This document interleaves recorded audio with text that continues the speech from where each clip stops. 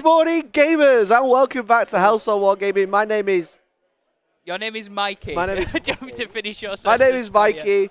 This is the lovely Tom. This is the lovely Taylor Swift. Hi, Taylor. How you Hi, doing? Taylor. She's a bit more wonky. I think she had a rough night in Leicester, don't you? She's like rough. Like rough in Leicester. She had to spoon Nick, who's currently going around the tables, Nick Right. Lamborn. So, you know, she had a really rough night. Yeah. Rough indeed. But hello and welcome to Leicester, UK, and welcome to the Goonhammer Open, UK Day 2. Oh, and what a day two. This. Cool. Thank you, mate.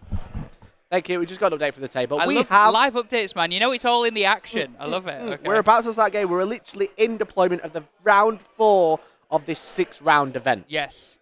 Now, this game is, there's 3 tables undefeated, right? There is 3 tables undefeated. This is one random, obviously it's like a random pairings into the top win bracket, right? So we've chosen a spicy one for you. We've chosen a spicy one indeed. Because, look, many will enter today. Yeah. Many entered yesterday. Yeah. But only one will leave a champion with the golden ticket as provided by Games Workshop. Somebody get the inspirational music, all right? That's Jurassic Park, sorry.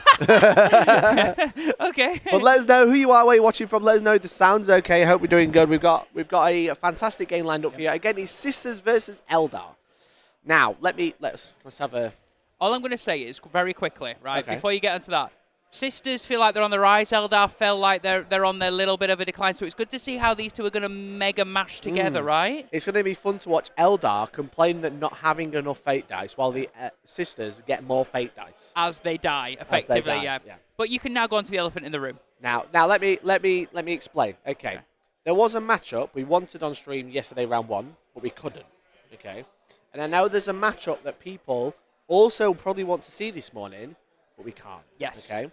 Let's just say there's someone here who's doing very well, and he's a good friend of mine. Oh, lovely person. Lovely person. They are legendary, okay?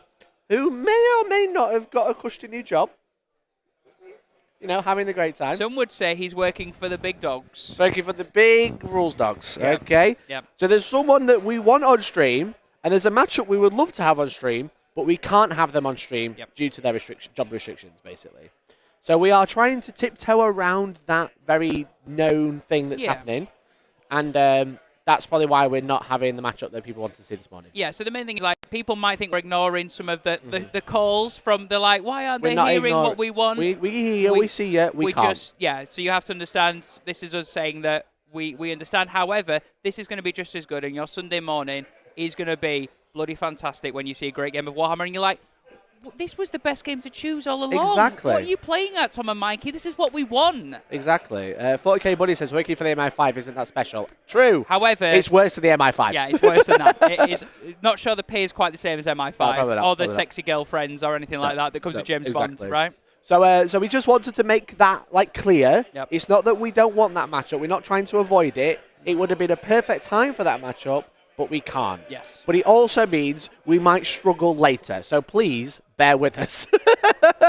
Depending on how this round goes, you may see fingers somebody crossed, next. You may all not I'm gonna see somebody say, fingers crossed, Tau fuck this game. Okay? I want them to deep railing. That's what I want to hear. I want 3 riptides deep rail to guns. go That's what I meant. Okay? That's what I meant. Deep railing? Deep rail guns. Can you just can somebody clip deep railing up for me, please? Okay. That's what I've always wanted on a Sunday morning. Okay. So hopefully, I'm rooting for the first time ever that Tau fuck this game, and then we'll have Tau on next game. You mean fuck good, not fuck bad?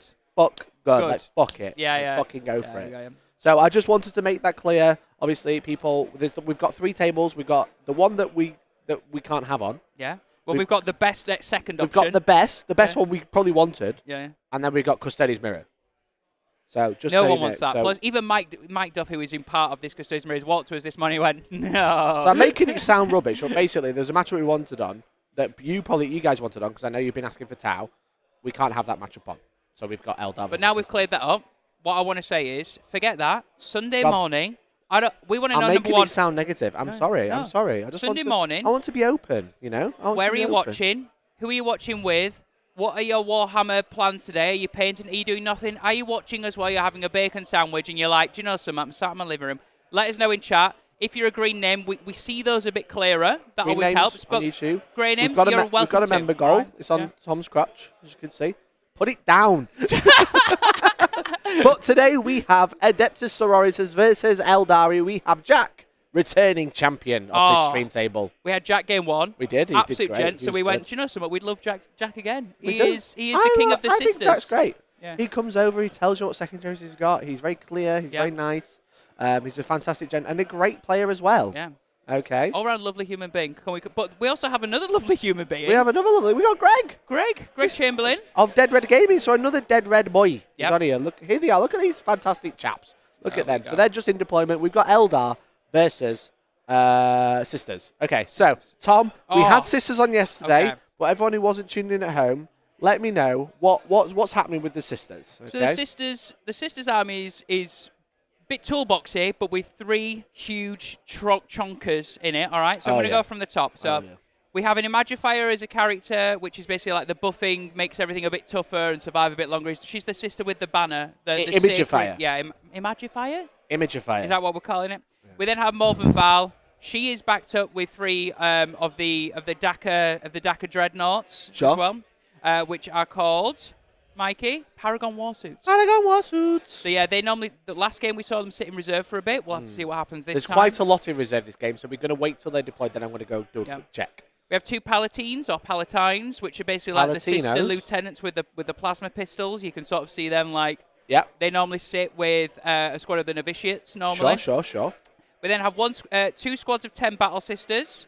Sure. 2 I just want to say, before we carry on, these guys are having a really nice conversation because Jack has placed something and Gregory's gone, if you put them down, I'm going to be able to see him say, do you want to do that?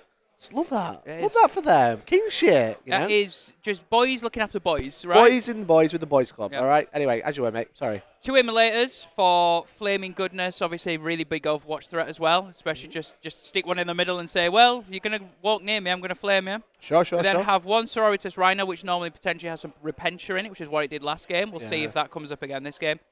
2 squads of 10 Arco Flagellants, which we discovered last game. They fuck. Yeah. They can basically make themselves extra crazy and give themselves 6 attacks. Sure. They have a 4+ feel no pain. They've got twin linked on the damage. So like whilst they don't feel like they actually hit hard on their weapon stat, I think it's like strength 5, no AP, 1 damage. They can like power themselves up and go and absolutely chew through. Get that hazardous going.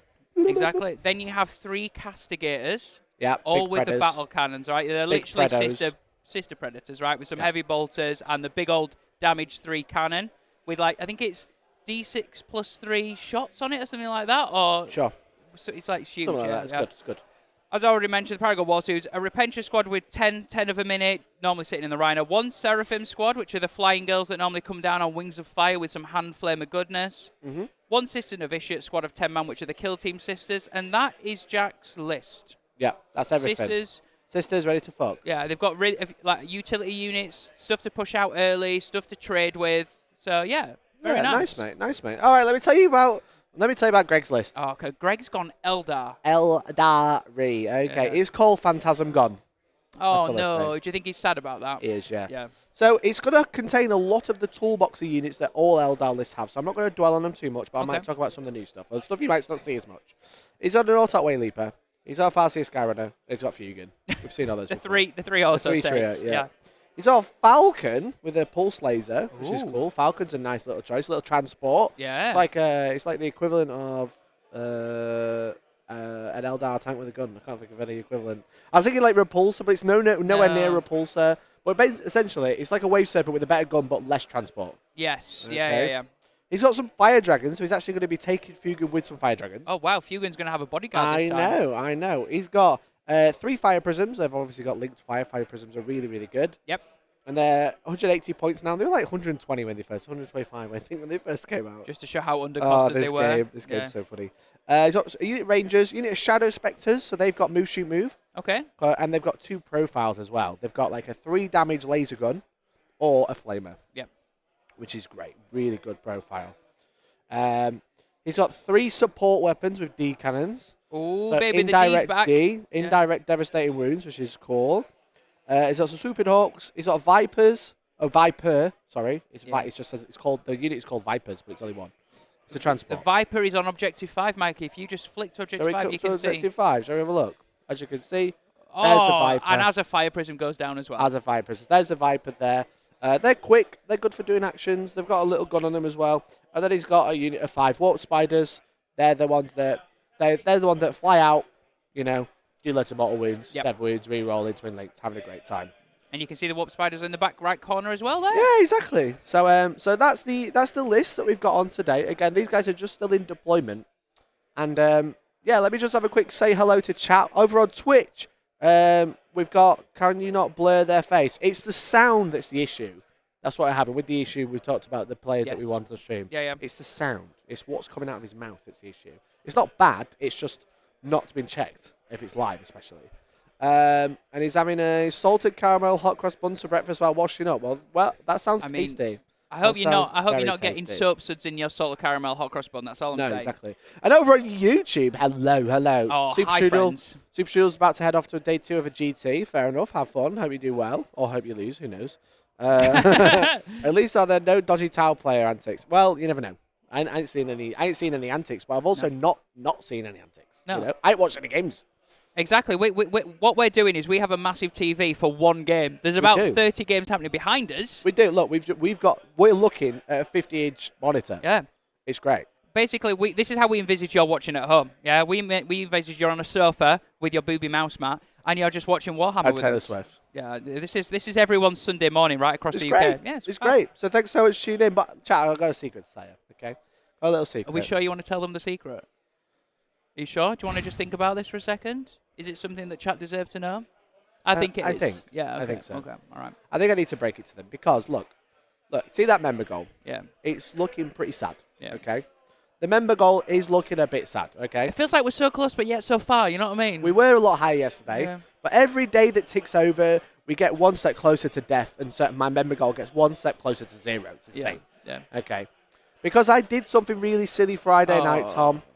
Look, Chat. Mikey is going to get excited right now. You just need to go with it, all right? Look, I bought this new camera, you know. You've seen it. You saw it all yesterday. I can be like, look, Objective 1. Objective 1, there it is. That's cool. That is nice. Oh. Objective 2.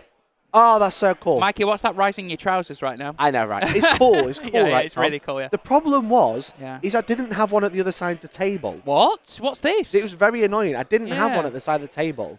I could go to Objective 2. And that I could go to Objective 3. And that I could go to the Mikey, big board. So you're telling me overnight... Hungry Bert, thanks for the gift, remember, you legend. You're telling me overnight you liked your camera one setup so much, yeah, that you then put yourself and your credit card in further pain and bought another one of those cameras because they were that good for event coverage and they made your Warhammer stream look incredible that you've gone and bought another one, yeah? Yeah. Okay, cool.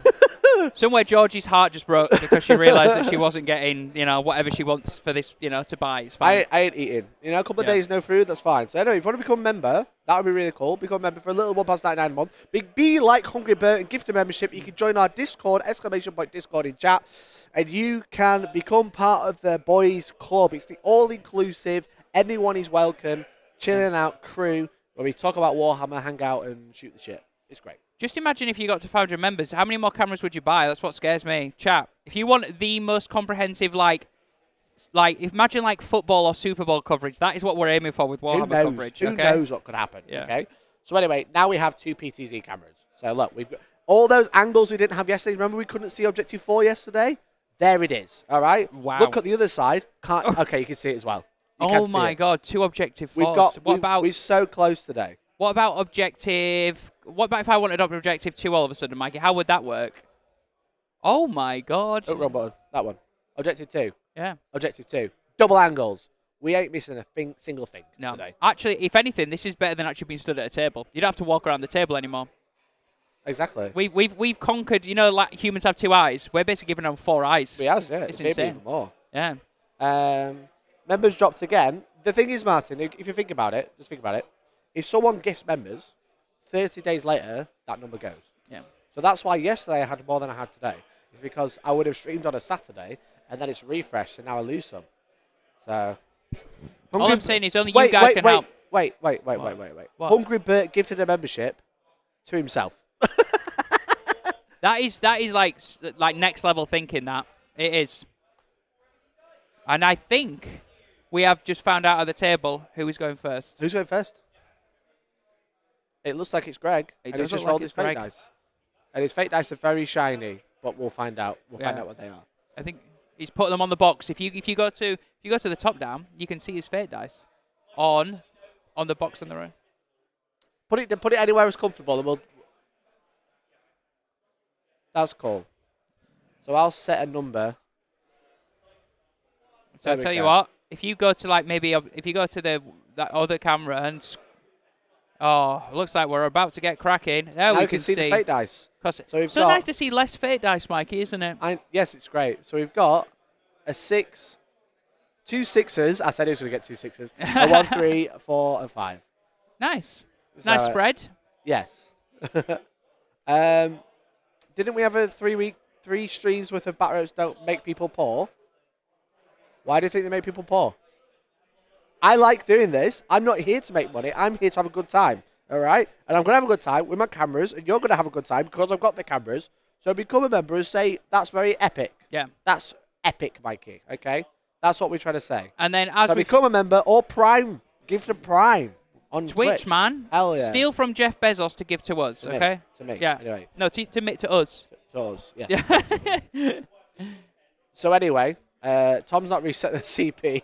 Oh, yeah. Everyone's got dodgy CP. Sorry, Everyone's my got bad. dodgy CP. I'll sort it. I did the points. Half a job, Tom, I've heard. You did the points. It's what my other half calls me anyway. Yeah, she does.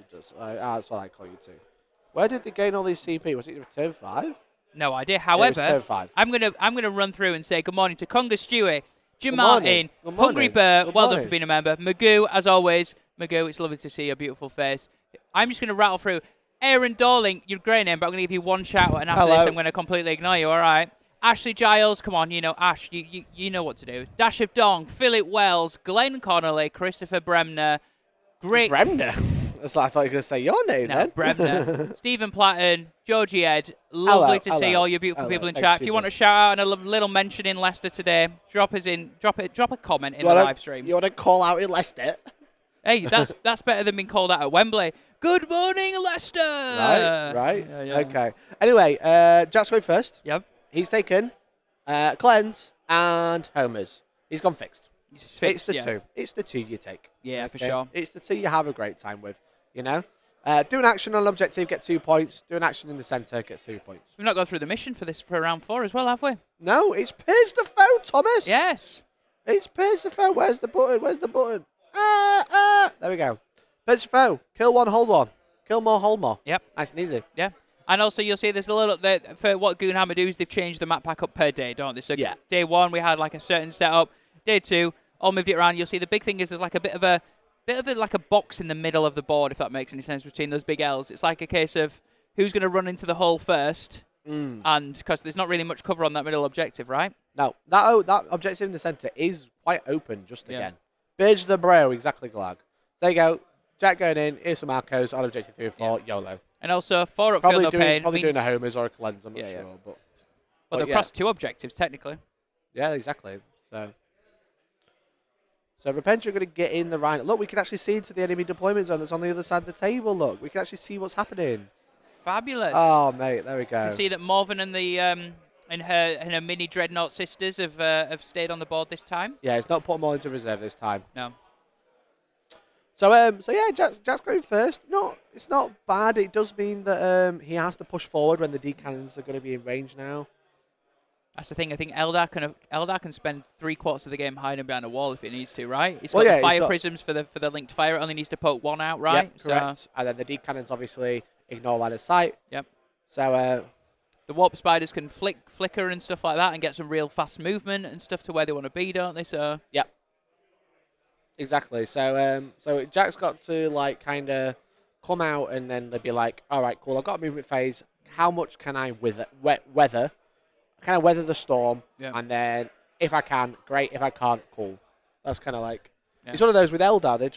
They're so oppressive still because their shooting is just so consistent. Yeah. Well, it's not even so consistent. It's just high profile, Yeah. And Jack's brought a lot of tanks, So it's like one fire prism just blows up a tank. Yeah. So which is not good. And the thing is as well is that those castigators are good, but do they blow up a fire prism? Not alone, not one at a that's time. what I mean. So you're all a bit like 3, yeah. But the problem is you're not going to get sight of all 3 on one fire prism, are you? No, No. And one fire prism will pick up a... One of them is going to poke their head out, and that's it. Yeah. Yeah. So yeah, it should be interesting. I'm excited to see how this matchup goes, you know? I'm interested to see the fire dragons with Fugan. I Obviously, know! The fire dragons haven't really had much play for a while. I don't think he does much for the unit, you know? No, he's just a beat stick himself, isn't he? Does he give him rerolls or something? Maybe reroll hits or something? Let's have a look. Whilst modelling a unit, gives him +1 to hit. That's what he does. Okay, cool. So what, they're hitting on 2s? Yeah, which is good, obviously. Yeah. And the Falcon, I believe, can deep strike. Falcon. Oh, wow, okay. Falcon has deep strike. And what it does, the nice bit about it is, in your shooting phase, after this model is shot, select one of your unit hit by one of those attacks. Okay. It's got like 4 guns. It can split fire consistently. Until the end of the turn, each time a friendly model that disembarks on that transport attacks that unit that it hit, reroll wounds. Wow, all right. So you just spray them with a shuriken cannon. Yeah. And then you charge whatever is in, and they're just like, oh, you shoot from what? Yeah. Wow, that's nasty. Because the Falcon has a pulse laser, which is the big cannon, scatter laser, shuriken cannon as well. Yeah. So the pulse laser is obviously pretty good. 3 shots, strength 9, -2, d6 damage. Yep. Scatter laser is 6 shots, so like you aren't missing there. Yeah. You know, especially with your Eldar reroll if you want it. But obviously he's got the cannon as well, which is another 3 shots. So you can consistently put the pulse laser and cannon into something you want to shoot, flick the scatter laser into like a Wraith Knight, a Knight or something like that, and go, cool, all these fire dragons are rerolling wounds now. If you're Jack, what do you think is your biggest threat in the Eldar? Is it just getting into the D cannons and stuff like that, and just starting to get your combat units there, like your Arcoflagellants? Yeah, causing him a problem in his own backfield, basically. Yeah, I think so, because again, like he can hide. Yep. The D cannons are obviously like -1 if they can't see. Yeah. But they're just like if they spark, which they can with the fate dice, you know. Yeah. Support weapon is the unit called, right? Yep. Support weapon. I don't know if they have an ability. Let's have a look. Ironically, you can give out -1 to it as well because it's in your shooting phase. Select a name unit that's not a vehicle or monster. Until the start of your next turn, they are suppressed and then -1 to hit. So you give out -1 to hits everywhere. You've got lightning fast reactions to give out -1 to hits. So you can make yourself quite defensible by reducing the effectiveness of your opponent. So, and they're heavy, so they stand so they get +1 to hit. Yeah. So the fact is, if you don't really want to go first against D cannons because you want them to have to move. Yeah. And then you can hopefully get them. Yep. You know, because they have to move to get within range to shoot, or they stand still and then they're still far back, and they've lost a turn of shooting. Yeah. And a potential another turn if you kind of kite them and stay 24 inches away. They're 24 inches, they're heavy, so they're hitting on freeze by standing still with a reroll because of fate dice, because of artisans. Yeah, the Eldar rule, the detachment rule. Yeah. So it looks like what's happened here is Jack's used the Sisters Auto Advance 6. Yeah. So basically, they've just managed to get onto Objective 3. And he's trying to roll an advance with the Arcos. He's rolled a 2 for that advance. Yeah. Which who's moving now? Is it the other Arco? I believe it's the ones on the mid-left board right now over towards Objective 2. So basically, the idea is that it looks like Jack's just swarming all 3 objectives early on and saying, right, I'm going to give you a problem. I know you can hurt me, but where are you gonna focus your threats? Because you can't choose everything, right? You can't kill everything. Yeah. D cannons are very good. They can pick up. They can consistently pick up quite a lot, but they can't arguably D cannons aren't good into Arcoflagellants because they have a 4+ feel no pain. Yeah, but they are high damage. That's the thing with support weapons. So it's, okay, they like D6 +2. Oh, all right. So yeah, okay, fair. Yeah. Blast, devastating wounds, heavy and indirect. I was thinking devastating wounds can kill them all, but obviously because of the change to devastating, I haven't played D cannons since they were all mortal wounds. Yeah, everything just spilled over into each other. Yeah, so it's not quite as brutal. Yeah. But it's still gonna be good. So yeah, if he rushes, the Eldar might struggle because he can tie up the fire prisms. Yep. Like the Arcoflagellants will just destroy any of the infantry on the board. Yes. Yeah. And they're also we discovered yesterday are they about 150 points? I think they are. You know what I mean, or 160. Yeah. They're not. They're a decent unit for what they do, right? No, exactly. You can see Greg's actually put the Falcon on the board. You can see the Falcon at the top. Yep. If you look over near Objective 5, as you can see, he's got the Falcon just. Oh no, it's a fire prism, not a Falcon. 2 fire prisms. Yeah. 2 fire prisms. My apologies. Talking shit. Talking about my house. So the Falcon is in reserve. You got Warp Spiders back in this L over here. You've got a Viper. Looks like you've got Swooping Hawks. Or are they Shadow Spectres? Or are they? Has he got Swooping Hawks in his list? Swooping Hawks is it right? Okay, well, cool. Yeah. They're the Shadow Spectres there, then, right? No, I think it's a printed army. They're the spiders. Let's have a look. Right. Let's have a look. Let's Oh, zoom in. look at how good this camera is. Yeah, so Alright, they look so I'm also sure like that's spiders, only a right? camera. What? You love this camera. They're warp spiders. Yeah. If we cut back to Objective 5, it looks like they're also warp spiders. Yeah. I thought you only had one unit. Let me have a look. Let me check his list. Two units of spiders. Yeah. There we go. There we go. Immolate. Is that an immolator on the main objective? Looking at that, that is an immolator. Yeah. Oh, we're out of focus. Sorry, excuse me. It is an immolator, yeah. And it looks like Jack's as he's going through his turn here. I'm just hearing him basically. He's realizing himself that he wants to commit more and more early on. As in, like, I think he was going to start being a bit cagey and just put his Arcoflagellants out. And now all of a sudden he's like, no.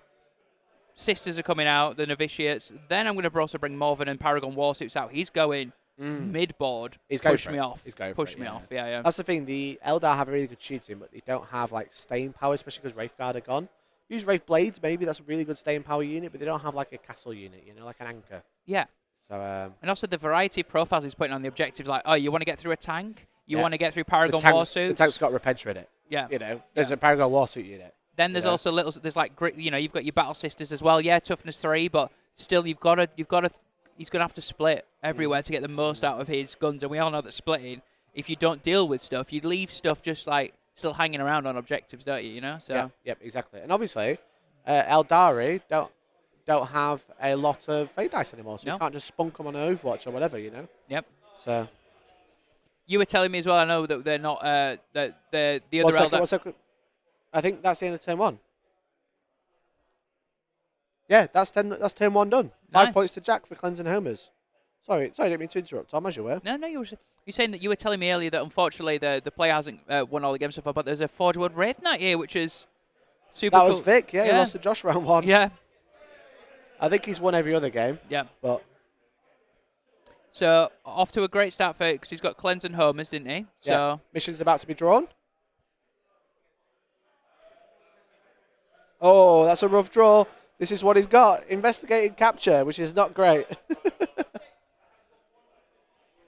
So Jack's just rolled in a Miracle Dice for a 6, but that is the 2 cards that Greg has got to play with because he's playing tactical. So Investigate signals, do stuff in corners. It's easy in his home, but it's 2 points, a bit rubbish. Yeah. Catch enemy outpost, probably not doable, so he's considered it's objective 1. Does he burn it? Does he burn it? Potentially, he could YOLO the spiders because I think it's only the castigator. Yeah. In there, let's have a look at the new camera. Oh no, there's some sisters in there as well. So no, he can't have that. It's a squad of 10 battle sisters just hanging on the backfield. Yeah. So he's not getting that this turn. Yeah. So no, pretty rough for him to be honest. So just planning out who's going to get guide. So obviously re-roll hits. It's like, look at that, like, it's literally like a wall, literally a diagonal wall across the deployment line, right? He's because he knows if he survives, he can push on, nuke a lot of stuff in there. Yeah. So Greg has to like keep the distance now.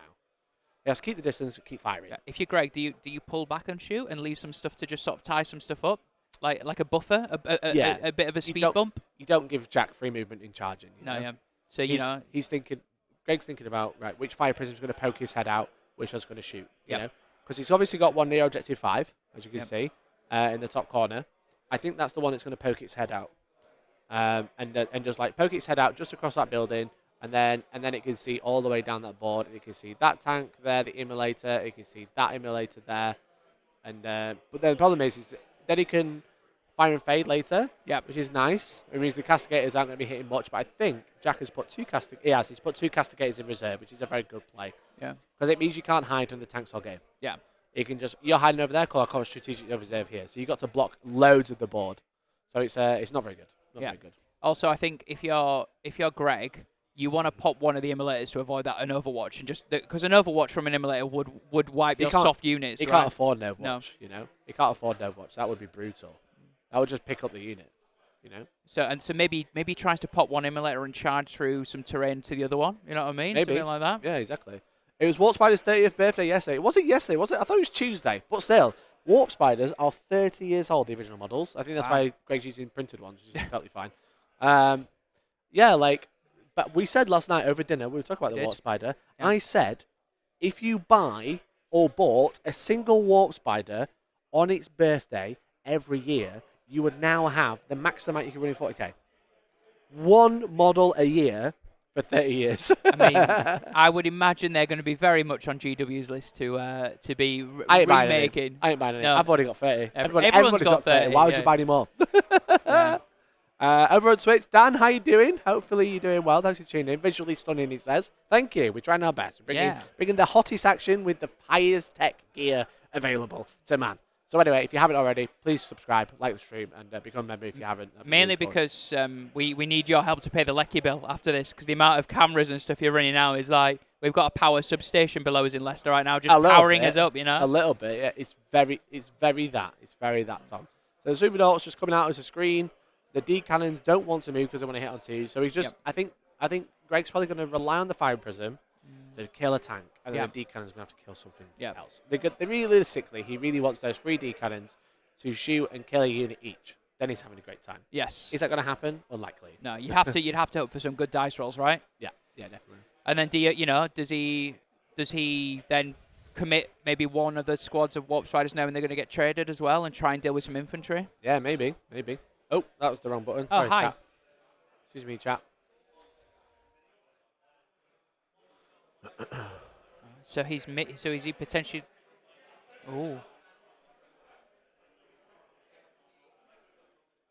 So he's just popping out. They're just talking about Overwatch. Yeah. If you shoot the Retributors, I think it is, they can shoot back. Yes. They just explained that I get to shoot back if you shoot me. If you don't kill me, all the unit shoots back. I get +1 to hit because you've damaged me. Yeah. So. And also, there's some multi-melters in there, which, would hurt that Fire Prism, right? Oh, yeah. So we've got a flicker jump now from the Warp Spiders. Off they go. Meow. Yeah.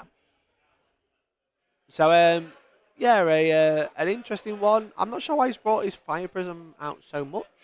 He could have, poked it round a corner or something. I don't know.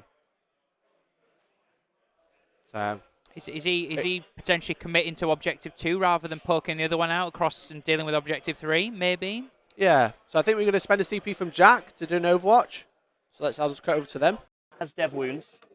That misses.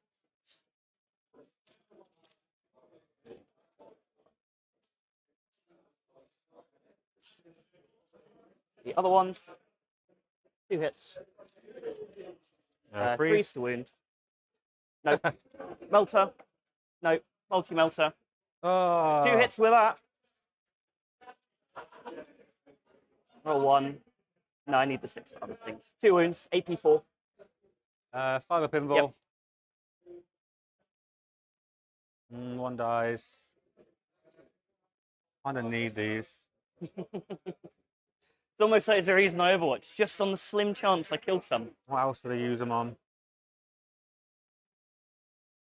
No, I'm okay with that. Kill 2. I'll take that.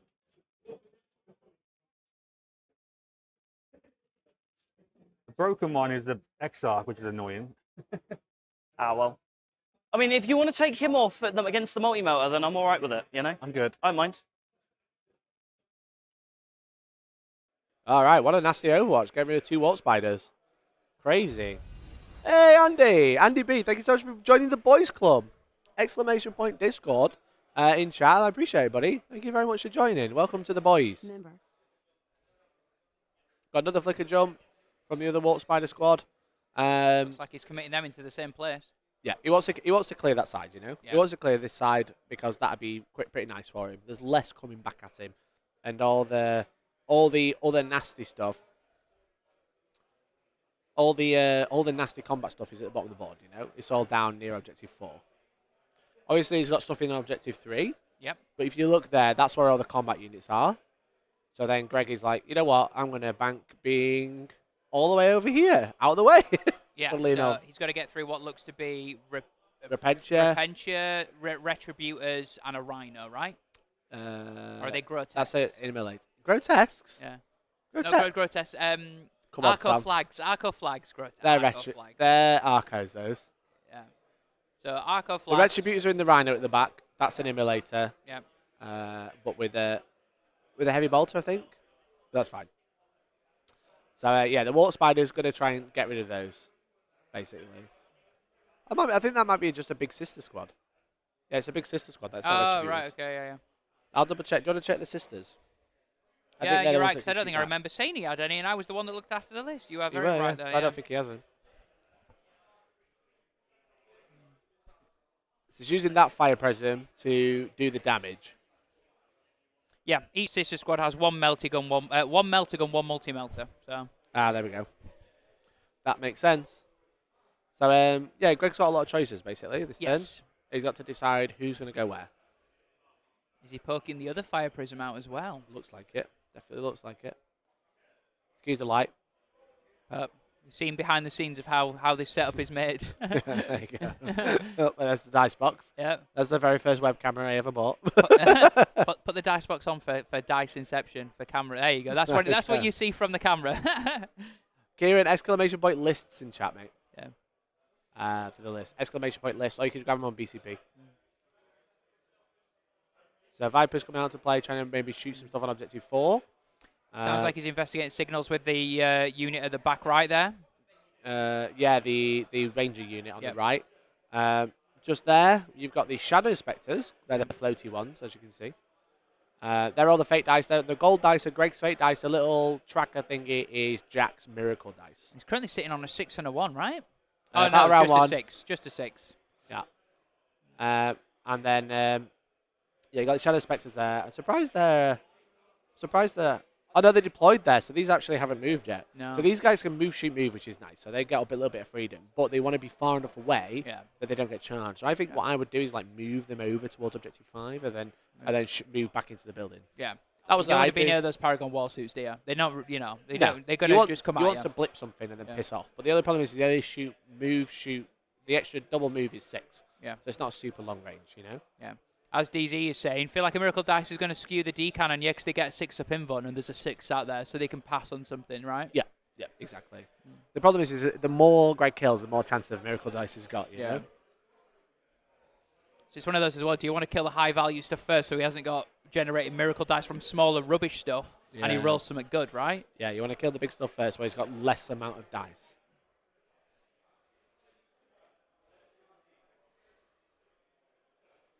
So just planning out who's going to shoot. The sisters, when they shoot back, for 1 CP you can shoot back, but you have to shoot the same unit. So he's thinking about doing D cannons first, because obviously no line of sight, which makes perfect sense. Yeah. That's going to be the most efficient way to deal with him. But I think we're about to go into a shooting phase, I believe.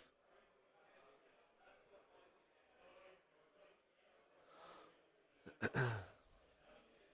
feel like Miracle Dice are going to screw the D cannon efficiency. Well, he's only got 1/6, so it's not great.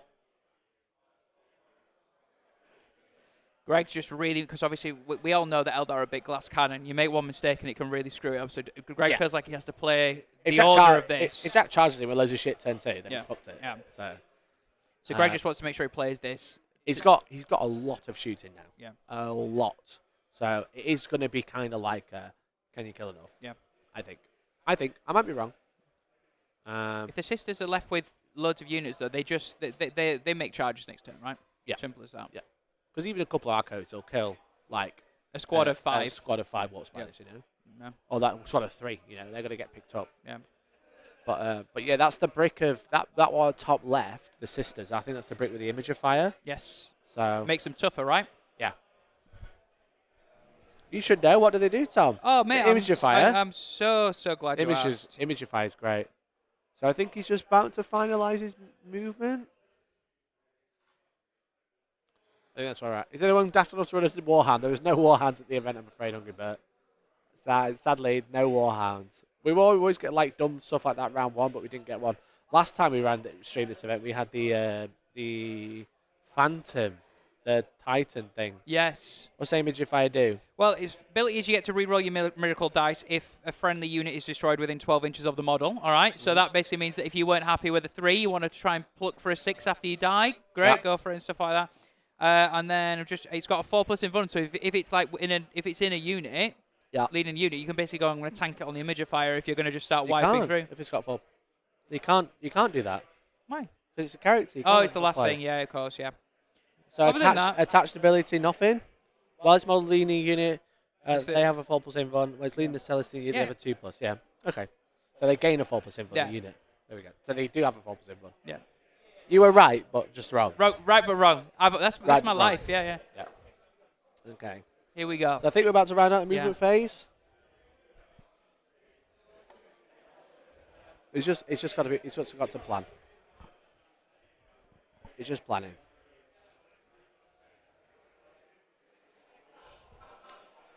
So I think Greg's just kind of like, I need to put a decannons for another turn. So you've got to shoot for everything. Yeah. So here we go. Let's cut over to the boys. We're about to be shooting phase. I'm not gonna lie.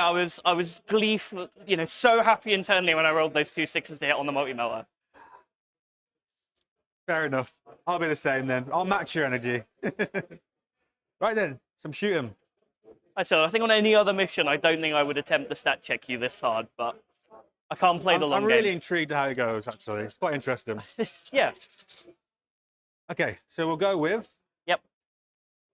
Cover doesn't matter on these, does it? Unless you are AP nothing and don't ignore cover. So I think from my memory, it does matter for warp spiders. But that's it. You get 6 up. I get 6 up, yeah. That's literally it. If you have any AP at all, I won't ever get a save.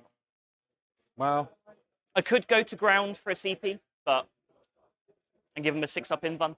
But that's not really worth doing a lot of the time. I'm better off just shooting them with the... Yeah, this first with the blast profile then? Yep. So 2d6 blast? Yep. Solid. +2, so 5. That was the one you put... guide on that? Yeah. Cool. Have a CP, is it both dice? Yes, it's one gun. So yes, CP would re-roll both dice. I think it's worth it. Yeah, that's fair. Sounds good. Probably a good call there from Greg. Yeah, it's a bit better. So 6 goes to 8 with blast. Yeah. I will be very quick rolling the Feel No Pain, so just shout at me if I'm doing them too quickly. No problem. Good start, all hit. Glad I guided him. I guided this one, I swear. And then 2. Yeah. Can re-roll 2 of these. Yep. So that's 8. And he's a -1, so straight through. So first one, puts 1 on a wound. Second one, kills 1. Third one, fine. Fourth one, puts second one on a wound. Fifth one, kills 2. Sixth one, puts the third on a wound. Seventh one, fine. Eighth one, kills 3. Cool. And then the That was some shuriken. quick maths. I'm glad Jack knows what he's doing. Re-roll one of these, so then re-roll and sustain. Yep. And still re-roll one of these as well. Yep. That's same again. 1 on a wound, 1 dead, 2 on a wound. Fine. So 1's dead, 1's on a wound. There's 4 of them. Yeah, that was 4. Was it? Yeah. Sorry. So like I said, if I roll them too quickly, just shout at me. I only counted 3, but Because that's fine. they take ages to roll, so I try to be that's really fine. quick with it.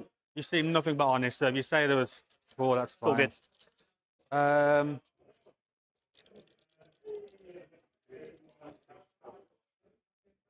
5 left.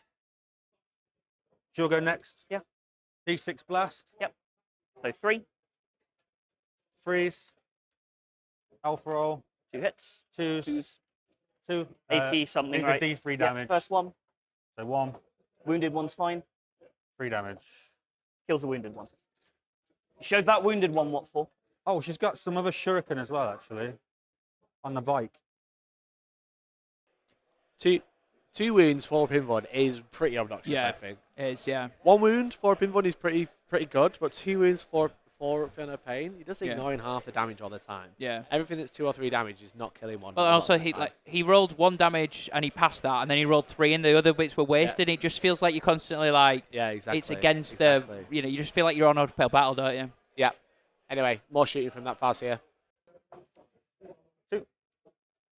AP. AP 1. Cool. Damage. And 1 damage on those. Puts 1 on a wound. And a singing spear. Hits. Yep. 2s. Wounds. AP nothing on this, but it's 3 damage. Yep, goes through. Kills the wounded one.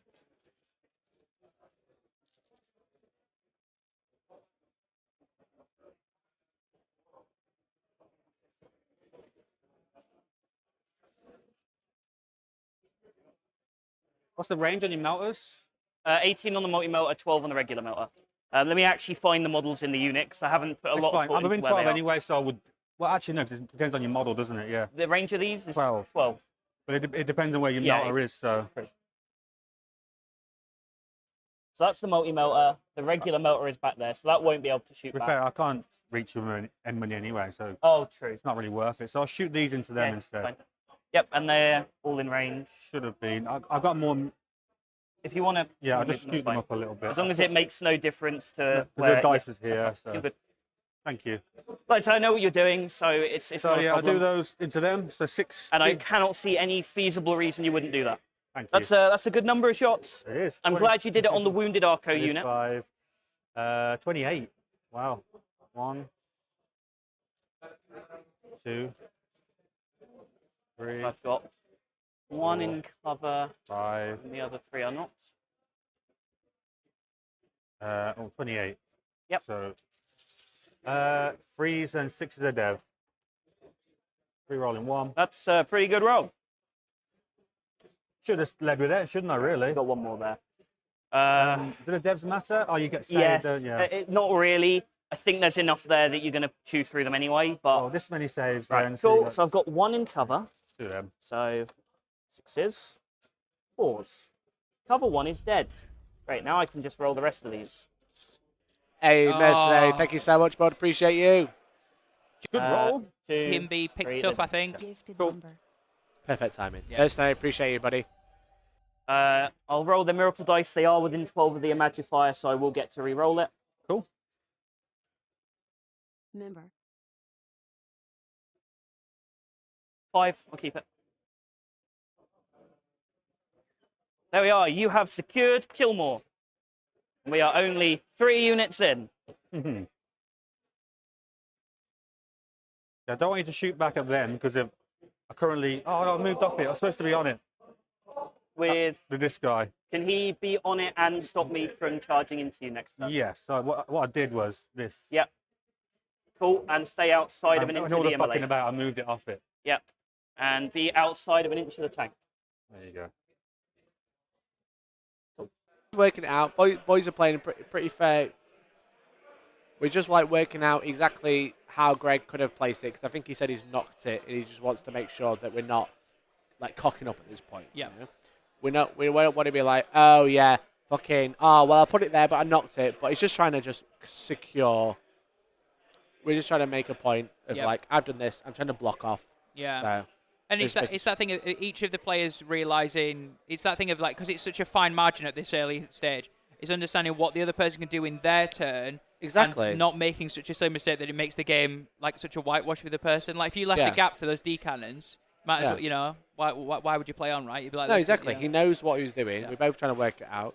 So both gents are being great. They've both been great to it. Again, like during deployment, Greg was like, don't put them there because I can see. Yeah. And so they're both being great.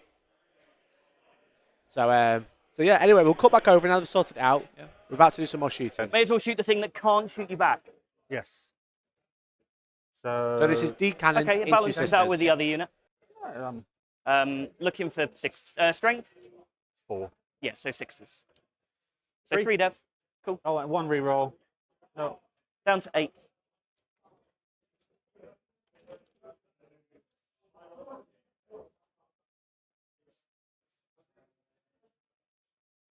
My apologies. So spiders into the tank, obviously.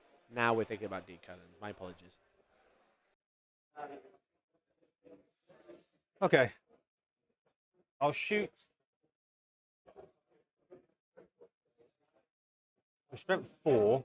Yep. T3? Yeah. I'll be AP 1, so you wouldn't get a save. Just thinking about the blast or the 3 damage. It's got to be the blast profile, hasn't it? Yeah, definitely.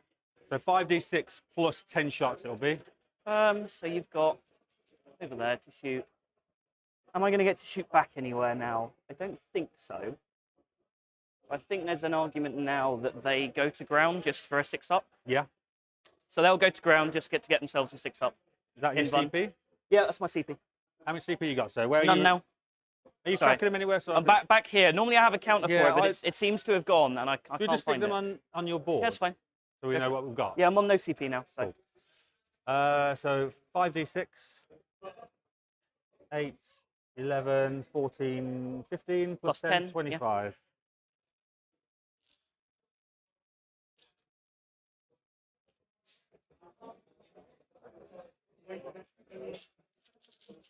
Freeze. Yep. Rerolling 1. No, doesn't look great. No. Freeze. Yep.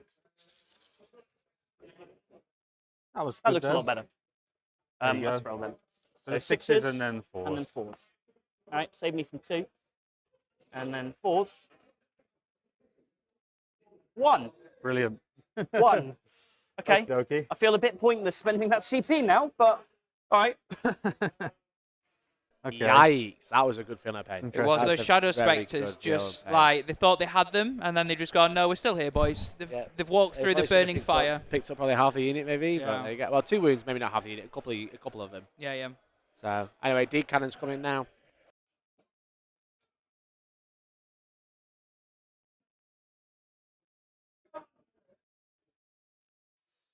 The Viper will shoot here. Yeah. It's Wounds. I didn't do it in the AP. box. AP 3. So, do I get cover from him? Yes. Let's take the 5. Cool. Oh, sorry. His other wound dice seems to. Oh no, it's over that case. He is on 8.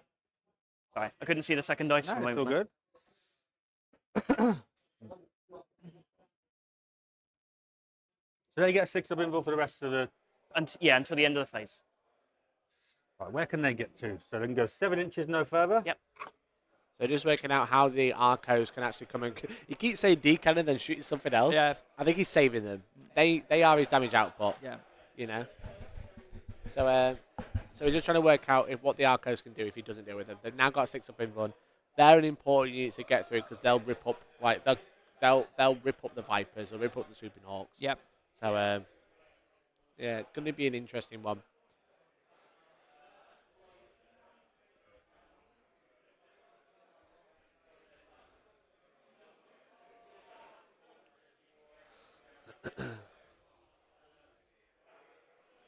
So we're just trying to work out what's going to go next. Does a mortal wound in addition to the normal damage. Mm-hmm. So it's like I'll run in with lethals and rerolls, and she'll probably kill 5 models on her own. Okay. She's good into Eldar bodies, basically. I don't think I can do anything about her. I'd have to kill that and then kill the whole Yeah. squad, then her. Yeah. And I can't res her anymore. I haven't got the CP, and she'll be getting out of a destroyed transport. I think I'd rather deal with the Arcos. Yep, that is a fair assessment. So I will. Well, there's these I could just blast off the board. They've got a 4-up in bun. So you Have would they? be fishing for devs, probably. I'll go into the Flageotum. So the first one, Yep, D3 With plus 2. all the blast. I do one that hasn't moved. Yep. The 5. Nice, 5 shots. Good for the one that didn't move. Freeze. Oh, yep. 2s. 6s are what you really... Ooh. 3 3. wounds. 6 up in buns. Nope. Go ahead. First one, 7. the 1 wound one is dead. Second one, 5. I'll take my chances on anything like that. Yep, 2 dead. 3. 3. 3 dead. So I'll take 1, 2, 3. Next one will do the same thing. Yep. So plus 1 for blast now. Yeah, 2 shots. Yep, this one didn't move. No, this is not the move. This is the last one. These 2 stay still. That one moved. Okay, cool. So that was the one that didn't move. Yes. Yep, cool. That's fine. Because I want to get the it's- blast, so it's all good. it makes It's all sense good, to have the man. blast on yeah, the yeah, good ones. makes sense to me. Not a problem. 2 wounds, yeah? Yep. 6 ups. Nope. Damage on the first one. 4. How much? 6, that sorry. 6? 6. Yep, takes 1 wound. Brilliant. Well, you always roll them. 5. Yep, 1's dead. That was savage. That was Rolling.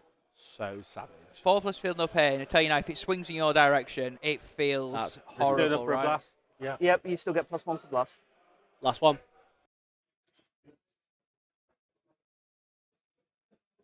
Well, let's shoot him first. Yeah. So if these guys get out, do I care? You go 3 inches there. Not really. I could charge them and tank shock them, so not the end of the world if you do that. Again, just be careful of pulling the fire prism off your defensive line. True. Yeah.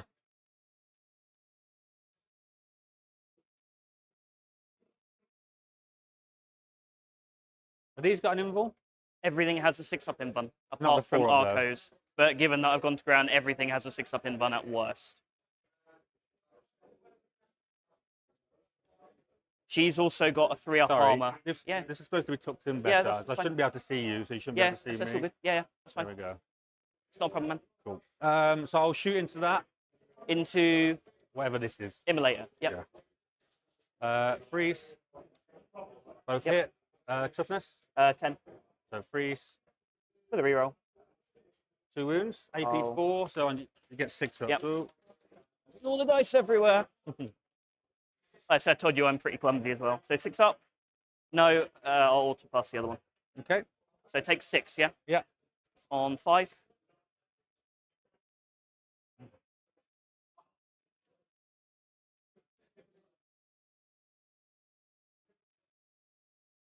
I've already got kill more, so I don't care about that. You have indeed got hold more or kill more, sir. So I'll shoot the last decan into that. Yeah.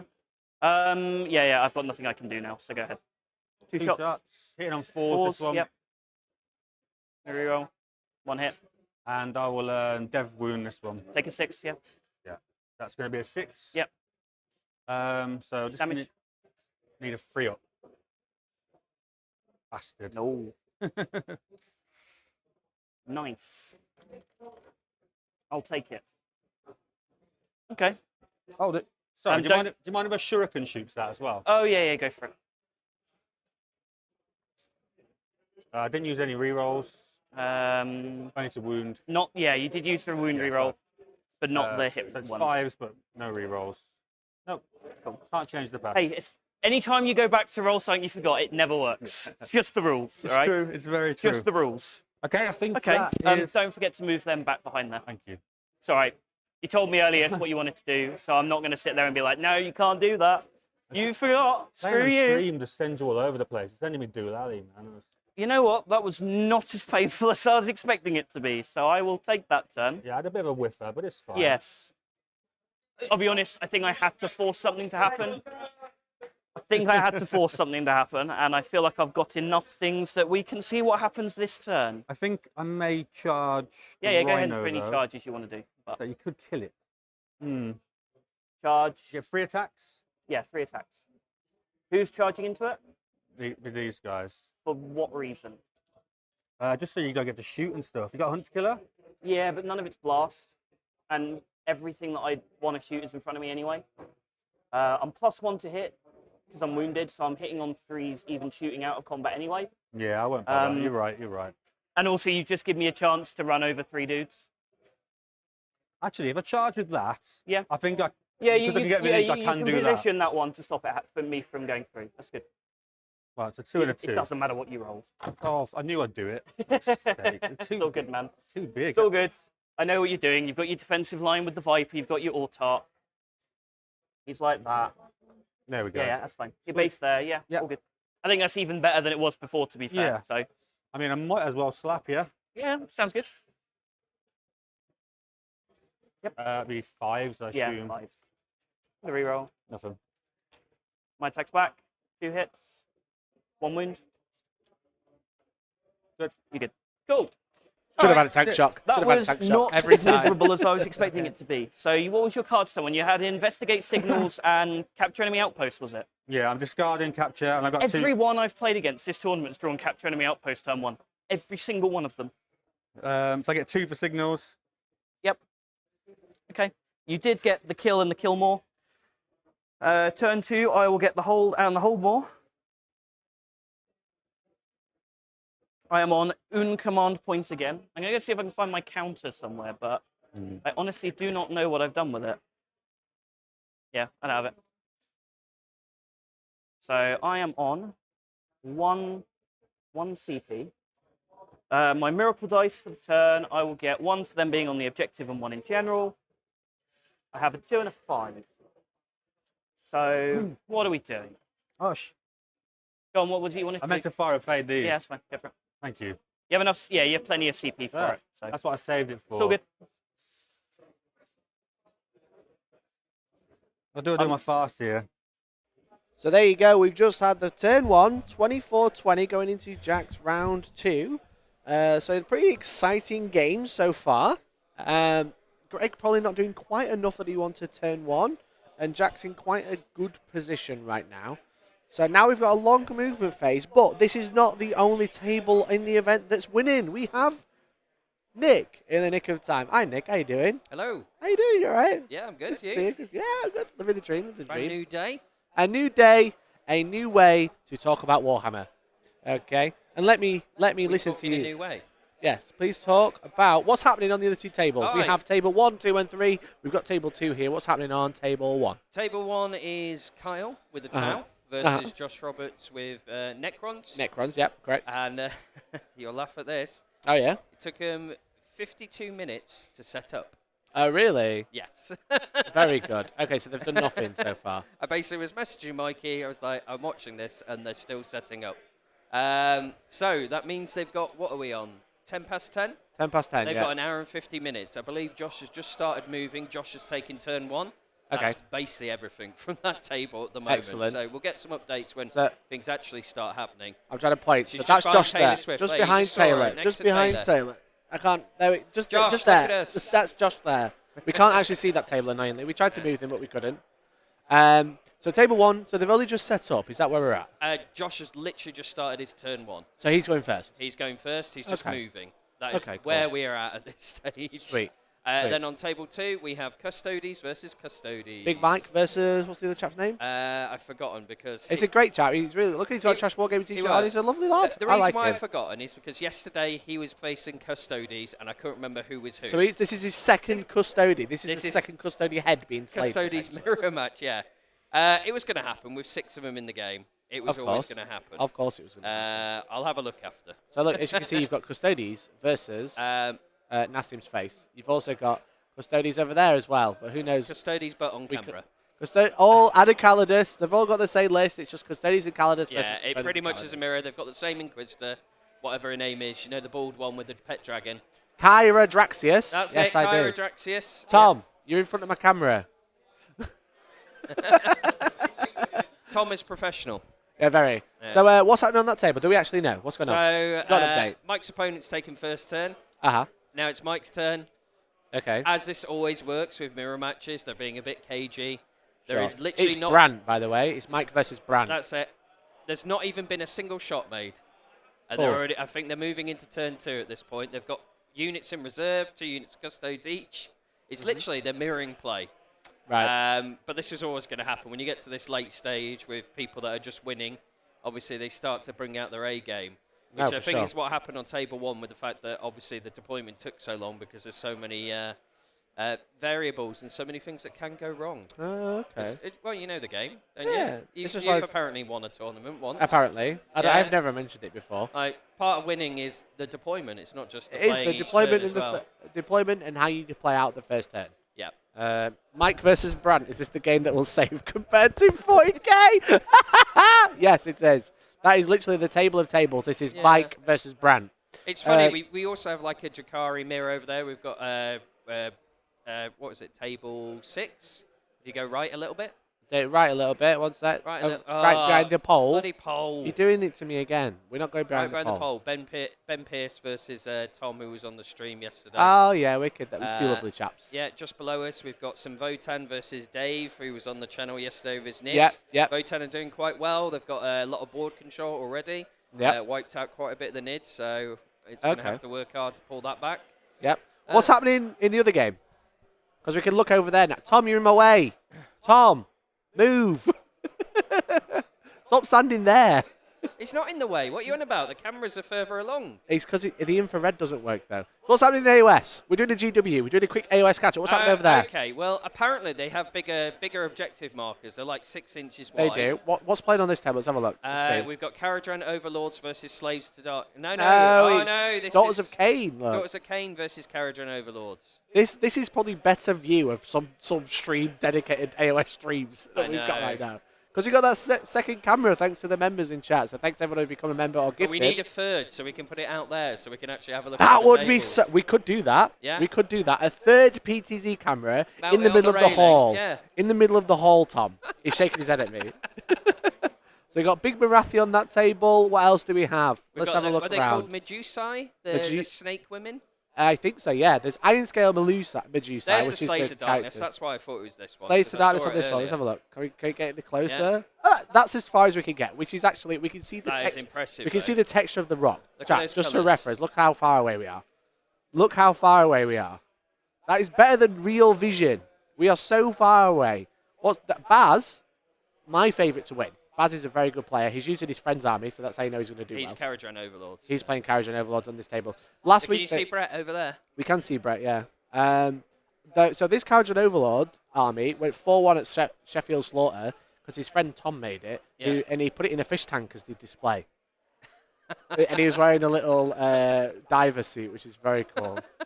They do So- like to dress up. There's a chap with a goofy hat that's had it on all weekend. Yeah, in the the goofy AOS. hat was over there, wasn't it? So Yeah, he's over on the right somewhere.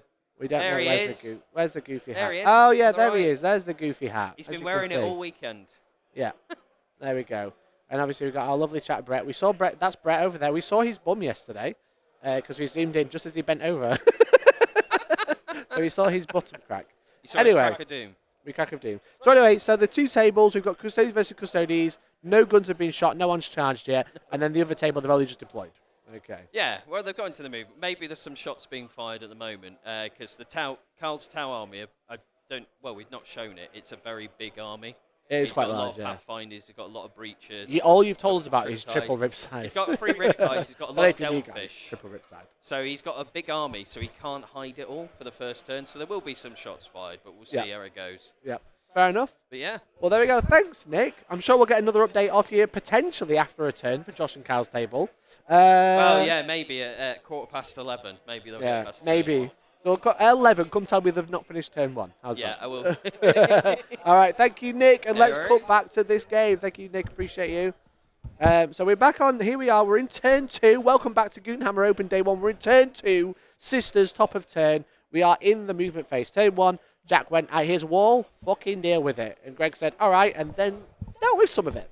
Dealt with a lot of it. Not a great deal about it. But Tom, what's happening? So the main thing that you've missed, Mike, is on Objective 2. If you go to your Objective 2, you will see... I can do that. Are you ready? Watch this. You will see There it is. that there are less sisters than there were, and that's because there was an Overwatch. There was a squad of 10 man of battle sisters, which With had the Image of Fire? Image of Fire in it, yeah. Major fire. And I think, if I'm right, they murdered 7 in Overwatch, and I think Jack knew he was going to get That's Overwatch good. somewhere, right? Yeah. So I think there's like a multi-melter left, a melter, and the Image of Fire and the leader, effectively. You know what I mean? And I don't think they can shoot back in your opponent's movement phase. I No. don't think that's how it works. So he was a bit like, look, I'm going to tank it somewhere. I'd rather tank it here, and Yeah. he didn't roll well. So Oofed. But I still think that there's What we call that is unlucky. unlucky me. Unlucky. If you then do me a favour, and if you can come to Objective 4, I think it might be. There That we one. go. You will see that this is where the big push is happening. All right, I'm calling it the hashtag big push. That one didn't move. No. Tom, tell it off. What do you want me to do about that? Tell it off. There we go. You'll see the that big push. the big push. All right. So The big push. Repentia got out. I believe the charge, they've pre-measured it about 8 inches for the Repentia to get into on the Shadow Spectres around the other side of that wall. Yeah, there they are. There they are. And then you've got the Paragon Wall suits backing up. I don't think there's much line of sight that could be drawn, but they're just there to push the problem onto They're the nicely Prism. hidden. Yeah. But he's only Overwatch, so line of sight's not an issue now. But yeah, they could tag a Fire Prism, give it -1 to hit. It's going to be annoying. Can't move. And they would probably kill the Fire Prism in a turn or 2. Yeah. If you do me a favour, if you just pan to the right on your sexy new camera as well and go up a little bit more, towards Objective 5, you'll see the blocking has worked. They already agreed that there's troops behind the wall, the Viper, it's just protecting the D cannons, yeah? So the situation is how much damage he can do is shooting. Can he pop the Viper? He wants to get the Arco-Flagellants in behind. Simple as that. You also yeah. tag those D cannons. Yeah. You know. That's the aim of the game. Are You'll they see, vehicles, D cannons? I think they are, aren't they? you'll also see that the Autark Wayleaper has just has come behind the D cannons as well, probably as a heroic intervention thing, because he just wants to make sure that he is protected from, if anything comes in, he needs to get rid of it in combat so the D cannons are free to shoot next turn. Simple as that. Exactly. So the D cannons are vehicles, so they will be able to still shoot even if they stay in combat, but they will die next turn. They will die. That's the thing. So You'll have like 1 turn left. However, Jack does have stuff in reserve. He does. 2 Castigators from Seraphim in reserve still. Yeah. Also, you have to remember that Greg still has fire dragons with Fugan in a Falcon. Yeah. So I wonder if Jack's remembered. Let's check objective 1. Has he still got that unit in there? I think he has. He's still got a unit in there, so that back line's covered a little bit. But like, there's obviously all the left side of the board where the Greg's score is. There's all that place to play with. He could Rapid Ingress. Yeah. There's a chance of a Rapid Ingress here. We have to remember as well, if you're just showing us, Jack chose Fixed as well. He's done Homers and Cleanse, right? Yep, so he just does actions in the middle, does actions on an objective 4. And it doesn't look like there'll be an issue on getting his secondary points here as well. So it's one of those that Jack's just consistently racking up, obviously. Yeah. Oh, here we go. 2 Castigators about to come in. Where are they going to go? Please tell me so I know where to put the camera at. Just tell me, Jack. Go on. Jack, say it. Say it, Jack. Well, the problem is he's thinking, Mikey. That's the thing. He's having a think, but I want to know where to put the camera. James Bond level. James Bond MI6 level camera work. Thanks, mate. Appreciate it. Yeah, we can literally watch everyone across the hall. We can see anyone. Yeah. Watch them pick their nose, scratch their bum. You know, it's great. So we're just bringing in the Castigator down there to be able to see the Viper and that D cannon, which is not a good time. No, as he says, that Castigator has got options. Yep. Fire Prism, D cannon, Viper. It's just going to be. It's going to give him that utility to just. Ooh. It looks like he's going to drop there as well. Got some really good angles on down the corners of the board, right? Well, yeah. Look at that now. So he's got the Wart Spiders. He's got the Fire Prism. So they're fine, you know. Yeah. Can shoot the like I said, if that Fire Prism's got his back end facing a Castigator. Yeah, not good. No, not good. No. We all know that back in the day when you got armor facing things, you could like, oh, that's a 10. That you got back end. Yeah. Excuse my wires, chat. I'm trying to get this angle for you. They're just thinking about trying to screen out for a Falcon, I think, as you can see. I was keeping an eye on the table. Did I miss any? Did you get any like cheeky things on camera? Any more bums? Did we get any bums? No bums. Okay, that's a shame. We've got Mike Brant on table 3. Right. Get it? No. Mike Brant. It's Mike versus Brant. Oh, right. Okay. I was like, the saving of 40k on one table. Yeah. Okay. Cool. And we also have a deployment that's just finished on table 1. Wow. An hour and 20 all I'm saying is I'm hoping they've got the clock on that one, but I don't think they will. No. So I think we're just about done for the movement phase.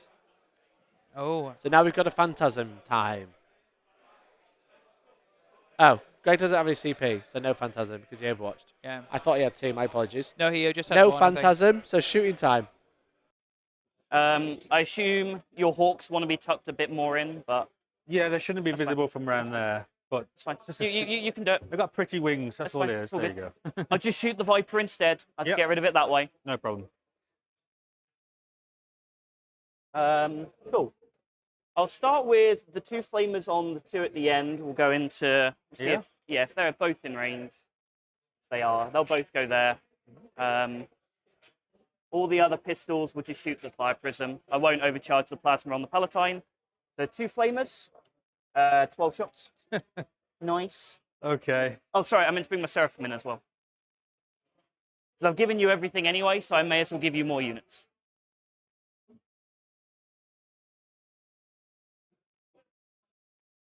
I'll check for 9s in a moment, but if you don't mind me bringing these in, obviously, no, you can tell me no. But absolutely not. Cool. Thank you very much. Much appreciated. Is this the correct spot for them? Probably. You want some help? Yeah, if you got like a stick, that'd be good.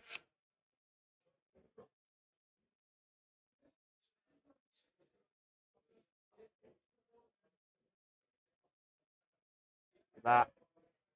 I think that one's still too close. That's fine. I'll nudge her back in a moment. Yeah, you just got to nudge the whole lot back. Yeah, basically, the only ones I really care about are the 2 with hand flamers, so I'll just put them at the front. No problem. And then all the others have got some NAF pistols anyway, so... Yes, you're good. Perfect. Before I forget to declare it, cleanse for these 2 homers. Yeah. Right, back to our 12 shots.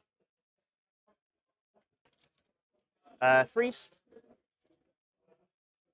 That will be 9 at AP, nothing ignores cover.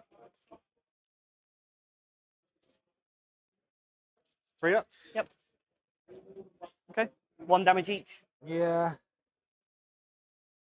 I'll kill 3 and put a wound on an XR. Yeah, sounds good.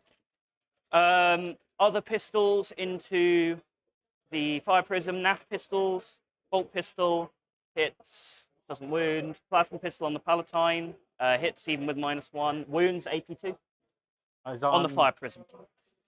Nailed it, cool.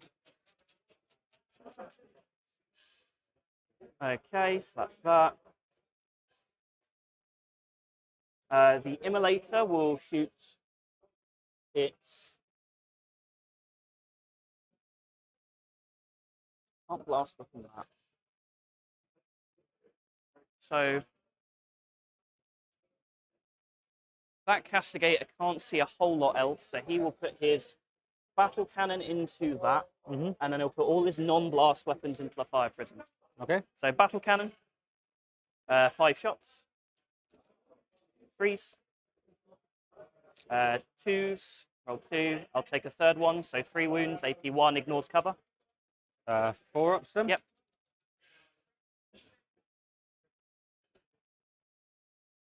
One. Cool. Dead. Neat. And then all of the non-blast weapons into your fire prism.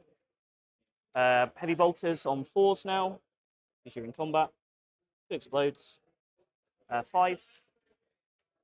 No. Nothing. Storm bolter. 2 hits.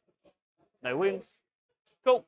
Then we'll move on to the immolator. We'll just shoot everything at that. Yep. I'll put my hunter killer into him as well. Yep. Oh, do you mind if I put my hunter killer into the fire prism with the castigator? Yeah, that's fine. Cool. Of course. Yeah, yeah. It's not blast, so 3s and 3s. 1 wound. AP3. Get no cover there, or this corner. No. Don't think so, but it's just close. So I can't miracle dice the damage for this because he's already used 1. Okay. No, goes through. 3 damage. Down to 9. Cool. Then the immolator will shoot it with everything. Yeah. Heavy bolter. All hit 'cause I'm wounded, so I'm +1 to hit, -1 to hit. 1 wound, AP1. 2 damage. He'll do his hunter killer as well, obviously. Multi-melter. Missed. And hunter killer. Hits. Wounds. Goes through. How many wounds he got left? So he took 3 from the hunter killer. He took 2 from heavy bolter. So he's taken 5. He's got 7 wounds left. 7 wounds left. So I can't kill you, so I may as well roll it. 2 damage. Cool. Then we'll do the unit that got out of the immolator. We'll shoot everything at the fire prism. They get reroll wounds because the immolator they got out of is shot that as well. Okay. The melter gun hits on a 4 because you're in combat. So I'll roll that first. Hits. Wounds on a 3, rerolling. What strength are your melters? Oh, sorry, 4 rerolling. Strength 9. You're right. That's okay. Multi-melter. Missed. Might just hit with it. Yeah, I'll get a hit with it. So the other, that's shot number 2, just to clarify. Yeah, so you missed them. Yeah. Yeah. And then a 3 rerolling, or 4 rerolling, sorry. 1 wound AP4. You just go through. How many wounds you got left? 5. So if I roll a 3, it's dead. It's dead. They go pop. Nope. Cool. He's the other unit without a lot to shoot at, but that's fine. Wow. All right, and we've still got a couple Cassies left to shoot. Shoot. Immolator, Cassies, Seraphim, Morven and Friends. I won't shoot Morven and Friends at that because you said you want to hide that from them, so that's fine. I think the Spectres I can probably shoot anyway, but... Yes. Cool. So Morven and Friends will shoot the Spectres. It's should all be in range. Morven's spear sticks out to like here anyway, so and she's got like 36 range. Yeah. So they're -1 to hit, aren't they? So multi-melters on 4s now, re-rolling everything because Morven's leading them. 2s to wound, re-rolling everything. So that's 2 at AP4. 5 ups. Yep. Oh, has the Exile got 2 wounds? for them. there's No, no okay, Exarch so in I'm this. not bothered about what order I do it in. You don't. The grenades. You have to pay for the Exarch with these for some reason. It's all good. 2s again, strength 9. 3 at AP2. Does not ignore cover, so. 2 more die. Well, what's the damage? Oh, no, never mind. It's D3 each We've or got something, one or each 2 or anyway. D3. Can't remember. Stupid question. Morven Special Bolter gets 4 hits. On 2s, it's strength 6. 4 AP1. -1 to hit. Oh, that's a Yeah, wound. that was a wound. Yeah, sorry. don't worry, I did account for the -1 to hit. It's No all problem. good. How many? Sorry. 4. AP1. 4 ups. Yep. Cool. They're dead. They're dead. Neat. Excellent.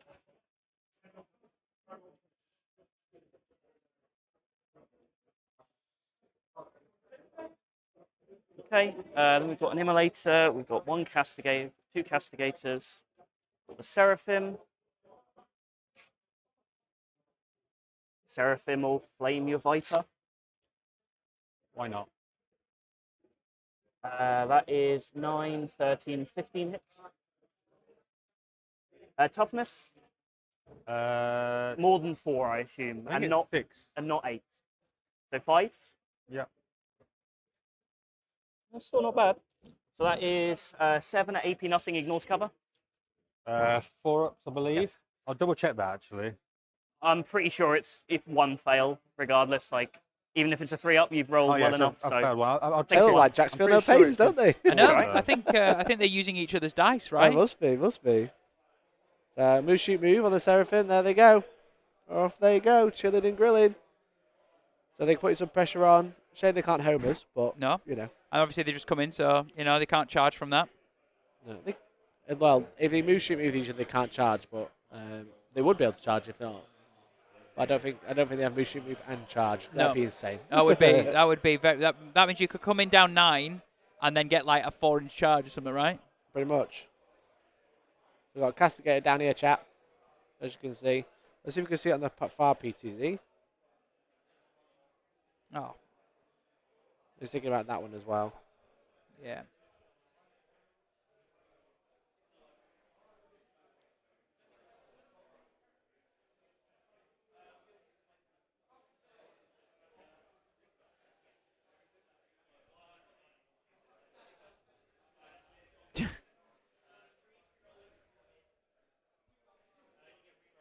What's up?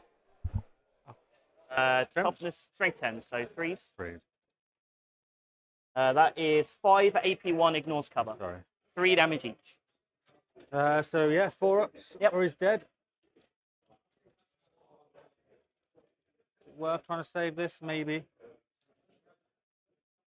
Takes 3. Got 2 down to left. 2. Nah. I've got loads of guns left still to do as well. Exactly. Oh, does it explode? It does. It does. It does. How much mortals is it? I assume just 1. one. Cool. So 1 on there, 1 on Honestly, there. that kind of just gives all of my units +1 to hit, so that's fine by me. Awesome. Fortunately, he's not on 1 wound, otherwise I would be a Yeah. little sad about it. But kills a hawk as well, which might ruin your line. I'll put it on the Exarch. Cool, makes sense. I was going to say, Wherever he is. He's the one in there. yeah, cool. So he's dead. Neat.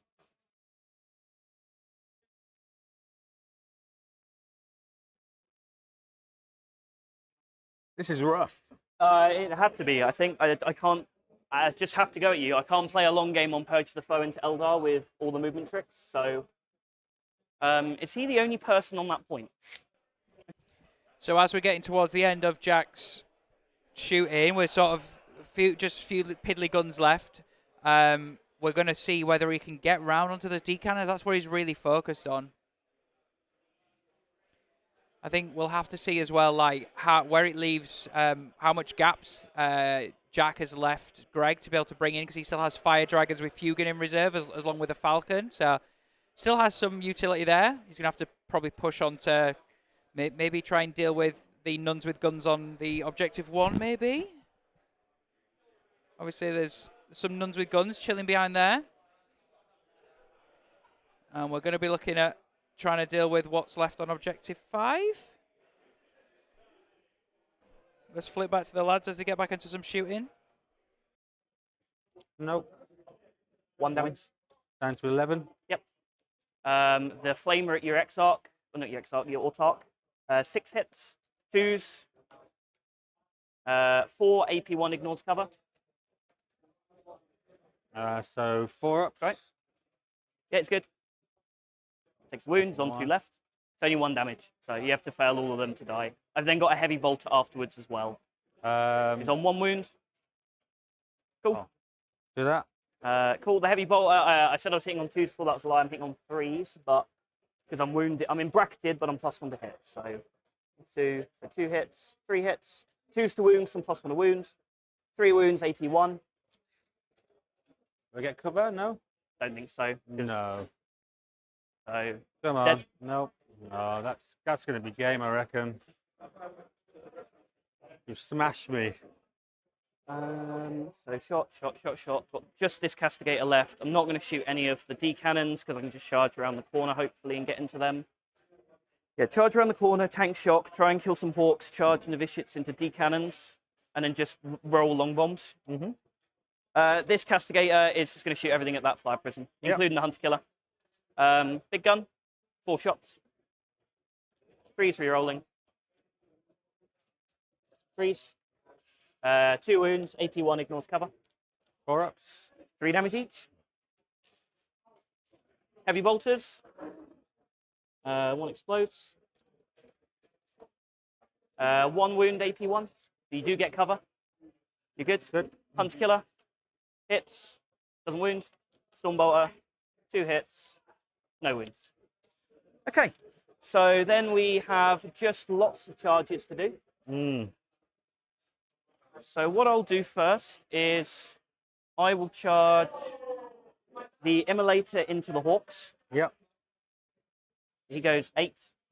I don't think he can base them no matter what I do because this dude's going to be in the way no matter what. Okay, Do you agree? Yeah, I guess so. So he just does that to start. Just trying to get to the objective, yeah. I don't need to take it off you because you're going to get no primary anyway. But he's going to spend a CP to tank shot. So spend a CP to tank shot just to clear some hawks out of the way. That is my CP for the turn gone. He did pass his battle shock earlier. So 8 dice. That is 4 mortal wounds on the hawks. Jesus. It's an extremely good play there. Yeah. So the Exarch only took a wound to hold the line. Yep. There's only one guy, they're all on 1 wound. And then taken four mortals, meaning the 4 models dead, so now the line's open, so now the Novitiates can charge the Palatine. Yeah. And the Palatine's the one that has super choppy sword, right? Super chop, yeah. Yeah. Oh no, it's the other new Novitiate squad. Well, so Oh no, they are. there they go. They're through. charging in there, yeah. Okay. Yep. I think the charge the last swooping hawk, I think. Yeah. So then they can pile in. Yeah, and that Autarch is going to have way too much to deal with to chop through as well. Like, yeah, it's looking quite oppressive, right? So. A little bit. So yeah, we're just charging those through, and then he's got the other novitiate squad just to tag. Yeah. So now they're all the D cannons are probably going to be tagged, or at least 2 of the D cannons are probably going to be tagged now. Yeah. So yeah, tank shock, very good play there. Yeah. Very good play.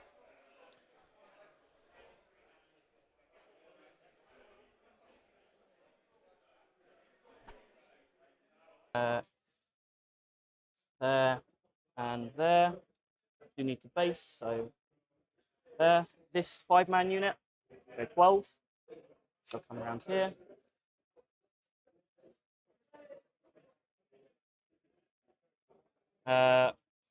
Bay, who have base can have base, and I'll leave a little corner for my tank to just tuck into, charge them as well. 8. Do that, get within an inch. Then we've got this unit that's got reroll charges. We'll just try and charge just this D cannon. They go 6. It's enough.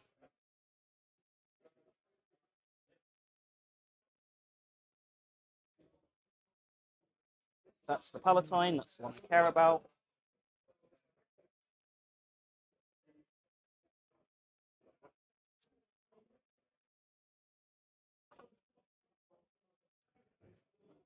The Repentia will try and charge your Fire Prism. Got absolutely no idea what I need to roll. That will do it. Neat. Damn. You know when things go bad and it's just like, yeah, no, Yeah. it couldn't get any worse. Couldn't get any worse. I'll put my models back in the box, shall I? Oh dear.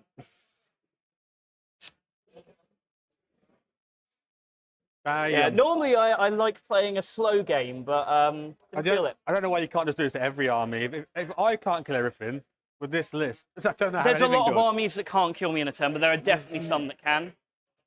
What does? I have interest. For what it's worth, I think the issue you had was I'd have just ignored the Arcos for a turn. They're so durable, you could have picked up like 5 other units for the amount of shots you put into them, is my take on it. But yeah, I've only played sisters once before. well, exactly. Most people haven't played them. That's what tends to catch people out. Yeah. I'll roll that unit down there first. I'm not going to spend the dice to do mortals, so I've only got 1 dice. So I have to spend 1 dice to get the mortals. So the Palatine hitting on 2s, rerolling 1s. This that's into what, one. sorry? That's into the Hawks. Yeah. Reroll 1s for being in the Vitiates. It's 3 lethals, 3 wounds at AP2. Okay, we kill the Hawk. And if you don't mind just shoving them 4 towards the cannons, that would be grand. Let me get both, but you That's get fine. that one. That's fine. I'll tell you what I can get. The other squad that's going into the D cannon, that is the Smashy Palatine, so she will spend the CP to do mortals. Yeah. 2s rerolling 1s, 1 lethal. So 1 lethal, she's strength 5, toughness. 5. I think there's 6, aren't there? There's 6, 5 wounds. Yes, I think you're right. 3 wounds then. AP 2, damage 3, and 3 mortal wounds on top of that. 3 more wounds on top. Yeah. So 6s. Dead. Already 3 dead. damage. Yeah. They block. Don't know if they do. Neither do I. No. Cool. And then they'll just consolidate onto the point, because why not? They are OC2, so I may as well. Tag that as well. Oh no, that's only one left in there. Oh, the banner. There we are. Cool. Pentia. Yep. 1, 2, 3, 4, 5, 6, 7, 8, 9. Rerolling everything because they've charged. 4s.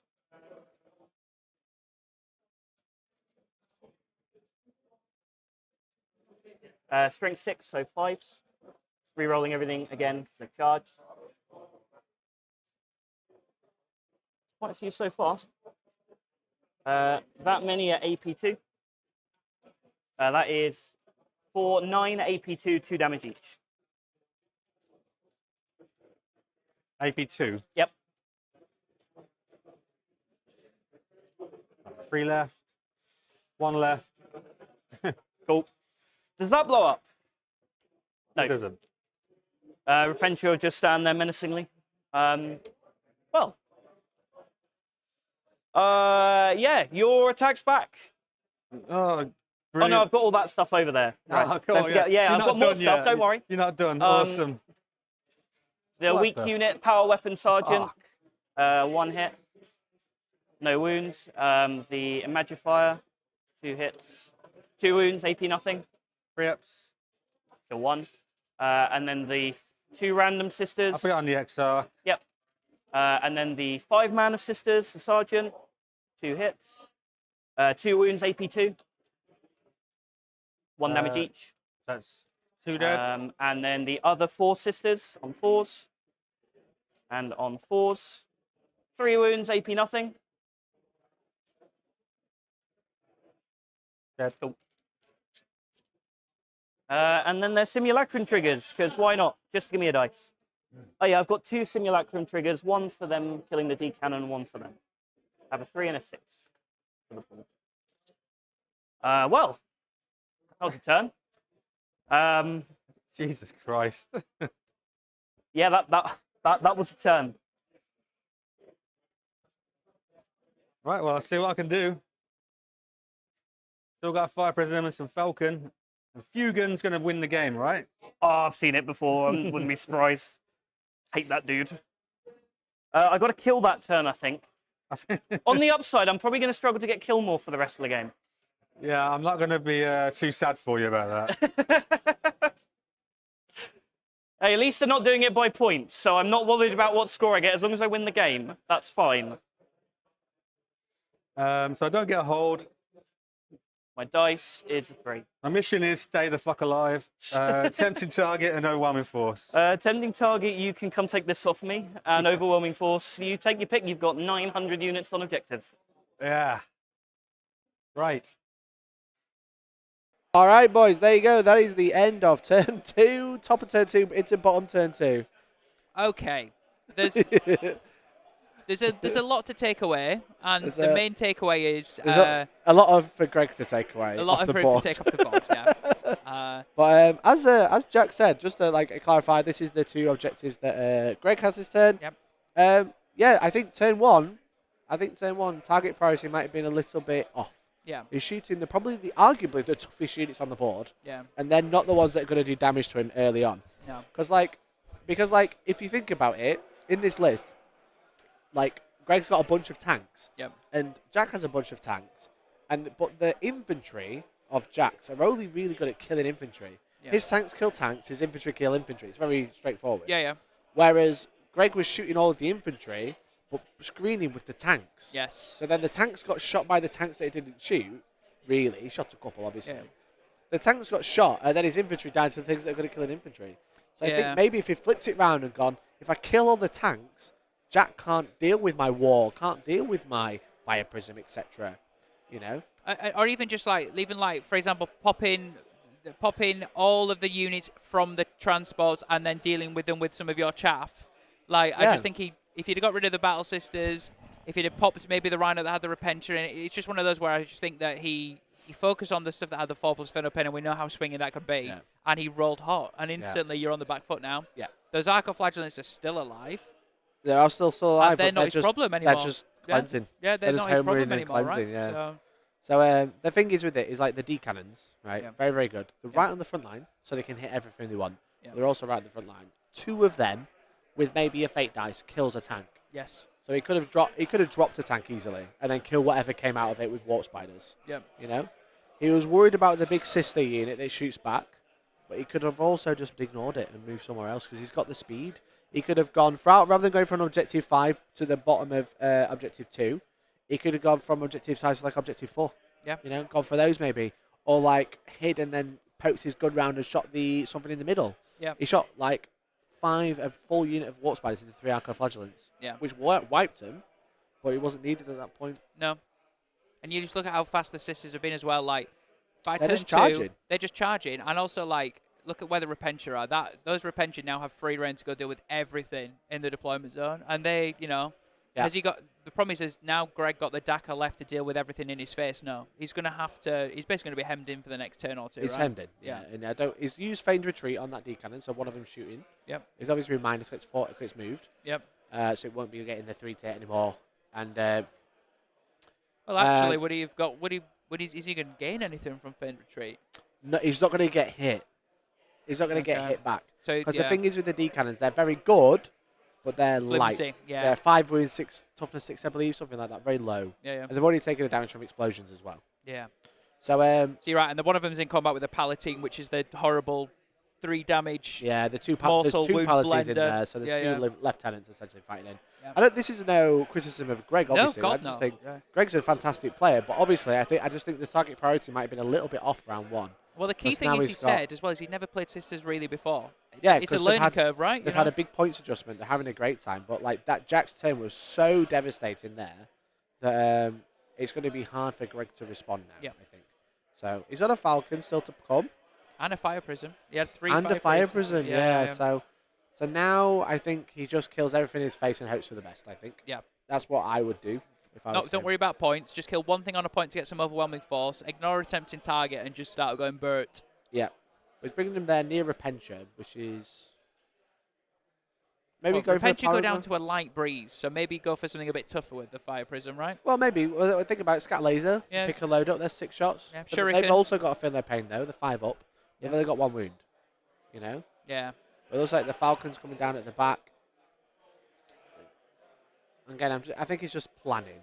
Yeah. He's just planning. I don't think he's actually deployed anything just yet. Yeah, because he's not really. I don't think he's fully moved everything yet. He's just working He's working out where he would like to go in a bit. Yeah. Now in a bit, as we say in Yorkshire land. So yeah, like it's just Jack is just such a dominant position. He's got a Rhino, an Immolator in his deployment zone. You know what I mean? Yeah. It's just like he's got Repentia, he's got Seraphim, he's got the War Suits backing up. He's got the Castigators like on every flank. You know, on every flank wherever he lands, and a Castigator can see it. There's no hiding from them. He's got one in the bottom right, one in the top left, and one in the middle. You just see everything. Yeah. You know. And what There's Eldar want 3 to kill do? boxes. He's got a Castigator waiting. Yeah, it's lots of stuff like what Eldar have lost some of their good utility pieces, like your warp spiders that have the speed and they have the damage output, the Overwatch threat and stuff like that. They're already gone. Yeah. So it just feels like his infantry killing ability is decreased a lot. The swooping hawks are dead. You know. So basically, what he's got left is His mission players and his tech pieces are already gone. Yeah. He's got raw firepower left. Yeah. So, But they're good. There's lots of quality of shots. Don't get me wrong. Yeah, Fugan, here's Fugan and some fire dragons. And am I right in thinking Fugan still gets 1 or 2+ when he dies? Yeah. Yeah, exactly. So you Fugan's still got not- that. He's and a tough cookie, right? He's horrible in combat. He's got Melter 6. Melter 6, baby. But what's he shooting there? Is he shooting sisters? An Immolator with 1 wound left. Is it? No, it's not got 1 wound. It's taking 1 wound. Oh, take one, yeah, from right. the explosion. Is he shooting? Is he? You don't want to he- waste it on Is he officiates, do shooting you? Novitiates? Not like. They're like T3, like They are in his deployment zone. He does need to deal with them, and he doesn't have much else that can kind of deal with them. But fire dragons shooting novitiates is probably not what I would like to do with them. You know, he might. He's feeling his hand's been forced. yeah, for sure. Again, I'm not criticising No. Greg here. I'm just saying. His Wayleaper's got some shuriken on as well on the bike and stuff like that. So maybe try and just get rid of as much as he can. Yeah. So I think we go to find out because Greg's just said he's dropped his whole army. Noble John, thank you, commentators. I'm new to the tabletop rules. I'm just having info during the game being played. Is wonderful. Thank you so much for tuning in over on Twitch. I've not streamed on Twitch in so long, and it's nice to be back. You know, It's nice to like merge the communities together, YouTube Yeah. and Twitch together, holding hands. Yeah, you know? exactly. So expect going forward more events like this or stream to both. Yeah. But I do stream on YouTube Monday, Wednesday, Friday every single week. So if you want to come hang out there, that'd be cool as well. But if you are watching on Twitch, I appreciate you all. Thank you. We know for certain that we're going to be streaming in a month and a bit at our own event, don't we? At Sanctuary in Potentially, yeah, we might be. We might be, yeah. But we will be streaming battle reports every other Friday, which is cool. Got lots of game streams planned. So here's a shoot your face from Greg. Here we go.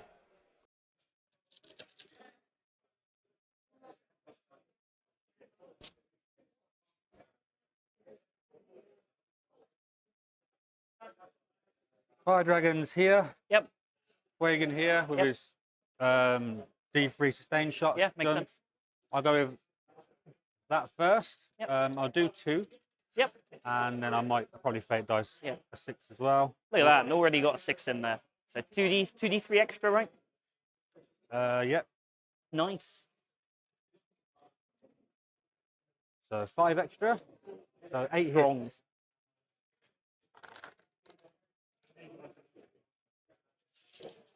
Cool. 2s. Yep. AP and damage. AP 3, 2 damage. So I'll take it on the sergeant on the train. So it'll be 5 up, 5 up, dead. And then I've got 4 6-ups, 2 6-ups. So it kills the unit, but the character's fine. Okay. Kills them.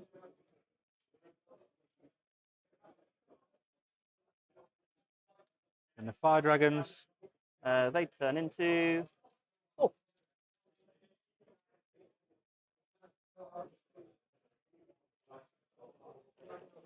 Fox. How many? 2. 6-ups, 1. God's sake. Vulcan can still see that way. Repentia are a problem too. It's all a problem. Sisters are like that. Every unit of mine is good into Eldar. Literally every single one of them. So I do.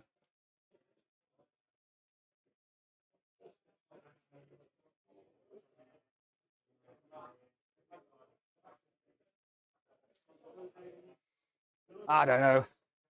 I'll do this thing first. I'll do its blast shots here. Yeah, sounds good. There's 10 in there, so 8.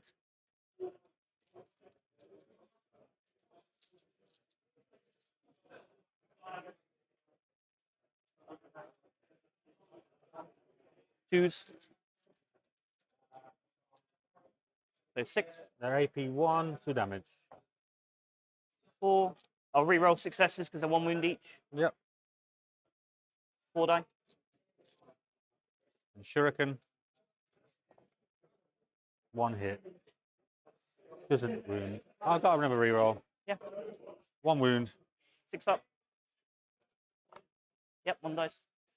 Rangers will shoot now. Yep.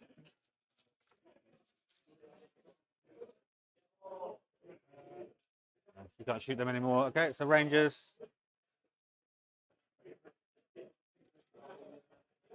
D3. 4. 4. 2. Damage. 2.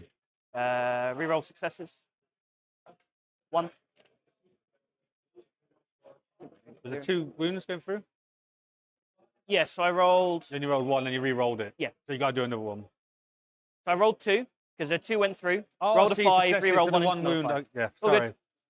They're not. I keep thinking they're 2 wounds, but they're not. No, are they're they? only 1.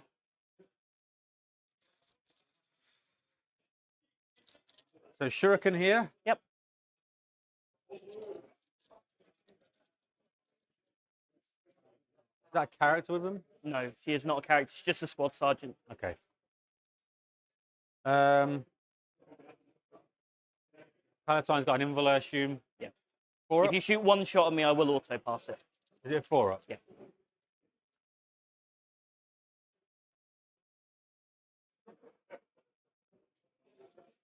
Then I will shoot Shuriken there. Bright Lance here. Yep.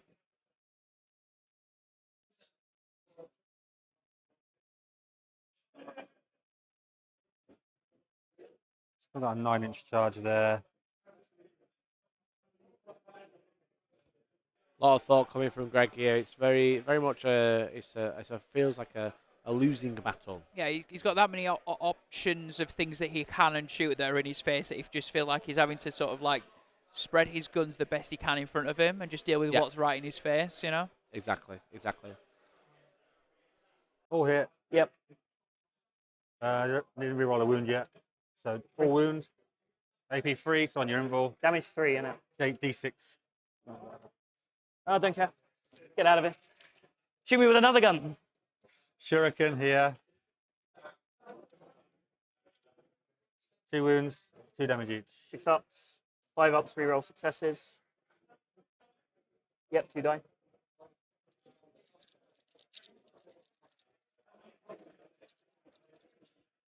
Just these left.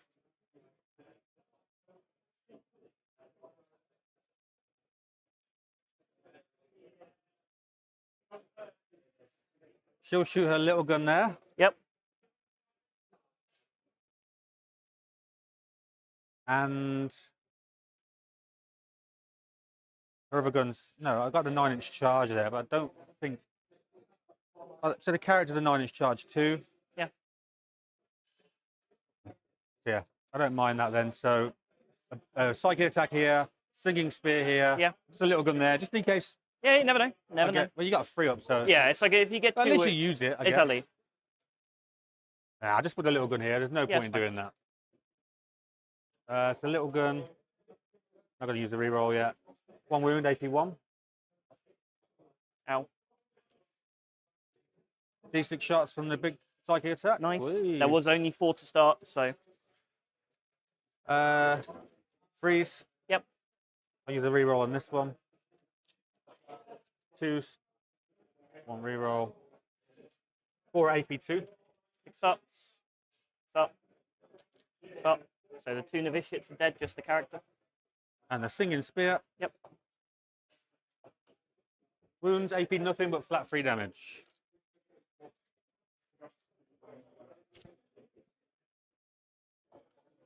Good.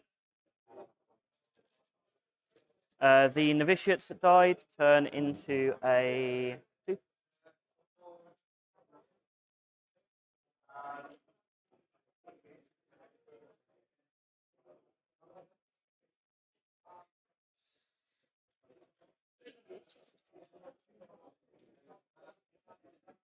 This one will shoot at her. Yep. His little guns will go to him. Yep.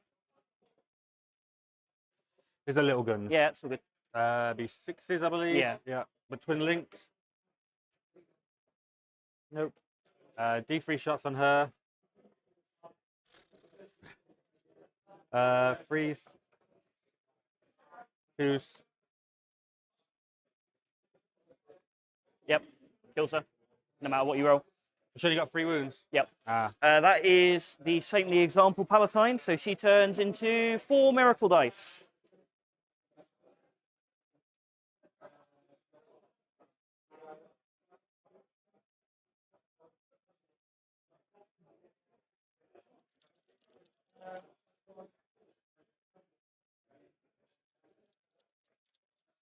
This one will shoot here. Yep.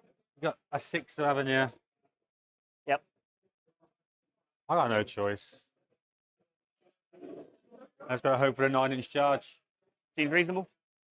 D3 shots for 2. Guided, thank God. Yes. There we are, 2 hits. I need this to be the dev. Go on. 1 dev. Reroll. 1 dev. Ah. And that was on the tank, yeah? How's toughness of that? Toughness? 10. So yeah, dev, just go straight through. If I roll a 6, it dies.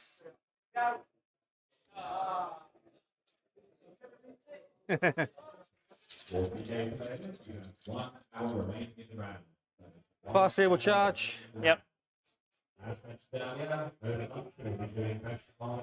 9-inch charge for Fugan, the hero. Yep, at this point I'll overwatch with the immolator, but Okay. may as well use my CP for something. Big horrible flamer. 9 shots. 9, 2s to wound. 9 wounds. AP1 ignores cover. 4 ups. Yep. Kill 2. Cool. Kill 3. I'll Or kill the XR, yeah, can that's kill 1. Heavy bolter gets 2 hits with 1 sustained. Wounds on 2s now because I'm below half, so I'll roll 1 and I'll put a 2 in for the other, so 2 saves AP1. Will I get cover? Yeah, you'll get cover. These 2 will get Yeah, cover, you right? get cover. So 4 up, no, 3 ups on 3 those ups. 2. Kills 1. Yeah, kills 1 more. I'll take it. 9 inches, raw. Oh, there's a Mr. 6. Box. He's dropped it. He's dropped it.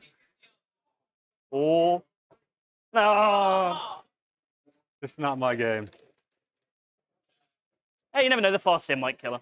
I think it's pretty crap in combat, to be fair. I've got 3 wounds, man. You don't have to be that good in combat to kill me. I think she's that bad in combat. Actually, it's a good point. Aren't they like 2 attacks or something? Yeah. They are damage 3, though, I think. Yeah. 2 attacks. Yep. All right, so we're just seeing the combat now.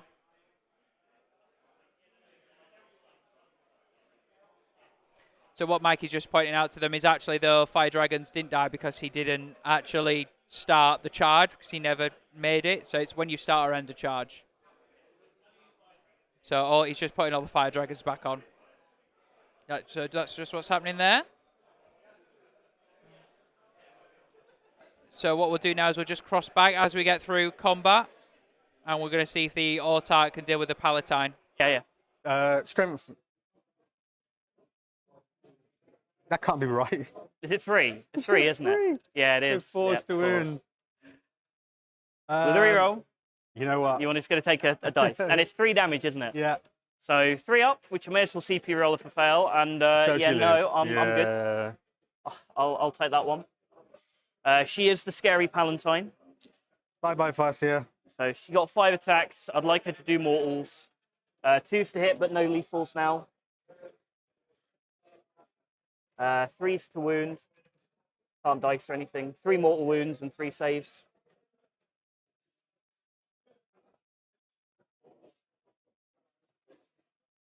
Takes 3 mortal wounds. That's it. Cool. Yep. All right. You did get a kill. I'm not going to add it up, but I think I got kill more that battle round. Did I? No, so I think I've got kill more. Oh, you got killed more. Yeah, I was going to say. Overwhelming force. I got nothing. Oh, no. You did. You killed the novitiates. So you got overwhelming force, and what was your other card? Tempting target, wasn't it? And I see you come Which get that I'll be one. discarding. Yep. And I do get a CP for it now, because I don't have a Yep, way you leap do. anymore. Silver Overwhelming, linings. you got 3 points. Turn 3, I hold more. And then we're just going to try and kill all the units, I guess. Battle shock. Fails. Not going to move it anyway. Doesn't do anything else. Battle shock. The score is shot. All right, there you go. That was... Oh, just chucked a can over, I think. Oh. No, I haven't. It's fine. It's fine. Hello. Sorry, I literally, just as I said hello, I knocked a load of cups over, but they're all empty, so that's okay. So professional. Very professional. Sorry about that. So, yeah, well, thank you, chat. Thank you, Pretty Odd, for the Overwatch spot. We're just going to catch up with the score over on that table to find out who's CP, who's got points. But, yeah, you can only make an Overwatch. Wow. That's a jump. That is a bit of a jump, yeah. You can only make a Overwatch if they make the charge. If you fail the charge, you can't Overwatch. It's a good point. And because last edition, if you declared a charge, you Overwatched. Then they rolled the charge. But now, it's only when you start or end a charge move. And if you fail a charge, you don't start or end a charge. So there you go. Hi, Nick. How are you?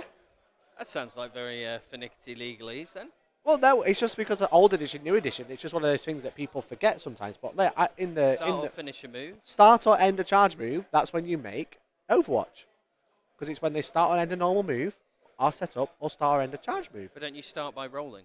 No, you can't start a charge. You don't make a move if you fail the charge. You stand still.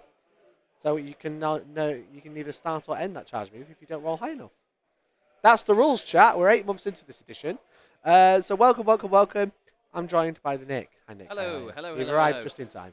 Indeed. Well, I thought, considering it's now just over 2 hours, we've got 55 minutes left of this round. Of course. I thought I'd come and bring an update because on table 1, they've just got to Kyle's turn 2. Oh, really? Just now. Shall we see if we get an angle? That's what I'm doing now, so I'm playing with over your head. Ready? You can't really get table 1. I'll try, though. We'll do that. There it is. There it is. Yeah, As you know. Kyle in the Hello, background. everyone. Hello. Right, zoom past us. You can see Kyle and Josh playing there just behind Taylor Swift. Yeah. It's Taylor Swift versus Kyle. It's me. Like, he's not allowed anymore. She's the problem. It's me. We'll do this. Josh, stop moving. Yeah. It's Taylor versus Kyle. Okay. Yeah, basically. Taylor that's versus it. Kyle. Taylor versus Kyle. How's that game going? Josh is currently winning 18-0. Taylor's currently winning, not Josh. Taylor. Yeah, Taylor sorry. Swift. Taylor Swift is winning. She's a really good Necron player, it seems. Sounds like it. Maybe you should write some new rules for them. She's taken 18 Wraiths in her list. Okay. Basically, turn 1, Kyle. Josh basically moved most of his Wraiths forward. Okay. They're the ones with the Technomancers next to them. You know, the Sure. ones that do techno. Feel no pain on there, that's why. Yeah, I know. And revives them. But it's just the name. I imagine them doing techno when they go across They the do do battlefield. techno, yeah. But yeah, Kyle killed, I think, 3 of them, but 2 came back. So pretty much he only lost 1 Wraith in turn 1. Excellent. Josh. Love that. Love that. So Josh's turn 2, he punished him for it. He basically killed a ghost kill, killed a Riptide, and is pretty much in the Tal's deployment. Well, there you go. So it's not looking good. Also, apparently Kyle pulled really rubbish secondaries. That's why he's got 0 as well. No shit, primaries. Then on table 2. Table 2, Mike Brant, the saviour of 40k. Yeah, as Mike you can Brant. see. We're just going into Mike's turn 2. Okay. Pretty much it was even. At end of turn 1, they'd each killed a single Custodes. Just one each. They were proper mirroring. But now it's 26-27 in Mike's favour. Okay. Brant has 26. Though Brant has actually done a lot more damage to Mike. He's killed his assassin. I think he's up to 10 Custodes dead, but we'll see what goes on after that. It's currently Mike's turn. It's about time for Mike to retaliate. Yeah, maybe. Who's got bottom of turn? I presume Mike. Yeah, so it's Mike's turn 2 now. Okay, cool. So turn Brant 2. had turn 2.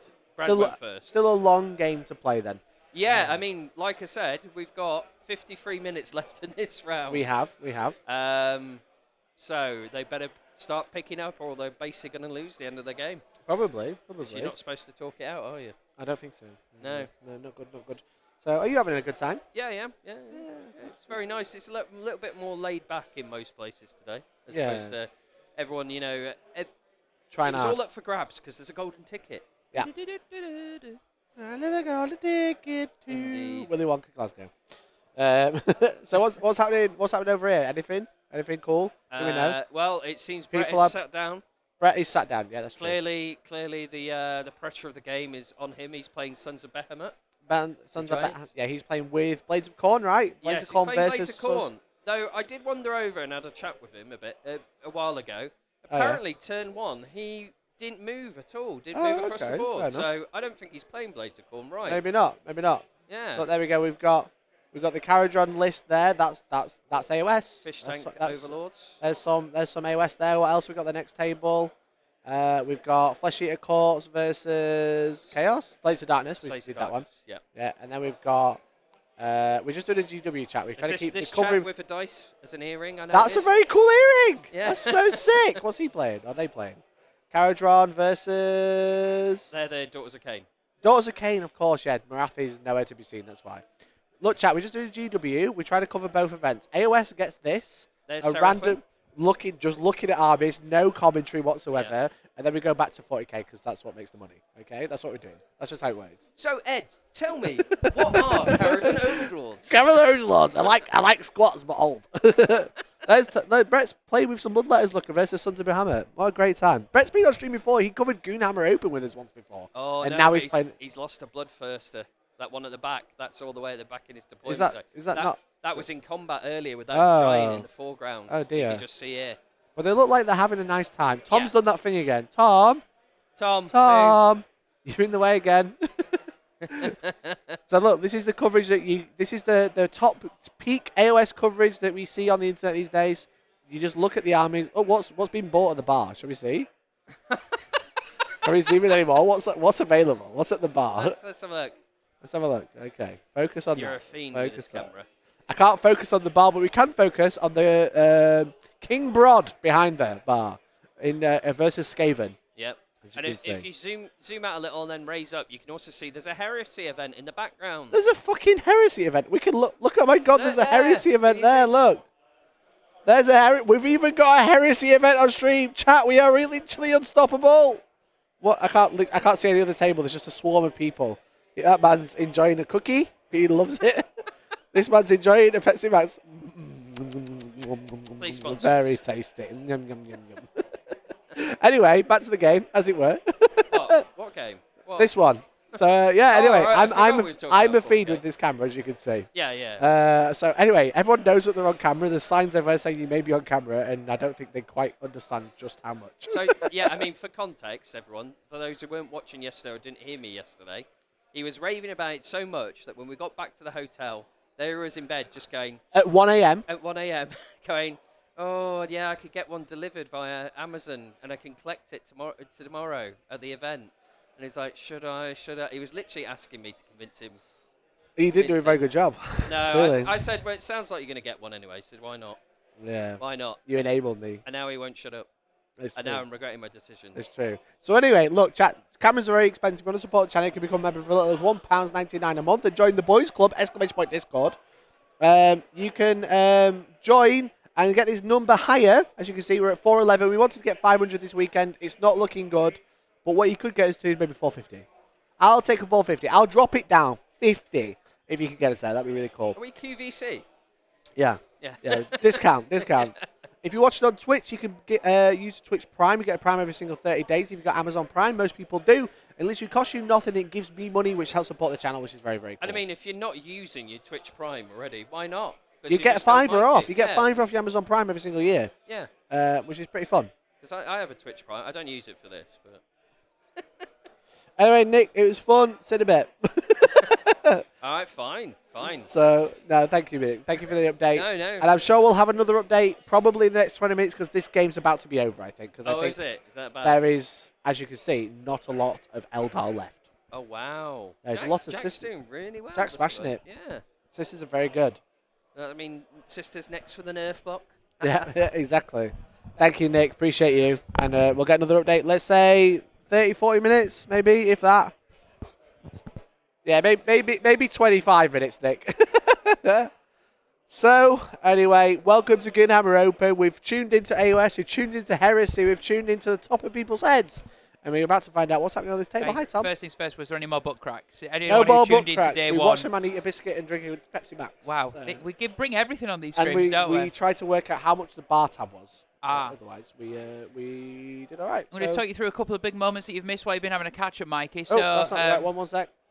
Bam. I want to go to Objective 5, and then where the Rangers are. You'll see the Sephirim have moved in. They flew over. Oh, they yeah. hand flavors some fire dragons. The fire dragons, there's sort of a wound on the XR, on the Exarch's gone. Yep. There's 1 or 2 fire dragons gone. Fugan's still in there. You'll see a massive hole on the right, a Castigator, which is the Predator version of the Sisters tank, yeah? Literally, rolled 5 shots, so with +3 it was 8 shots. Hit with 7. 7 went through. And Greg just fell all his saves, and that Fire Prism just gone. YOLO. 3 damage each, perfect profile, gone. Yeah. So Fire Prism's gone. Feeling a bit overwhelming at the moment for Greg, as you can see. He's lost another. Because Jack's shooting phase right now, right? Yeah, Jack's shooting phase, and we can also see that another one of the D cannons has gone as well, and that was just from shooting in general as well. So. Oh shit. Well, yeah, it's a real uphill battle at the moment. So we can cross back to the lads now and see what they're rolling up. All right. So yeah, basically Jack's fucking. Oh yeah. It's going to be over Fox. by the end of this turn. That's it. Jack Fox Tight. That's his name now. It's it. Yeah. Oh yeah, baby. Oh baby. Yeah. So I'm on 2 CP. Defense will charge them. They will charge them. They're in. If you don't mind just shoving the Seraphim into the Rangers. Into the Rangers, yeah? All the fire dragons are dead, right? It's just Fugan now. That's correct. Sorry, I didn't remove That's them, did I? It's all good. Not a problem. The 1 wound immolator will charge your D cannon on a 4. And because I have no, he's battle shock anyway. He can't. There's only 4 of those? Yeah, it's only 4. It's all good. You killed 1. 1 died to the explosion of the Viper. What's charge what then? Sorry, this is charging. So he's charged into that. Rolled a 4. He's in. Yeah. That into that. Don't know what I need to roll. Like a 4 or 5, maybe. I'll charge the fast here as well because Sure. why not? Not that. I don't think that'll be in. I don't think I'm within 6. Could CP tank shot. The CP reroll. What do I actually need to charge? What is the charge to the D cannon? Nothing, Jack. I've got no army. What are you doing? Just doing stuff, all right? Stop overthinking this. I'm going to CP it. I'm going to CP it. All right, so I'm in. Push me into the Farseer and the D cannon. Okay. Roll a 9. Yeah. You're going to do both, yeah? Yeah, he's going into both. And I'm going to tank shock the Farseer. Okay, yeah. 1 mortal wound. Yeah, she's going to kill the Palatine. Watch. Yeah, it was worth a go because I was hoping then the Palatine could charge into the D cannon. Cool. Okay. That's going to be it for charges. So I fight. Well, you fight over it first, and I'll fight there first. Angry tank into your Farseer on 4s to hit. Okay. Roll 2. 2's to wound because I'm below half strength. 1 wound on your invuln.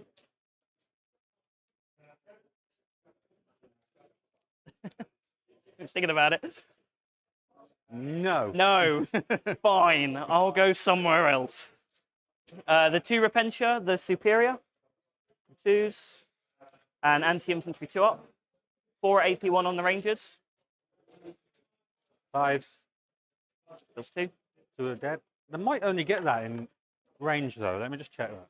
It's all right. I think that's an old rule. I'm getting confused with. They're probably 4 up armor or something anyway.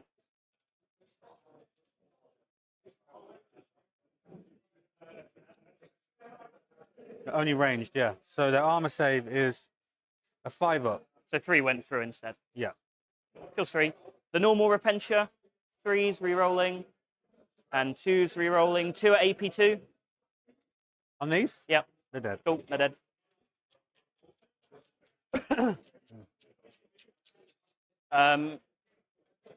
Immolator into your D cannon. Missed. Cool. Your attacks back with the Farseer. And then the D cannon. Done. 2 hits. It's a good start. 4. Sorry, chat, wrong button. 4.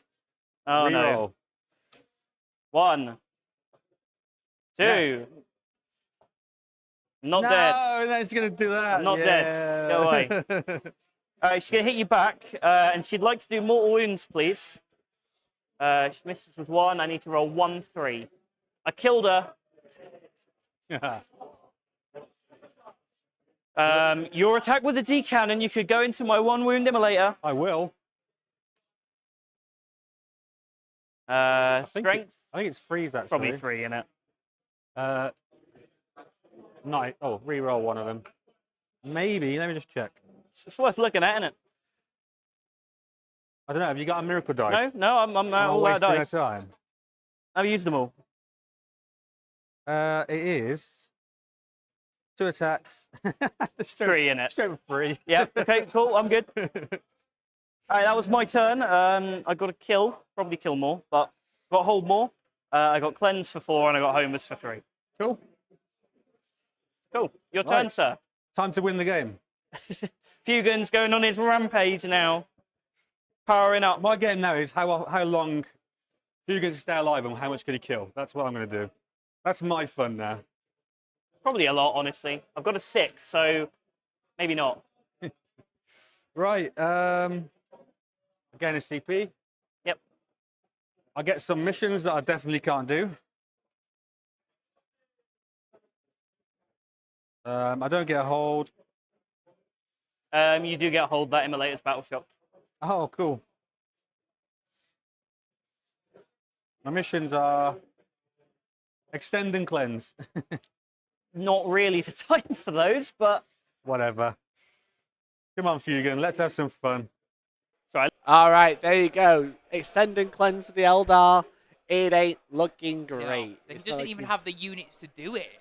No. Doesn't. There's got nothing that can help him do that. Fugan's not going to stand on and cleanse something, is he? He's got D-cannon, he's got Fugan, and he's got a Falcon left.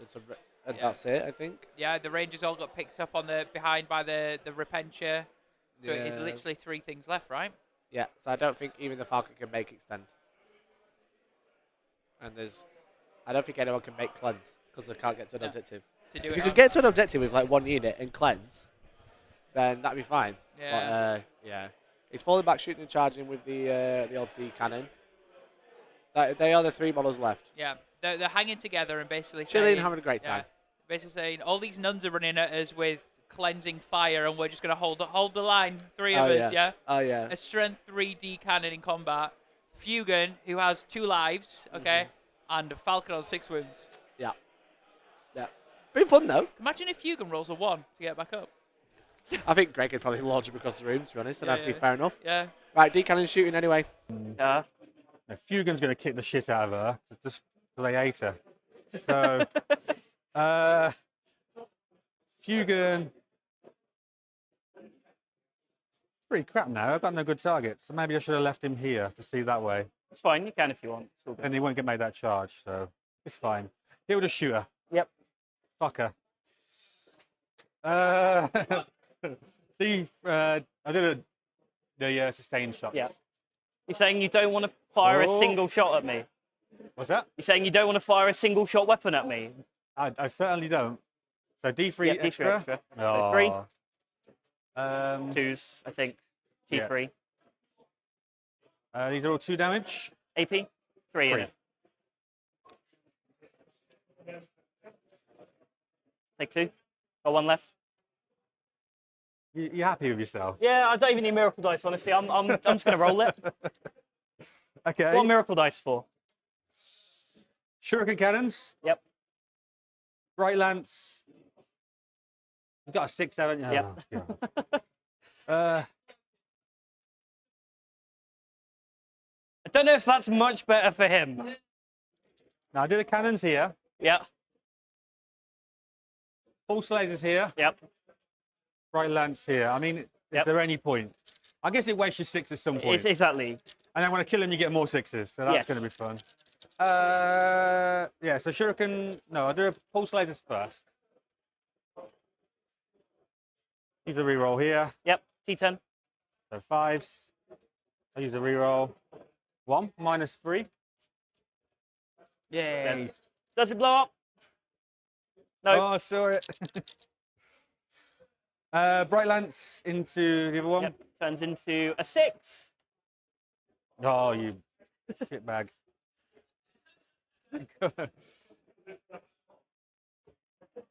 Oh, no. Shuriken to wound.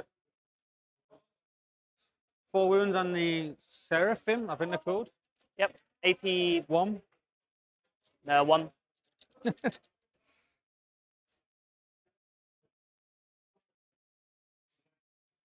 Cannon here. Yep. Big 3. What you want again? What you want to see next? 3s.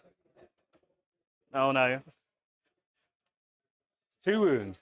I'm just gonna roll a 6. Oh, I'm dead. Double up. Nope. Yay.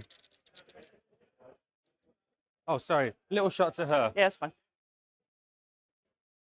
Both hit. 3s re-rolling to Twin Links. 2 at -1. Got Dead. her. Yay.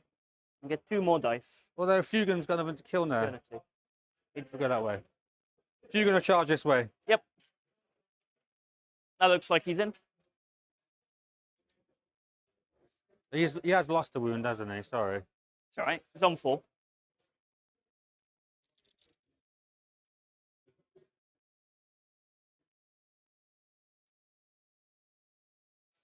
Falcon will charge him too. Yeah. Yeah, looks like he's in.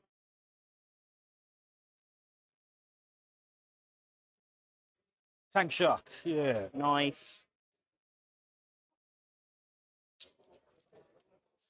Dead it.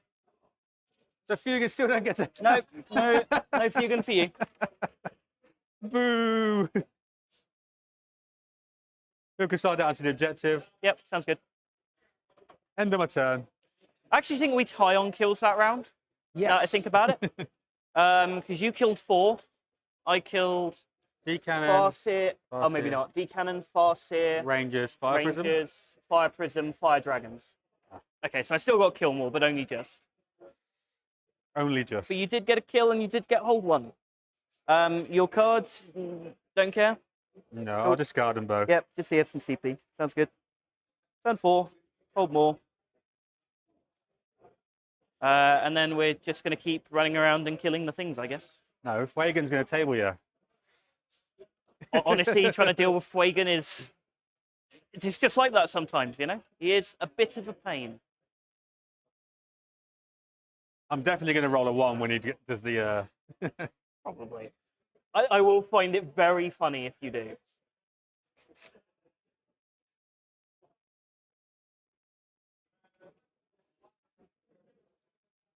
And if I move them, you're going to overwatch me, so I may as well not move.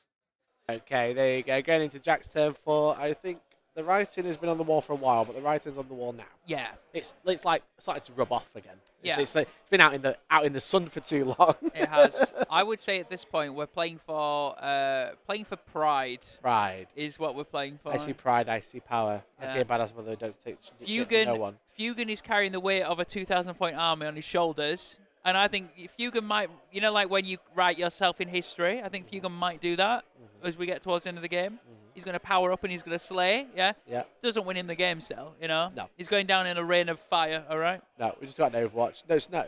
It's just like, the D-Cannon might pick something up, the Falcon might pick something up, Fugan might pick something up, but like... Doesn't change the points, no. He's not holding any objectives and he's not killing much else, you know? Yeah, for sure. Jackie's denying himself kill more by killing too much. Yeah, know? he did. But then also, he's probably just like, well, at least the game's over and done with. So. Yeah, exactly. Into shooting already. We've got some melter action now. Yeah. Into the D-cannon. Yeah, exactly. This camera actually is amazing. Do you have 2 now? I do, yeah. So, again, like, I was talking to Nick on Friday night after I set the first one up. And, I ended up ordering one on Friday night and it came yesterday. So, like, this morning we were, like, frantically setting up a second PTZ. So if you want to see Objective 3, for example, because, you know, the game is pretty much done, so we'll have a fuck about now. If you want to see Objective 3, and I'm like, oh, what's that model under the building? I can just cut to the other one, and now I can see it's Arco Flag, which is very cool. Yeah. So if I want to go to Objective 4, we can do this, and it's like, oh, there's nothing there, and on the other side, there's also nothing. We're also out of focus, but we can see what's going on. Yeah. So it's pretty nice. We've got both angles now. Chat, all I'm saying is Mikey goes above and beyond to make sure he has the best stream. So much so that he upgraded the stream between the days. Yeah. Mid-event. So we're trying to bring out the best action we can. So anyway, We'll let Jack take over because I think we're about to see a table. Well, there's a Fuck's sake. 9 damage. 5s. Not enough. but Oh, he's only by a just. wound. Only just, but not enough. Okay, does he get up? Yep. Does he get up? No. Oh. He does. There we are. Yay! Oh yeah, I have un command point. And then I don't know what the Paragons need to roll to charge him, but the Paragons are going to try and charge him. Not that. Not that. Probably not that either. No. The Repentia are going to charge him. You know, No. watch me. I can't. All the Overwatches. Yeah. Tell me if I'm within 7. You are? Cool. In I go. Normal Repentia. You're rolling everything. 1 hit. 1 wound, AP2. 4 up. Nails it. Superior. 4 wounds, AP1. 3 ups. 1 damage each. Cool, takes 2. Hit me back.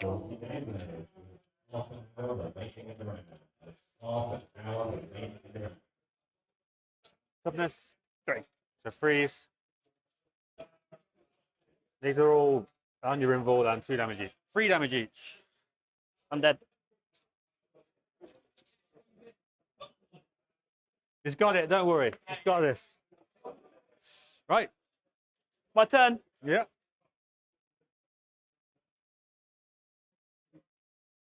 So you get a kill. You get a hold and hold more and a kill. I'll let you keep the score. I don't know where we are anymore. So I just want to get a kill. Can you kill all the battle suits? Hey, you've already got a kill for the turn at least. Yeah, I have actually. If you can get 2 more kills, you'll stop me All right, there we go. We've got Fugan left yes. to kill 2 units this turn. It's Not possible. There's a potential. Not possible. I'm There's a sorry. potential. Why? Go on. Tell me how. Fugan comes out, shoots the Rhino. Okay. Because, you know Fugan, do you know his profile? He's like Melter 6, right? You said? Something like that, yeah. Yeah. Fwagan. Fwagan. Fwagan. He has a ranged weapon. It is D6 plus 6 damage if he wounds with 1 shot. Okay. And then in combat, he has 6 attacks. So he could go for those sisters near objective 2. He could like YOLO, right? YOLO. Oh, he's going for the Paragons. I would have go for the Rhino, shoot it, and then charge the sisters up there and just kill them all there. Yeah, and that's 2 kills. That's worth 4 whole points. I don't think he's bothered rolling the cards. I don't think he cares. It's just Fugan shooting. And I think he got sustained hits for those 6s as well, right? Yeah, so he's shooting. He's got 2 ways. He can shoot D6 plus 6 damage or sustained hits D3. So 8 minus 3, 2 damage. Nice. So anyway, we'll cut over while he does the last attacks.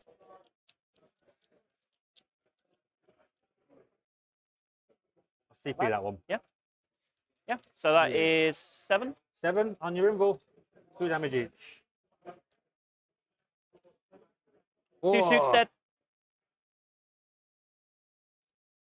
And then a charge. Yep. He's in. Bring it. The T6, aren't they? Yep. It's not going to like this. 2s. 5s. Reroll 1. Oh. 3 damage. You take 3. All right, Vol's going to hit you back now. You don't care. Fine. 2 Fugan. 3 rolling. 2 3 rolling. 6s a dev. 3 saves, 1 dev. 3 damage each. AP2. So 4 ups. That is a total of 12 damage with the dev. It's over. The dream is dead for Fugan. Nope, he's gone. He gets up again, that's 2 up. Yeah, right. Seems reasonable. No, he's dead. Oh dear. Good game, Good game, buddy. sir. That was rough. There you go. What a game that was. What a game. It was. I think, Brutal. I mean, we'll get a final score in a minute when they've finished totting up and stuff, but it's clear clear what the outcome is. There's probably, it's going to be somewhere like 40-90 or something like that, right? Something like that, something like that. Shall we get one of the players jump on? Shall we get Greg? Yeah, let's get Greg. On? Yeah, cool, I'll do that. Yeah, you go and grab Greg and we'll have a little chat. Come and have a seat, Greg. Come join me. Come and have a seat. We'll take your mic. We're just getting his mic off, and we'll have a quick chat to Greg. Come join me and Taylor Swift. We're just demicing them both so we can get them on charge. Thank you so much. Come and have a seat, Greg.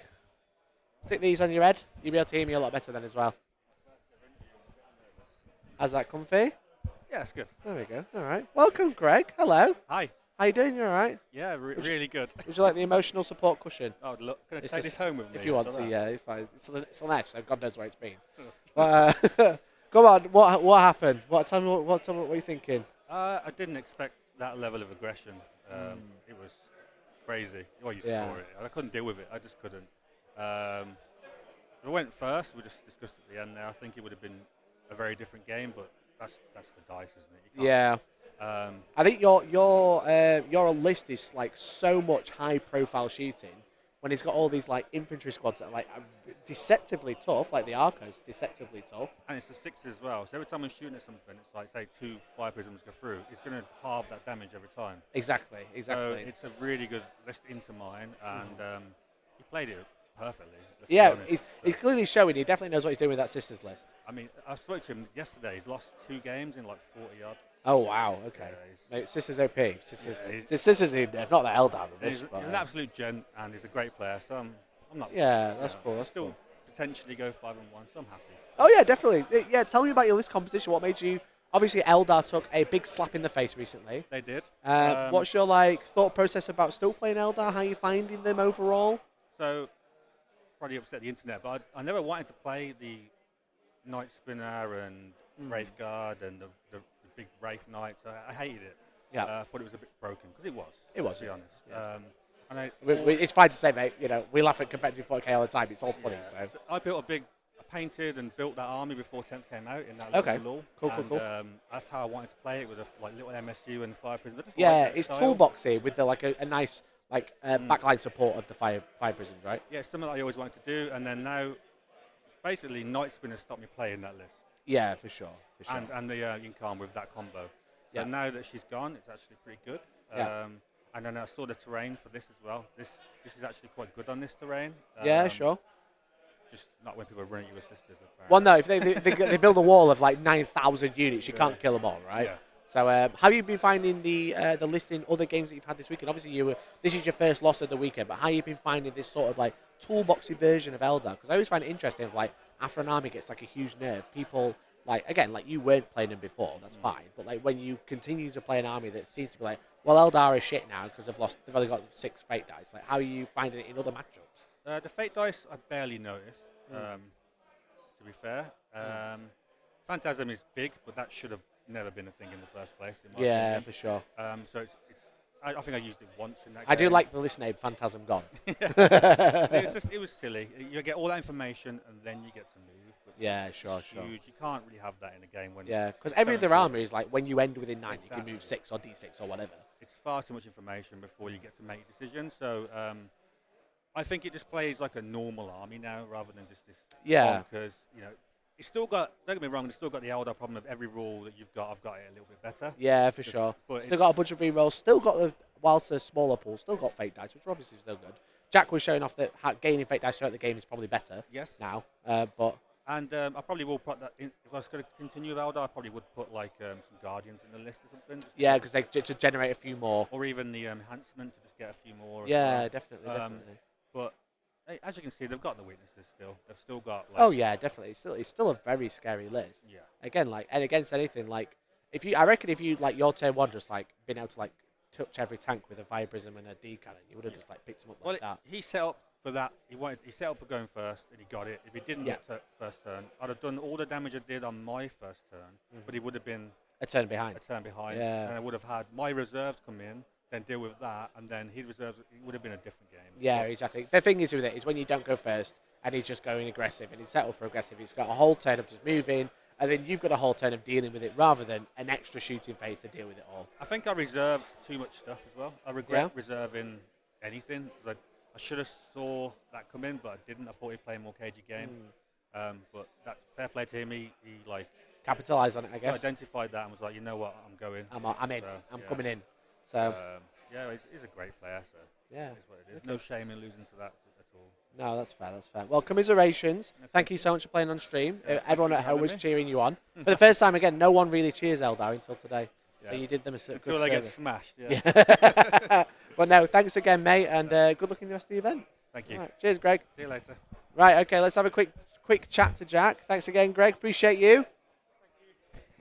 And let's have a chat to Jack Fucks Tight. That's what we call him now. Oh. How's it going, Jack? Hello again. Hello again. Back on the couch. Back here again. We got Taylor Swift this time. You know, keeping it interesting. You know? Got to have good company, right? Warhammer era she's in. Yeah.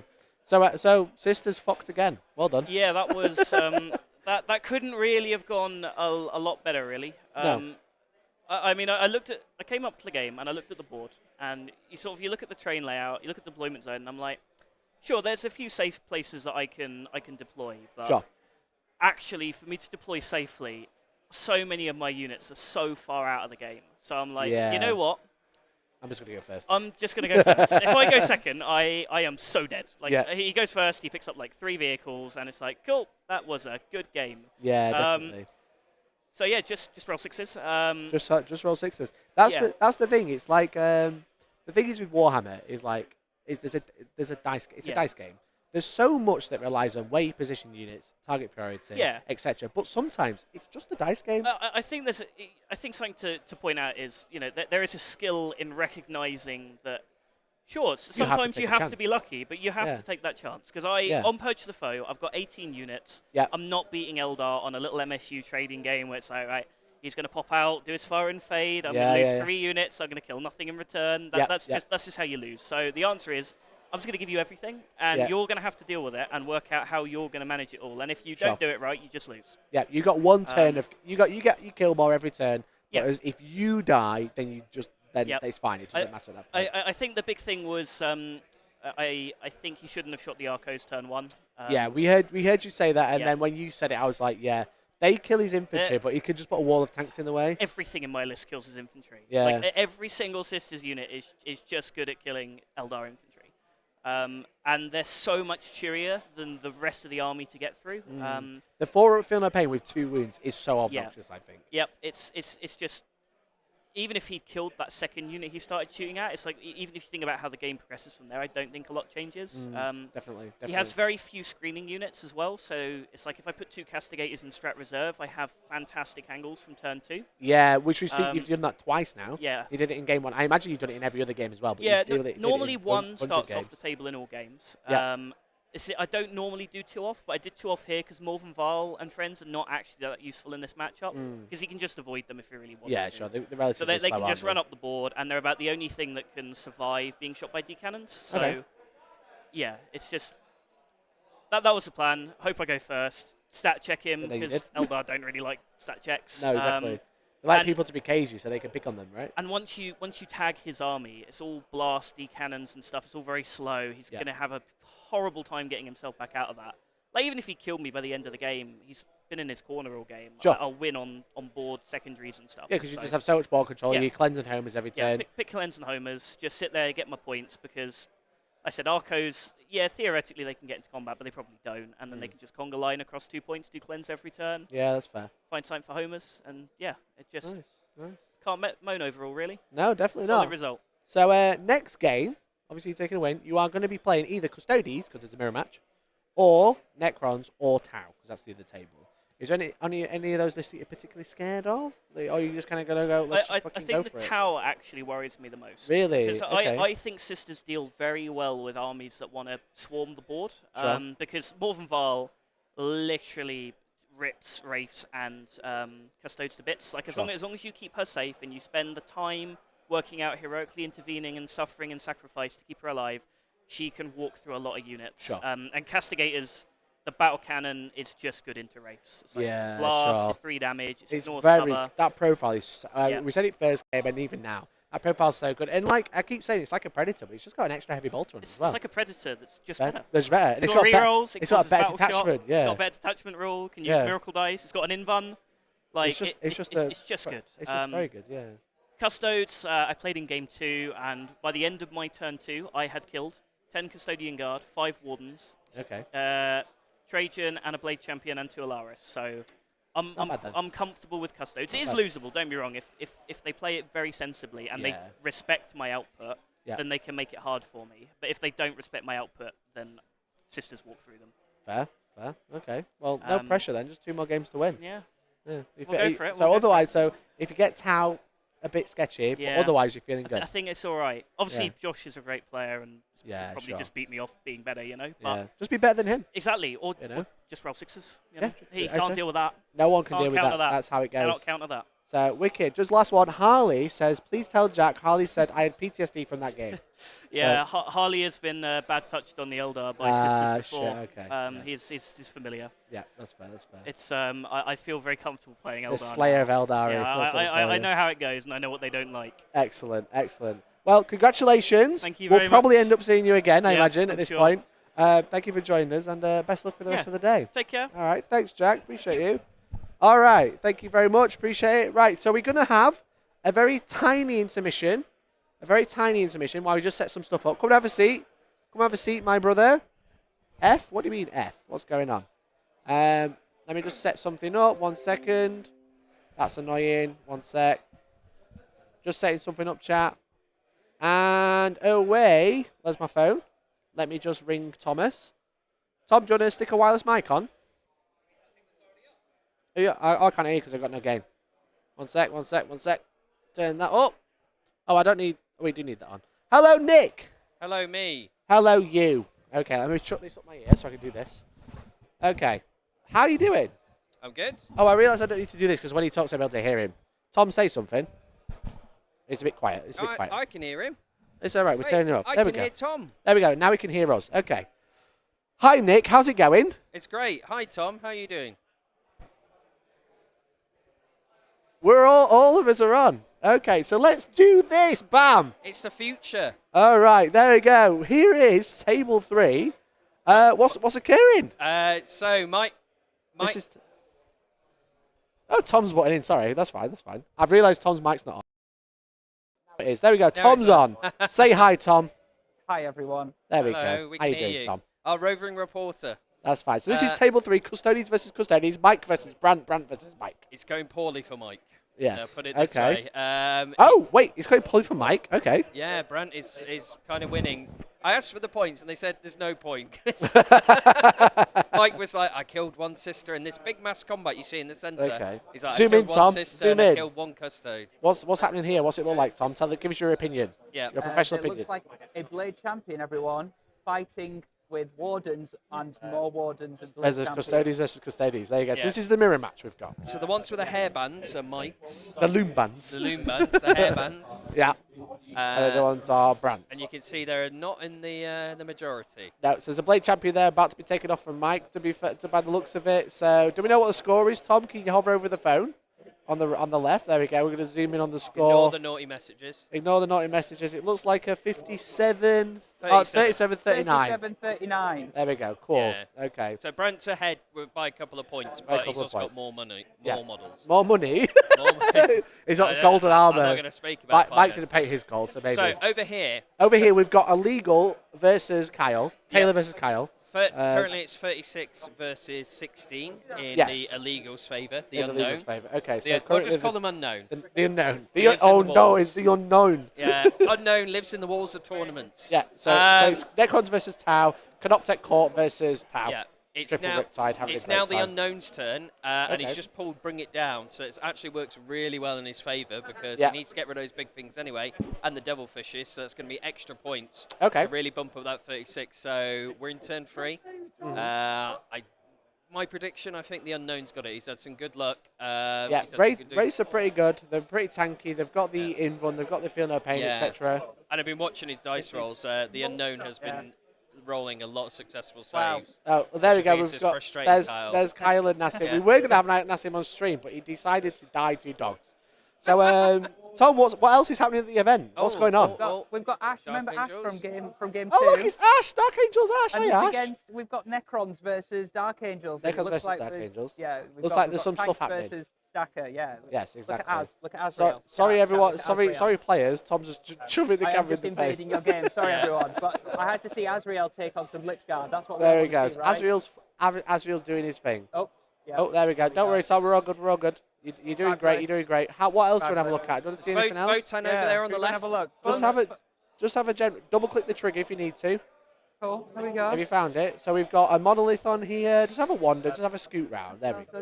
We've got some some more. raids. These are really nice raids. They are pretty race. Look at those. They're We've got nice. some Drakari Incubi versus some Necrons. Yeah, this is looking good. Yeah, very cool. Very cool. There you Orcs to go. your right, Oh, we've got more orcs. golden We've got boys. orcs. These There you are go. big Everybody factions. wanted orcs on the board. There they are. There's the orcs Oh. on stream. You've got it. What else We've we got got? some Thousand Suns versus Death Guard. Ooh, Look at that. Look at the light up great and clean one. Oh, look at Versus him. Magnus. He's That's so looking good. That's so That's, cool. Rotigus, I I can think. get like some sort of epic. Yeah, it's close-up for you Rotigus. already. Oh, Look at baby. that. Oh, look at that OSL. baby. Yeah, look at that. Normally you have to use paint to get that. I effect. know. What the good, hell? bro? There we Yeah. go. There we go. They're having a great time by the looks of Had a it. good time. All Then I think right. We've got a lot of done bottom table games. A lot of We've got bottom table some- games. Okay. Eldar, Go through the door at the bottom Oh, on no, the no, right. there's Go Baneblade, Baneblade. What? Wait. There's a You want me to go through Baneblade the to your door? right, Baneblade. Not that door. Left. What Go door? left. Go left. That's right. Left. Am I going Left. to reach this far? Okay, Yeah, you're all good. right. You're good. We're all good. We're going through. There we go. This is. Oh, we're lagging a bit. Keep going forwards. We're lagging a bit. There we go. We're back in the room. We've got a Heresy event log. Look at that. Space Marines on Space Marines. Oh, Marines. We're going to call it Spot the non-Space Marine faction. So there's 2 Space Marines there. I found There's 2 non. That was quick. There's one. That was quick. There's I think another one. there is one more. Okay, Tom, your sound has gone, so don't worry about commentating. As you get closer back to the desk, it will pick up again. But I would say for distance, we're doing all right. Yeah. And you say we don't cover other events. Look at that. We've Clearly got we do. AOS time. We've got Marathi. Try and say hello, Tom. hello, everyone. I'm You're There we back go. in the room. Got you You're back in the Oh, room. back in the room. It's fine. So Come what on, do you we're reckon just to streaming AOS? Everything is great. What do you reckon to AOS, Tom? Oh, look at this. I mean, AOS. That's has got Brett's corn in army. it. Look at Brett's army. It's very Oh, pretty. very nice. If you remember the right? bum crack we had on stream yesterday, this is the army that painted it. This is I'm glad he's. Please tell us, chat, do you remember the bum crack? Do you remember bum crack from round 2? That's a very cool army. Let's have a look around as well, see what else is going on. I'm gonna have a look at these Sons of Behemat. That's the right army, right? That's the right. We got King Brod and his pals, his old boys. So nice. Well, they're very cool, very epic. What else is going on? Anything fancy? Anything cool? The bar. nice What? We've got a Seraphim flying there. turtle. I don't know what you That's a you'll know flying AOS turtle. version. Yeah. It's a Idoneth Deepkin versus Lizard Men by the looks of it. It's called Yeah, a those are very Leviathan. cool. A Leviathan. That's the one. Yeah. That's about. Look, we cover other events, chat. We cover all events, Yeah. all at the same time. So as you can see, look, we've got Chaos versus Some Flesh Ogroids Eaters. there. Flesh Eater Courts there. That's Yep. having a great time. On the right, Say hi we've to got stream, everyone. We're just streaming. we've on got the Baz versus I don't know his opponent, but that table. looks Say hi, like what. Baz. Say hi Hello, to mate, stream. you alright? There we go. We've got Baz is on saying stream. hi There we stream. go. We've got Slaves to Caradron. Darkness. Is it Slaves to Darkness, Tom? Is it Chaos Warriors? Yeah. Chaos Warriors with There some we sexy go. ice bases. They're Look at very them. sexy bases. Look at that. Demon Prince with a Oh, elastic band. Don't with his smoke. weapon. Don't smoke chat, as it says. Right, what's on at the bar, Tom? What's at the bar? What's oh, at- hold on. at the This guy bar? wants to show his Demon Prince brother. They've got brother Demon Oh, Princes. we got a Demon Prince. Oh shit, son! Look at Look at those. them. Oh, Look at wow. Guys, we that. should play AOS. The models are AOS so has just pretty. got just All right, better, telling you better now, painters. All right. All right, better painters. Want to go to the bar? All We're right, gonna what go we to the bar. ordering? What's on at the bar? Anything cool? Okay. What pastries we got? Oh, we we've got got donuts. donuts. Oh, there we go. Pano chocolate. Oh, there's a Oh, cheeky very croissant down There's there. a Very sliced good. cake in the back Straws. as well, apparently. Oh. On tap today we have espresso martini Smirnoff. Pink martini. Amstel. Oh. We've got Carlin for those two. Double you know, Carlin. Let's Or go. Madrid. who Madrid. don't like their inside. Got a bit of Madrid, yeah. All right, Madrid, nice. guys, this is what stream's all about, This is right? what- And right. also there's tea and coffee station, a courtesy of Goonhammer. Free Thank tea and you. coffee at Goonhammer Open. Let's go, Yeah. baby. Cool. All right. Say hi to Go Alger above the on stream. judges. Tom, Say hi, have we got- Goonhammer. We- Say hi. Wave There we go, Zach. There's Zach. Zach's He's waving. running the AOS Right. event. Tom, have we run out of stuff to look at? That's it. All right, That's mate. We'll it. cut you off now. Thank you. Love we- you. Bye. Bye. There we go. We literally covered the entire event. All of it. So Non-stop. So that's Unstoppable. it. That's it for today, right? No more coverage. No, we have another game in about an hour. Okay. So we're going to have a little break now. Thanks so much for tuning in. Thank you, Tom, for the roving reporting. You are a legend. That was really good. Did you enjoy It was that? really That good, was yeah. good. Yeah, The more microphone cut out at the bottom. Yeah. only when you went through the door, really. Wow. Yeah, And yeah. the phone was the fine. magic though, right? It did. You were like Yeah. traveling through the warp in time, 10,000 years before. Very nice. So you went- Just need a better mic, and that's it. It's the future. That's the better future. cameras, better mic. That's it. So Very, thanks so very much for important. tuning in. Really appreciate it. And we're going to have a little break now. Yeah. So we'll be back with another game. Again, we said at the start, we do have an issue. Because Taylor Swift, this one is fine. But the But one the unknown. the unknown Taylor Swift, the opposite, in a dark era, Yeah. can't play on stream. So we're gonna have to. He's only allowed near the walls, and we've got no walls near the We've got no stream walls, table, so we're gonna have to do some figuring out. Okay, we're gonna have to work out what's going on. Well, we'll have So- 3 winners next round. So There's a potential. one of the winners will play someone who's lost, not won all their games. Correct. And potentially the way it works, because we've got 6 rounds, we could Let, theoretically. let's not spit it out. Josh is probably going to win this game. Yeah. Brant's probably going to win this game, and then we've got Jack. So they're probably the 3 winners, unless something happens on. How the pairings work. It's, We're going to have could have 2 of them Brant. pair up, and then 1 of them pair down. Yeah. We're going to take the table that doesn't have Josh on. Yeah, basically, we'll get the one Okay. well, That- yeah. Whichever one doesn't have Josh. So it's going to be either the paired down table or the 2 winners, which would be actually more ideal. Yeah. After that, if Josh wins again, we're gonna have to suck it in. But all right. game 6, you never know. If Josh loses a game, if they all Potential. lose one game, it could be whoever's got 5 wins and done best. Exactly. Potentially, so who knows? So that's where we're at. So thanks so much for tuning in. Come back in just shy of an hour. Get ready for the next game because it's going to be a big one. All right? Big one. I agree, James. Probably not most people agree with that reference or know what it is. I have no idea. Who games on a board like this? Over to you, John. I've got no idea what that is. So thanks for tuning in. Through the keyhole. And I will catch you at 1. Go grab some lunch. Bye-bye. Bye.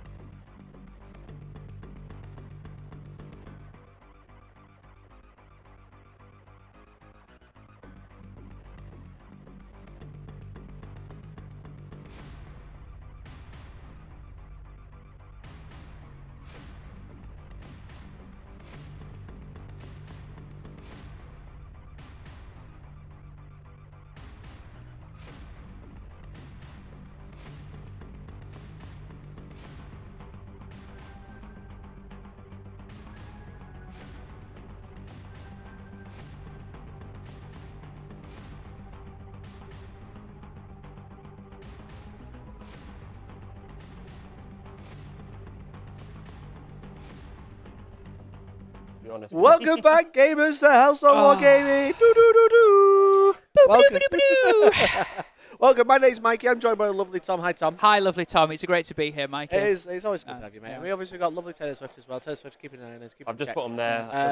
We're having a good time because it is round 5 of the Goonhammer. Yeah, I've just put them behind. Basically, the corner of it is there. There's a nice spot where the best part is, it's no, Tom, you don't. I'm going to do pretty much exactly the same. Yeah. You've got an adult job. Don't do that. It's cringe. Yeah, right. And the best part is, lads, the best part is, what's the best part, Tom? It's top table action, baby. Top table action. We've got Mr. Jack Foxtight. Fox tight. He has slayed all his way to game 5.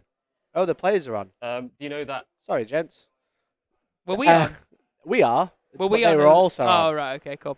Hello. Welcome. My name's Maggie. This is Tom. Lovely Taylor Swift. Lovely Tom. Hello. We're Fox. Round 5. Leicester. Having a great time. We've got Mr. Jack Foxtight versus Brant. The Golden Stone. The Stonewall Johnson. Yes. Okay. His last name's not Johnson. It's Wilson. Is it? Okay. Yeah. Wilson! Have Yes. anyone seen the film? Castaway? Cool. God knows what he did with that ball. But anyway, we've got Custodes versus Sisters this time. It's an exciting game. This is table 1. It is table 1. And both of these players undefeated. They've gone through some difficult matchups. Let's not kid ourselves. We've seen 2 of Jack's on stream, both great games. Yeah, exactly. We know that that Brant had to defeat a Custodes mirror to get here. Yeah. Mike, who was on stream yesterday, smashed him this morning. He discovered which the wish version of the Custodes were. It was Mike's. Yeah. So they were like, "Oh, you're just not as good." No, We've got the genuine offering right now. We got the real Golden Bros chilling with Brant. We got to come up with a nickname for him. Yeah. Brant Fox. Brant. I don't know why I keep saying Fox. I know, but you all right? I say it a lot. Are you sexually frustrated? Who knows? Who knows? So that's what we've got for you lined up today on another table, which we'll be getting updates from later. Yes. We have Josh Roberts, also undefeated. Going against someone who is known very well, Nassim. Yes, Nassim Fuchain, whatever you want to call him. He's doing great. He actually paired up into Josh. You did. Because Josh is the only other undefeated player, barring these 2 players we've got on board on the game right now. He lost earlier in the tournament, but he's playing a very, very good guard list. He is. It's lots of indirect and lots of just like 3 squads of Kazakin that are 10-man, lots of utility units as well. So he's, the other thing that I think I went up to the table before we started, the only thing Nassim isn't as happy about is Dawn of War deployment. He's closer. Yeah, Dawn of War's not good. Not good because like with guard, if you like diagonal, you got that long. Yeah, those basilisks and manticores and stuff. They've got a good 2 or 3 turns before you feel really threatened. Whereas Dawn of War, it's a bit like if you can only back up so far, right? You got to spread out, which you don't want to do. Yeah. So that should be an interesting one. Yep. Which could be interesting. And we'll be giving you updates about that one and doing our best as we can. So this is what we're at now. We're at Dawn of War, baby. Yeah, man. We're on Dawn of War. It is Sisters versus Adeptus Custodes. And let's have a look at the mission. Yeah. Scorched earth. Let's set fire, baby. We're gonna burn some objectives. We're gonna raise them to the ground, and we're gonna fight over the middle 3. Probably that's normally what happens on this one, right? Yeah, exactly. So so 5 objectives. Hold 2, hold more. I think. Hold 1, hold more.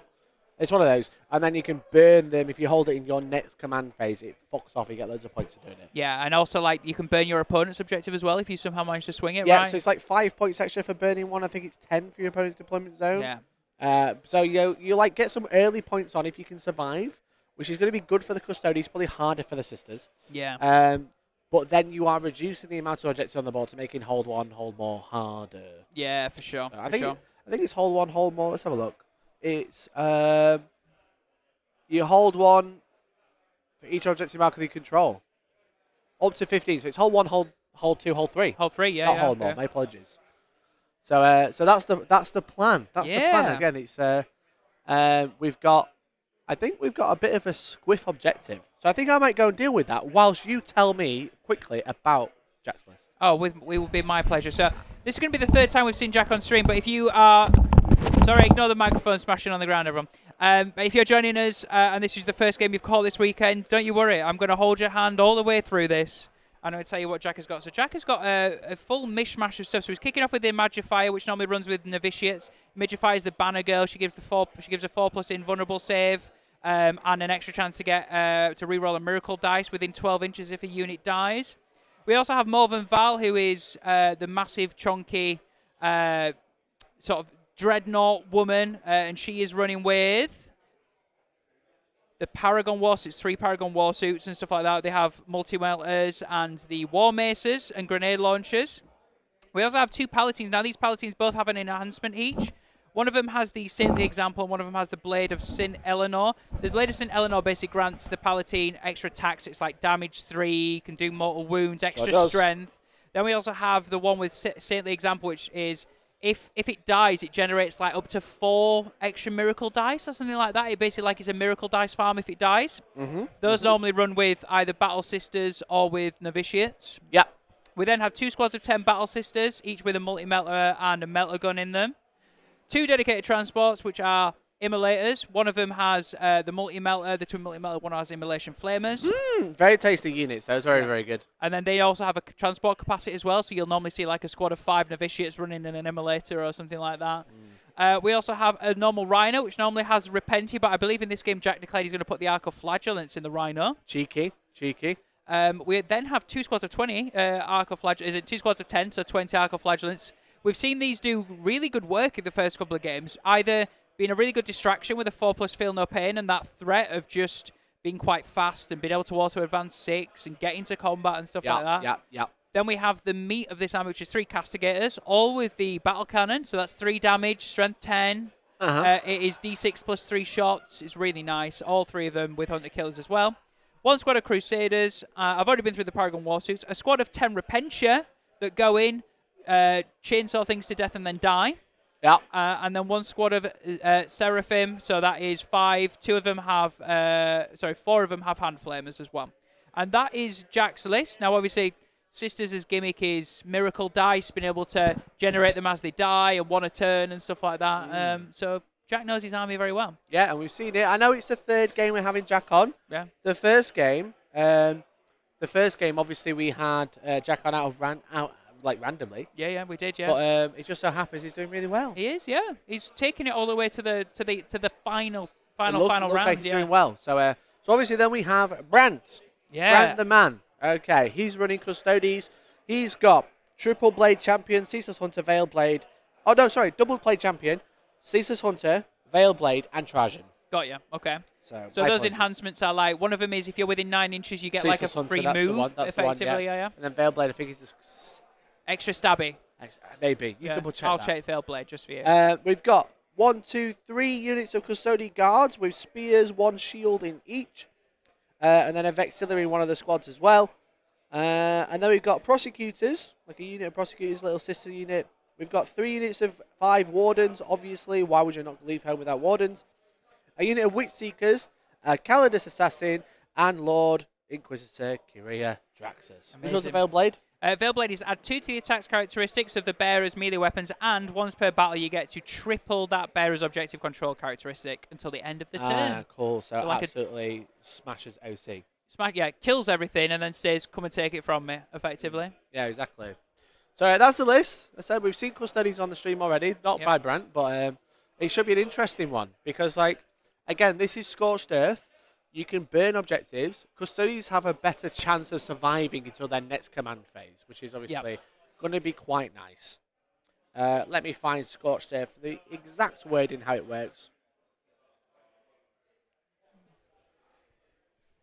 So Scorched Earth is... Oh, I thought I had it, but I don't. Tom, stall. Stall, Tom. What, you Scorched Earth? Stall. Oh, I'll stall. So from the second battle round, each player shooting phase, you can do it. If you're not battle shot eligible to shoot. Start players controlling players' next command phase. If that unit is within 1 inch of an objective marker whose turn it is controls, that objective marker is burned and removed from the battlefield. You score 5 extra points for every marker that is burned in no man's land and 10 in the opponent's deployment. Yes. Do work, correct. So you need to always watch your back on this one, right? You don't want to be letting them threaten your home objective because that is worth the most points. But at the same time, you need to be pushing out enough that you're controlling at least 2 of those middle objectives. Yeah, you know 2 what I mean? to 3 because it's max 15 a turn. Yeah. So 15 a turn, you don't need to burn any objectives, but if you are burning them, you're reducing the opportunity for your opponent to be taking them back. Yes. So and making it harder for them to hold 3. Yeah. But again, it's like you've got a turn to respond though, because obviously you've got like the command phase. Yeah. It's in the shooting phase. It's until your next command phase. So your opponent has a whole turn to shoot you off the objective, make you get away from 1 inch of the objective. But it's not like within the objective; it's within 1 inch. Yeah. So it's got a smaller gap. Yeah. But it does make it. It makes it a little bit more interesting. It makes it a little bit more of like a to and fro rather than just like I'm better than you. I've burnt it. So it should be interesting how this goes.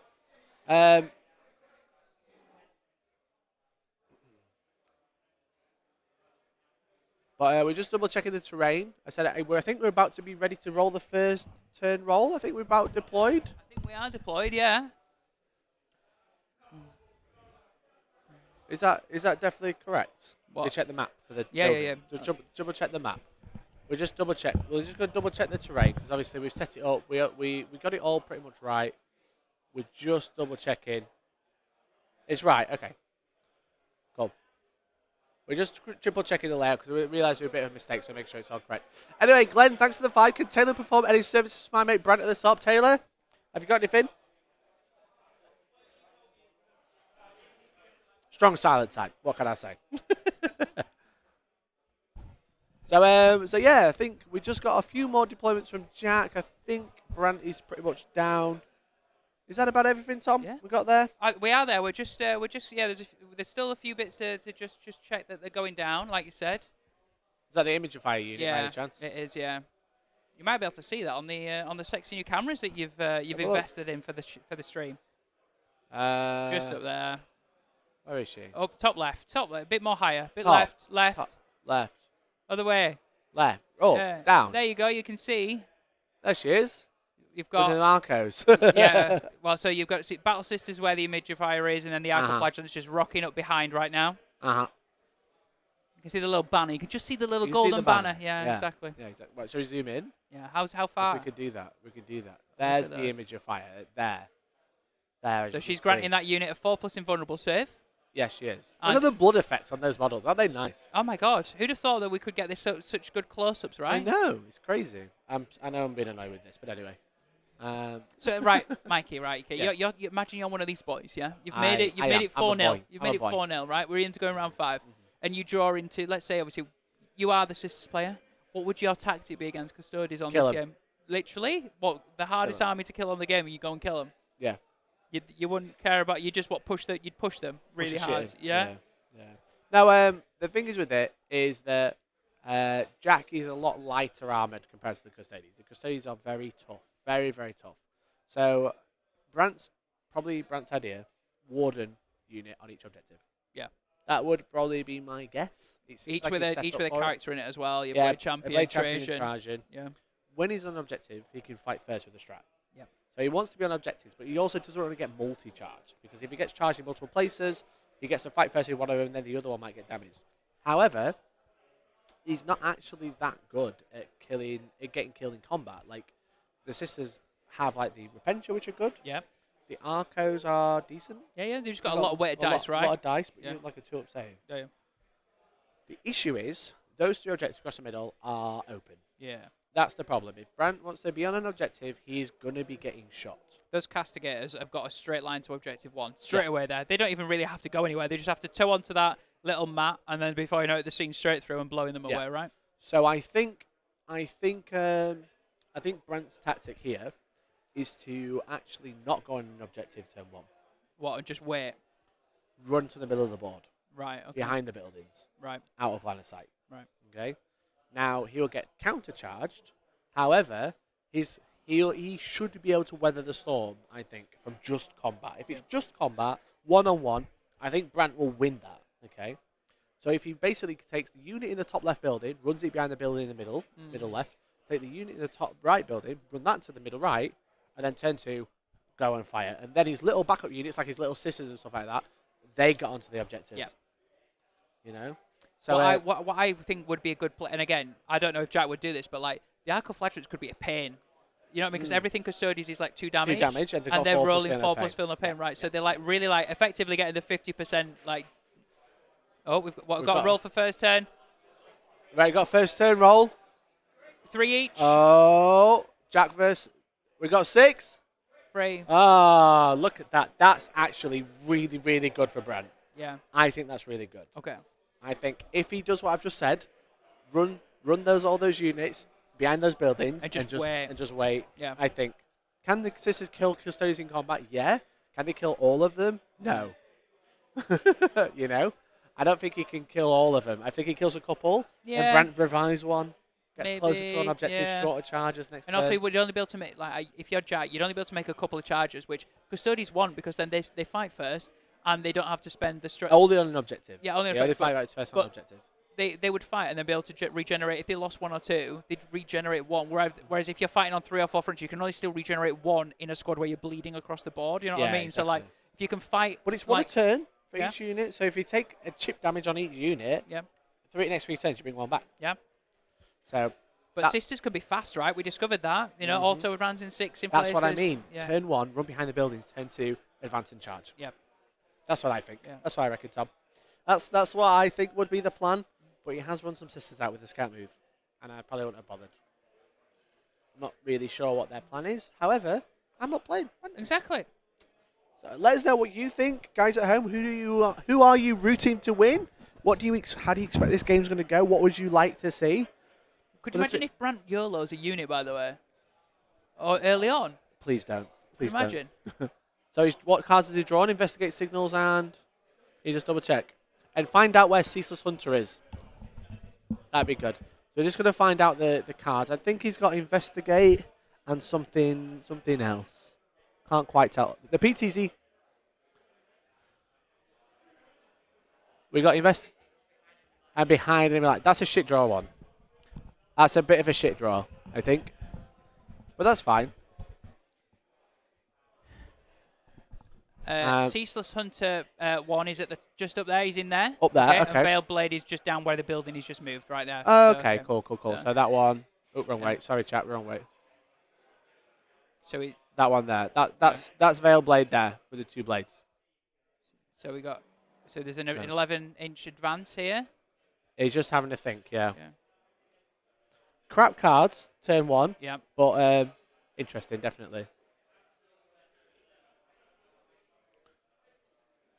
So thank you for joining us on this Sunday afternoon chat. We appreciate your lovely company. It's good to have so many bloody people watching us doing some Warhammer. Yeah, thanks for tuning in. We appreciate you all. Let us know if there's anything we can do to make the coverage a little bit better, a little bit more interesting. We're trying our best. We're trying to bring the best coverage possible. Absolutely. We've got the best angles possible. We've got terrible commentators, Oh, but it looks speak nice. for yourself. I've heard that Sky Sports are coming for me after this to start doing like full-on esports for Warhammer. All right. Sure. Hey. Okay. Don't shrug me off like that. He's doing the right thing, though. Look, he's advanced behind the building. Effectively staging for next turn, right? Yeah. Waiting, basically saying you're going to have to come to me. Yeah, because think about it. If we look at the top down, Jack's not going to get a great line of sight. He's got 2 castigators on the board. Yep. And has he got 1 on the right? He has. He's got all 3 castigators on the board, sorry. So now that 1 castigator on the right may be able to draw a line of sight if it's very lucky. Yeah. Okay, if we have a look, 1 second. Let's see if we can have a look at that. This side.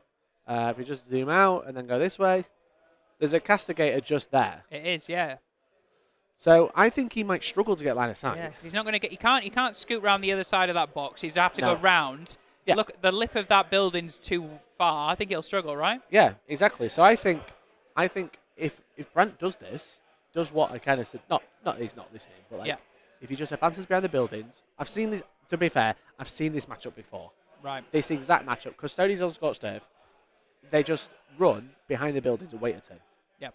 Because they don't need to come out. So actually going first is actually, yes, Brant does have at the bottom of turn. However,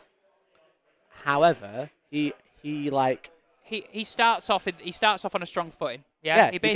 He's effectively guarding the 3 objectives. Like we saw with Jack last game. Yeah. He ran to the middle and wait and weathered the storm. Yeah. He's got a turn of just running and not getting shot. You know?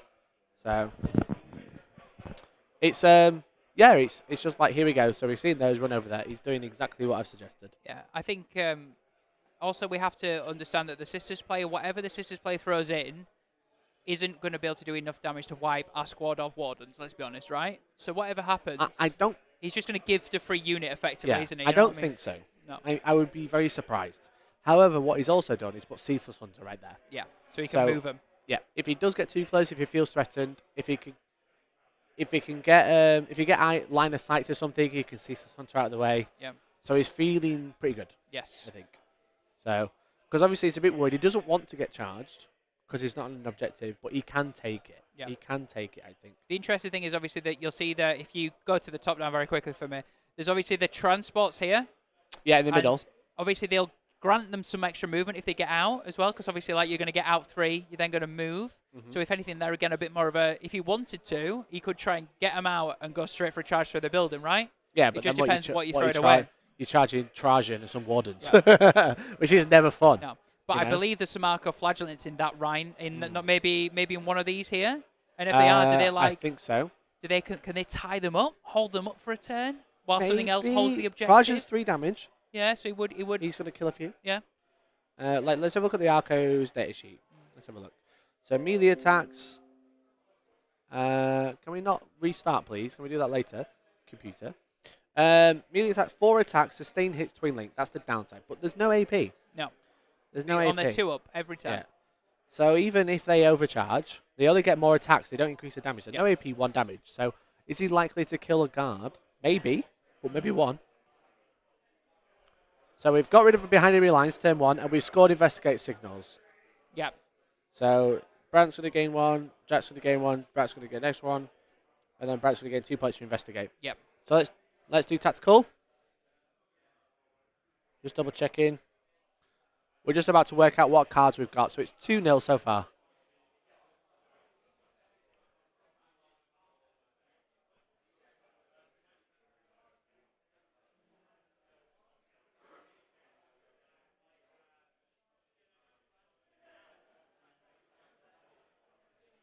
Okay, so unless Trajan's getting a fist of Arco Flagellants, yeah. No, exactly. So skill numbers on hold 2 objectives. Yeah. And assassinate, kill a character. So killing the character is going to be quite difficult, I think. But secure no man's land, hold 2. He's actually, Brant's not holding an objective, so he's going to be very easy to grab them. Just needs to grab 1, right? 2. Sorry, 2. Yeah, sorry. Extend is 1. Yep. Secure is 2. 2. Yep. However, he's putting himself in charge range. Yep. So. How many is he willing to get the points now and lose the unit effectively? 5 or is 5 points. It's not bad. No. You know, it's 5% of the points you can score in a game. Yep. In 1 card. But as you know, like he's just going to get countercharged. Yeah, he is. Yeah. So he's got advance and charge there. He's got Caesar's Hunter on the left. He's got Trajan on the other side. The Trajan's just more tanky. Yeah, for sure. You know, ignores modifiers. It's a lot more killy because you can't make him -1. You can't reduce damage or anything like that. And also, he's just killy as fuck. Yeah. You know, strength 10 -3, 3 damage. Can make himself have 12 attacks. Is it 10 attacks? Double his attacks with a shackle. Yeah. So 10 attacks if he needs it. 2 up in if he needs it. -2, 3 damage. He's a chonker. You know what I mean? Yeah. He was also Jack was just working out what he does about the unit of wardens, which has the Caesar's Hunter. Yeah, because Top left. He doesn't know how to play around that. If I get within 9 inches, you could come at me and move block me, or you could retreat, right? Yeah, exactly. It just means that Brant has that in his locker to do what he wants with. Being able to react to your opponent's movement phase can just scupper all the plans, right? No, exactly. So anything Jack does, if he wants to go, I'm going to charge, it just pulls out where he can't reach him. Yeah. You know?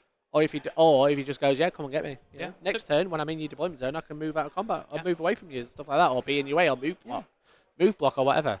Because that's another good way to deal with it. It's just like, I'm going to move this unit. All right, cool. Now I'm going to move block another unit so you can't move something else. You know, it's a great little toolbox bit to have. It's a very scary Caesar's Hunter. Very, very scary. Well, it's also like he could move it. Like, let's say if Jack lines himself up for some great shooting angles with the castigators, which is probably what he's worried about, right?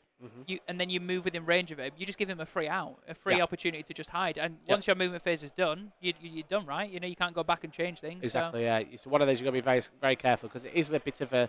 It's naturally a gotcha mechanic. You know what I mean? It's like, oh, you've ended with 9. Okay, my turn. So, yeah, it could be an interesting one. Again, he's like, Brant's going to score basically no primary turn 1. Or turn 2, sorry.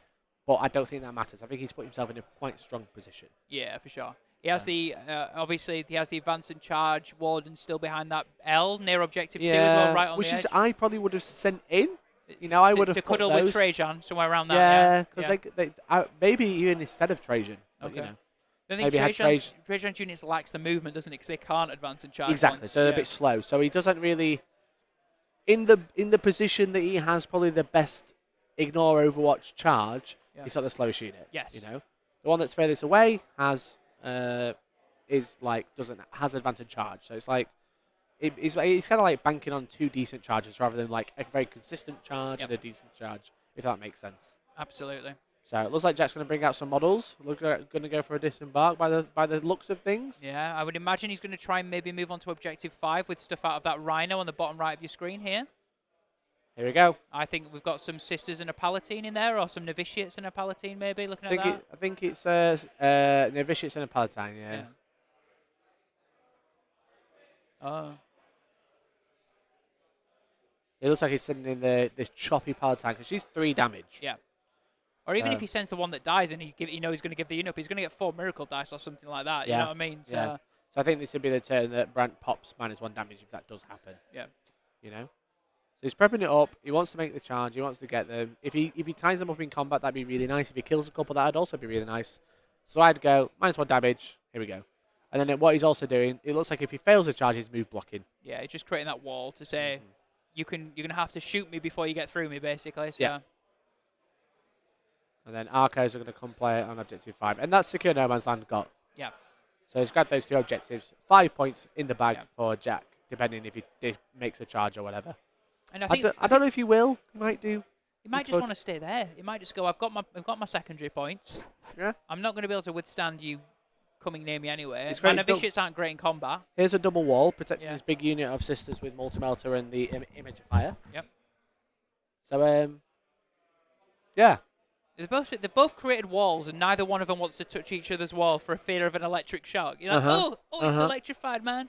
So they're gonna just wave the swords at each other, be like, I will get you eventually. Yeah, just like a nice defensive wall. You can't get through it. Yeah. And it's going to be interesting to see how Brant responds. Yeah. You know. See, they're great. Some nice, great model placement. Knowing that obviously you can't just do a massive conga line anymore. You're going to make sure that 2 models are within the range. Which is why he could have done with advance and charge there, because he could have advanced around it and charged through. Yeah. But there you go. But then he's dealing with Val as well. Yeah. You know. But he's still got Val. He's got 2 castigators up there. So it's going to be interesting. What you need is good at move blocking. Any of them. But those 2 units are move blocking currently, Mick. If I remember, I think Novitiates are like 75 points. Let me look at that list. They're cheap, They're so cheap, right? So if you They're wanted worse Battle Sisters, and Battle Sisters are quite cheap. 85 points for that, okay? For 10 people, like, they're just worse Sisters, but cheaper. So he can afford to let them die, you know what I mean? Yeah, he doesn't need them. They're nice. I feel like they're ablative wounds for the Palatines, you know? Yeah. Just double checking what he's trying to check. I think he's just trying to check the movement. As in how far they can maybe get with an advanced charge, maybe, or something like that. Looks like he's going up on the flank. Again, move blocking, not letting his castigators get charged. That's by the looks of it. But he's got an advanced charge in his pocket there. Yeah. And exactly that, Miss. So he's like, they move block, and then if he does lose them, he gets miracle dice out of it. So especially one of the Palatines, who when she dies, he gets D3+1 instead of just 1. It's obviously very, very good. That is the Palatine, which has, it's called Saintly Example. Oh, okay. Yeah. Yeah, give me loads of miracle dice. Watch this. Yeah. Basically, she's dying like a saint and setting an example to everyone else to die like that. Basically, that's what she's doing. There you go. Swapping all these transports around, putting in a Vitiate squad with a Palatine, the punchy Palatine into the Immolator in the middle. And the other one is the, if you kill this Palatine, I get loads of miracle dice. So he's sent her forward. She's on objective 3. Yeah. And those Arcoflagellants, again, I think maybe Jack has identified the Arcoflagellants aren't really going to be killy this game. They don't have that in a bit. They're a screen unit so now, because they're a tough two screen wounds, unit. 4 for no pain. Yeah. So he's already got his like second line of defense sorted, hasn't he? He's got that sort of like, come at me and I'll castigate, I'll blow you away next turn, you know what I mean? So that's what he's done down at the bottom. He's moved blocks with the other Arco unit to stop the castigators getting charged this turn. Yeah. Because he could. With an advantage charge, he could charge him.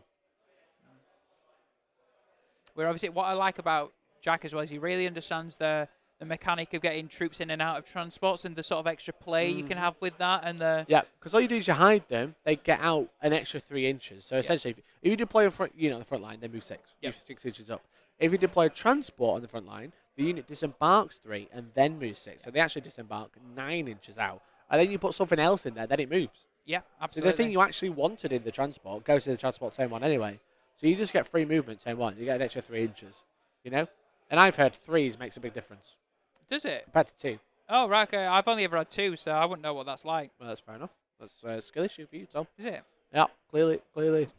So like, there's the thing is Brant is a very strong position. It's like he's kind of just gone, here I am, you know. Yep. Here I am. You have to deal with me, or I'm going to charge you, and I'm probably going to kill you.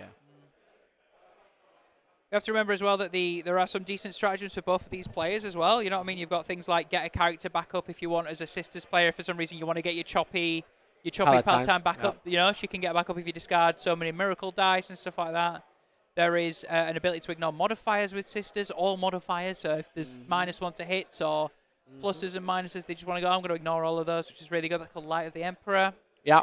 Got Holy Rage, +1 to wound until the end of the phase. In melee, so that's fight. If you wanted to go in and try and make sure that you're not just wounding on 5s or 4s, you can wound on 3s, something like that. Yep. Spirit of the Martyr, which is if a model is destroyed and it has not fought, you can fight with it. So that means that if you're going in first and Custodes want to fight you, you're still getting a chance to swing, right? That's decent. Yeah. And Rejoice the Fallen is... You've just seen him pull a Castigator back as well, just to confirm. As you were. And your unit could shoot as if it were the shooting phase, but must target the enemy... must only target the enemy who is shooting you if you do so. Shoot back. Yeah, effectively. So you might see that. That'll be pretty bad for the Custodes to kill like 1 or 2 Sisters in shooting, which is likely. Yeah. And then for them to shoot back. So that's going to be a bit rough. I like the terrain bases. Yeah, this is by Bandua Wargames. Great company, great set of terrain. We really like it. So the terrain bases mark out where the terrain is laid out. That's what blocks line of sight, whether you're in or out. It's a really nice way. It matches the terrain, which is cool.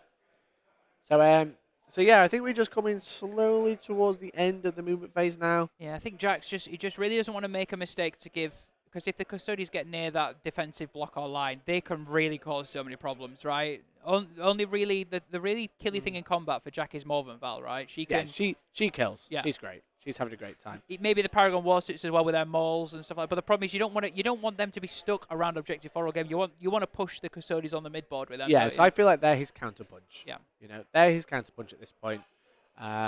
Something gets into his deployment zone, he sends Paragon Warsuits and Val in there. So yeah, like they're a bit slower than vehicles. They can't jump through the walls. They have to go around, which is why he's not like pushing them into the corner, which is obviously what normally you see a combat unit. He's keeping them back so they can run around, you know? Yeah. He's got an Immolator, a Castigator protecting him for Overwatch if he needs it. Just shooting whatever goes for the middle. Yeah. What I would say as well is that shooting-wise, the Custodes don't really threaten any of the big vehicles in shooting. So as long as you keep your distance for a bit, and you can effectively stick a Castigator out in the open on your back line with a good line of sight. Yeah. And if you've not got anything to worry about, it's not going to laser cannon you. You know what I mean? So. So there we go. That's the end of Jack's turn as well. Wow. 5 points to secure no man's land. Lost the score sheet. Where's the score sheet? There it is. Secure no man's land for 5 points, and he's ditching Assassinate. Okay. So he's generating that CP there as well. Yeah.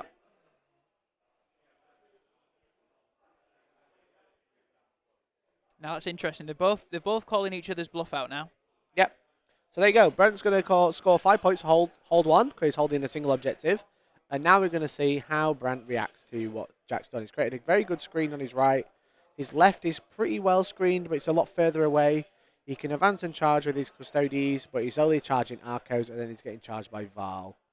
Yeah. So I'm not sure what his plan would be. I'm not sure what my plan would be at this point. It's a very tough position to be in. Do you at this point just try and flip those objectives yourself, if that makes any sense? Just but like you don't want to sit out in the open in front of 3 Castigators that are 3 damage. They pick up. But then do you pull that first? You know what I mean? You go, you hope that he doesn't get more than 1 or 2 kills. You know what I mean? I think the only thing he's really got. I don't know, Tom. I'm failing. Good. Yeah, that's good. Which is exciting. It means it's exciting. Yeah, exactly. Yeah. Oh, so we got a 6 on a miracle dice. Let's just double check the cards. Watch this, Tom. Are you ready? Ready. Storm hostile and no. What's the one? Is it still? Catch enemy outpost. It's the only one that ends in oast. So catch enemy outpost is his second card, as you can see. He could do that. He could advance that warden unit, charge the emulator, sit on that objective. Yep. He could get capture. Well, but depends. then, Can that unit get round those arcoflagellants? That's the real question. no, the unit up top. Oh, right. Okay, got the you. advance and charge unit. Yeah. Yeah, true, yeah. You know? Unless he's going to...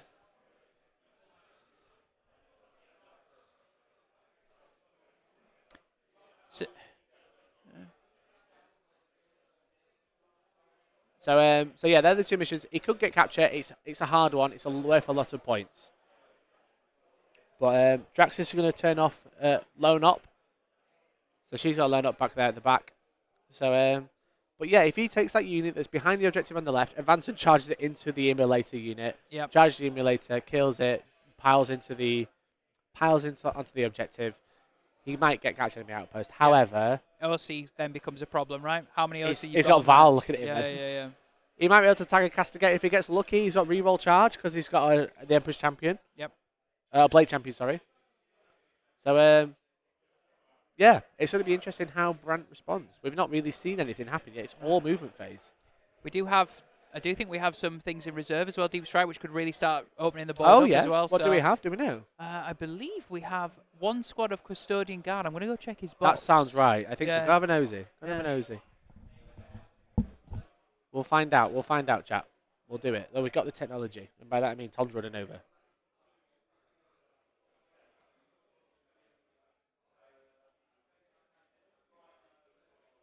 So it looks like he's bringing his other unit up to deal with this flank, which is a nice play. He's had them staged very nicely. Looks like we've got two squads in reserve. Two squads in strat? Yeah. Oh, okay. So that's interesting, right? Yeah. So he could charge this side, go for it. You know, it's going to be interesting to see how he deals with. Like, he looks like he's going to fight on two fronts. Trajan behind the wall, fight through there. Yep. He could go around with this unit. That unit could stay there. I don't know.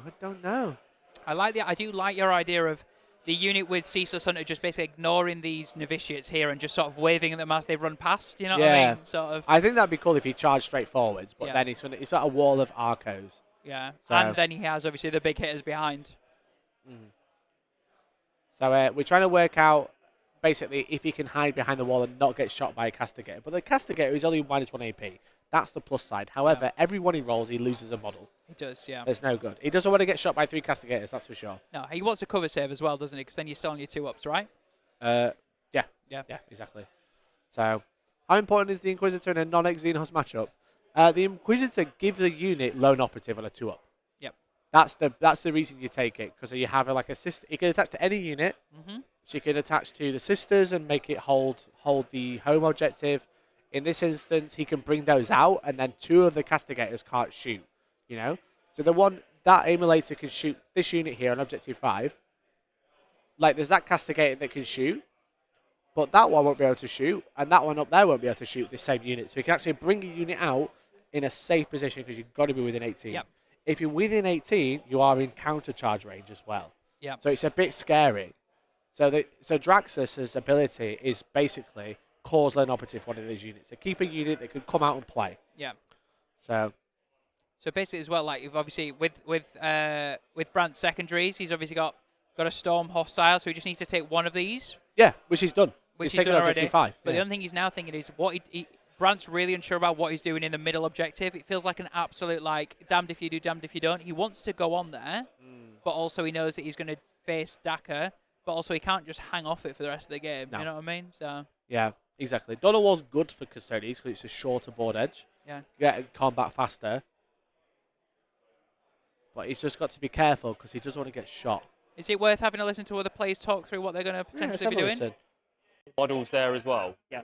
To screen the deep strike out. So 9. There is a gap, but I'm assuming you're not fitting 4 Custodian Guard in there. Yeah.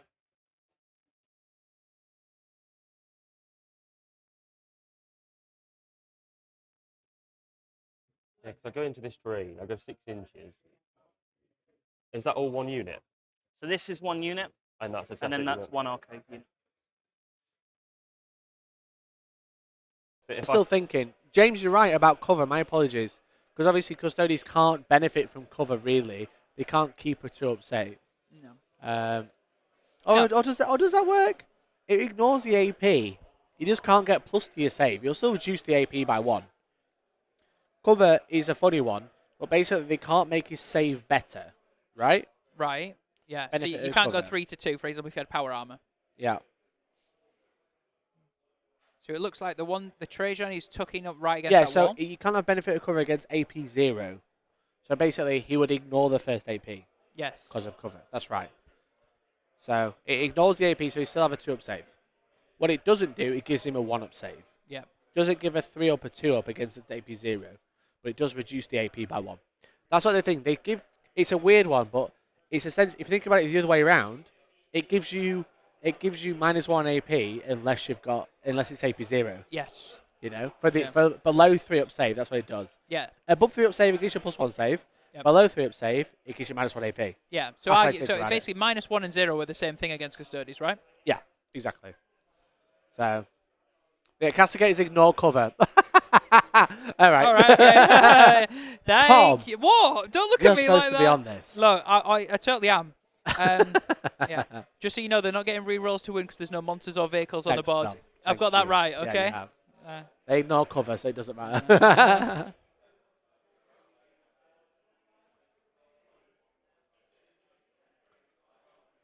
That's funny. That's very funny. all that chat. We were wargaming out this huge thing that wasn't actually a thing. It was great. God damn it, Tom. God damn it, Tom. So Brant's just considering whether he wants to put something on this objective.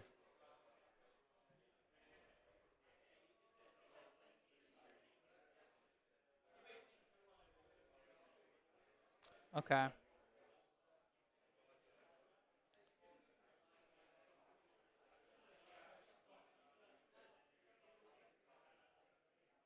So we're just working out. He's trying to stay out of Overwatch with the emulator. Yeah. Because he's got Witch Seekers, they have flamers themselves. They might be able to pick up that unit.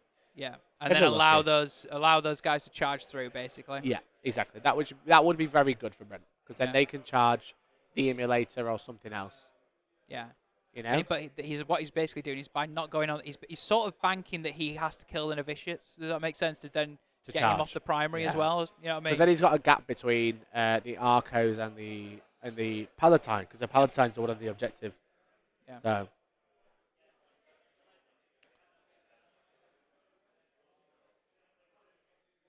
So, yeah, both of these gents playing a really clean game. They're both having good discussions about what they're doing, what their plans are. Can I do this? Is that okay? If this happens, this happens. Really, really good sportsmanship on this top table, which is really nice to see. What you love to see, right? You don't want people to lose by not knowing something that's quite obvious to the other player, because that just feels like a cheap win, right? You want to make sure you played right to the best of your abilities, you know.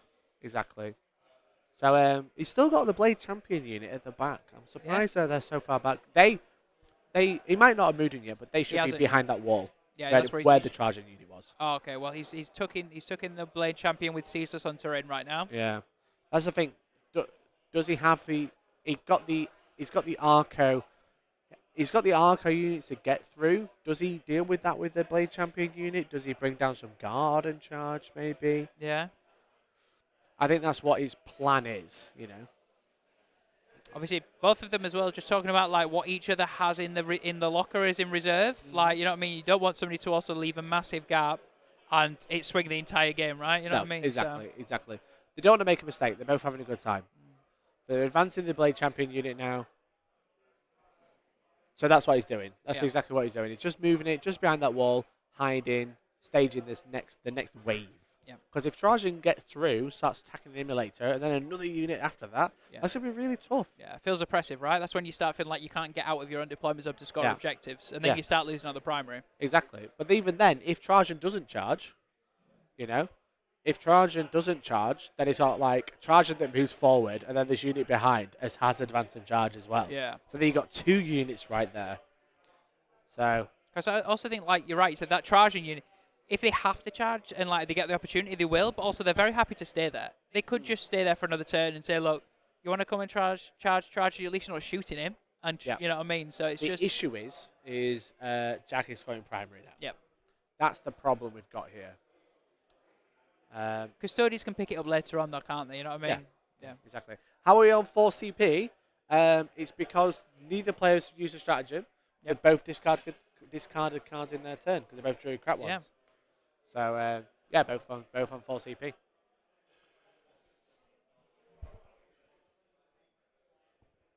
So what we're doing? Think about a deep strike over here now. I'm just gonna do it. So not be shot. Yeah. It won't happen because I think I can put him here and he'll see you that way no matter what.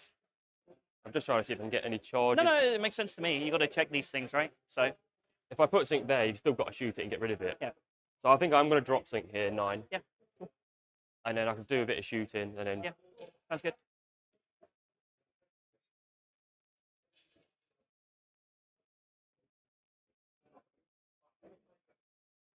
just a small cock up with the score, guys. 17-15 to Brant.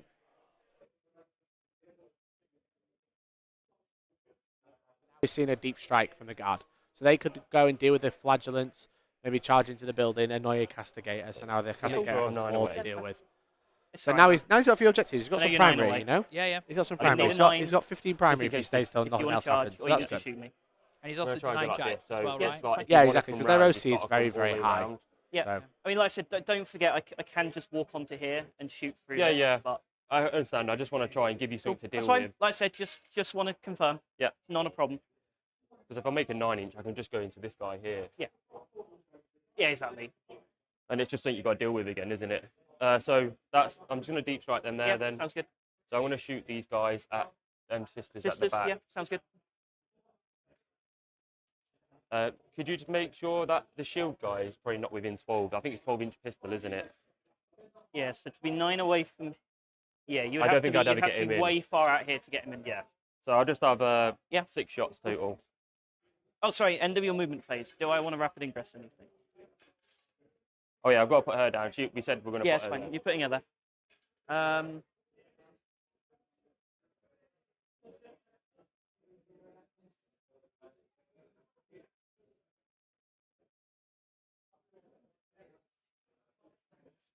If I were to go...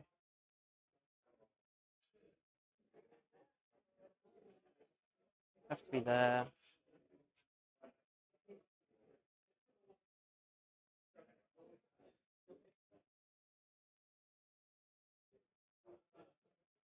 Just 2 shots each, no rerolls. 2 shots each, no rerolls. Blade Champion doesn't have a shot. Okay. So it's 10 shots total. They're flamers, so I obviously don't want to be within 12 of them. I don't hate that. So lets me fly over here and be irritating for a turn. Knock you 5, because I don't think I'm going to beat you by killing you. I think I have to beat you by outscoring you. I think I have to do that. Let's see. Your spears are -1, aren't they? AP 1, yes. Yeah, cool. So what I might do, I'll put 1, 12 from him. So that will be Hand Flamer.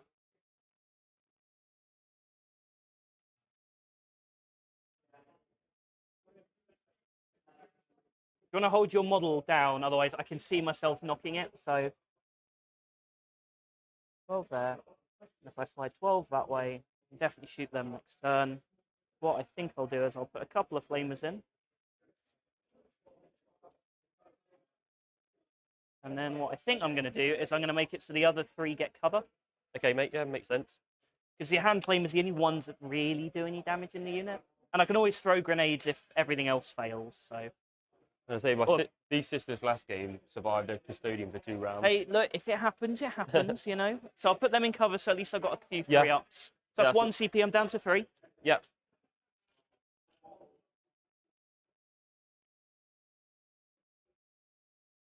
Cool.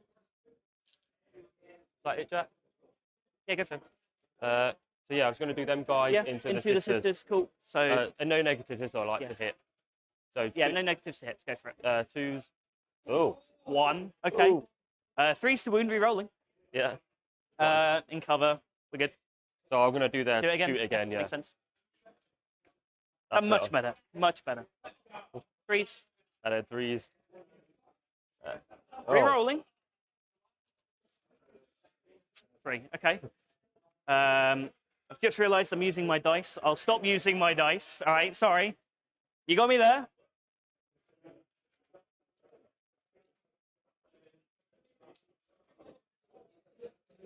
These guys are going to shoot back here. Yeah, fine. 2, 4, 6. 2, 4, 6, 8, 10. Yep. So no negatives. So 2s. Nice. Oh, God. Jesus, you're shooting us bad. Yeah. Oh. 2. The 2 bolt pistols in the corner, they're fine. Yeah. Chat, I took those dice to the World Championships. That's my excuse. They're my dice to the Championships. That's fine. Chat. Some of them I think can see me, so that's fine. Yeah. No, out of range. Out of range. Okay. Yeah, because it'd lip over that to shoot over. Cool. So then I'll do Draxus. Yeah. I'll do these sisters. They're going to flame that one. Makes sense to me. 3d6. So that's 11, 14. Yep. 4, 5. Not bad. Yeah, it's not bad. And then, yeah. So 14s, and then I think it's front 4, so 3s. 3s, yeah.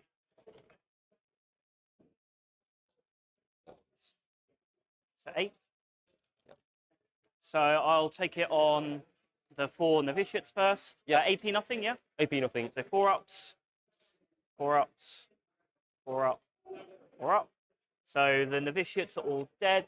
Well, I say the superior's alive. Now they cause a battle shock, don't they? Yes, they do. So to make sure I can actually use my res strat if you kill me, I'm leadership 7, so I'll take a 6 as one of the dice, roll the other, I pass. Okay. And then I'll just do Trajan squad into her there. Oh, can I shoot through there? From these guys here? Yeah, yeah, you can easily see me. So I'll do Trajan. Yep. So 2s, and then 3s. No rerolls. AP 2. Sergeant, fine, fine. And then 2, 4, 6, 8. And then the custodians, the warden, sorry. Yep. All hit. And then 3s. 3s. Please do better than the rest. Oh my god. Man, what are you doing? AP 1, yeah? Yeah, AP 1. So 3 ups on the sergeant. Good. He's dead. And then 3 ups on the palatine. She's good. She's good. She's good. So just the superior's dead. I can see why you claim them ones. They would turn into a 2. Okay, yeah. And then Draxus has just got her shooting, because I don't think these guys can see anything because I'm behind this. Yep. So it's just Draxus. What's within 18 inches of her? Pretty much whatever you want over here, to be honest. Got that over there. Yeah, you got my Magifier unit. So I'm going to do the, because obviously it can shoot twice. So Yeah. I've got everything now into here. Yeah, sounds good. So I'll do Draxus first. So this is the psychic shot. Yep. So I'm looking for 3s because I can see her. So that fails, but explodes, sustain 2. Good gun. And then it's strength 6. Yep, 2s. 2s. Re-rolling. Very good into Arcos. Yep. It is AP nothing though, right? AP nothing, yeah. So you Cool. got. So I've got 3, 6, I'm going to do it 9. on. I'm going to do it on these 3 first. I think I'm going to have 3, 7 in cover in total. Okay, so, yeah. So how many was it? 9. So I can roll 7, 6 ups. No. And then 2 damage each. 2 so damage each. first one, fine. Second one, puts 1 on a wound. Third one, kills 1. Fourth one, puts a second on a wound. Fifth one, kills 2. Sixth one, kills 3. Seventh one, puts a 4th on a wound. And I have 2 more to do. So 3 are dead, 1's on a wound. Yeah. 3 are dead. So it'll be those 3. 1's on a wound. I have 2 more to do. 6 ups. Nope. First one, kills the wounded one. Second one, puts another one on a wound. So I've lost 4. 1's wounded. Okay. Shall I just carry on shooting once you do that, or do you want me to wait? Yeah, you can keep on shooting. That's fine. I've got the 3 custodians, so 2s. And then 3s. Yep. With Re-rolling. rolls. Or AP ones, these ones are. So 2 damage each. Oh, I First forgot one. to do a devastating wound. Oh, sorry, we'll do that in a minute. First one's good. It was 4, yeah? 4, yeah. Second one kills the wounded one. Third one, we're good. Fourth one, we're good. So I lose the wounded two. And then the devastating wound one from Draxus. So 3s. Ugh. And then 4s. 2 devastating wounds. Kills another one.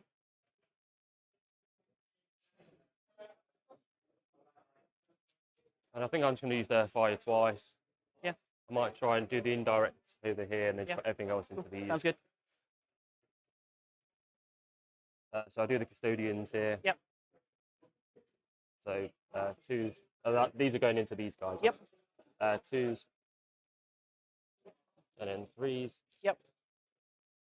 2 rerolls. 5. That's on these. Yeah, AP1 these ones are. One's on a wound. Fine. 3. Kills 1, 4. Kills 2, 5. Fine. So lose 2. Take these 2. Yeah, makes sense. And then Draxus indirect there and Draxus like thingy Yeah, there. of course. So the devastating wound one, failed twice. Yep. Then 4s, 2 devastating wounds each. 1 dead. One's on a wound. Yep. Leave that one. And then indirect gun. The indirect gun into that unit at the back. 4s. 4s. Yep. All right, 1 explodes, so 2 more go back in. Yep. And then 2s. You're rolling. Tell you what, it's a good thing I've had the rerolls, isn't it? So AP nothing, if that helps. Okay, so I lose 1. I'm almost tempted to kill. That's right, I've lost 1 anyway, so.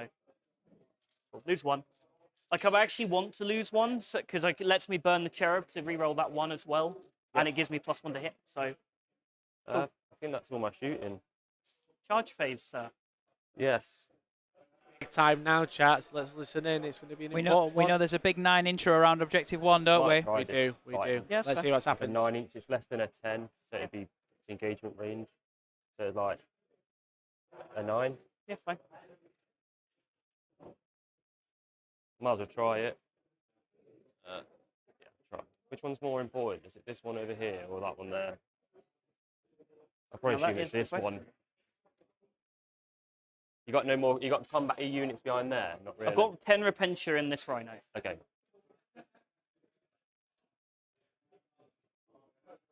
It's like a trade, isn't it? I go up, charge, maybe kill that vehicle, then you come out, kill me, and then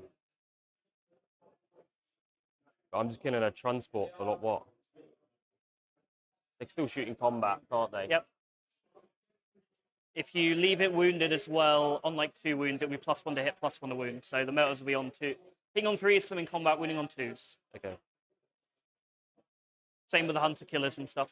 Yeah. I either stand there like and get shot. Yeah. Right. I think either's fine. Don't hate either choice. Because I charge in, go in there, consolidate into like the guys. I still get charged. I'm gonna do it. I'll try it. Yeah, If I get it, I get it. Yeah, if you get it, you get it. Cool. Nope. Nope. Don't think I'm gonna. Do I try and CP it, or do I just keep my CP? Because I'll go up to 5 anyway. I'm gonna burn capture. I'll get it because I'm gonna get 2 CP anyway. So I'll try the 9 again. So I'm gonna spend 1 to 3 to try and get the reroll there. So I'll get the 10. Yeah. So they're going into there. Yep. And then I'll try the 9 Yep. into them guys. Cool. You're making both? Yep. Well, you're giving me a lot to do next turn. Pardon? That's great. That's great. 2 charges made. Those dice are fine. Yeah, exactly.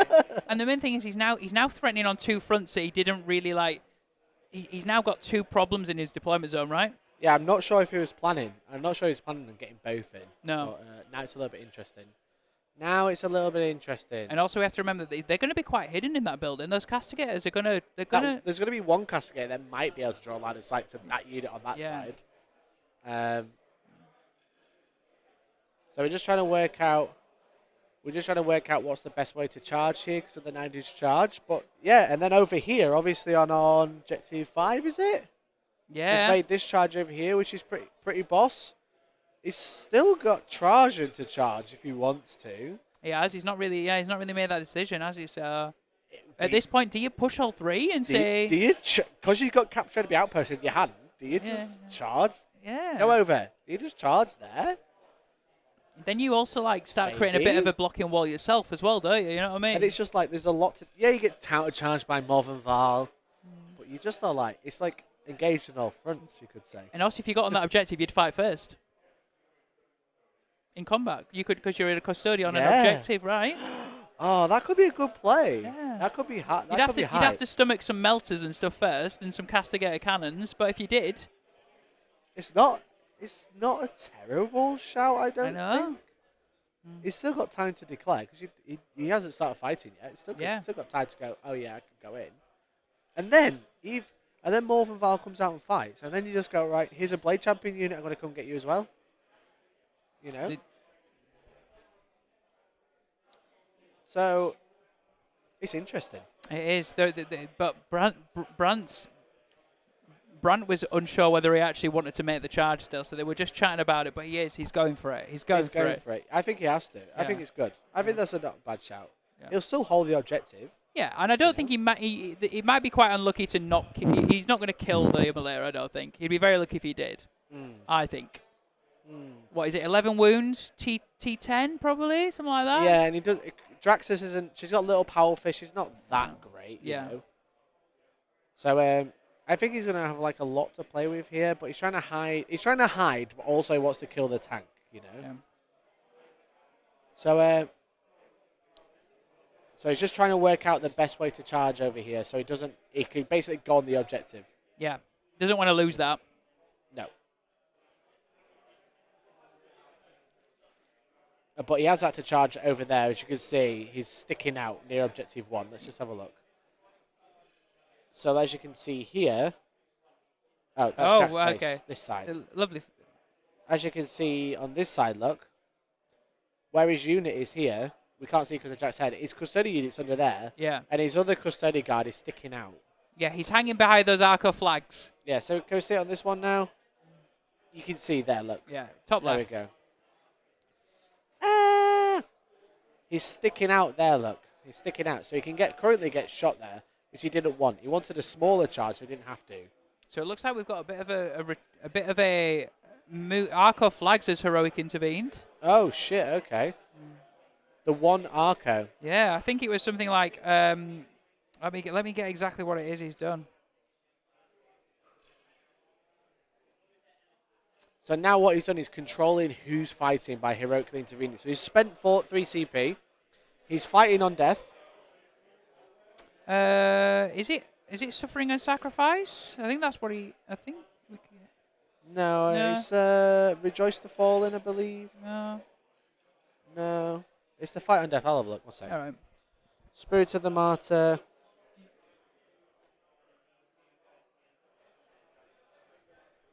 Can you just double check? Is it Divine Intervention? Double check which strat it is.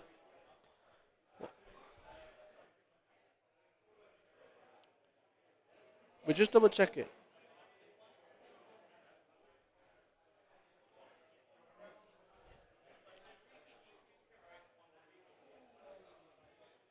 But that's not the right.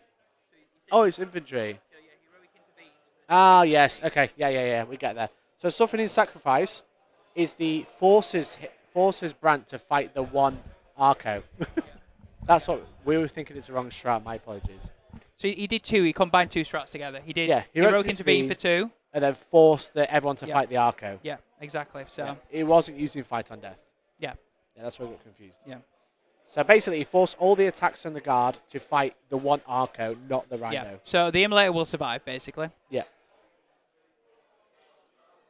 We got there. We got there in the end, chap. So it ain't dead. It was a great play, yeah.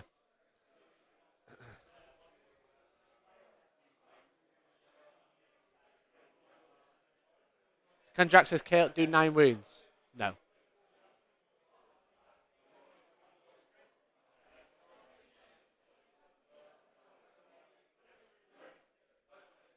Cool.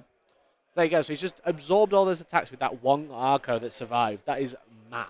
That is actually crazy good. So that was really good. That's just shows he knows his army really well, does Jack? Really does. Yeah. Yeah, exactly. Can we have that? There we go. So that's fighting over there. So he was talking about not using fight on death, which is where I got confused with the straps. Yep. So anyway, we'll cut over and let them chat. Yep. So these are the spears. Oh, got to take them out, Jack. Yeah. Sounds good. These are the spears. So 2s. Not bad. 1 lethal. Yeah. Oh, yeah. I know you're winning on 2s, re-rolling 1s anyway, but you never know. You never know exactly. And then re-rolling the 1s. Yep. I'll re-roll that one. Yes, right. So 3, 6, 9, 12, 13. Cool. Can you keep a pile of 13 dice? Because I'm going to struggle to track this one mentally. And I'm just going to roll sets of 2 Fiona Pains. I'm going to keep tabs of how many you died. You just move dice across for me. Okay, so this is like 1 attack. I'll move a dice away. So 1's on a wound. 2. 1's dead. 3. 2's on a wound. 4. 2's dead. Fine. 6. 3's on a wound. 7. 3's dead. 8. 4's dead. 9. 5's on a wound. 10. 5's dead. 11. 6 dead. 12. Fine. 13. 6 dead, 1's on a wound.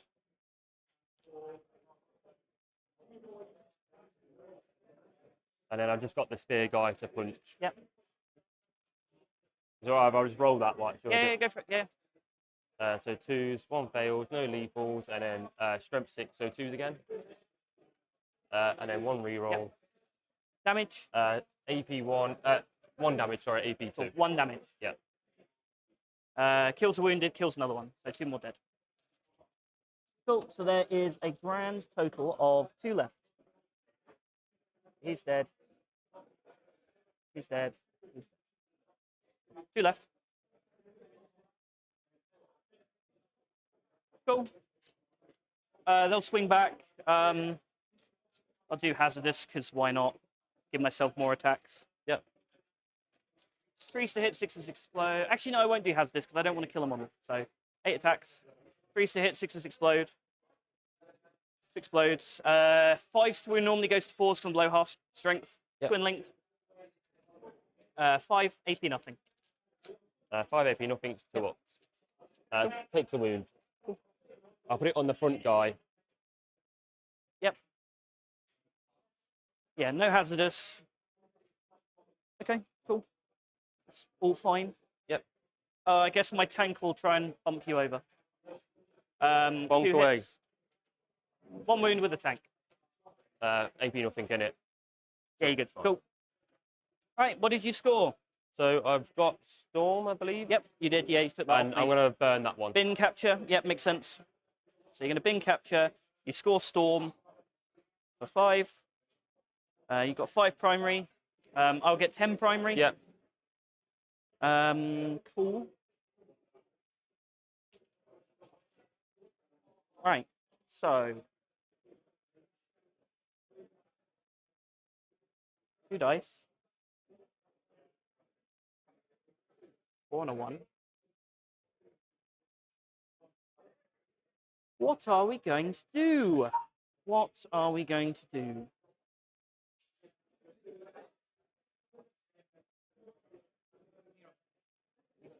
So I can check the score. Is that what you got the score at currently? 20. 25 to me, 22 to him. That's after my primary. I haven't drawn any cards yet, which I haven't put his primary on. I've got capture enemy outpost. It's the right turn for that. And bring it down, which I can't score. So, all right. Well, it's a good turn for capture enemy outpost. So yeah, I got 25, 22. I just put your primary on. Okay. I mean, you couldn't pull that at a better time, could you? No, that was the best time. I could have got that. So, and they fly 12, don't they? So yeah, and they shoot and then move 6. So. Battle shock for the Arcos over there. They pass on an 8. Yep. Okay. Well.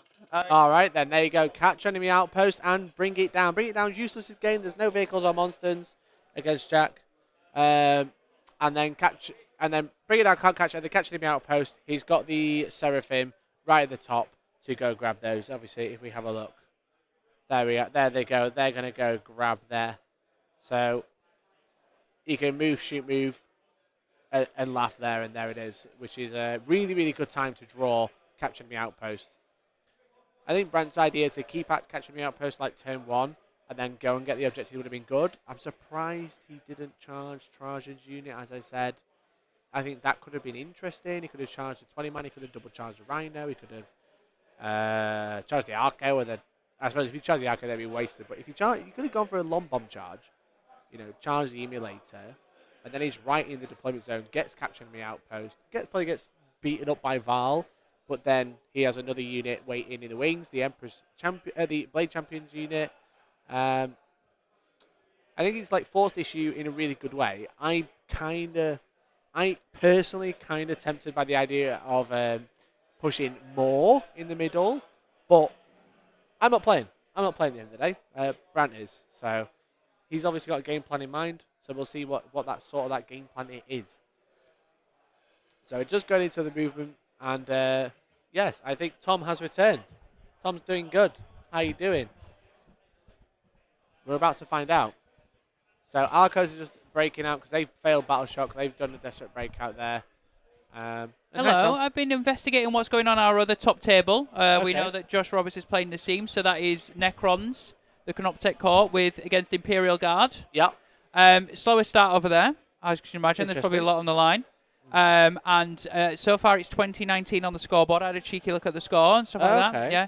Doesn't look like it. Looks like that Nassim went first, but we're into Nassim's top of turn 2 now. If that makes any sense. Cool. So it looks like he had a turn of maybe doing some indirect fire, but the Wraiths seem to soak it up by the looks of things. All the Wraiths are still on the board. 4+5 Finno Pain is really good. And then what else seems to happen as well is that we seem to have lost some Kazakin from Nassim. I think he might have put some Kazakin out to maybe move block or something like that. And there's also seems to be a dead Sentinel. But other than that, everyone else seems to be at full power. Everyone else seems to be sort of where he seems to be in the shooting phase, basically. So it's basically, if this turn goes well, it's looking good.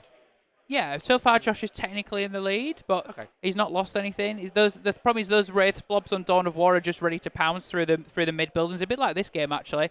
You can sort of see where really nicely. Yeah, exactly. You see where the we know where the Custodian Warden blobs are here. Effectively, that's where the 2 Wraith blobs are. Yeah, makes sense. And Josh is just ready. You know what I mean? You've got one turn to deal with it, and if not, you're done. Yeah. So Did I miss anything exciting here, Mikey? What's going on?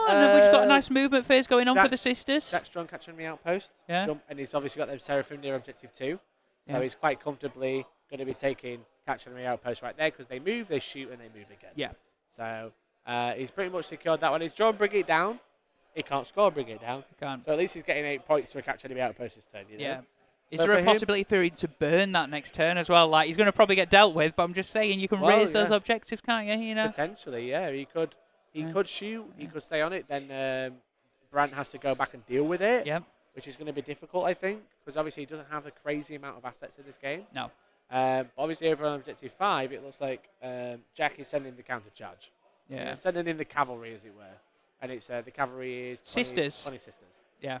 Bad looks. Sisters, a multi-melter, a melter. Just a unit of 5. Yeah, because I think they got out of that immolator, didn't they? Yeah. And they've scooted around the outside of the combat, and the immolator's probably just going to back off, right? Yep, exactly that. So I hope you're all doing well. Thanks so much for tuning in. My name's Mikey. This is the lovely Tom. Hi, lovely Tom. Hey, how are we? I'm good. How are you? We're good. How are you doing, Taylor? I'm really good. Thank you very much. Oh, that's good to know. Yeah, Taylor definitely talks like that. Is that how she... hey, that's just my normal voice. What are you on about? True.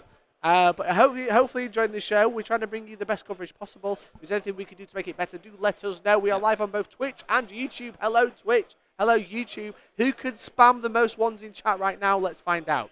But if you want to support the channel, you can do what Tom's pointing to. You can become a member for as little as £1.99 a month. Get to join our Discord community. It's the best place to talk Warhammer and shit about me on the internet. !Discord in chat. That would be really, really cool. Arguably, the best memes ever on the internet will be found in Discord. It's true. I think that's better than arguably. I think that's a certainty. All of the good memes about Nassim losing to a Space War player is great. It's beautiful. It's beautiful to see. So if you want to support the channel, become a member or gift a member or Twitch Prime. That's what we're looking for. We're trying to do that thing. We're trying to grow. We're trying to buy new gear. We've made it so we got new gear. Look at this cool top-down camera. We've got PTZ camera. We've got opposing. We got a butt. opposing PTZ camera. We've got cameras everywhere, so we can see everything. Okay. So if you like what you see, let us know. Please support it. If you like it, then we can do more with your support. Simple as that, right? Exactly. If you want to spend your Sundays watching some of the best players play Warhammer 40k and learning from them, and picking up tips and tricks and stuff like that, and hopefully getting some insightful commentary as well. Yeah, or just entertaining commentary to fill the gaps. What are you trying to say? Are you trying to say we're not insightful? Is that what you're saying? We're just more entertaining. I'm just trying to keep it exciting. Oh. You know? maybe people don't like our commentary. Oh, all right, okay. You never know, do you? Unless you ask. Well, if you do like our commentary, there's another game after this. That's all I'm saying. There is. There's a bunch of tournaments happening here this weekend, as you can see. We have the AOS over there. Shall we go and have a look? Go and have a look at some AOS while we're waiting. Let's look. Can we find a giant? First person to see a giant wins a prize. I don't know what the prize is. That's Carriage and Overlords. That's not a giant. That's not versus Nighthorn. Look at those green babies. There we go. And a beer. We love a good beer. I mean, the man's clearly not driving. The water is being pushed away. The beer is being taken. Sip that beer. Hell yes, brother. Hell yes. Over here, what have we got? We've still deployed. Oh, I see a Bloodthirster, which means it must be Brett Castles. Oh, look, it's Brett. Hi, Brett. Brett. I was looking at him. He's so happy. Say he's hi. So happy. He's having a great time. He's got 2 Bloodthirsters. Who wouldn't have a great time with 2 Bloodthirsters? 2 Bloodthirsters and Scarbrand. Oh, wow, okay. We love Brett. We love Brett. He's a good guy, yeah. But then over on this side, we've got the 40k event, which is happening. Obviously, this is the event we're covering. We've got a bunch of excellent people all playing excellent games. Yeah. Over here is the top tables, right where you can't see. Oh! Hey! Oh my gosh! Hey, hi, chat. how Your you camera. doing? We're waving at the camera, Brant. Don't worry. There we go. Brant was just having a great time there. It was, yeah. So now we've got rest of the movement phase. We're starting to get some more stuff out of these rhinos by the looks of it. Let's have a nosy. Here we go. The sister blob is coming out. Sorry, that was seamless, by the way. Just so you know, the little swivel from the camera there. I was watching it. I got excited for you then for a second. Did you? All right, yeah. Good, that camera was back on the action quicker than I can say. Camera's back on the action. Like, do you mean like this? Look, watch. Okay. We can look at the event. Yeah. Oh, wow. Mikey, there's a big dice roll happening on Objective 3. 3, Mikey. Objective 3. Oh, there it is. Action, man. I love it. Sorry, we're all too excited about this. Yeah. Just so you know, I lied. There isn't really anything, but I wanted to pretend there was. Yeah. So we're just preparing. The thing is with it is like, Jack's gonna kill some stuff this turn. Yeah. It's just how much. Is he gonna kill 1 or 2? Okay, whatever. I don't think Brant will care. Yeah. But the Repentia are coming out to play now. Yeah. I also like the idea that if Jack doesn't get rid of 1 or 2 squads, those 2 squads that are still alive will wreck face in his lines, and that's when you start becoming a bit like, oh no, I can't push out anymore, I can't get anywhere. So. No, exactly. It's the 10,000 men. You know what I mean? Yeah. Just gonna keep running at you, and you've got to deal with it. I think I'm secretly rooting for the sisters on this one. I like the idea of the sisters, the underdogs, toughness 3, going in with basically big chainswords, flamers, melters, and bolters of faith, and they're hopefully going to defeat their bigger brothers. All right, that's what's happening. Mini Journey Gaz. Did you say if you have an Amazon Prime, you can sub from that? How do you do it? And then subscribe with Twitch Prime. The Mini Journey Gaz. That is how you do it. That's how you switch Prime. Thank you so much for the Prime, baby. You discovered it yourself, mate. Well done. Proud of you. Yeah, you did great. I'm very proud of you. You know what? You can have the rest of the day off, I think. Where's my day off? We've got some games to talk about, Tom. Oh, okay, right, okay. Thank you, Mini Journey Gaz. Appreciate you, mate. Appreciate you. So here we go. We're going to start. Oh, baby. Is that the Melter Immolator? No, it's a Flamer Immolator. Is that the Flamer Immolator? Do you know why? Why? It's there. Look, it's there. Oh, Flamer one. Look, yeah. You see that? And that's why those Witch Seekers were staying out of range of the Immolator Flamer, weren't they, for the Overwatch earlier? I remember now, yeah. So like now what we're seeing is he's pushing forward with the tanks, you know? He's move blocked once again. He's got the Palatine. He's got the Sisters move blocking. Yeah. So now Trajan can't charge through again. Which is why he said he probably should have charged her when he had a gap. You know, onto the deployment zone. Yeah, because he's gonna hit another wall of chaff for another turn, right? Yeah. He wants to be hitting the juicy stuff in He's the back just pushing them off for as long as possible. Yeah. He wants to be hitting the Castigators and all that sort of stuff. And he's putting him in a position though, is if he does charge them, he gets shot. Yeah. Next turn. So. Also, the Palatine's still there. Like, she's going to grant either extra miracle dice on death. So does he really want to do that? Dice one, yeah, exactly. He's just pushing out and screening with tanks now. He could. I think he should have gone for it that turn, to be honest, with the charges unit. I mean, if he doesn't win, maybe he's going to rue it. But if he does, maybe he doesn't need our advice. If he wins, then I'll just fucking shut up, shouldn't I? So. Are you excited about the new shield captain, chat? What do you think? The dwarf. The dwarf shield captain. Whoa, he's got a leg power pose on a rock. Okay. He looks so short. He's very wide. It's like he's mansplaining with his legs out wide. You know what I mean? He's like, Whoa. Yeah, it's very odd. I think. He's very, very strange. I think he looks very small. Yeah. And also, I like the new orc guy as well. He's pretty cool with the orc guy with the Nazwagon gun. Yeah, I like how in additions ago, we had the big mech with the shock attack gun. He literally had to have a massissive harness on his shoulder. Yeah. Now the orcs have got so big and full of war energy, they're just like one-handed. Just one-handed. Yeah. Great time. Come at me, bro. Boom. Yeah. You know? Yeah. Exactly. Yeah. Okay, that's the end of the movement phase. Yeah. I could put 2 Crusaders here, but probably not.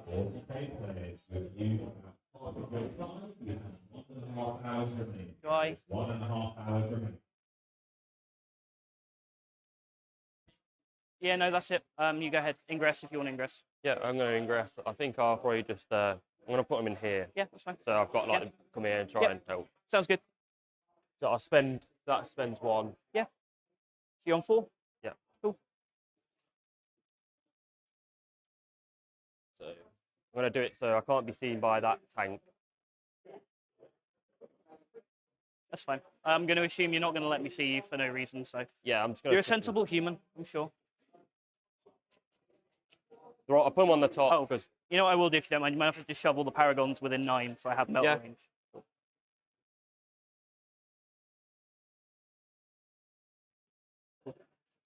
Otherwise, not much point shooting them. Cool. Right. Let's just start with the Paragons, because they've got no other real target, so. The grenades. I'll start with Morven's bolter first. Actually, got a 2 wound dude. Do you want to do anything first of all? No. Cool. Rerolling everything. 1 explodes. 4 hits. Strength 6, so 4s. Rerolling. 4 at AP 1. The first dude is doesn't ignore cover. Not in cover because the wounded dude's there, so he won't get cover. So it'll be AP 2. AP 1. So 3 up. So he's dead, and then the other 3 on 2s. You're good. Cool. Then I'll do Morven's missiles. 2 hits, 3s, 2 wounds, AP 2. 2 wounds, AP 2. So 4 ups. Yep. Do you get cover then now? Yeah, you'll get cover, yeah. So 3 ups. 1 goes through. 3 damage. I'll put it on the shield. Shield, yeah, cool. The little grenade launchers. They get 3 hits. Yep. Strength 9, so 3s. 3 at -2. So 3 ups again. Yep. Good. And then the melters. Reroll everything. And 3s. Roll everything. 4 at -4. They were all in melter range at the start, so every fail is a dead guy. Yeah. They're all dead. Cool. Good talk. Yikes. Ouch. Okay, so that is 1 squad of Custodian Guard dead. Just from Morven Val. Yeah. This tank has nothing else to do. We'll just pop a shot into that unit in there. Yeah. You want a -1 damage? I've got a hunter killer missile and a heavy welter. Is it 2 damage flame or is it 1 damage? No, I'll just leave it. I'll fire the hunter killer. Nope. Always misses. Typical, isn't it? Heavy welters. 4 hits. These are -1 to wound if they're anything high strength, if in case it comes Doesn't up. wound anyway. Big flamer. Oh, 10. good 10. 10. 4s to wound because I'm strength 6 exactly. So that is 8 to AP 1 ignore was a cover. 3 in Oh, is there. there another one? So 7 then. That's all good. No worries. Sorry. So 7 to say that. 7. 2, 4, 6, 7. So AP 1. Yep. 3 ups. 1 damage each. Yep. So guys down to 1. Yep. Cool. Let's get them up them. They're out of the way. The 4 that can see will just shoot the sisters. Yeah, makes sense. Yeah. Don't think I need to do anything. Can these ones see because they're behind the map? I think, yeah, so I'm saying maybe that one. These 2 have got the hand flamers and they have all of them. Them definitely can see anyway. That's fine. I'll roll them first. Maybe we don't need to worry about it. Oh. That is a lot of shots. That's 12, 17, 20 hits. 10, 15, 20. My hand flamers get to be strength 4, so 3. 3s. So 20 minus 5 5 is 15 wounds, please. AP Alright. nothing, ignores cover.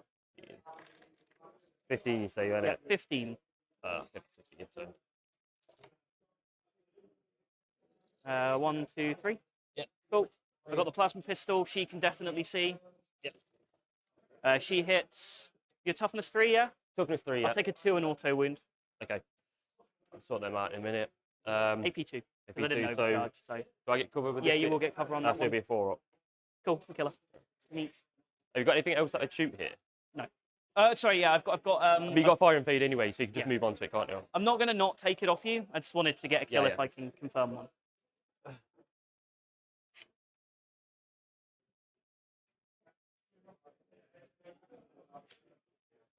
Yeah, just to be annoying. Come back here. Come fight me.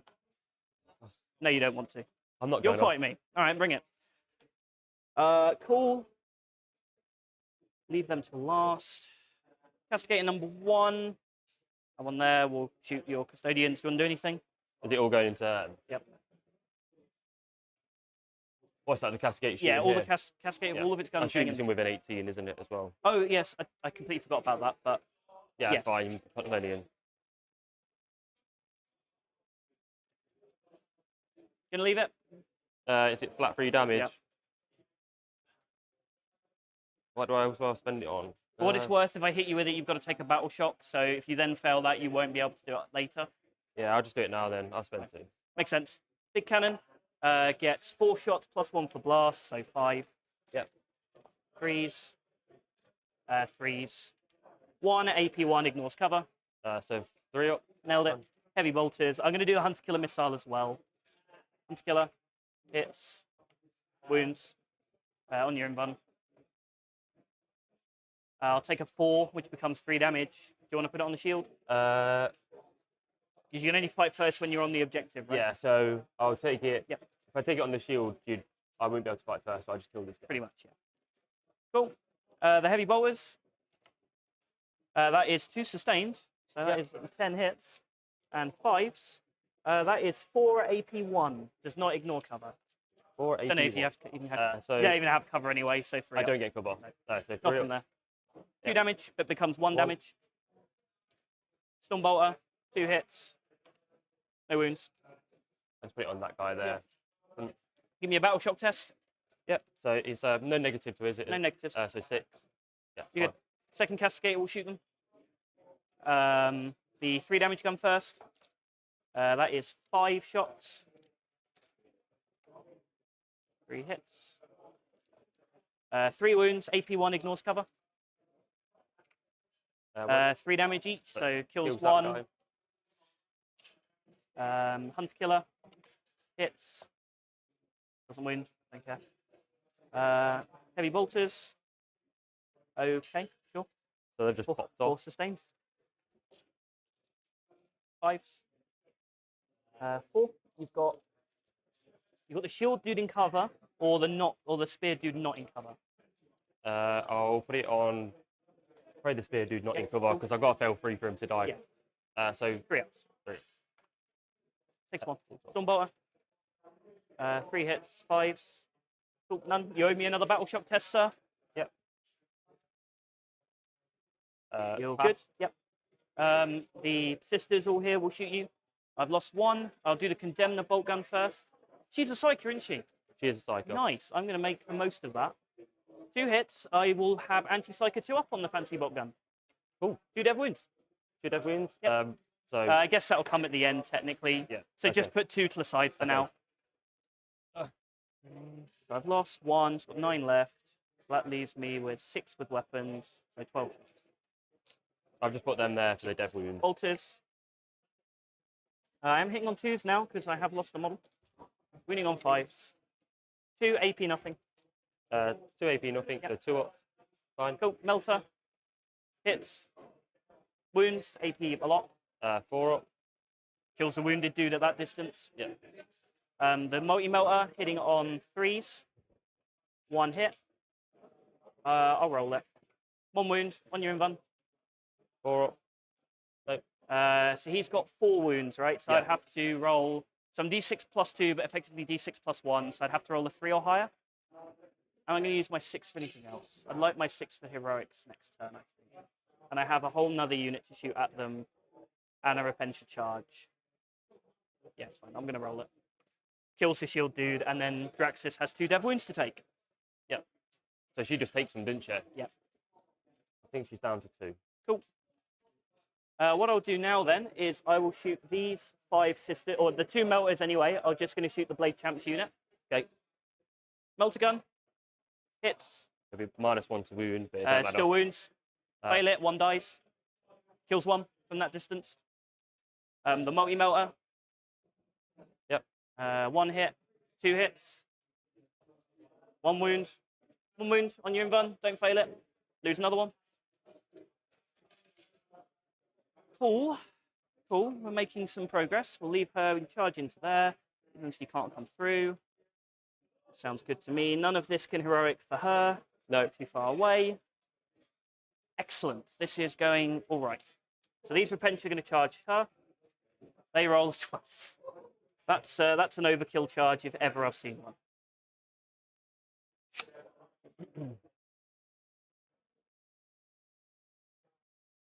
Four. They're all going to get closer. Slud's still go over here or something. Let's put stuff on points and be mildly annoying.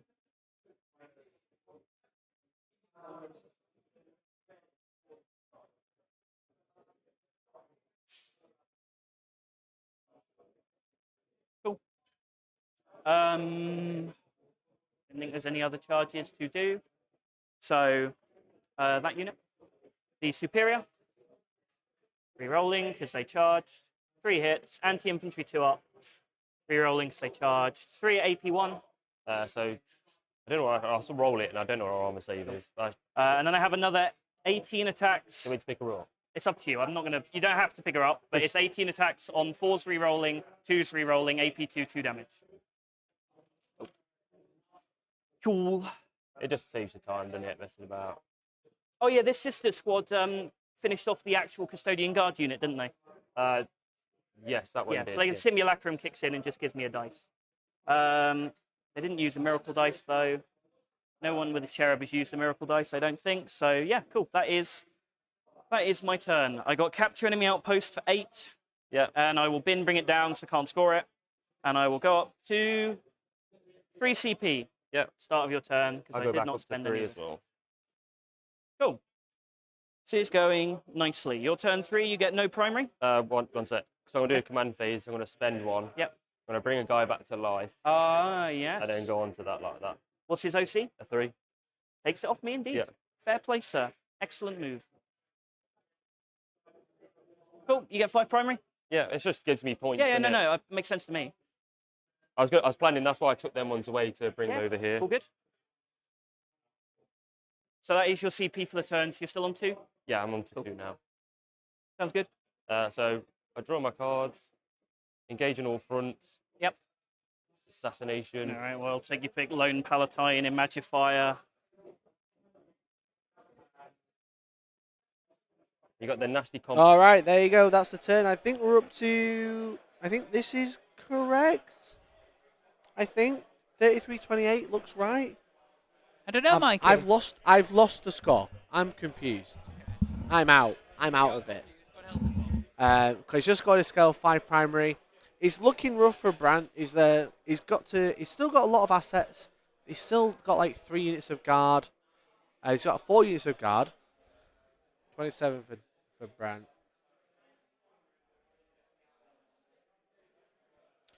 27-33.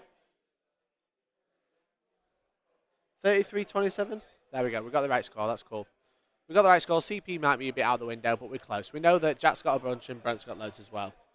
So yeah, like a bit of a rough one, but he's still got 3 assets. The Custodes are good, but there is a big swarm on the right. Yeah, there is a lot of Jack's army chilling there. Yeah, and I think the thing that, so thankfully Brant has had a good draw on cards, I would say. What's he drawn? Engage on all fronts. Okay. And Assassinate. Assassinate's easy. There's a Palatine running around on her own. Who is going to give out Miracle Dice if he brings it yeah, around. But there's also an Imagifier in that unit there you can see right in front. True. You know what I mean? So there's a couple of characters options there. Yeah. The only problem that he's going to have is if he starts getting bogged down in chaff that he doesn't want to kill. You know what I mean? Yeah. Like he doesn't really want to be killing battle sisters when he's got Repentia in his face. You know what I mean? He needs to get on the objectives to be able to swing first. He's struggling and power to stay up. on them. Yeah.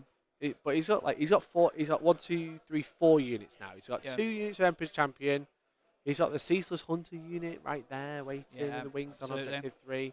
He's got a new unit that's just popped out near Objective 5, and he's got Trajan's unit that is now a little bit boxed in. Yeah. So I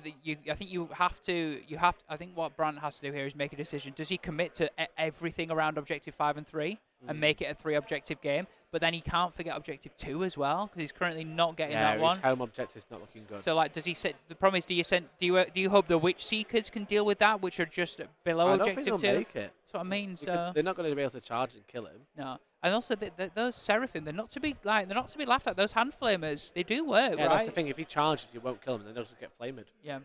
So, he's looking a bit rough. Yeah. And very, very, very oppressive sisters. Yeah. Could you put my phone on charge, please? That's been left on the entire time. The sisters are looking like in a very, very strong position. Just lock the phone. That's a screenshot. There we go. It's like teaching your nan technology, isn't You it? have the same phone. Yeah, well, screw you, all right? Okay. So so it looks like, there we go. We're bringing in the Emperor's Champion unit. They have advance and charge. Blade Champion unit. Yeah. Not used the advance and No, charge it's not. yet. The other unit could use the advance and charge and maybe go and bully Val's unit. Maybe go and body the Objective 3. Maybe go and try and deal with what's moving up to Objective 1. A lot of options to that unit. I think the Veiled Blade one is the one on the left, right, as well. Is that right? No, actually, no. The one on the left is That's Ceaseless Hunter. Yeah. So Veiled Blade has the one that could triple his objective, his OC value, remember? So that might help maybe, like, he might go on an objective, give himself extra attacks, kill whatever's on there and go, boom, extra break. Yeah. So there's basically 10 Wardens there. Yeah. A Blade Champion and Trajan effectively in some sort of shape or form, right? Every custodian known to the Imperium is on this table. Yes. Yeah. So, if I'm Brant, I potentially just play for 2, 3, and 5 for the rest of the game. Yeah. And you just try and bully those sisters away. You know what I mean? Because I think he just, if he goes for it now, it would be quite interesting. Yeah. So I think that's what he's thinking himself. He's like, if I just go for it this turn.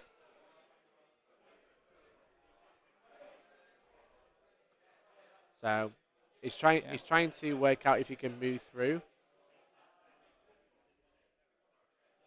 So he's just trying to work out the best way to get through the body. Yeah. He's screened it very well. He said, you can have that building, but you can't charge anything good. No. You know? You're going to charge some sisters, which is fine. Yeah. You know? I think that also, like, we know that Custodes don't really excel in shooting, but they need to be just whatever infantry they can see, they should just be shooting, right? Yeah. Guardian spears. Maybe and not stuff this like big that. sister unit with all the melters because they shoot back for 1 CP. Yeah. But like little units, shooting. The units that don't have guns, but I think he probably, when he cleared out the Trajan unit, he should have gone for it somewhere. Yeah. You know, he's got it out. If he would have charged over with the Castigator or the Immolator, Morven Val would have countered, but it also meant the other unit on this side, down here, would have survived, probably. Yep. So it's like... Swings and roundabouts, yeah? If you're going to go for it, go for it. Yeah. Don't half-arse it, because the problem is that they just clean you up then. They go, oh, you sent me 1 unit, I'll kill 1 unit, cool. Yeah. You bleed 1 too many squads at the time, right? Yeah. You Whereas can't kill all the Custodes, so put all the Custodes out on the same turn. Yep. You know?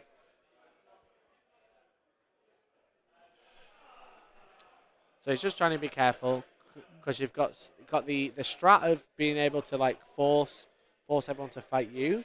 Yep. Heroic sacrifice, or whatever it's called. Yeah. Is scaring Brant a little bit.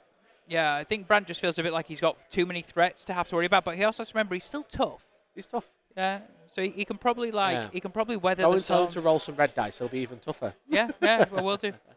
Suffering and sacrifice. Yeah, that was the one. Yeah. Anyway, let's listen. An inch away. Yeah. So I've got 5 inch basically from that wall to here.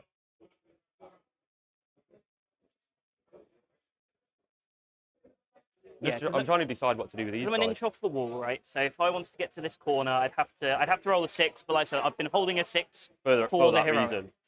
You can only do it on one unit. So you do that on one unit because it's going to cost me all my CP to do that combat. So I'm going to bring Trajan out this way. Yep, that's fine. So I'm going to go an inch away. And I'll bring these guys backwards. Yep. I'm going to pick the assassin's going to be picked up at the end of the turn. Yep. Remember, you need to be wholly on the terrain to see through it. Oh, okay. So I'd have to be like, yeah. So if it's surprisingly awkward. I think you'll get a couple of models on that side. But if I go here, I can still shoot. Yeah, you can still shoot those systems. Correct. Yep.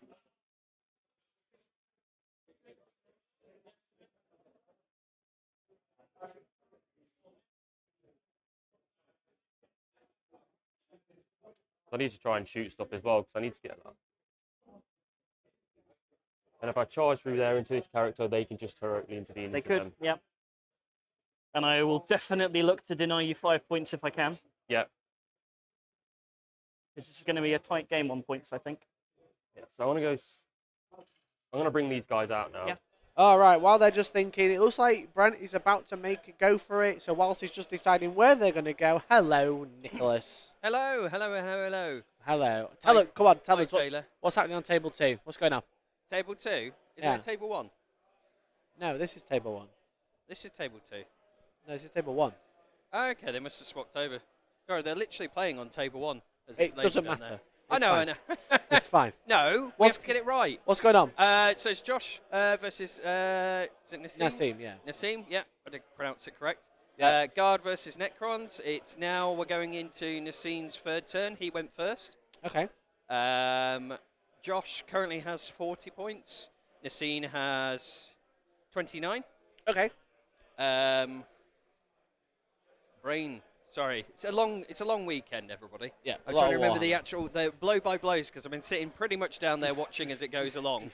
Nassim obviously has sent a load of his sort of Kazakin and Scout Sentinels ahead, but as you may know, if you play Guard, even if they die, they just keep coming back. Keep coming back. So Josh was kind of forced to deal with his Kazakin, and he's just brought 20 of them back, literally in his turn. He's been kind of holding his Bullgrins behind in the buildings, forcing Josh to come out, but Josh has obviously gained the primaries by doing so with his Wraiths. He's lost a unit of Wraiths, but it sounds like Josh can push the board, yeah, and Nassim just has to kill it as fast as he can. Basically, because he's got a lot of indirect, and he's got a lot of hard-hitting units hiding.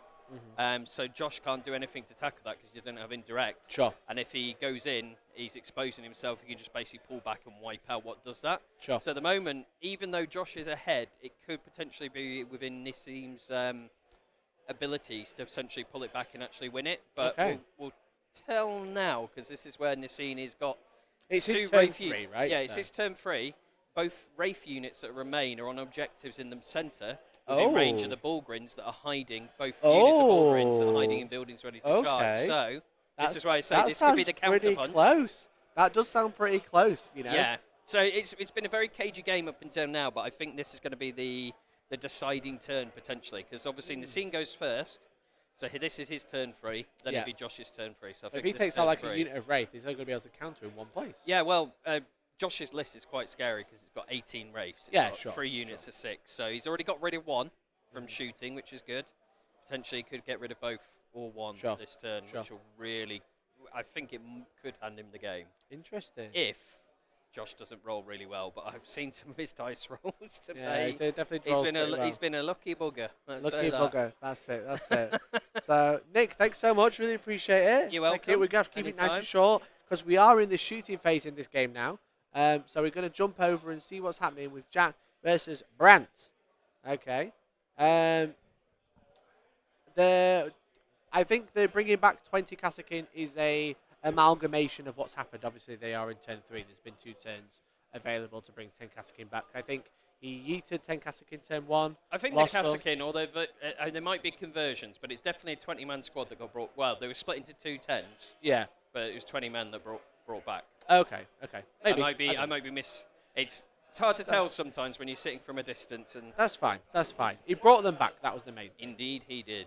So yeah, thanks, Nick. Thanks for the update. Give us an update straight after turn 3, yeah? Come and tell us exactly what's happened. That'd be great. We'd love to hear the update of how the indirect and all the guns deal with those 12 Wraiths that are remaining. But over on this table, obviously, if you've just tuned in, welcome. We are at the Goonhammer Open round 4, turn 3. Jack versus Brant, Custodes versus Sisters. Thank you again, Nick, for in the nick of time. So Tom is going to tell us what's happened on here. What's going on? Right, so you've missed a. Well, first of all, just before we get into this, very quickly, just play it back. There's an advance from the Blade Champion and the unit there of Wardens. If they advance through, they got like a 5, which was nice. And obviously they have the ability to advance the charge. He doesn't have to declare he wants to do that here. That's in the charge phase, but they have that ability. And then you'll see that there's all the bolters, all the There's a lot less sisters over there. Yeah, so the Repentia, there's one left, and the Superior's gone as well. It's just hiding underneath that, Scorer. And then the rest of the guys that couldn't see started plinking off the squad of 5-man sisters, and they're gone as well. So so actually killed stuff in shooting. He's actually killed stuff in shooting. So it was a decent shooting from Brant, and also let's go, Brant. The damage to again, Repentia have a feel no pain.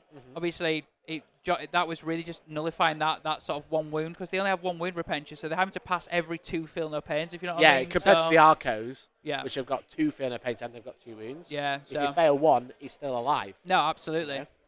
Yeah. So yeah, anyway, let's click over to the players, so let's click it, listen in. Thanks, Tom. Stands back up still counts for assassinate, correct? Yeah. So 10. 6. 2, 4, 6, 8, 10. 2s. She's still T3. Yeah. 3s. Your wound rolls, man, have been bizarre. They're like hit or miss, aren't they? It's good. 1 wound. Dead. Do I care? Probably not. She turns into lots of dice, which can be re-rolled. If I bring her back, I can't do the combo. So, can't charge through them anyway. Do I actually care about heroicing anywhere else? I don't know if I do. I just don't have any models I care about. If I bring her back, then you can't come through here. No, I'll let her die. So she turns into D3 plus 1 dice for 2. And those 2 dice are 3 and a 4. I re-roll the 3. 2 and a 4. So I'll get assassinated for killing her. Did she stand back up or? No. Okay. Not doing it. Then I'll just put all these guys shots I've got here into this at the fine. front, because I can't see. Yep. Can't see them down there, I don't believe. Can this guy see any of them down there? 24-inch range. 1 can? Can this one, or is? No, he'll go over the terrain. Okay, so I'll put these 3 into there and one down there. Yeah, cool. Because it just stops you getting. Yeah, that's fair. So it hits. Yep. Oh, and 1 more hits, and then 3s. 1 AP 1. Oh no, I don't know why I'm. So 1 feel no pain. 1's on 1 wound. Yeah. And then these guys into there. Yep. So 2, 4, 6. So and then 6s. 1 AP 1 into the tank. 1 into the tank. It's fine. Yep. So that's my shooting. Yep. I picked her up at the end of your turn, but I've dropped. I should have done it. I'll leave it because it's too late. I'm far gone now. Cool. So it's just charges. Yep. Look at that sneaky one there, look. She's not going to do a lot. She's just there. So this Warden squad's going to charge this tank. Yep. Go for it. That's a 9. Yep. How many dudes? Any model that can base will have to base. Oh. I suppose it's all right if they come out. It's fine. It's just annoying for you. Yeah. At least it ain't Morgan. So for Morgan, I don't think so. So Morgan's not going to be able to heroic you, so because she can't go through the wall. Okay. So yeah. And I can go through my own unit. Yes. So even I'm blocking that, it doesn't make a difference, does it? And I can come round here now. Yeah, you can come around there now. Okay. So I'm just gonna go. I might as well keep the Blade Champion on here because he'll be the last one to die. Yeah. So the Blade Champion's going to go there. Yep. He's going to go just tuck into there. Yep. And then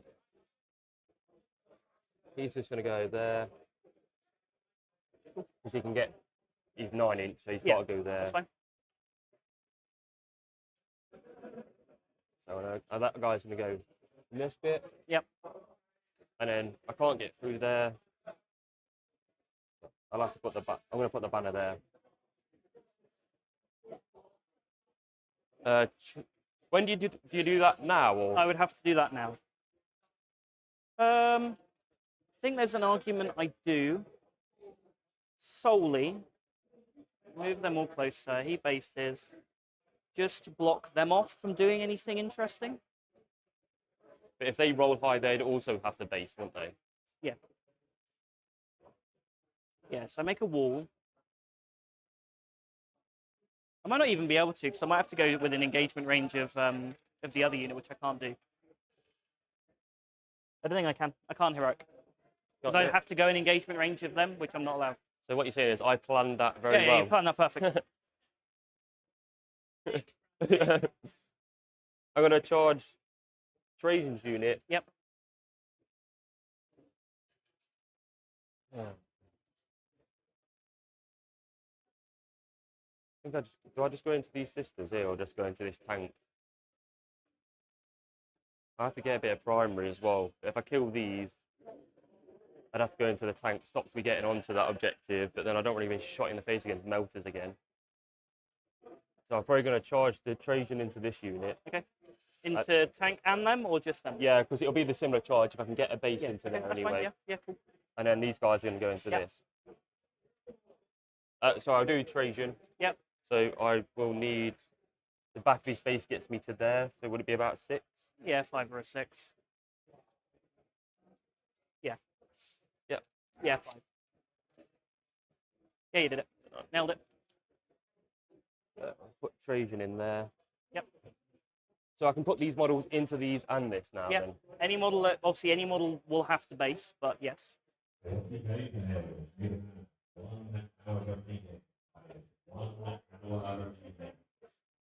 That's the one guy and 1 wound there. Yep. I'll put this guy into here. Cool. And then these guys are going to go into this tank.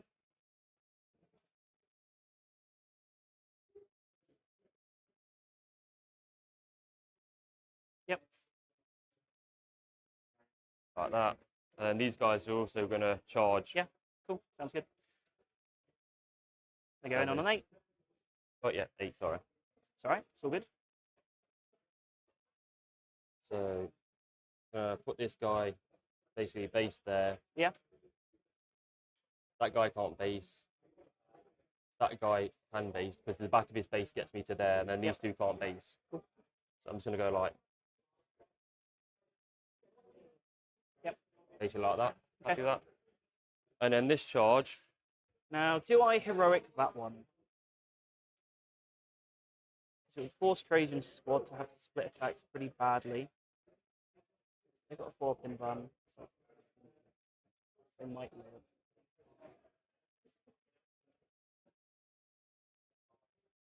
I'll put these away. What do you think, Jack? That's all right. No, I just have to hold it. So yeah, keep going. Keep going.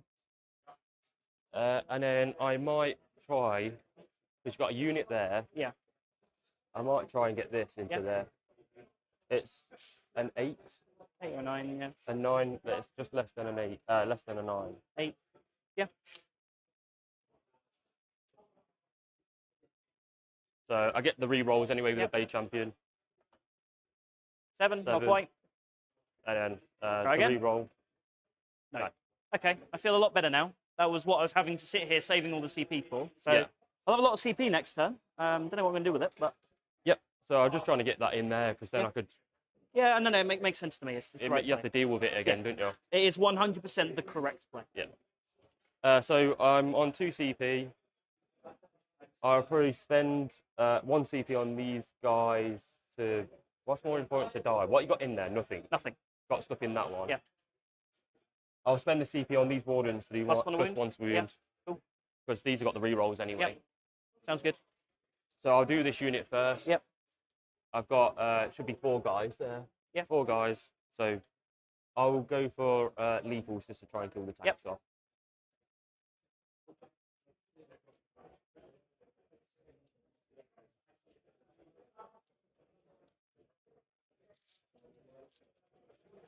So 2s, and I'm looking for 6s for lethals. Oh, God. Oh, that's an ugly roll. No 6s. This is the +1 to wound unit. Yeah. Cool. So So fours. That's dire. That's bad, isn't it? That's horrendous. 20 attacks into 5 wounds.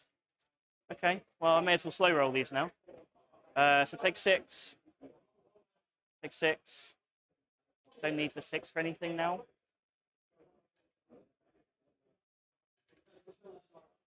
Yeah, I'm just going to roll it. Take 8. Got 3 left. And then the Blade Champion. Yep. Probably should have auto-passed. 2, but 4, no. 6. 2, 4, 6, 7. This is the Veiled Blade one, so he gets the extra attack. Yes. Cool. How many wounds are left on it? 3. What's his toughness? 10. So 2s. And this devastating wound attack one, and then 4s. Yep. So 3 devastating wounds. wounds. It's dead no matter what. Does it block? Nope. Disembark. I'll have to put stuff here. If you want to consolidate into a 3 damage Palatine, I think that's okay with me. I think I'll give that a pass. Yeah, that seems reasonable.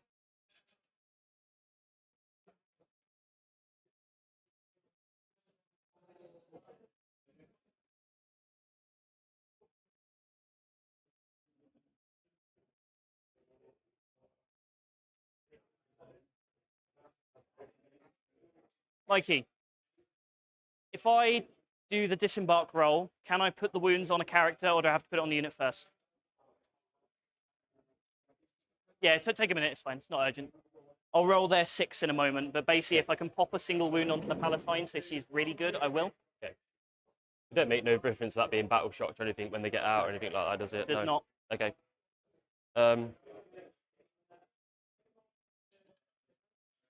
So if I had to consolidate, he'd have to go into that one because it's the nearest model. Yeah. And this one, can that one consolidate that way? But then it'll break cohesion, won't it? It would break cohesion, and I think they might be closer anyway. That's fine then. They're closer anyway. Yeah, that's fine. Then I'll start with these guys. Because if I kill this, I've got the wrong. That's fine. That's a Palatine. It's fine. I know what it is. Yeah. I'm gonna kill these guys. Shoot these guys. Fight with these guys. Yeah. And because they charge, they can still pile in. Yeah, they can. Yep, certainly. 5, 15. So 2s and 6 are lethal. 1 lethal. Jesus. And then I'm looking for 5s. Yep. Rerolling. Yeah. It's an interesting disembarking technique, isn't it? Yeah. Yeah, it's all right because I've had events rule it differently. So yeah, I don't think it is clear. So look at that reroll. Is that how many wounds? 4. 4. All right. Well, I'm definitely going to auto pass one of these if I fail them. Fail. Take 1 more. I've still got this guy here. Oh, you've still got that dude. Okay. Well, I'll pass the last one. So he's got 2 left. Can he do it? Hopefully not. 1 lethal. Yep. And then it's 5 still. 1, and then I get to re-roll these. So 3 AP2s. Good. Not good. I think I CP that at this point. It just allows me to pile in there, doesn't it? Yeah, exactly. New dice, obviously. Go on, yeah. There we go. Lives on 1 wound. So I was thinking if I could kill that and then pile in there, it gives me loads more exactly. attacks. I don't think these 3 kill them now. No, I was hoping to kill Kraken that. can't moment shackle now, right? No, start the fight Yeah, phase. that's fine. Then yes, I will do that. Yeah. So I just thought, oh, kill that, go into that. Yeah, cool. So these 3 guys, I have to go into this. Yep. Because he can't go. Yeah. Because they're not an inch away. I couldn't fit any more in anyway because of the terrain piece.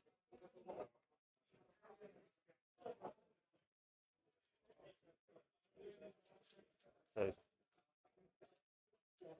And this is into the tank, yeah? This is into the tank. You've got 3 lethals there. Yeah. Okay, it lifts so far, so I thought I'd roll them separately just because it's easier. But I'll take them out then. It's all right, man. It's not super urgent. Is that 1 more? 1. Okay, well, it's dead. Does it blow up? Nope. Thing is, if I didn't kill it, I'd stayed in combat as well. Yeah, it's still fine. Like, it's not that the end of the world if you don't kill it. It's not like it's holding the point or anything, so. And then I've got Trajan and them guys. Yeah. Trajan and friends. Yep.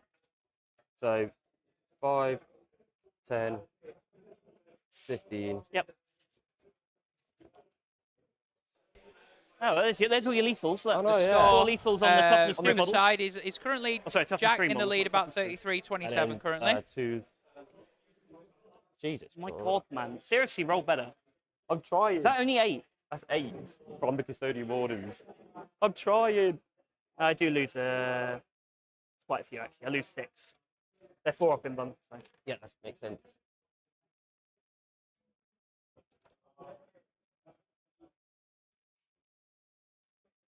I'm going to get out of engagement anyway, so I'd leave the power weapon. And then this is Trajan's attack. Yep. 1 lethal. Yep. 2s. My 4. call. AP2. Use 1 more, and I'll also pass the last one. So 1 more dead. Can they still consolidate into these further? Like Yeah, you can still consolidate in, yeah. Let's get like that. I can't get into contact, but I just want to go like this. Yep. Cool. And can they consolidate? Oh no, because I've had to consolidate. Yeah, if you can consolidate, you have to go into a unit. So I'm going to burn that. Yep. Engage. And I think that's the end of my turn. Cool. Do my charges. Okay. Made a decision yet? I'm going to go find him. I know, because it's not at all clear. So I'm going to go for the event. Yeah. James has Yeah, it's just all right. It's all good. Still waiting on my my disembark rolls over there. No problem. I might not even put a wound on the Palatine, but it's just because I can. What are you trying to do? What are you trying to do? Basically, on the disembark roll, because obviously if she's wounded, she's even better. And there's nothing that says you can't actually put the emergency disembark roll on a character first. Oh yeah, I've seen something about this on like the US Open a couple of weeks ago. Where Yeah, no, I suspect the answer is give me no. The common sense answer is no, but you never know. No harm in asking. I think they ruled it that you can, but then people were saying that you couldn't put it on a character model. So as you've been able to just tell, just while we're waiting for Jack and Brant and Mikey, just going to go chat to the tournament materials. Just again, it's not a massive like moment in the game. It's just working out whether you can put wounds on a Palatine to power it up effectively when it comes out of a transport. So there's a Palatine with the novitiates on objective 3, just above us right here. So you'll be able to see there's a Palatine in there. So they're just ruling that. So I think the ruling from the tournament TOs is just saying no, it'll have to be taken on the novitiates, but there's no actual like hard and fast rule in the actual rules about it. It's just like something that'll be ruled event per event. And as you can see, the wounds taken was on one of the on the novitiates, which is nice. So with that, we've got to the end of Brant's turn there. So he got Assassin X. He killed a Palatine. He did. So that's 5 points. But I don't know if he got engaged. What's his engage? Let's have a look. He doesn't have top left. He doesn't have top right. So therefore he can't get engaged, right? No. Exactly. So. No, he's there you go. There's a CP. Yeah, he's got rid of that.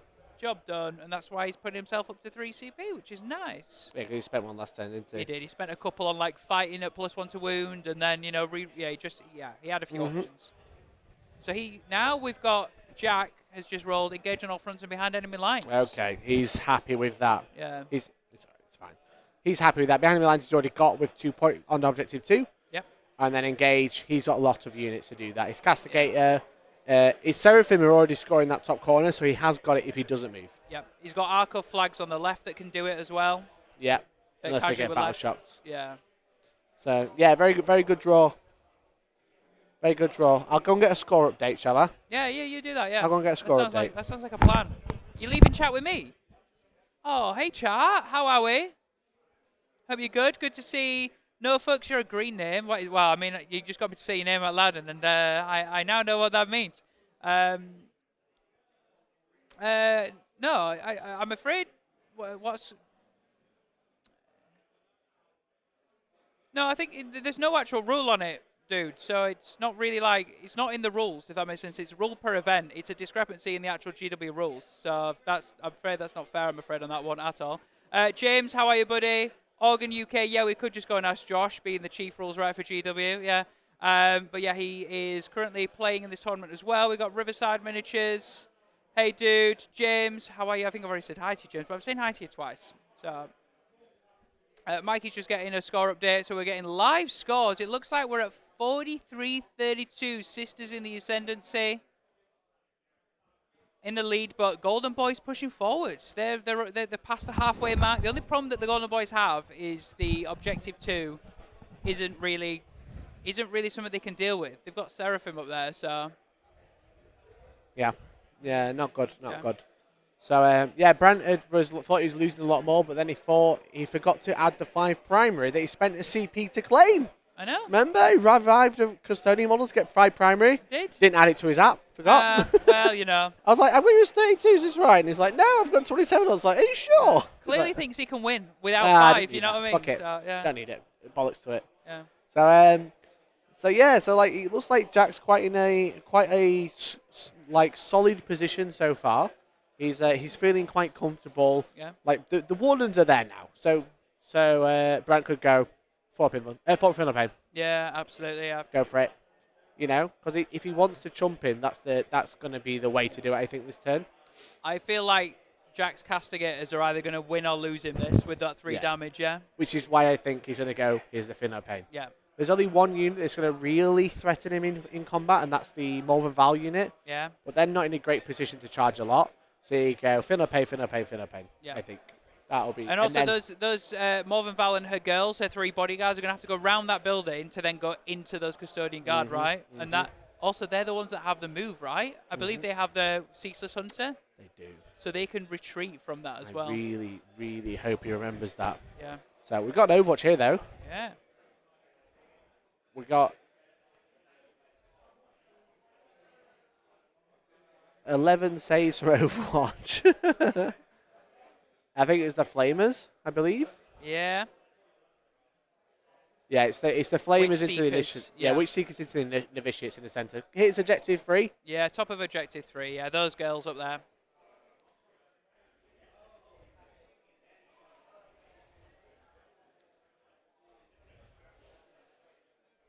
That was a good Overwatch.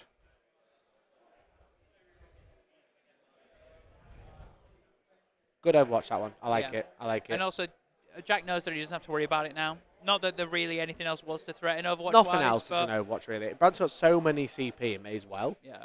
It's 4d6 auto hits, you know. It's a free shooting phase for Flamers. So, great job. Yeah, I liked it. Very good work. So, the question is whether Jack will burn Objective 2. Yeah. I think he probably will. If he does, that's 10 points, remember. Yeah, it's another fat 10 points for primary. If they remember that that's what they can do in this mission, right? Who Scorched knows? Earth, baby. You never know, really. Yeah. Also, you never really know. He could also, I mean, depends. He could potentially also consider doing Objective 1 as well, if you wanted. Nothing over there. Yeah. Those, another 5 points. Maybe that's something that if nothing threatens the Arcoflagellant's next turn, maybe, you know? Yeah, it's not the sisters that could go over and deal with him, but it's a good shout. It's not a bad shout. Yeah. There's 2 available, basically, 2 to play with. I think burning the home one makes more sense because there's literally nothing that can threaten it over there. Yeah. No. There is nothing that can deal with it. And then it just clears up that Seraphim squad to go shoot something. Yeah. You know? Is Jack had capture any outpost drawn then? He drawn last turn, last turn. Oh, is it behind enemy lines? I thought he had behind enemy lines now. Oh, okay, cool. So he's basically got the 2 home objective secondaries as well. So he could burn it and then piss off. Yeah, because he's like, well, I'm not really going to need to be behind enemy lines at any point. So, yeah. So there's the Paragon Warsuits coming out. Yeah. As you can see. They've got melters, missiles, grenades.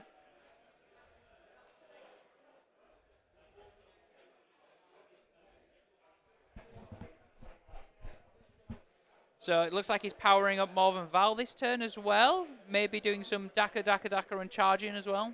Yep. So he's staying out of 9, so no Ceaseless Hunter. Yep. So it's just whether Jack doesn't move anything else within 9 by accident. Yep. Like the Paladin squad or something like that, I don't know. Yeah.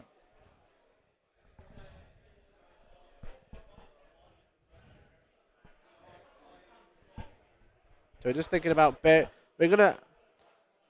we're advancing the sister squad to generate a miracle base. Yes.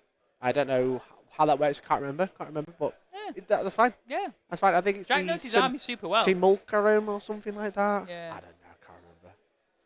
So we got another move over there. Moving on to objective 5.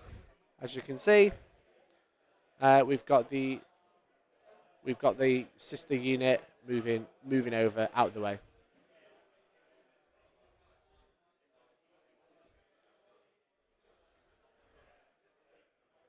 And then the Castalia Gate is coming out.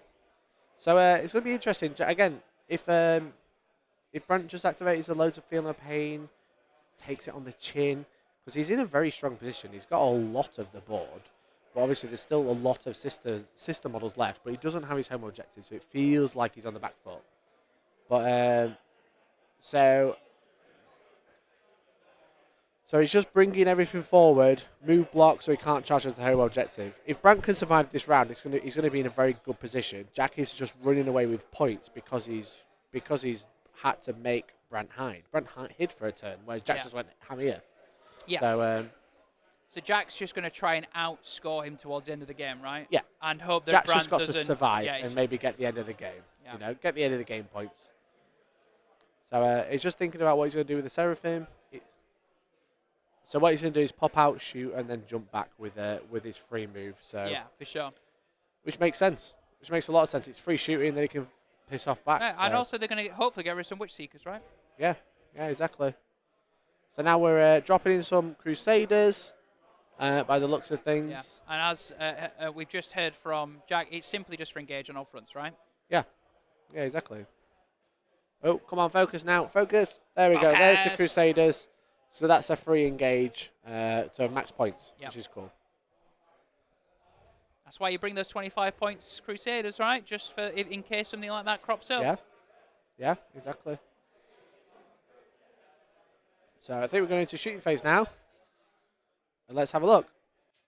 In shooting Start the shooting phase. Who's popping the 4 up? I'm going to do all Everyone? of them. Yep, makes sense.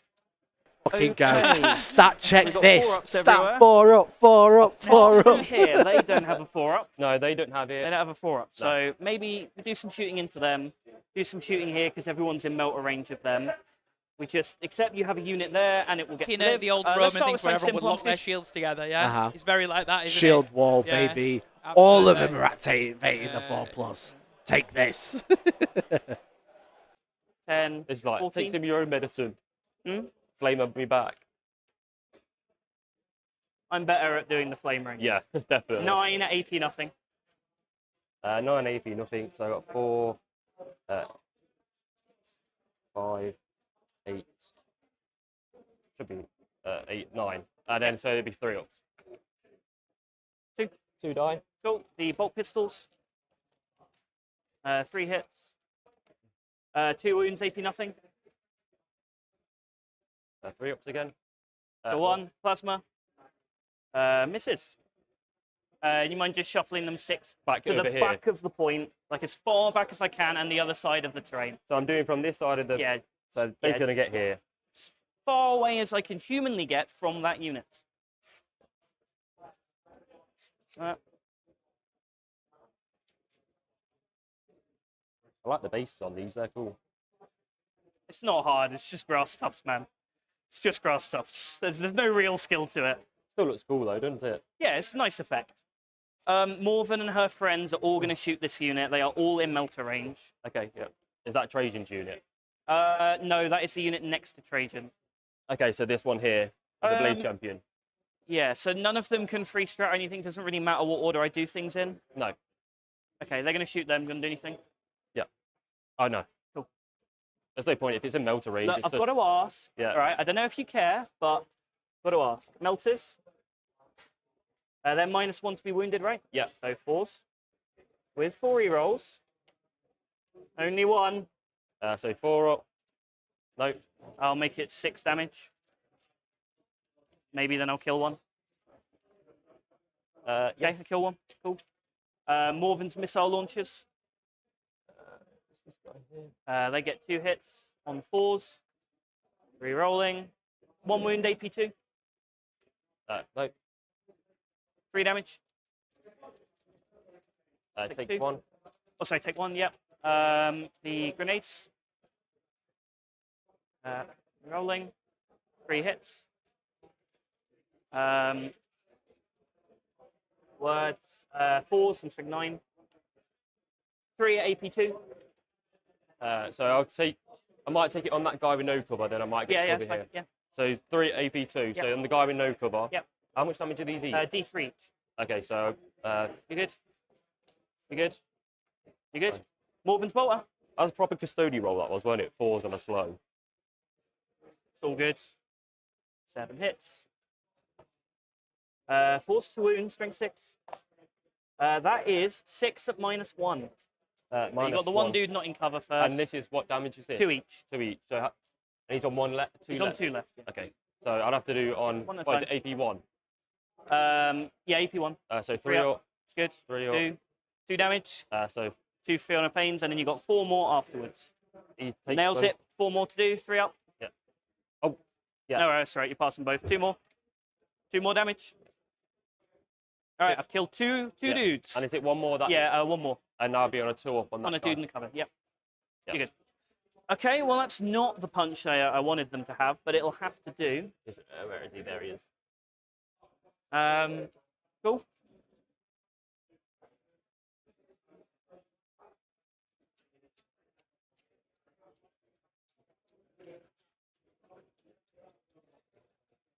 This Castigator is going to shoot your Custodian Guard. You do anything? No.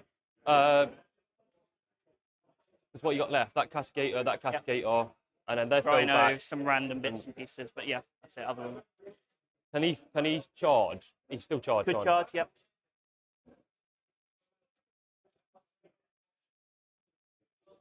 Can they charge here somewhere? Absolutely.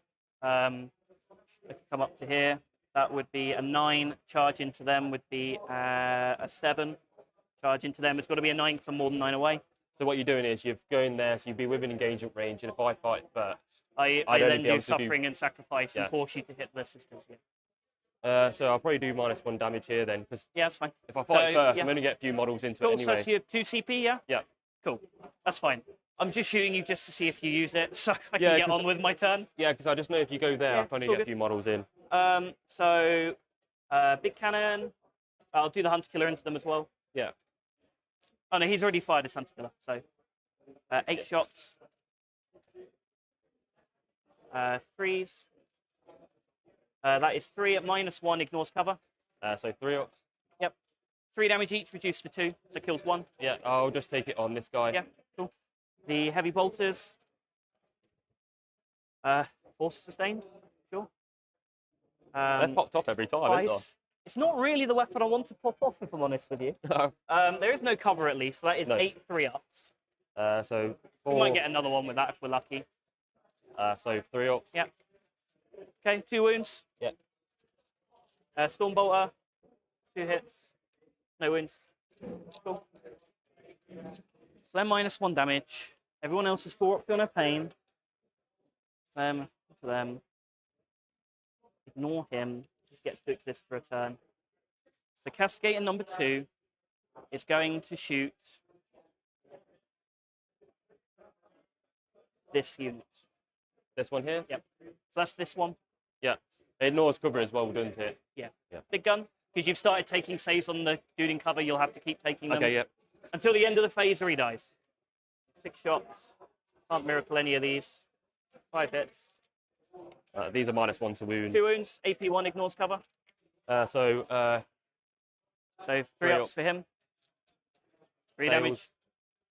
I just have to roll these slower. Yeah, it's fine. Takes 2. It's on 1 left. 1 more. 3 damage. Cool. So we've got the dude in cover. Heavy bolters. He will do his Hunter Killer because he hasn't done it yet. Is this going to the same unit? Isn't it? Yeah. Everything into them. 4 at AP1. Don't get cover because you're on these guys here. So 3 ups. 2 damage. Takes 1. Hunter Killer. Hits. Wounds. Yep. 1 invuln, please. Yep. 4 up. Yep. Nailed it. Storm Bolter. No hits. Cool. How many did you take? How much I took? Two. He's taking 2. He's on 1 left. One left. So I will do this Castigator. Yep. I'm just going to put everything into that unit as well. Into the same unit. Yep. Yeah, makes sense. Although I could grenades with her. Although I want a CP for a charge reroll really, and I want to. I don't really need to suffering and sacrifice for things. If I base here, if I make it in there, where do I need to suffering and sacrifice? I just don't. Because a rhino charges in there, you basically just have to sit there wailing on a rhino for the most part. Maybe I just grenades, get a kill, take the feel no pain hopefully out of the equation if I get lucky.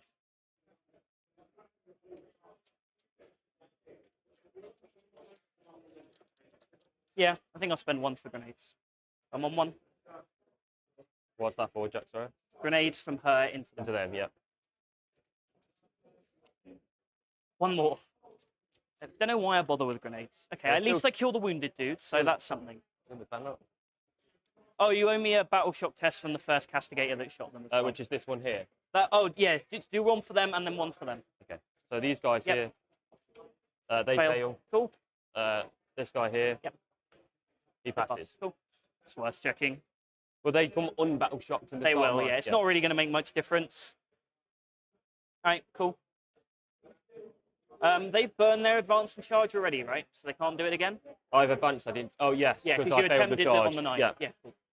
This Castigator is going to shoot, I think that, just the Blade Champion, just to get it, hopefully get him out of the way. Hunter Killer as well. Yep. Big Cannon first. 9 shots, it's the time for it. 5 hits. So you wouldn't be -1 to wound now. No, it's a so different I'm activation. winning on 3s now. Yeah. That guy died. 2 or 3 wounds, AP1 ignores cover. So 4 up, 3 ups. That is 6 damage. It kills him. Neat. Okay. Okay, we are getting some stuff done. Making some progress on this absolute mound of stuff. So I need to charge this rhino in and that in. Got moment shackle, fine. So I need to roll their charge first, or the rhino first, see how it goes, and then work everything else out after that, I guess. Yeah. Rhino into that. So 4. So what I'm going to do is I'm going to base these 2 models here. Yeah, so they can't move. Because they're not base to base. He's not base to base with them. Yeah.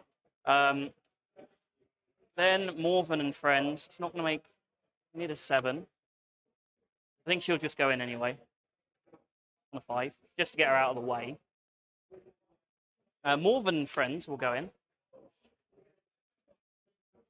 Could just take a 4 and try and roll a 3, but... Yeah. I can CP reroll if I fail it. I don't need the 4 for anything else.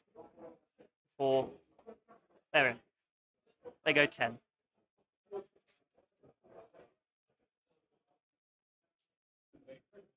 Morven, I guess, is good in combat ones. So 2 to there. 8 that way. Get her to there. She'll get to swing. Base. He'll have to base there.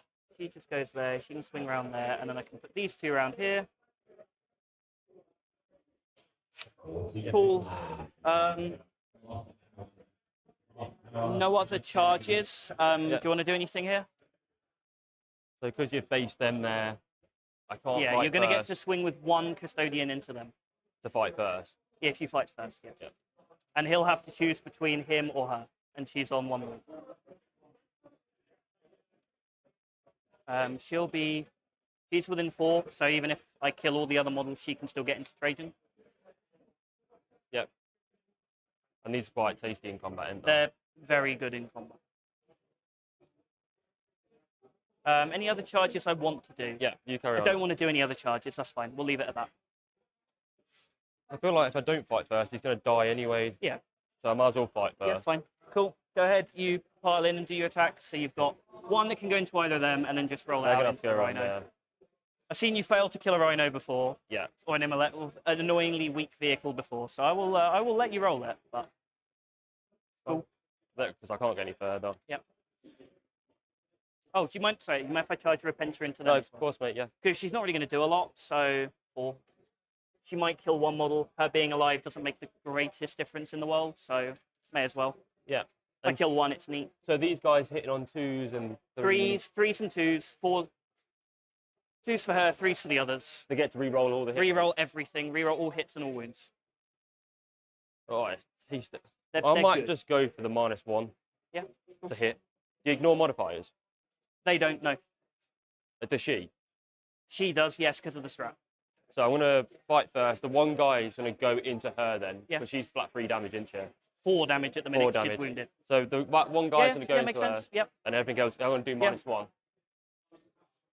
So I do the 1 custodian into, so it'll be 2s, and then 2s. Yeah.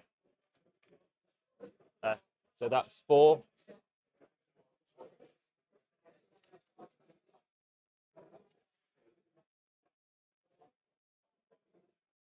I think I re-roll it. She lives. Yeah. And then he has to go into this because he can't fight through her. Exactly, because those two are not base to base. Yeah. So everything goes into the Rhino. Oh, this is a mentally straining game so far. Oh, I still hope you're having fun though. And then, so these are, I got 15 there. Yep. And then one more 5. So 2s. They're the ones. And I'm looking for 5s. Yep. Hopefully better than all the other vehicle rolls, but you never know. Yeah, a bit. How many? So that would 7, be 8? I might live. 3, 6, 8, yes. I'm dead. Do I blow up? No. Would have been funny if that then blew up and killed my Palantine. Dice. It's 2. It's near the Imagifier. It's 4. Cool. Let's do Morven and Friends.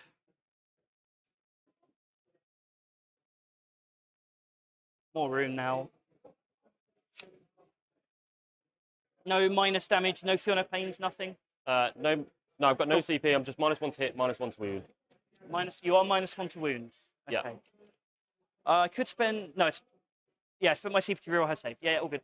Sorry, I'm having a mental. One is on a wound. Oh, one is on a wound. I'll do the sword first. Swords first, then. I believe so. I think it was. Yeah, you're right. One that was guy on a wound. there. I put the dice there and then forgot I put the dice there, so that's my fault. The sword's on 4s now. Is this Morgan's Fowls thing? No, this is the 2 with the swords. Okay. Strength 6, so 4s. Yeah. Thank God for rerolls, eh? 2. AP2. AP2, so it'd be 4 ups. Yep. Kill the wounded dude, put the other one on a wound. Yeah. We'll do the mace on 5s because you're -1. 2 hits anyway. This is strength 12, so 2s normally goes to 3s. 2 wounds, AP1. So 3 ups. 3 damage. So it'll kill that other wounded. Yeah. This one here. Yeah, and then we have Morven. Yeah. She's on 8 attacks. This is her go turn. Yeah. -1 to hit, it's the 3s. They all hit anyway. And then -1 to wound. I'll hold 1. So 4s. Jesus. That time. Okay, that's a little better. And I'll auto the last one. So with a 4. So that is 3 saves at AP2 and 1 dev. 1 dev. Yeah, 1 dev, 3 saves at AP2. 3 damage each. So 4 ups. Okay, kill 2 more, and then 3 dev on the last one. Yeah, so the 4 up feel no pain. Kills the wardens. All right, fine. And then we've got the Palatine to go into Trajan Valoris. Island 3. Sorry, I guess I should consolidate. Just put more in over here. Get them as far away from that as possible.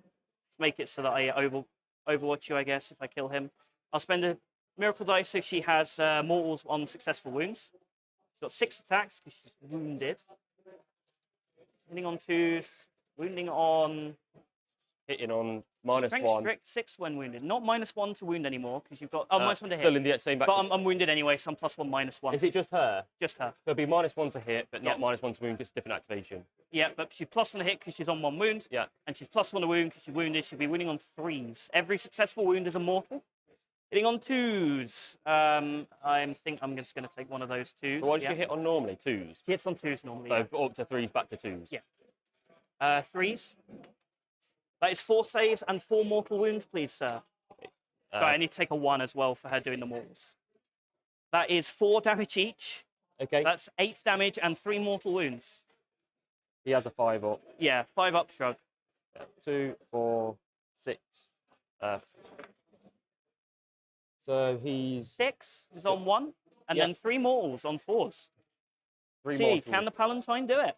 You can do it. No. Oh, he's alive! He's alive! Let's go! Rip your One way, wound. whatever. The moment Shackle lives!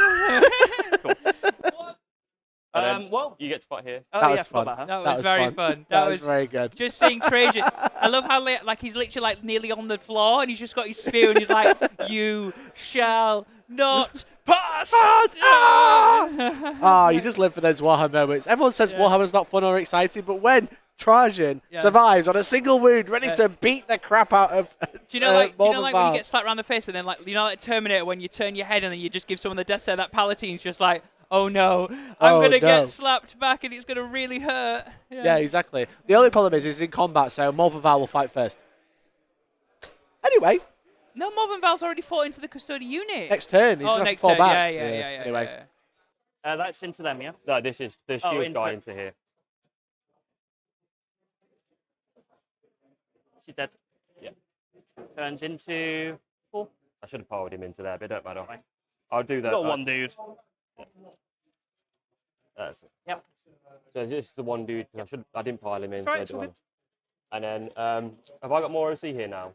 You are OC 1, 2, 3, 4, 5, 6. Does it do it at the start? You have to be at the start of the phase controlling it for the reroll. Oh, they're battle shocked anyway because I hit them with the thing earlier. You failed it, and it doesn't really matter because I'll reset at the start of my next turn. Yeah, it's just the ability gets me rerolls. Oh yeah, you won't get the rerolls because I'll hold the point. Yeah. And then rerolls. Cool. Oh, you reroll? Yeah, you're winning on 2s anyway. Sorry. That's right. You do reroll 1s because that's just built in. Okay. So 4, yeah. 1. I'll leave that one. Cool. They'll pile in and hit you now. Yep. Power Sergeant or Power Weapon Lady. 1 hit. 1 wound AP2. 1 damage. A magic fire. 2 hits. 2 wounds because I'm +1 a wound. When you got 3 left, AP nothing. 2 up. Yep. Cool. And then the other lady. Hits. 1 more wound, AP nothing. No. I seen a 1 then. I was like, no. You're going to get your 10. It's all good. Okay. So I've got behind enemy lines for 3. Yeah. I've got engage on all fronts for 3. That one up there, and this quarter here. Trap them in combat at least. Got Trajan in combat. You've got 1 brick left to do everything, so that's fine. Okay, I think we got that reasonably under control. Okay, there you go. So Brant's about to score 10 primary. Yeah. He's putting the Calidus in reserve. But there you go, 49-42 going into round 4 for Brant. Interesting. In terms of rerolls, guard always reroll 1s to wound. Not if they're on the objective, to reroll all wounds. So it's just 2s reroll in essentially. That was the question there. But yeah, that sister character is very, very good. It's very, very good. Ooh, those cards. And we've just had the cards drawn. Here they are. Defend Stronghold, not very good. Yeah. Bring it down, doable. Castigators are around, right? But yeah. He's going to burn Defend Stronghold, he's just said. Yeah, but also, well, the sister's blocking the way, but the Empress, the Blade Champion, could come and kill Val because they're all vehicles. Yeah. So they're worth a point each, plus a bonus, which is cool. So you kill those and get bonus points for bring it down. But here we are. We are in round 4. Area denial. Area denial. Oh, what did we ditch? Defend Stronghold to area denial. The ditch, bring it down. No, defend Stronghold. Oh, okay. I was like, what? So area denial said, which is very doable. There's 4 sisters claiming that. Yeah, absolutely. So area denial, 5 points, and bring it down. Definitely doable. Lots of vehicles knocking about, but there's also the Val, which you can go and get wrecked. Yeah. You know. That burn and redraw could actually be crucial for points. Yeah, for sure. So, but yeah, that Palatine Blade. Yeah. Woo. Well, because she was on 1 wound, that actually makes her on like a top bracket for superpower. You know what I mean? Yeah. Like she gets like. How's it work, Tom? Can we have a breakdown of how the sister works? Because you asked so nicely. Please, if that's okay. Thank you. Please, again, just because you asked so nicely. Just want to know exactly what happens. Why is the Palatine so fucking broken? Well, so what relic has she got? The enhancement. Well, that one was the something blade. I'm just going to get her data sheet. You get the blade up, all right? So each time this model, so this is her base ability. Blade of St. Eleanor, is it? That's the one. But so this is her base ability, and it combines well with the blade. So each time this model's unit is selected to fight, you can discard 1 miracle dice. If you do, then until the end of the phase, each time a melee attack made by this model scores a wound, the target of that attack suffers 1 mortal wound in addition to any normal damage. So you heard Jack saying that, like, if he wounded on a 3, any wound was a mortal wound in addition. Yeah. So she was not only basically doing normal damage, she was saying take another 3 mortal wounds. And because she's a sister, if she's taken a wound, she gets +1 to hit. If she's below half strength, she gets +1 to wound as well. Exactly. And Blade of St. Eleanor is +1 attack and strength and damage. If the bear has lost 1 or more wounds, add 2 strength and attacks and damage. So she gets a bunch of attacks, loads more strength, so strength 6, and 4 damage. So she was 4 damage going in there, right? Yeah. Normally damage 2. Yeah. Plus 2 of the damage. Wow. Plus 2 attacks, plus 2 strength, and then +1 to hit and +1 to wound. Yeah. So if anything, a sister... And mortals. Yeah. If anything, the fact that she's running around on 1 rune makes her so awful. Lethal. Yeah, exactly. So I think we've just... I'm just double checking where we're going to be. I think we're in the shooting phase. Yeah. In the shooting phase already. So let's cut over. Yep. Keep in mind, I've got a 1 CP shoot back if you shoot me, Strap. Oh, okay. And does it have to be the unit that shoots? So I'll shoot these guys at you then. We'll be all right. So my last couple of turns, I think, will be very quick. Yeah. I haven't got a lot left. So that's 1 fail. And then freeze. Yep. 4. Lose 2. Take those 2. Yep. Is it I shoot you, then you shoot immediately back? Yeah. You're good. I'm not going to do it. Okay. I'm just going to shoot the flamer into it. It's all right. Don't worry about that stuff now, all right? If it's going to come up, I'll tell you. I don't think there's going to be any gotchas this turn, so just go ahead and do your turn. Just 2 flamers into there. No AP. Take 1 more. So one's left. So that's all the shooting, because they're all in combat. Yep. They're in combat. So Custodes, put it somewhere. Yeah. It's all right. Put it where you want. I don't mind. Well, you got area to know. I'll bring it down. Yeah. Whatever you want to do. You put it wherever. I might just stick it down here because it ain't going to do... If that's where you want to put it, I do not mind where you put it. Yeah, it's not going to do me anything. Okay, cool. And it doesn't impact the game then, does it? That is your choice, sir. I will leave you be. Yeah. And then it's just that charge. I want to go into Val. Yeah, obviously. So we said it was a 5? You did it. Cool. 7. Nailed it.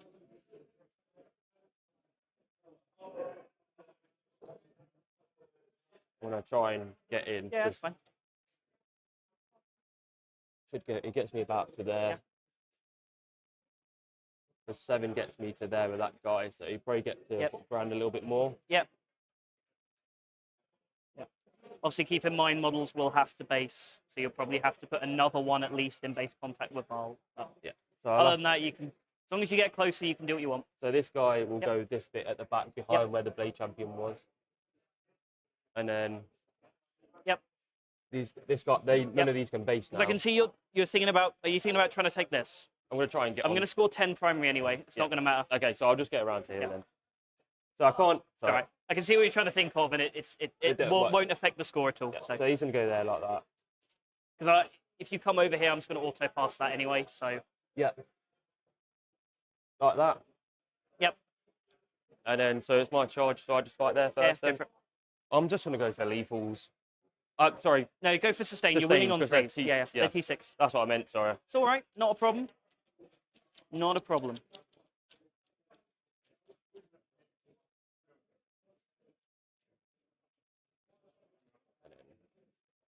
Interesting one. This is a big combat now. There's 5 wardens there. If this goes well, isn't it? So no minuses, so 2s and... Yep. 6s explode. Yep, so... There we are. Look, you finally got some 6s. Yeah, I got more attacks than I started with. And then I'm looking for 3s. Are they T6? T6. Yeah, I suspect you're going to rip them to bits, but I'll make you roll that, because you never know. That is a pretty bad wound roll, all things considered. What has it been with your wound rolls? I don't know, you said that every round. One more 2 there. So that's how many? 5, 10, 14. Yeah. I think you're probably still going to get them, but you never know. I've just got the Blade Champion to do after. One's on a wound. One's dead. 2's on a wound. 2's dead. Maybe not then.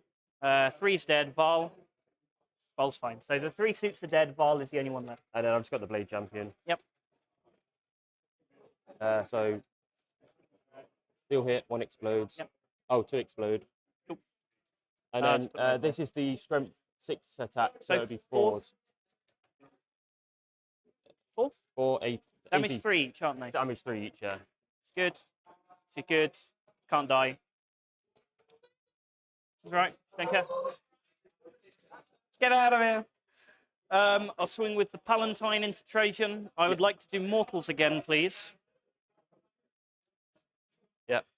Roll that many, hold 1. I'll keep 1 hit left for the end. So I got 1 wound through. I'll hit with this one and doesn't wound. So only 1 wound and 1 mortal on Trajan. AP 2? Yeah. 4. It's fine. 1 more wound. 1 more on Trajan. Yeah. Look at him go. Cool. I'm just going to say Trajan picks her up. Yeah. Do your attacks there. Dice. 4.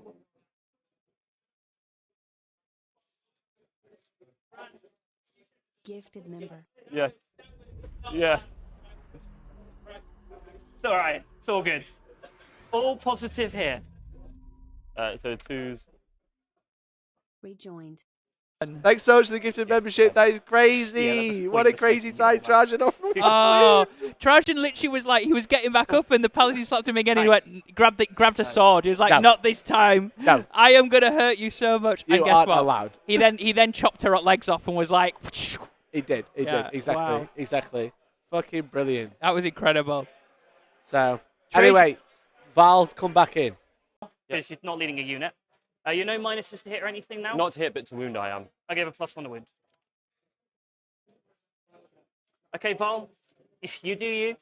So 3's to wound, and I'll wound with 1 more. So 4 saves on your invuln. Every fail's a dead custodian. Kills 3 custodians. This has been a weird game in terms of the characters just not wanting to die. So you got Bring It Down. You killed 3 vehicles, which will be 7 points. Yeah. Area Denial, you did score. Yeah, I've got her there. Yep. Probably should have overwatched her, but it's fine. So I will score 10 at the start of my turn. My 2 cards are Overwhelming Force Just kill that and sister. Cleanse. So I get 10 at the start of my turn. It should be 59, 40, 54. Me, currently. Is that what you've got? 59, 54? I'm just putting the score in now, and I'll put it in. All right, there we go. That's round 4 for Brant. What a great turn. What a great turn. Trajan lives, the Blade Champion in, but I'm joined by the lovely Nick. We can get rid of those. Hi, Nick. How you doing? Hello. How are you? Yeah, I'm all right. Is it going good? Is it a good Going game? good. It's still pretty close. You know, Brent hasn't got a great deal left, but it's still a brick of Custodes. So Okay, yeah, not they always- are pretty tough. not exactly the end of the world. And speaking of pretty tough, Okay, tell me what's going on. see that segue there? Loved see it. that segue? What's going on that big fat table, like table on 1, that- test 2, whoever. The other top table. On that big fat table, we Yeah. had tough Bullgrins, we had tough Wraiths. Okay. As I said before, Nassim was going to send us, obviously, the Bullgrims out to capture the objectives and deal with the Wraiths. Yeah, so quick catch up before you carry on. Bullgrins are already in, 12 Wraiths in the middle. Who's going to go for it? The Bullgrins are coming out as a counter charge. What happened in round 3? What happened in that? Well, unfortunately, as we all know, the Wraiths with their accompanying Technomancer have Feel No Pain as well as a really good save. So Yeah. the Bullgrims bounced. They didn't manage to wipe out the unit. They killed a couple of Wraiths, but the problem is with Necrons, they also get back up, Yeah, don't that's they? brutal. And they That's can use brutal. another strat to sort of bring one back on one wound, so it makes them extremely tough. You kind of have to get rid of the unit. rather than leave it damaged. Otherwise, it would just be a consistent problem. And they're toughness 6. Toughness 6, 4 wounds. Yeah, 4 up in one. They're 5 up in no pain. Revive every time. Exactly. So it kind of bounced, and unfortunately, it started going downhill from there because obviously Josh capitalised on that. He has the 3 objectives in the centre. He's been pretty much consistently scoring. Giving him all those re-rolls because they can't take court. He's been getting good secondaries with extend battle lines. So at the moment, we're going into turn 5, last turn. We've got, 10-ish minutes left? Yep. The score was looking like 73 to Josh, 57 to Nassim, which is really good on Nassim's part, considering. Yeah. But he's pretty much poured everything out now, including, what's his name? Is it Leonidas? The Lord Leontus. Leontus. Leonidas is the Spartan. Yeah, well, similar feelings. Not the same. He's outnumbered. Well, no, he is. He's got less than 300 men against an overwhelming numbers. He's got loads of tanks, that's why. But Nassim did well. He's taken out all the Immortals. He's taken out the Plasmancers. It's just those wraiths. They are just too good when they're in large numbers. They are very good. So at the moment, Nassim is basically just trying to gather points. I think he's understood that he's not going to win the game, but everything's still in for the winning because you never know what's going to fall on round 6. You never know, exactly. You could come in 3rd place if he does really well. He could. Exciting. But yeah. Right. Thanks, Nick. Thanks for the update. Really appreciate You're welcome. it. I think we're probably very close to wrapping this game up now, especially considering there's only 5 minutes left. What's the score? The score is 59-54. That's it's very close. Jack's round 4. Obviously, the Custodes went first. The Custodes have a few boys left. One on the right on objective 5, one in the middle just below the Castigator. But there is 3 Castigators left, so whatever comes out is just going to get shot. Yeah. So. And is it, what's he got? Scorched? Scorched Earth. No, he had cleansed, didn't he, and something else? Overwhelming It looks like we've just seen a Ceaseless Hunter from the Custodes. So he's basically waited for him to move, and then he's pulled out the Ceaseless Hunter finally. What a good play to hide those Custodes closer to objective 4, as you can see. So they're just behind Jack's arm, obviously. But now they're more hidden compared to the other Castigators, because obviously there's this one over here that now can't draw a line of sight to the last unit, but there is Trajan and that little tiny unit. I've heard Castigators are really good. They are. They ignore cover? They ignore cover with the main cannon. Yep. 3 heavy bolters, a hunter killer, a storm bolter. Yeah. They have really, really good shooting profiles. They have a really good detachment ability. They force battle shocks. They reroll wounds against vehicles and monsters. Oh. For 140 points. That's really good. That is really good. I mean, Sisters are scary in that respect, the fact that all their vehicles get hunter killers, don't they? Yeah. Not many vehicles now get hunter killers, because you don't take rhinos, do you? You take things with grav, and they don't have hunter killers. Exactly. So, so we've just got a few minutes left, so we'll just probably round this game out now. Let's have a listen to the players. So 3 ups. Nailed it. Heavy bolt is into Trajan. 1 explodes. 5s. 2 AP1s. I get no cover because it's just straight down, isn't it? Yeah, it's just straight down, so no cover. 2 damage. Does he do it again? He's dead, finally. Jesus, I hate Trajan. They've got me a battle shock. Yep. I don't know if it matters, to be honest, but I'll make you roll it. Cool. Fine. Castigator number 2 will do everything into them. Okay. Heavy bolters. Okay, 5 explodes. Good time for that. And 5s. 1, 2, 3 AP1 on the guard. You are in cover, so 2 ups. These ones here? Yep, 2 ups for them How all. many did you say? 5? 3. Kills a wounded dude. Yep, that's spear at the front. Yep. The big gun, 8 shots. 8.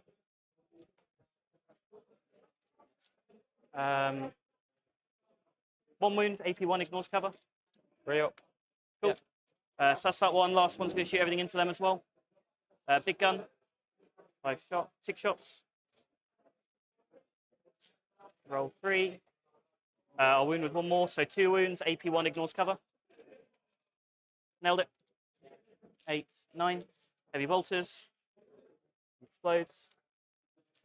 And 5s. 2 AP1.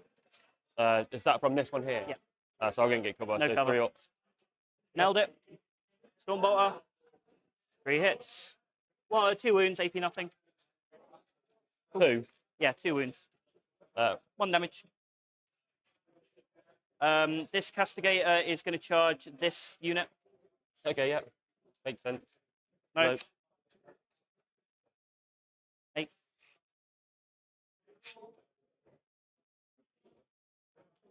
We get into the wire, it? Where? It's trying to be annoying. Yeah. No wound. I do lethals. Yep.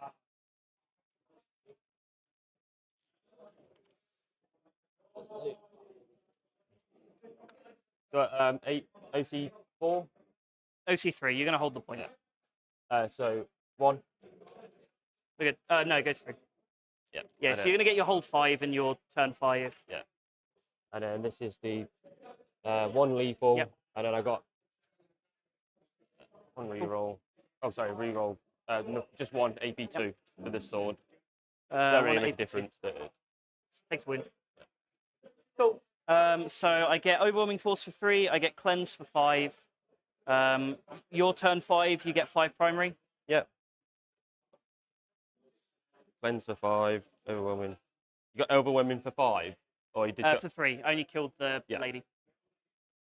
So I'll get control 1. Yeah. What are your cards?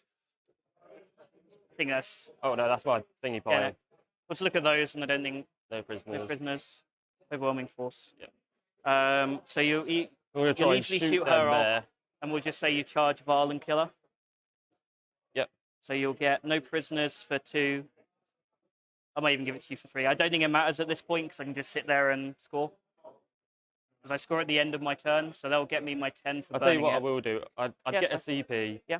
For the sake of it, because I might. Yeah. I can just bring this model back. Okay. Yeah, that'll give you 10 on primary. Yeah. So that puts it at 73 to 67 before my last turn. So I'll get 10 for burning your objective. I'll try and burn this one. Because of the pistol. You can't finish it before the end of the game. Because you have to die on turn 4 at the latest. Okay, that's fine, yeah. My 2 cards are Tempting Target and Deploy Teleport Homer. I'm assuming you'd like me to come and take that off you. Yeah. Don't think it matters. Or I could do that one. It has to be No Man's Land. Oh yeah, sorry, that one there. I'm just going to do Deploy Teleport Homers in your deployment zone, I think. And then no matter what, I'll hold 2 at the end. Burn that, hold 2. They do homers for 5, which will put it at 82 to 73. Yep. Seem agreeable to you? Everyone happy with that? Yeah, Happy? you can do it a lot. All right, there you go. That's the game. That's Jack versus Brant. What a game it was. I know you missed most of it, Nick, but there you go. I know. I was here for the end. You saw the end. You saw the wins. Congratulations Very civil. to I Jack like it. for the 5-0. Commiserations to Brant. He played like a champ, but he couldn't quite hold it together. And that's our 6 Custodes out of the running. I know. All the Custodes are out. So currently undefeated. It looks like we have Sisters versus Necrons.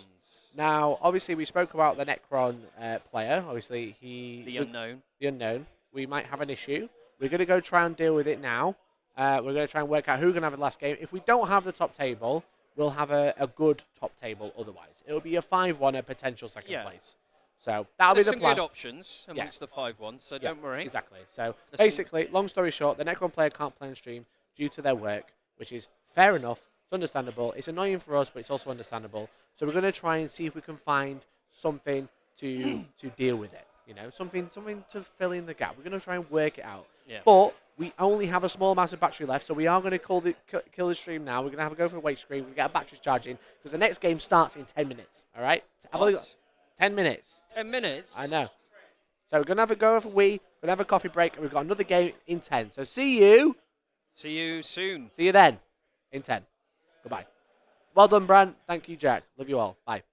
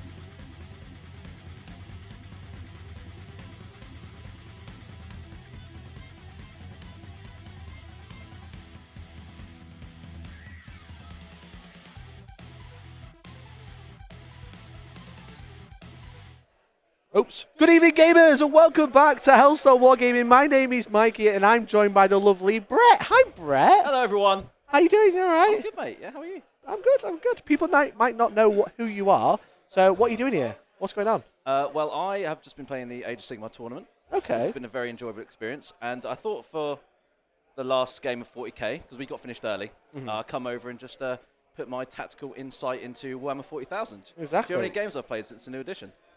It's going to be loads. It's going to be... What's 1 times 1? That's might be 1. That's a lot. It's 1? That's a lot. I played 1 game, ladies and gentlemen. However, Brett actually did some commentary on Goonhammer, not last time, the time before? A year? 2 years ago? 2 years ago. Yeah. A while ago. Yeah. So you're a seasoned commentator, I would say. Won't go that far, but yeah, why not? But we have an exciting game for you today because we have Luke with Grey Knights versus Kyle of Pure Tide Program with Tau and Taylor Swift. Taylor Swift's moving. I hope she doesn't anymore. She moves a lot. Oh. She moves a lot. No private jets around there, so she ain't go far. Carbon footprint, very exactly. low. It's very, very low.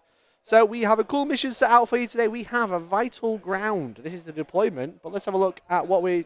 Oh, that camera's not on for some reason. That's fine. We'll sort that in a second. I think someone's turned the camera off, but that's okay. This is the mission, as you can see. I'll do that one. That one's also now not working. This is great. This is a great start. Brett, this is the mission. As you can see, vital ground. That is a lot of terrain pieces. Being a seasoned AOS man myself, that is about 12 times the amount of terrain that's normal. Is that normal? Is that good? That's normal, yeah. This is like... So what we've got on this one is everything is a ruin, even if it says debris. Okay. Which is, you know, it sounds funny, but it's a ruin. Okay. Basically, the debris parts, the smaller sections, you can walk over, but they block line of sight. Okay. We've got 2 crates on each side, and then we've got loads of big fat L's, as you can see. Look at all those big L's and big squares. Don't you love to see it? Well, I don't want to predict anything now, but who do you think is going to take the big L? Or the big W this time? Well, we've got Tau. We've got Grey Knights. And I heard Tau, very shooty. Yeah, I heard Mr. Carl Grundy is a top Tau player as well. He's not bad. He's not bad, that I've heard. He's won a few. He's won a couple of games. He's won 4 so far. He has lost 1. Okay. Now, we don't have the top table on stream. Reason being, the person who's on top table can't play due to work. Understood. Fair enough. So we're bringing you an exceptional game that's not table 1. It might be table 2. But both of these players have only lost 1 game. They are playing for 2nd place. Okay, which is exciting. Very exciting. I mean, I'd like to play for 2nd place at an event. That's pretty yeah, I'll take that. Pretty pog, to be honest. Absolutely. So yeah, I'm excited to see. Who are you rooting for, Brett? Who's got the nicest looking army? I'm going to go with the Tau today. You're going to go with the Tau? Okay. I'm putting all my bets on Tau. Fair enough. Well, I think my camera is slowly waking up because I think someone picking up the remote had turned it off, which is why it wasn't on. It's just waking up. But we're getting there. So you see, we've got Kyle versus Luke. Do you have one of the lists available? I will do momentarily. Tom. If my assistant would... Tom, you come and say hello as well. I'm going to go fix the cameras. Can you come do the lists? Tom. Yeah, you come do the list with Brett. Come join me, Tom. Come round. We're having a little small technical issue, so you come and do the lists. Is that okay? Is that okay?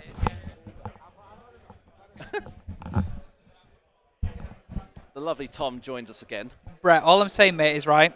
This is the dream team. We've unlocked the best team ever. Okay. Back at the original. Exactly. It was always me and you. Again. Mikey's the imposter in this, if you ask me. With the OG dream team. I know, right? So list stuff. Mikey said we had to go through the lists, but do you know anything about Tau? Do you know anything about Grey Knights? Have you covered any of it yet? Tau have guns. Cool. I think Grey Knights can redeploy and teleport and come off the board, do lots of movement shenanigans. Yeah. They're just very jumpy, right? Yeah, absolutely. They just get scared of everything, so they jump away.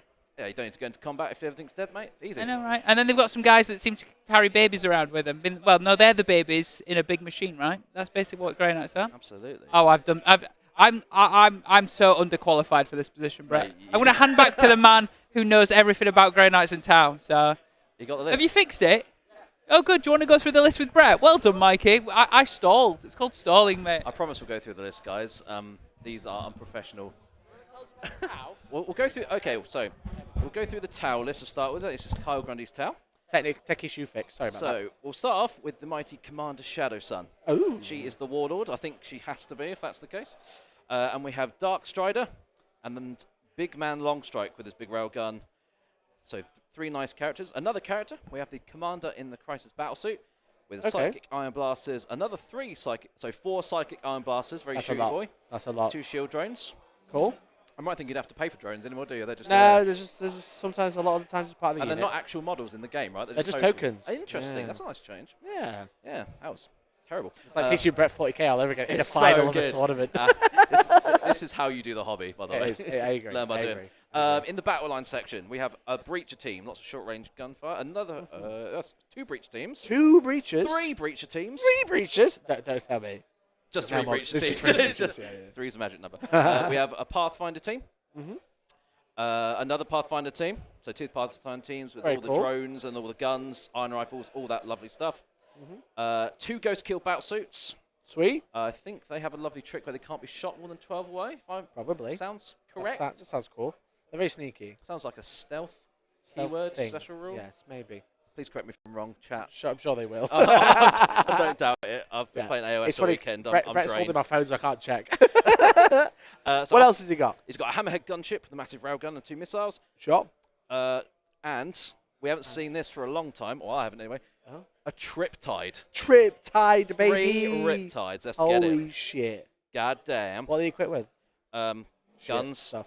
Iron accelerators. They're probably good. They're the big plasma cannon things. Oh, that sounds special. Not the Gatler. Lovely. The ion cannon is the big one. And then to round off the list, a lovely amount of 3 Devilfish. I imagine to carry the breaches around. The 3 breaches. Yeah. There we go. We've done this before, guys. Yeah. So that's your Tau. That's the Tau. Cool. All right, so exciting. So you're rooting for the Tower, yeah? I don't know, man. You don't know. Just having a great His time. army looks wicked, so that's what I'm going for. His army does look cool. And again, he's not bad at this game. Let me tell you about the Grey Knights. Grey Knights are fun. They're very tricksy. They like to jump up and jump down. They do big jumps. A bit like King Kong. Like King Kong. They love to King Kong. They love to teleport. They love to fuck off when they need to. They love to come back when they don't need to. It's great. So let me tell you, he's got 3 Brotherhood Librarians. 110 points. They look at a unit, roll the dice. On a 6, they do D3 plus 3 mortal wounds. That's probably why there's 3 of them. Yeah. If you roll a 1, they take loads of mortal wounds. What I've learned from 40k over the years is that if something's good, you take 3 of them. Yeah, like Breaches and Devilfish, like Triple Tide. Triple Riptides. Like 3 Brotherhood Librarians. Just taking 3 of something is skillful. That is very skillful. Love that. So one of them has a Sigil of Exigence, which basically means the unit, when that unit is shot, whether he's on his own or attached to a unit, he can go, I'm going to go into reserve. Sounds lovely. Before he shoots. Just like, you targeting me, I'm off. Well, that's a bit excessive, isn't it? Once per game. I mean, I'll still take that once per game just to say no, go away. Like just he can teleport around the board. I think he can teleport around the board and or go into reserve. I know he can definitely teleport immediately. That's so he pretty can put good. himself out of line of sight. So against Tau, that's all right. Well, we'll keep an eye out for that during the game. I'm sure that'll be quite a powerful ability. Let's carry on. He's got Kaldor Drago. Lovely. Big man Drago. Big man Drago. When he arrives from reserve, he can add 3 to the charge with him and his unit. So he can deep strike 9, charge 6. Which is fucking fucks. That is. It fucks. Yeah, That's good. It's cool. Good stuff. Good shit. He's got 2 units of Brotherhood Terminators. So on the charge, they get lethal hits, which is cool. Are they 2 units of 5? 2 units of 5 with a banner and Narthecium. So +1 OC because of the banner. And probably a feel no pain, I would imagine. And then no revive. Oh. Basically a mini apothecary just for that unit. That's cool. Yeah, so it's basically got the same weapon. I think it loses a Stormbolter, but every turn every command phase it can bring 1 back. Lovely stuff. Which is cool. A cheeky little strike squad. They're pretty nice. We like that. They've got hold some backline objectives, that sort of stuff. Well, they've got sticky objectives as well. So if they hold it, they can walk off it and they still hold it. Is that a Grey Knight specific thing? Just for the strike squad. Oh, that's cool. Yeah. I love that. So and they also have Scout, which is really cheeky. Now it's not so cheeky in this game, but what you can essentially do is deploy them on the front line, scout 6 inches, touch an objective, and then when someone comes close, use a stratagem to go into deep strike. So they hold the objective and they disappear. Oh, that is. Oh, cheeky. Again, guys, look out for it. That could be some smart plays. We've got a Land Raider Redeemer, a big box boy, the Dust Bus. Yes, very good. I know, big flamer Land Raider, which is cool. Are Land Raiders back in 40k? They never left. Oh, okay. But they're good now. They were shit, but they were good now. That's okay. That's okay. We're all good. What I'll do is I'll just turn you up a little bit, Brett, so you can hear me a bit better. Oh, yeah. I'll sort it. The left side of my headphones is gone. That's what it is. That's fine. That's fine. It's okay. We love it. We're just having loads of technical issues. It's fine. Yeah, we love that. So Land Raider Redeemer, they're really good. They're flamers, so they're strength 6, damage 2, D6 plus 3 shots each. What's the AP on that bad boy? -2. That's nice. Yeah, That's so think of cool. an Overwatch from that. Oh, 2 of them? Spicy. Spicy. 2d6 plus 6. Muy fuente. Oh, yes, exactly. That's not anything. That was just words. Ignore that, everyone. He's got 3 Nemesis Dread Knights with hammers, incinerators, and side cannons. Lovely. So they got a little bit better. They're essentially hit better in combat now with the hammers. Yeah. Because they used to hit on like 4s, and I think they hit on 3s. That feels bad now, but that's good. Same with the Power Fist of Terminators, I think. They hit on 3s now, don't they? I think so. Yeah. Everyone wins. Pretty good. Pretty good. Hello, John Swallow in the chat. Hello, my friend. John. Hello.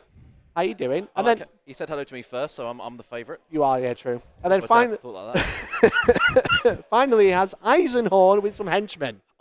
My man Dan Abbott's favourite boy. Right? Eisenhorn. What is this list? I don't know. It's good. All the VIPs have come out to play. It's clearly good. It's very good. Look at that. So he's still in the deployment phase. And again, I'm trying to work out what Luke has put into reserve. I imagine probably a couple of Dread Knights so they don't get shot turn 1.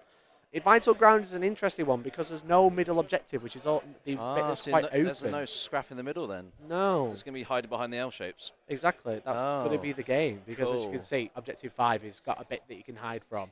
If I cut to the other camera and press Objective 2, that's not the right one. That's fine. You can hide quite comfortably there. If I press Objective 4, which is actually 2, you can hide behind that one as well. So every other mission we've seen, the objective been in the open. In this one, they're just going to be circling around the edge of the board and just ignoring each other. Someone asked, is this the final? This is the final game of the day and the event. Is it the final to decide the winner of the tournament? No. Controversially, no. No. So this is actually going to be playing for a potential 2nd place or 3rd place. We can't put the top table on. It's Jack versus Josh Roberts. Due to work, we can't put Josh on, essentially. That's basically where we're at. So what we've actually got, if we try and do a trick, watch this. What we have been informed we can do is we can watch the game from here while Tom's watching that game. Look at that. So through the barriers, we are allowed to watch Necrons versus Adeptus Sororitas. Jack's also been on stream 3 times, so you know exactly how his list plays. But that is the final over there. So it's Necrons, Canoptech Court. You like Necrons? I do. I think Josh's list got a load of Wraiths, a lot of... 18 Wraiths with Doomstalkers. Technomancers, so they feel no pain and he can revive them. Yeah, yeah. Doomstalkers, hit on force. Rights as well, I believe. The yeah, Forge they're cheeky. They've got like melter guns on them. Have they? They're really very cheap. Smart. Love that. So yeah, the Doomstalkers don't sound very good, but because of the Canoptech Core, if he holds a unit, if he holds the objective in his deployment zone, from their deployment zone, they reroll to hit. Geezer, Doomstalkers are it. They're good. They're cool. 4 pin bun. So good. 12 wounds. So good. Low toughness, but they revive every turn because of reanimation. Yeah. So flat 3 damage on every shot. Exactly. Love that blast, I believe. Blast, yeah. I remember some rules. You got it. But D6 shots, that's the issue. It is what it is. BS4, but reroll to hit. They've got heavy standstill 3s. It's all good. Exactly. So that's the final. That is the final. That's as close as we can get. I'm sure we'll get updates on that as the stream goes on. Tommy's watching. He's keeping a very close eye. Okay, we'll get some periodic updates for you if anyone that's interested, which I'm sure most of you are. Yeah, exactly. So again, what we basically, where we're at, we're in a deployment. We're still deploying. We've got some scout moves to do and stuff like that. Yep. But we're doing pause champ. We're not lots happening. We're just waiting for the game to start. So is this still deployment? This is still deployment. The round started 20 minutes ago, to be fair. Is there a chess clock involved? I think we should get one. All I'm going to do is quickly fix the mission on screen because it is actually Vital Ground, not Scorched Earth. That was the last mission. Let me quickly try and find it. It's somewhere. There it is. We got it. So now you've heard about Tau. Let's have a look. We've done Grey Knights. We've done Grey Knights, yeah. Don't worry. Let's find out what they actually do. Because I don't play Tau. You haven't played Tau for a long time. I would like to know, actually, in terms of the objectives, have they done sticky or... fixed or... You got this. God, what is it? Was it? I'm thinking too much of sticky right now. Sticky. Say sticky. No, you got fixed or random.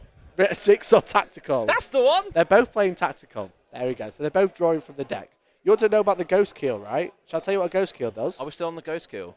Is that how far we digressed?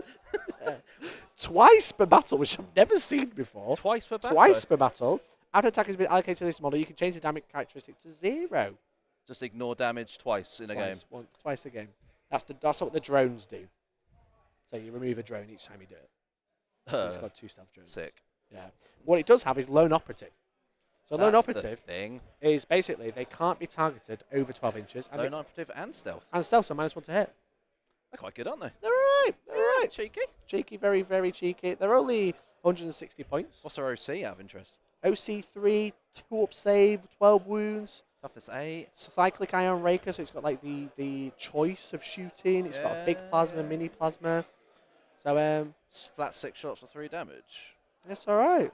Hitting on 4s, but obviously the tower, so they can do guiding and spotting and stuff like that. Give themselves +1 to hit. There it is. It's just gone down. He's just gone down on above the building on the right. There he is. There he is. Shall we get a close up? I'd like to see the beautiful boy. That's the wrong button. That's fine. I might have to make a controversial decision as well. What's that? Now that I know Mr. Eisenhorn is in the Grey Knights list, I'm switching allegiance. You're switching sides. It's what Eisenhorn would want. Switching sides. So yeah, it's a nice looking tower. I mean, look at that. Gorgeous. We can actually see what's going on, which is very cool. So yeah, so we're just planning out basically. Custodes has loads of fucking shooting, and then Luke just has loads of cool tricks.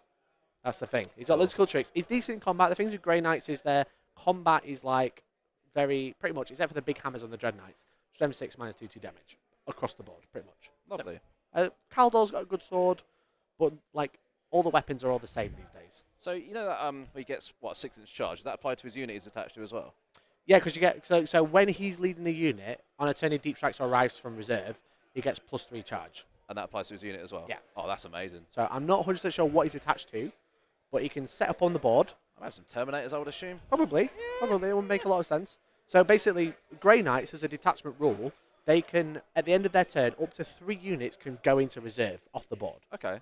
So the entire army has what we call pick up, put down. Right. Because at the end of your opponent's turn, you pick them up. Your next turn, they all deep strike. Oh, shit. They got laser beams. They've got real lasers on this town board, baby. Damn. Top table is Josh Roberts versus Jack Tight, or as we like to call him, Jack Fucks Tight. Because he's been fucking on stream. He's been doing really well. I've heard some good stories about the Odd Sisters this tournament. They've been really, doing all right, yeah? Yeah, they've been really scary. They've got so many units because everything's really cheap. The Castigators are really good. The Arco-Flagellants have 2 wounds of 4 feeling no pain and like 6 attacks in combat. Loads of cool shit. Yeah, and everything's really cheap. And every time you kill a unit, they get a fate dice, a miracle dice. Does Miracle Dice work the same way as it did before? Pretty much. So you gain 1 every time a unit dies or any other abilities, and then you spend it instead of rolling something. I realise this final stream has turned into Mikey teaches me how to play 40k. It is, yeah. And we're not even commentating on deployment or anything. They're just deploying. The Cool. game's not started yet. They're just talking about rangers and stuff and like what's the threat range and stuff. It's Tau is yes. Tau is yes. It's quite boring for us. They're just asking, they're just checking like threat ranges and stuff like that, you know? Like what are we learning? We learn the threat range? It might not even happen. Who cares? Yeah. You know? They need to worry about it. I don't. I'm teaching you 40k, right? Like at the start of the game, you both roll off. And how many sides on the dice do you need to roll? Yes, exactly. Fun fact about Kyle, he holds the Guinness World Record for longest 2,000 point TTS game ever. That is because TTS is crap. Is it because you can press pause on a TTS game Maybe. and come back to it later? Have you played much TTS? I've never touched it, mate. Oh, probably keep it that way. I would, anyway. Sake. I played TTS a lot during lockdown, and I played a tournament in lockdown on TTS, and all round took 6.5 hours. Yeah, I'd probably just go outside. Yeah, touch grass. I wish I'd touched some grass. I wish I'd rolled around in it. Fields of weeds. Just have some fresh air. Yeah, it was no shade to my opponent. It wasn't a good experience, and it wasn't their fault. It was just the software was crap. When people say no shade to my opponent, what they really mean is they were a knobhead. They were great. They were great, but I just hated it. I hated it. It was not the same. It was rubbish. I like to roll dice. That's why I play games. I see people in person, I roll dice. It's not the same when you click and drag and drop in a box. It's not my jam. Not about that. No, I'm not about that. I'm not about that shit. So let's look at some deployment stuff. You want to talk about the game? God damn it, Brett. Jesus. Sorry, mate. I'm trying my best here. There you go. I've turned the plays up so you can hear what they're saying now. Cool stuff. So we're thinking about a Riptide placement, basically. Yeah. We've got the Hammerheads do-si doing next to each other on the top of the table there. Do-si doing? Yeah, you know, when you get your arms locked and they start spinning. Like that. Having a great time. Look at one's forwards, one backwards, so they all fit. So, because he's just trying to hide. There's not a great deal of shooting for the Great Knights, but it's like a lot of chip damage. That's what they're kind of good at, because of like the Gatling cannons and stuff like that. But most of it is flamers. So it's like... I can't tell you how happy I am to see a Land Raider. I know. It so is cool, cool man. to see a Land Raider these days. This is like It's proper nice. like lists. This is proper Warhammer, is it? It's brought Eisenhorn in a Land Raider. Eisenhorn Right, first Land turn. Raider. Oh. Oh, looks like Tau's going first. Tau first turn. That is right, isn't it? Yes. Yes, it is, yeah. Okay, there you go. So I hope so. They're just talking about where they're going to roll the dice. So like, we're both going to roll into the dice box. I'm like, that would be cool. Otherwise, I can't see. Well, everyone can see that. Yeah, exactly. No one's going to get cheated out of anything. No, exactly. So we're just shuffling. We're about to do tactical. Kyle's going first, so that's exciting. It's good for Tau to be able to like start to get into position, but also I imagine he probably wanted the Grey Knights to move forwards to like start like getting position so he could just come out and shoot them. Yeah, right? yeah. So like good and bad for the Tau, I think. A good turn of hiding sets you up nice for the counter attack turn too. Yeah, exactly. Yeah. So that's the Tau thing. That's a Tau thing, yeah. So we've got some scout moves to do, but obviously like if Kyle tries to like get a line of sight or be annoying, he can just go, oh, you're too close, I'm going to piss off now. Because if you end any move within 9 of a unit, it goes into reserve. Or just moves. Yeah, that's good. We like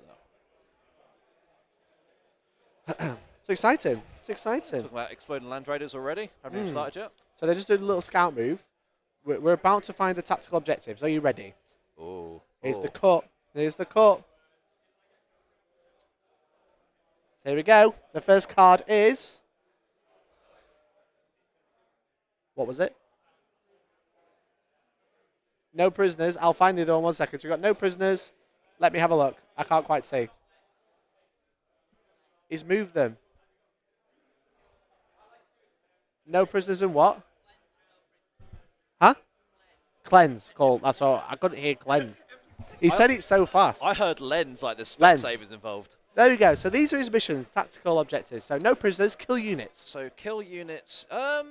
That's going to be hard turn 1. Very hard. Sure. Very hard turn 1. And then cleanse is do an action on an objective.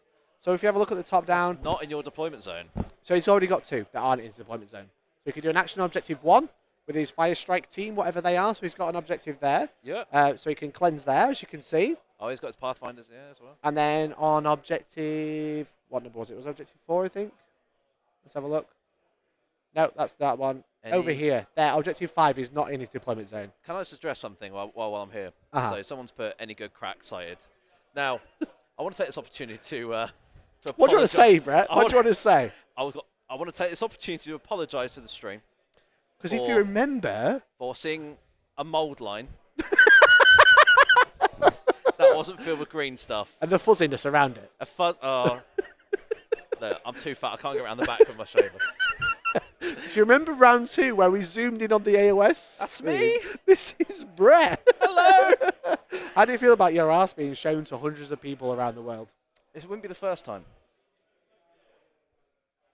Fair enough. And if I'm ashamed, the bullies win.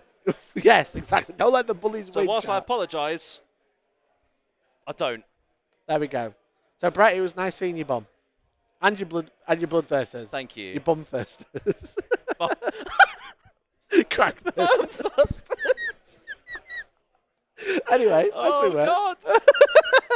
Are you enjoying commentating? Have you missed it? I think so. We'll see how we get on. Oh man, hilarious shit. So yeah, so we're just in a bit of a movement phase now. We're just basically still doing a scout, I think. Oh no, we're doing spotting. So Tau have a guided thing. Guiding. That's my phone on the floor. Well done, mate. Let me tell you about guiding. Essentially, a unit can spot for another unit to make them better. So it's called guided, I think. Not guide, guided. No, it's not. Let me look at Tau. I've got to find it. Go on, you have a look at Tau. I'm getting there. It's going to be so fast. Watch this. Look, I can feel the air. I can think about. I'm on the app, the Games Workshop app. It's very cool, very great. I can't remember where it is. Is it Pathfinders? God damn it, Brett. I can't find it. I thought they could all I thought they could as well. Spot, every unit can spot for each other in some way, but Pathfinders do it better. Is that my assumption correct? That sounds right. I just don't know where. Army rules for the greater. It's for the greater good. The greater good. The greater good. Each time a model in a guided unit makes an attack that targets their spotted unit, increase the ballistic skill by 1, And if their observer has the marker like keyword, ignore cover. Okay. Oh. So BS plus ballistic skill, which is actually really important because that means you can also get +1 to hit from any other ability. That's nice. Because you change the ballistic skill, not the hit roll. Ah. And each time rolling the guided unit makes an attack that does not target their spotted unit, worsen the ballistic skill of that attack by 1. Okay. So there you go. Lots of spotting. Very Lots nice. of spotting, having a great time. So Kyle will probably get his cleanse. Is that correct? That's it. So instead of shooting, he can do an action with a unit. So it looks like those 4 models on objective 1 are probably going to do a cleanse. And sorry, is this a deployment zone where it's like corner deployment? Yeah, so for the deployment is this type, as you can see. So it's this long deployment. So that objective top left is one he can cleanse because it's a deployment zone. Very yes, good. Exactly. I'm with you now. You got it. You got it. So basically, the 2 objectives he's holding, which on screen are going to be objective 1 and objective 5, aren't in his deployment zone. So they are the ones he can cleanse. Understood. So no prisoners is an interesting one. No, prisoners is going to be very tough turn 1 because there's nothing to kill. There's a land raider. I think that's it. Am I right in thinking you could discard an objective or yes, redraw so for a CP or something? 1 command point, you can do what's called new orders. Yep. It's a stratagem. Yep. Discard a card, redraw it. However, once per game. Once per game. Once per game. Oh. You are playing the deck. You know. That is cool. Is there ever a sort of situation where fix is always is better than tactical, or a lot of depend people on the play. Army? It depends on the army. Depends on the matchup as well. Okay. Because obviously when there's 15 cards, or 16 cards, sorry, 8 of them are fixed. But I think only 2 of them are kill fixed. So if you're playing against Imperial Knights, for example, you're likely to bring it down as a fixed secondary. Sure. But what a lot of people do is play quite passive. So they take cleanse, which is obviously we're seeing now, and deploy teleport Homer. So deploy teleport Homer is doing action in the center of the board or in your opponent's deployment zone. However, cleanse isn't very good on this mission because there's no objective in the middle. So what it does, it forces you to send a unit to the middle to just do homers. Whereas every other deployment type, or pretty much every other mission, has an objective in the center. Okay. So you're both holding an objective and scoring secondary points. So it's kind of like two for the price of 1, essentially. Oh, yeah. You know? But in this mission, because Vital Ground, you actually remove an objective, and the different objectives are worth different points. Who removes the objective? How does that work? It's just this mission. It just says take the middle objective away. So Vital Ground. Oh, I see. So you don't take away more than 1. It's just that one's gone. Just in this particular primary, you take away the center objective. Oh, okay. Understood. So that is the other thing. So we've got some movement going on here. We've got the Hammerheads getting into positions for some. Looks like some Land Raider popping, hopefully. Yeah, but it looks at it. Let's have a look. Let's have a nosy. Shall we have a see? Have a see? There it is. As you can see, they're getting nice and cozy. The opponent's already left. He's gone. He's had enough. He's also gone for a wee. Don't blame him. He was like, please, can I take the microphone off? I would like a wee and I don't want that live streamed. Which is very fun. We've seen enough appendages and stuff We've today. seen enough. We've definitely seen enough, for sure. So thanks everyone for tuning in. Hope you're all doing well. Again, my name's Mikey. I'm joined by the lovely Brett. Hi, Brett. Hello. And this is the final of the Goonhammer Open. Just want to say hi to everyone in chat. We're currently live on YouTube and Twitch at the same time. Very nice. We are multi-streaming. Look at you. I know. Look at us. So just want to catch up. Hello, everyone. John Swallow says camera is class, Mikey. Smart work. You know what? I know. You like the cameras, don't you? I don't even think you've mentioned it. Have I not? Let me tell you. I don't think you've mentioned the camera once since I've What started speaking to you. What do you want to say? What do you want to say? Tell me something. Reason to live. We can't see that. Sorry. That's a metaphorical thing. I can't look at that. Physical thing. I would like to see what's going on in the main hall. I want to see some pretty faces. Like that. Look at that. Smashed it. Look at that. So that is the rest of the event of the Goonhammer Open. Obviously, we've had 50 players all competing for a golden ticket to the Warhammer World Championships. Can you pan slightly to the right, please? Yes. Watch this. So of course the pillar's there.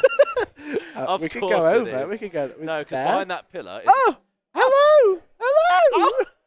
Go back. There it is. There it is. What were you trying to say? My good mate, Mr. Tom Lohman. Okay, let me try again. Watch this. Okay. No, there he is on the right. Look.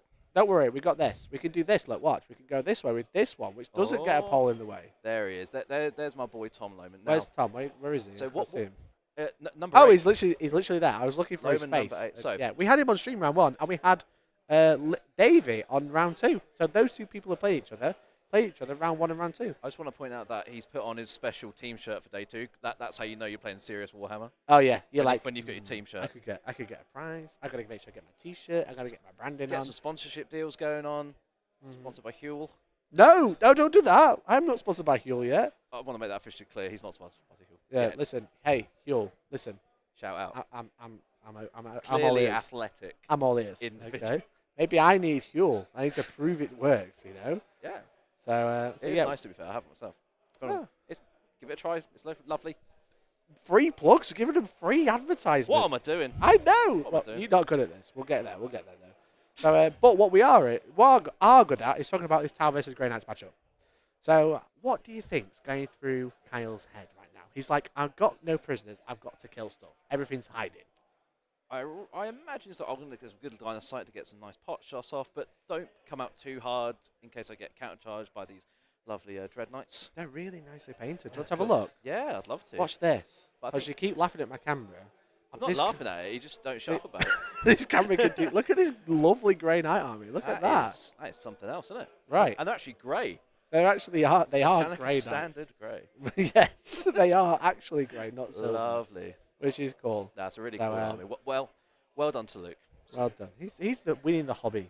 You know, he's one of the top tables, potentially coming second, and he's got a cool army. Well, so is Kyle as well, to be fair. But oh yeah, they're both great. Yeah, I think it's like a KG sort of opening turn, as you'd expect from a shooty army. What Kyle's got to remember is he's kind of like, I don't have much to shoot, so I'm just going to move out. But what he's got to remember is at the end of Kyle's turn, Luke can pick up 3 units and put them into deep strike, right? Absolutely.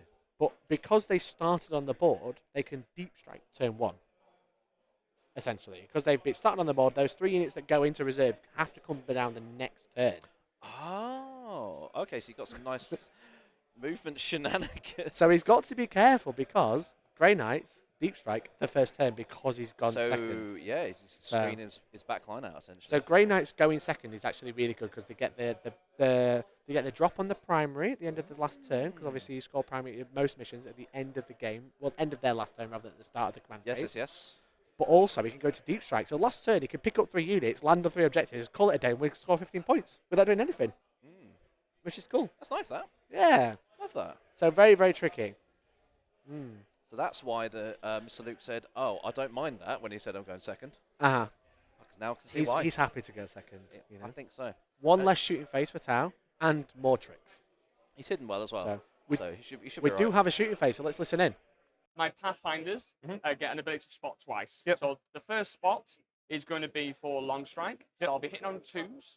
And I've got I'm winning 6 of Shadowstone for reroll 1s. Okay.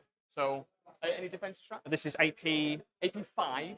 And it's D6 plus 6 dev wounds. Onto him. Yeah, if you're thinking about pop and smoke, I've got +1 for hitting the vehicle and +1 ballistic skills. So basically, he's going to be hitting on 2s, rerolling 1s anyway. This will be hitting on 2s, rerolling 1s, but if you did pop smoke, he'd be hitting on 3s. I'm gonna a true silver armor of contempt. Oh, okay. So then basically you'll get a 6-up save against my railgun. So AP 5 goes to AP 4. Probably not going to do anything, but okay, cool. I am firing my Seeker missiles on all this because I'm just going to go in. So I'll do long strike. Actually, I'll save this one. Hits. Strength 20, so toughness 12. I get 1 free roll to hit or wound. So yeah. Dev wounds. So that's D6 plus 6. That's 9 damage. 9 damage. Get my wound markers. The 2 Seeker missiles, I'll wait till you get back. 2 Seeker missiles, I've hit. I'm strength 14. I've got 1 free reroll. I'm going to reroll that 1. How many dev wounds was that? It was 9 in total. 9 in total, so he's down to 7. Now, I've failed the reroll. This is AP 3, but because you true silver, it's AP 2. So ignore cover? It does ignore cover because the Pathfinder's got mark light. So this is on a 4-up save, and it's D6 plus 1. Right. You love it. Okay, cool. So how many wounds have you got left, sir? 7. 7. So the SMS. Sorry, I should have declared. The SMS is going to be hitting on 6s. What's in this unit? So it's an Inquisition Acolyte, so they're toughness 3. Yeah. They have 5-up armor, 5-up invuln, -1 to wound. Right. So basically what I'm going to do is the SMS is because I split fired against a target, I'm -1 ballistic skill. So it's 6s. Oh, wow. 3 6s, rerolling 1s from Shadow Sun, 4 6s. Strength 5, the sneak toughness. Toughness 3, but -1 to wound. 4s. Twin linked. You've got 4 saves, sir, no AP, so you'll be getting cover. So I get cover, so I get 4 ups. Are these 1 damage? 1 damage. Okay. What's their armor save normally? So it's a 5 up, but with cover, yeah, cool. You're all passed. 4 ups. You're So all passed, yep. Okay, so the second spot. The second spot, so now they cannot spot anymore, is going to be Long Strike. He hits on 2s with a reroll of 1 from Shasun. He hits. I'm winning on 3s with a free reroll ready. I'm definitely going to reroll that with his innate ability. Wounds, and you got 6 up save, sir, because of AP5 plus AP4. Nope. D6 plus 1. D6 plus 6, sorry, that's 11 damage. On the Land Raider. On the Land Raider. It's dead. Does it explode? Nope. Okay. So I'm going to disembark my dudes. Yeah. Long Strike. My entire Discord have been like, why are you taking hammerheads? And so they're really excited to see hammerheads. Now, the 2 things left to shoot are this ghost keel here. Yep. And this ghost keel here. Yep. And then also this devilfish has still got its 2 seeker missiles that it could fire as well. Okay. So they're probably going to want to obviously try and stop me from shooting some stuff.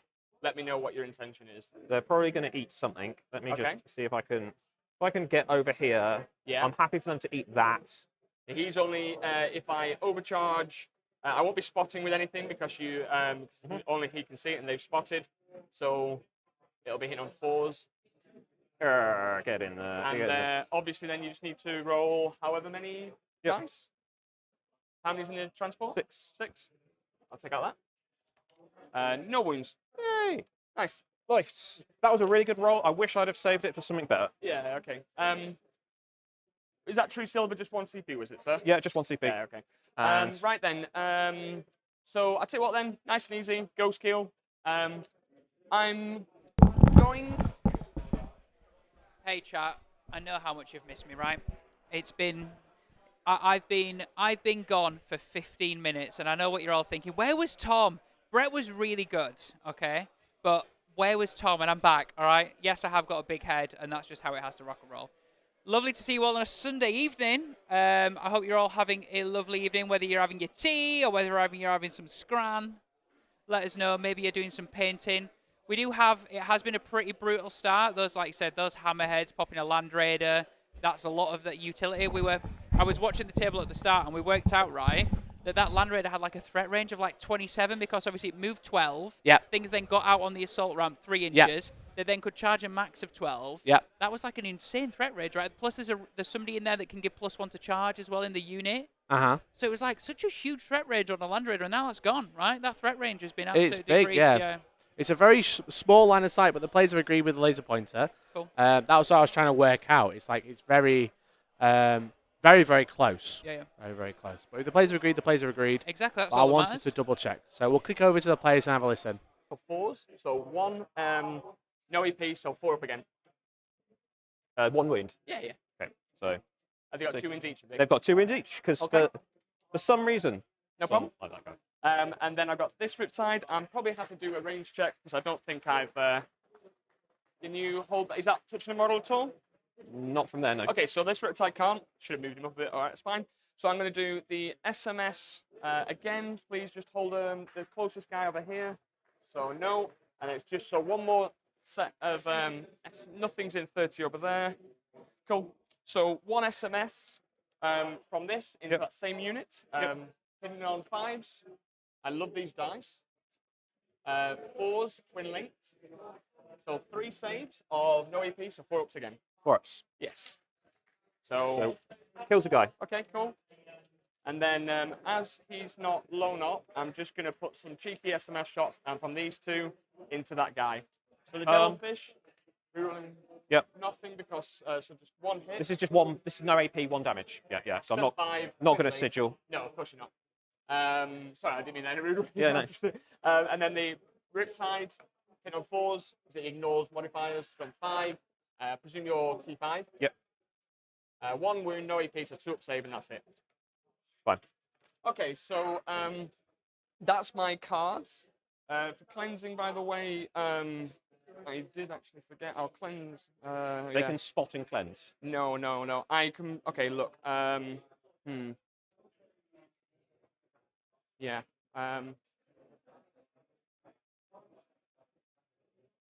No prisoners. I messed up. Okay. I messed up. I completely forgot about cleanse. Fair enough.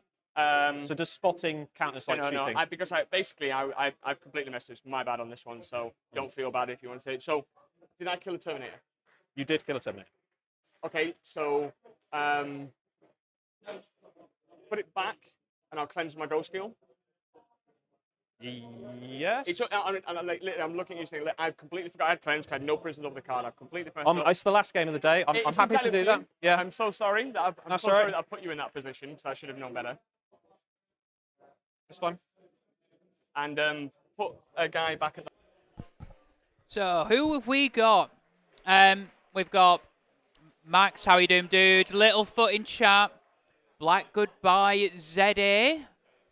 PF can spot and cleanse, apparently. Pathfinders can spot and cleanse. All right, well, we're just checking that out now, so... we'll have a chat with the guys in a second. 1 second.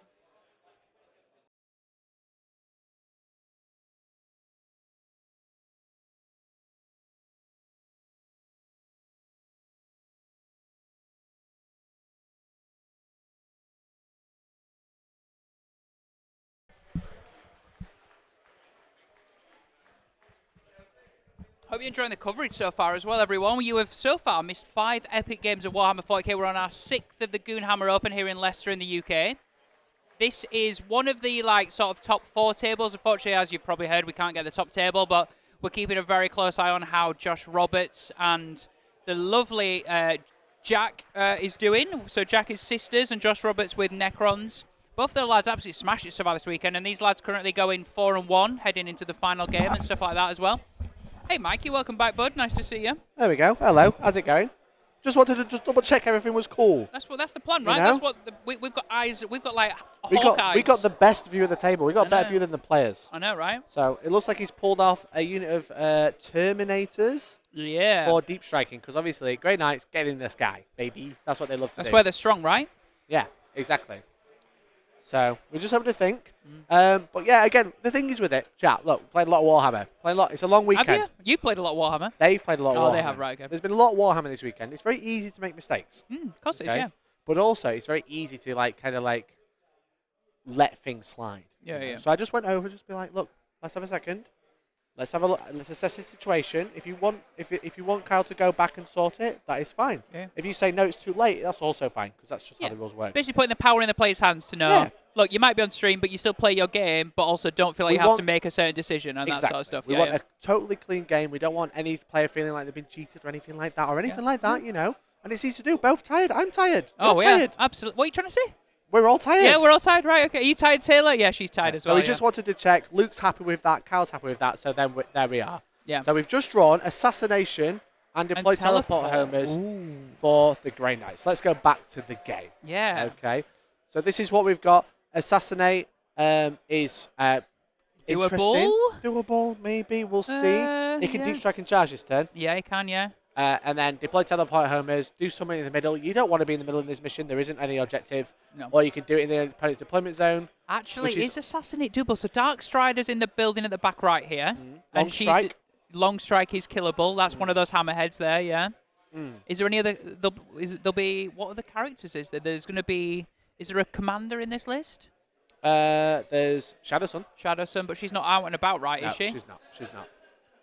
So actually, it's long strike or nothing, or you bin it and go for something else, right? So yeah, exactly.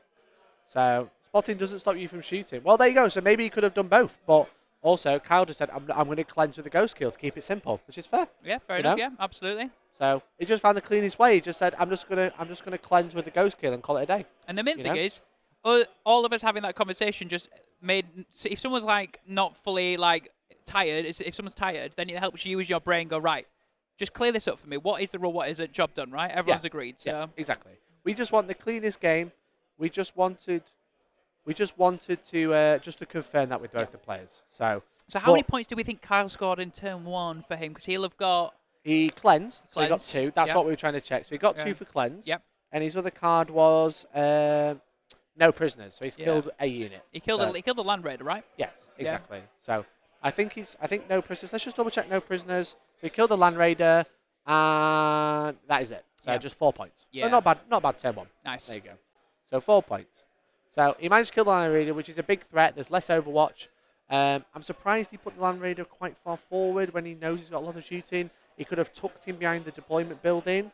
Yeah. You know, and just hide him behind that what I L would shape. have done. Yeah. You know, I would have probably tucked him behind here in that building there, only sticking his nose out, so he's only getting shot by a couple of things. The hammerhead's coming over and shooting. Whilst the line of sight was very, very, very slim, it was definitely.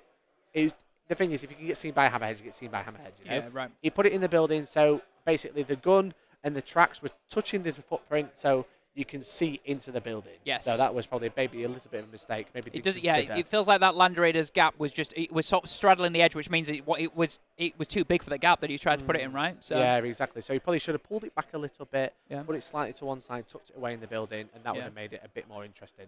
But he didn't. So that's what can you do? If you don't, you don't. You know. And that's the thing that as I was saying, that threat of that supercharge out of a Land Raider feels like it's just been neutered quite early on, right? Yeah. You so doesn't have to worry now about it. He can deep strike. Yeah. But it's a 9-inch charge. Yeah. You know? So he didn't shoot through the room, and he stuck his gun out, and there was a line of sight drawn over. That's what I was informed. That's what I saw. But they're both for players agreed. If both players agree, it's a bit tough, you know. But he had the laser pointer he was looking through. So yeah, so be it. Yeah. That's it. I had a look over. They explained how it was. They both said it was cool. If they say it's cool, right? Yeah, we're not here to police the game. We're just here to if there's any sort of discrepancies, just make a decision on discrepancies, right? So yeah, exactly. So he said he could draw a B through. He could draw a B through.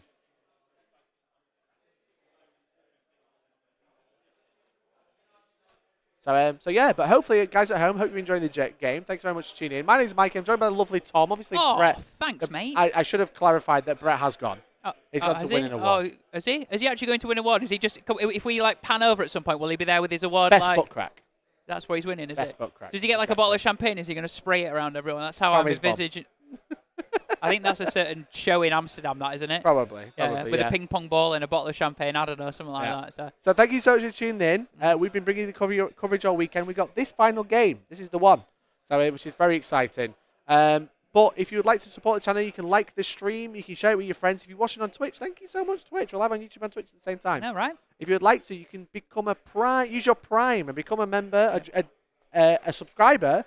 Jeff Bezos doesn't need that money. We would love it to be able to invest in the stream, do more of these streams. We'd love to bring you this sort of stuff as much as possible. And for that, we sort of need your support a little bit. You know, it's something we're doing off our own backs. It's not something we're paid to do. We're not paid to be here. So, anything you can do would be greatly appreciated. If you watch on YouTube, become a member for as little as £1.99 a month. Join the Discord, Exclamation Point Discord. It's the best place to be for Warhammer. Anyway, back to the game. Thank you, everyone. So it just looks like we've got a movement. We're thinking about deep strike. He's got the Terminator Librarian now out on Objective 5. As you can see, that Terminator Librarian, he's got Purge Soul. He's also got Block Mortal Wounds. Yes. Which is very good. Can he give them out, and can he just give them out? On a 2? Yeah. D3. Yeah. Sorry, I think it's D3 plus 3 on a 6, you see. Got you. Cool. Let me have a look. It's very good. He's got 3 because they're good. Yeah. So Brotherhood Librarian is in your shooting phase within 18 inches. On a 2 to 5, take 2d3 mortal wounds. On a 6, take 2d6. Not even d3 plus 3. Oh wow! Okay. 2d6. Oh baby, that's fierce. It is fierce. Also, if you are wondering, we're keeping a very close eye on the other top table. So the top table of this of the tournament so far is Josh Roberts versus Jack. Cool name. Fox Tight. Yeah, it's Jack Tight, but you keep saying Fox Tight. So we're keeping a very close eye on that. So if you just joined us, Jack with his sisters rolled to go first, but he's drawn some dodgy tactical secondaries. It was like capture any outpost and no prisoners. He couldn't get much eyes onto real anything. So it looks like he's just setting himself up for pushing the Necrons back and sort of staging and giving some of his chaff out there. There's an Immolator, a Rhino. He's then got some of his Arcoflagellants to just hold some of the mid-board, and he's just going to... We saw it quite a bit from Jack as well, yeah, so that's exactly. sort of his strategy. We've seen a lot of that game. So, but Josh has got a very threatening list with 18 Wraiths, but it looks like it looks like Luke is thinking about deep striking in the deployment zone for homers by the looks of it.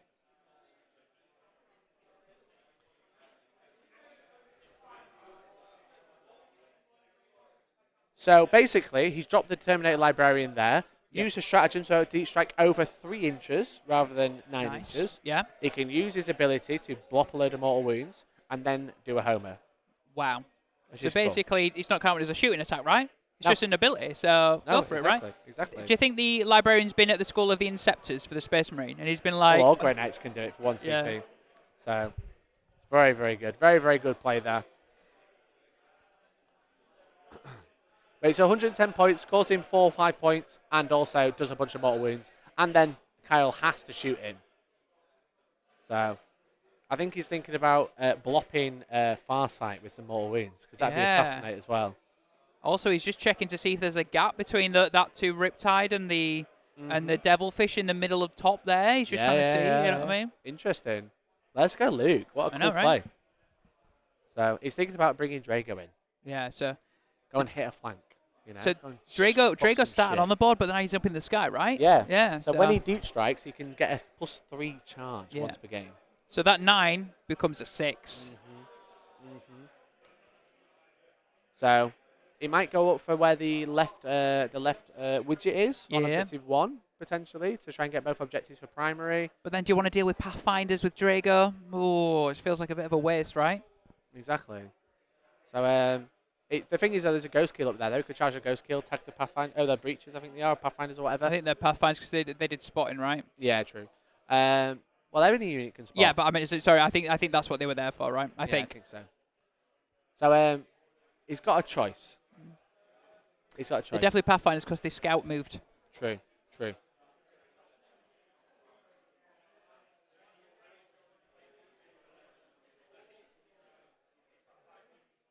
So just thinking about a Overwatch. Let's have a listen. 2 up save. Yep. Spending a CP. I'm down to 1. Yeah. Yeah, down to 1. Riptide's going to be 6s, rerunning 1s. I'm going to overcharge my ions. Could be good. So 2 6s. Strength 8, overcharge. I'll do my hazardous now. Fine. Strength 8, toughness. 5, so 3s. 3s. Yeah, 1. Invuln at flat 4, and then I've got some small shots as well. Makes it. And then the SMS. Twin linked. 1, 2 up save. 2 up save. And then the 4 missile drones, nothing. Okay, cool. It was worth it. Okay, yep. So I've Overwatch now. So you've Overwatch now? Yep, okay, cool. So I've got Drago, who I'm going to leave for a sec, and then I've got this Librarian unit. There we go. A good time to Overwatch, I think. Getting rid of a character, stops him homers, potentially stops him blowing up Shadow Sun with some mortal wounds. If he rolls a 6, he could, well, even if he doesn't roll a 6, do you know how many wounds Shadow Sun has? I would imagine like 7 or something like that with her new sort of like. 7? I think 7. That's where my head's at. I'm gonna say 5. You think so? Yeah. I know she's. Watch it be 6. What's she a bit smack bang between? Oh no, is it Shadow Sun? What's her name? She's Shadow Sun. It didn't show for some reason. 6 wounds. Ooh, we were smack bang in between, right? Yeah. So on a 2 to 5, it's 2d3. So that could kill. Yeah. On a 6, it's 2d6, which is very tasty.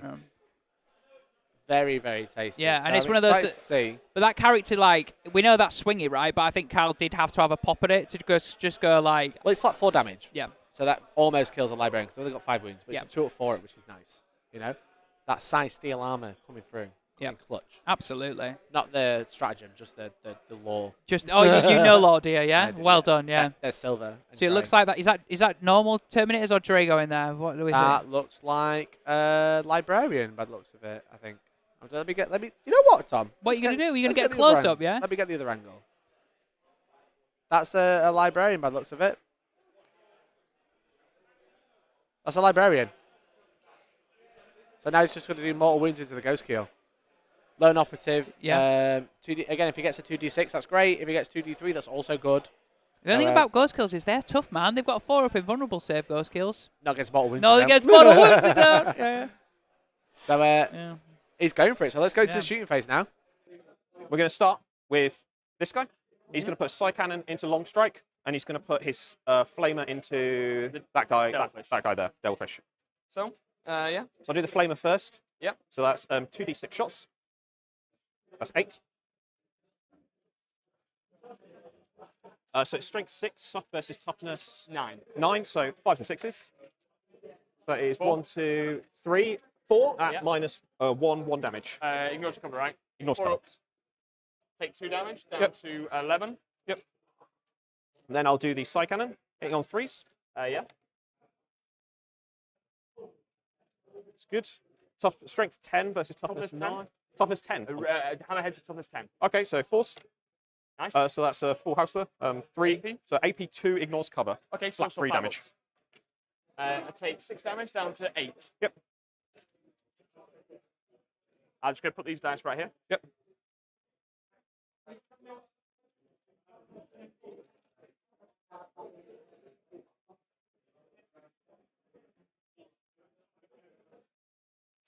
So the Riptide is T9.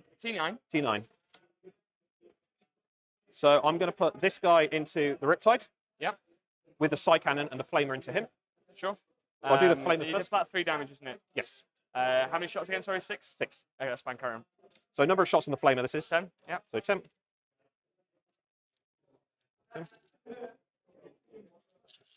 5s and 6s. Yeah. 1, 2, 3, 4. Yeah. 4 ups. I take another wound. It's down to 10. Yep. There's Psy Cannons onto the Riptide. Yeah. Toughness 9. Yeah, toughness 9, so 3s. Yeah. Nice. Oh, mate. So that's man. 5. AP minus 2 ignores cover, flat Ignores 3 cover, damage. so basically puts me to my in buns. So Yep. First 2, I take 3, so I'm down to 11. It's 3 damage, isn't it? So I take 6, down to 8. Yep.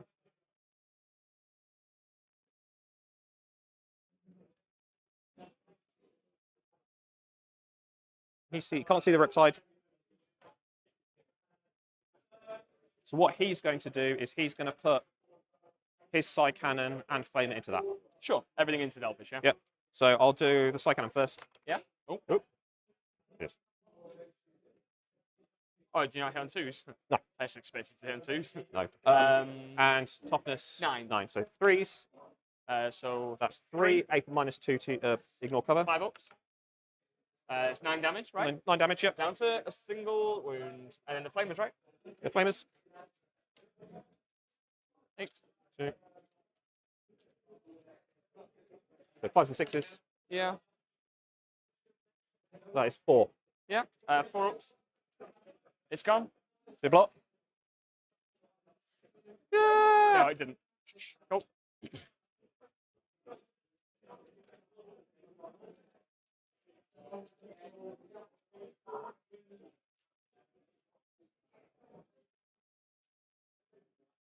Yeah, we've seen the first kill of the day for the Tau. It's, baby well, carriers, for the Grey Knights. Yeah, the baby carriers leveled their Psy Cannons and their Flamers, and they just started spraying the Devilfish, right? Yep, exactly. But yeah, this army's beautiful, Vic. Thanks for tuning in, bud. Hope you're doing well. Hope you got home safe. Yeah, this is a beautiful army, as you can see. Let's see if we get a close up. Yeah, go on. Oh, wrong one. There we go. As you can see, they are actually Grey Knights because they're grey. He's taken the name and gone, I'm gonna paint my scheme as they told me to. Grey Knights. Take it to the backs. Yeah, exactly. So both players are playing tactical. We're playing Assassinate and Deploy Teleport Homers for the Grey Knights turn right now. Feeling pretty good. He's got Deploy Teleport Homers guaranteed with the Librarian at the top, and then he can do his Mortal Wound ability, and then Assassinate looking interesting. There's some options. There's some play. I think we're about to see it. So I think Luke was put himself in for Best Painted. Let's see if we get a look at the other Dread Knight, as you can see. This was a little bit better view. It's just more top-down. But they are very nice. Look at those crisp highlights, Tom. Look at those. Oh, baby. Look at that. The free hand on the shoulders. The nice sword with the lightning effect. Boy, he's done a good job. Yeah. Hell yeah. Big time. They're really, really good. So we're just disembarking here, as you can see. Those are breaches. The classic Fish and Fury has returned. Those are just getting out. Exactly. So there you go. They've just disembarked there, as you can see. So we lose 1. Yeah. They're a bit of a they're again a bit of a speed bump for now, right? Yeah. Maybe yeah, the Dread Knights definitely. try and charge and swing into them, but. So let's let's go over. We're shooting now. So long strike. And So I did forget to ask you, can he charge?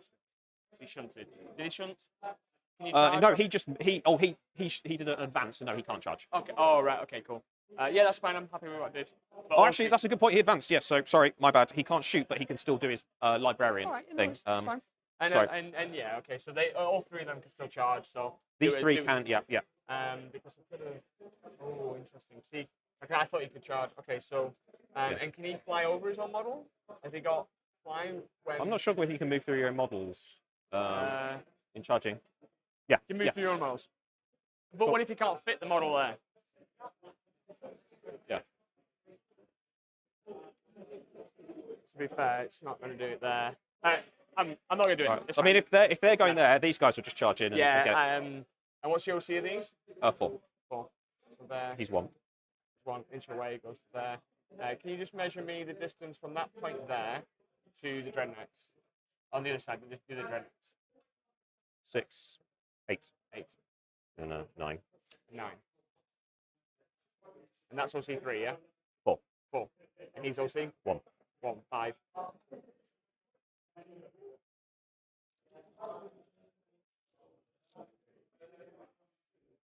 And you've still got them to shoot. It's fine. No. Okay. I'm gonna no. That's fine. So this guy is going to use his mind attack. So I need to roll a d6. On a 1, he blows himself up. On a 3, it's 2d3 mortal wounds. So that is 5 mortal wounds on long strike. On long strike, yeah? Yep. Down to 3. 8 minus 5, down to 3. Okay. This guy is going to mortal wound long strike. That unit will get to shoot, but I'm not going to nominate that afterwards. So does he do it? He does do it. 2d3. That's 4 mortal wounds. See if I blow up. Nope. Long strike down, assassination. Scored. So that's cool. So I'm just going to remove long strike. Oh, I didn't blow up, did I now? Yeah. Cool. Okay. That's big. Congratulations, That's sirs. big, chat. That's really big. First time long strikes died this week. Wow, and I you mean, have the 2 honour. librarians just ganged up on Longstrike and said, bro, I'm going to mind bully you to death. What's an armor save? Yeah. Wow. So the other one is deploying a teleport homer at the top up on objective 2 because that was the middle one that could see because he was sticking over. Yeah, no, absolutely. Anyway. Now, remember, it's blown up, so it's model by model. I don't mind if you wanted to adjust it so you have more models within 12. That's absolutely fine by me. I don't really So you could care. have... Okay. I don't really care. Yeah, it's fine. So it will just be a Stormbolter and Librarian. Sure. So Stormbolter. -1 hit with stealth. Okay, they hit. And then... Toughness 8, strength 4. Yep, sixes. so 6s. No. Librarian is going to combi bolter you. You're not infantry. No. So -1 hit. 5s. So 1, and then... 6s. No. And then Purge Soul. 4s. Hits. 5s and 6s. No. No. That's it. So it's just charging them. Sure. So you're happy? Like I could charge through my own models. Yes. So Just remember, I'm going to. I've got a stratagem that I'm going to spend, which would be -2 in the take a battle shot test. Okay. -2, and I take a battle shot test. Just for the first unit takes a battle shot. The rest of it's still -2 against its target. Okay. So what I'm going to do then is I'm going to charge with this guy. Okay, so I'm spending my CP. -2 to charge, and you take a battle shot test, please. Okay. So battle shock test is failed. Okay. So it can still declare the charge. I think it's reroll. Yeah. Yeah, That's -2. No, that's fine. And then anything else declaring against these is still going to be -2 as well. So it's a 10-inch. So I'm going to try it with this guy. Yeah, sure. It'll be box cars though. No. And then this guy again, same again. Is 10 inches. 11. There. Yeah. So 12. No. Okay. Any other charges, sir? No. Oh, yes. Yeah. I was Yes. about to say this one. Yeah. Yep. So that is an 8-inch charge because it's deep strike 9. He's got the enhancement for +1. +1. So, chat, what terrain is this? This is a terrain by Bandua Wargames. So it is a great set. Most of the stuff here is Bandua and stuff. It's like great for like UKTC style boards and stuff. Yeah, and they are battle shocked. which ones are battle shocks? The breaches. No, I think they obviously had to just disembark out of the Devilfish, but I don't think they're battle shocks, so they could use that stratagem. That's fine. So yeah, what we're doing right now is we're just checking. Obviously, he played photon grenades as a stratagem, which is a really good Tau one. So basically, like those Tau breaches there, were like you have to the baby carrier has to like have an extra 2 to charge, 2-inch on the charge, but then it's just whether it applies to everything else.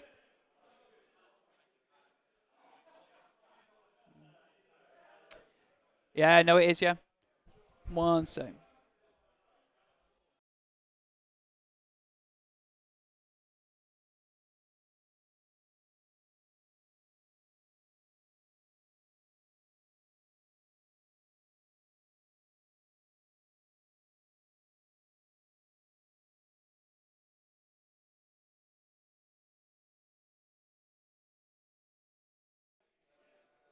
Hey, chat, thank you so much. Yeah, it's a very good point, actually. It's one of those things that's quite forgotten about sometimes. Once you emergency disembark from a vehicle, you are at battle shocks, and it's a very, very good point. So the guys are just, what they're doing is we're just going back a couple of steps, making sure that everyone is on the same page. So we're going from the start of the charge phase again, basically. Everyone's just working out. No stratagem was spent for photon grenades.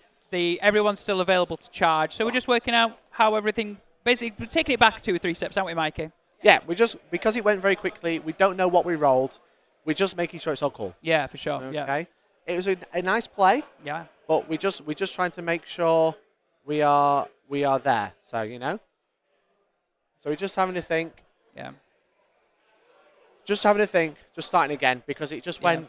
It got a bit crazy. But also, it's an easy thing to forget, right? All things being battle shocks coming out of a destroyed vehicle, right? He'll do that tactic every time someone charges. Yeah, absolutely. Yeah. So he's just re-rolled the charge at the command point. He's made it with a Dread Knight. Yeah, That's where we're at. So. No, Oh God. You've got nothing to worry about, mate. Absolutely. What we'd rather is a clean game that's as correct as possible. Yeah. Okay. Absolutely. Yeah. I think he's just charged. It's charged over there with the librarian. Ignore me.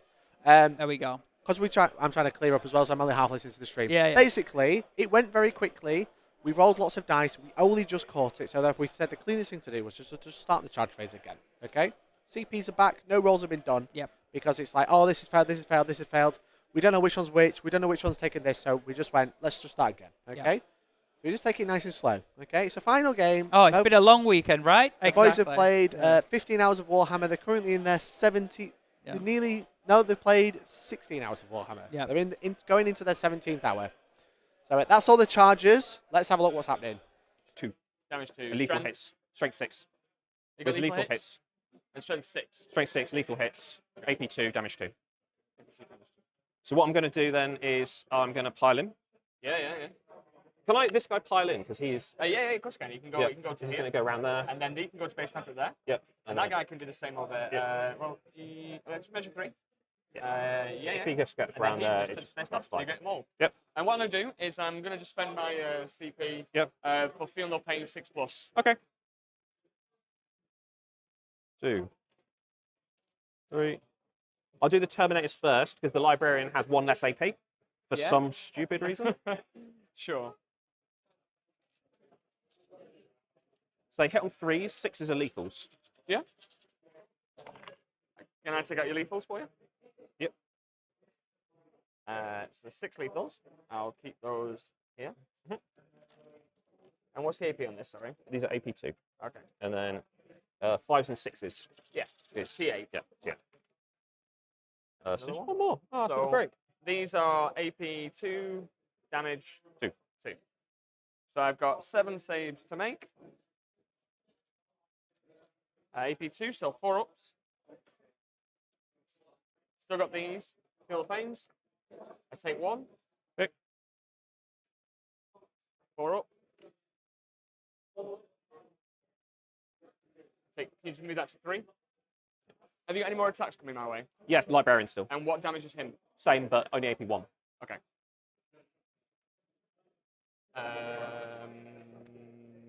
Dan takes 5.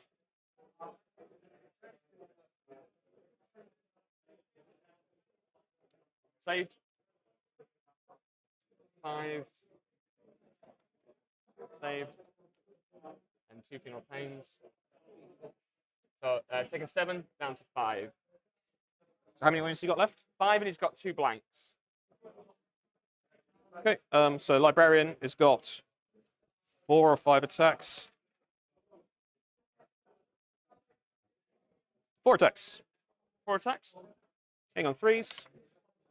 Oh, very nice. So that's just 2 lethals. 2 lethals. AP 1 these are. 2 damage. Damage is still 2, right? Yeah.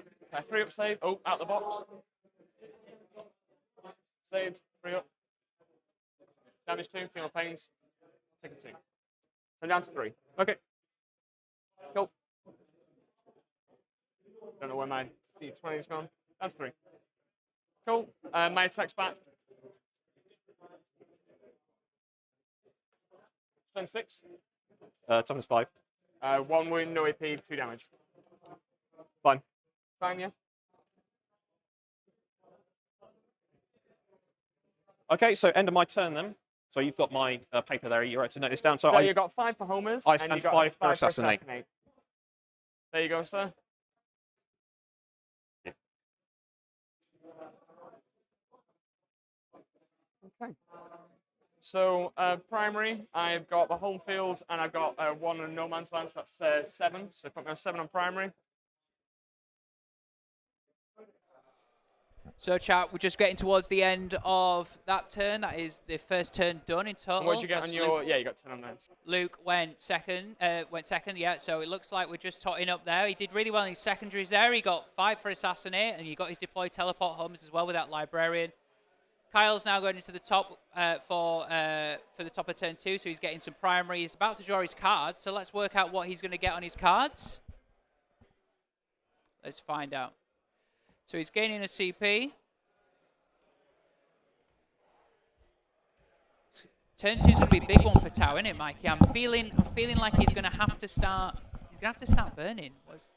We've got think so. Defend Stronghold, which is objective 2, and engage on all fronts, which is I think defend on Stronghold should be relatively easy if you can avoid that 3-inch deep strike.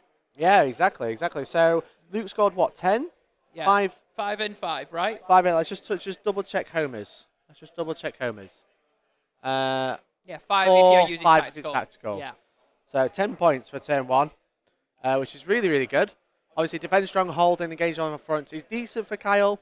If you have a look at the top down, there, as you can see, he's in almost in 3/4 already. He's got quite a lot of movement. Yep. But the Grey Knights are on the way in. He's got to deal with them and score. Do we know what primary he scored?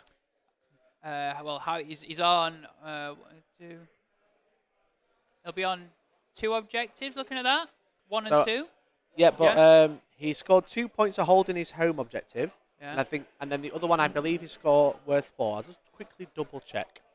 I'm trying to find the mission.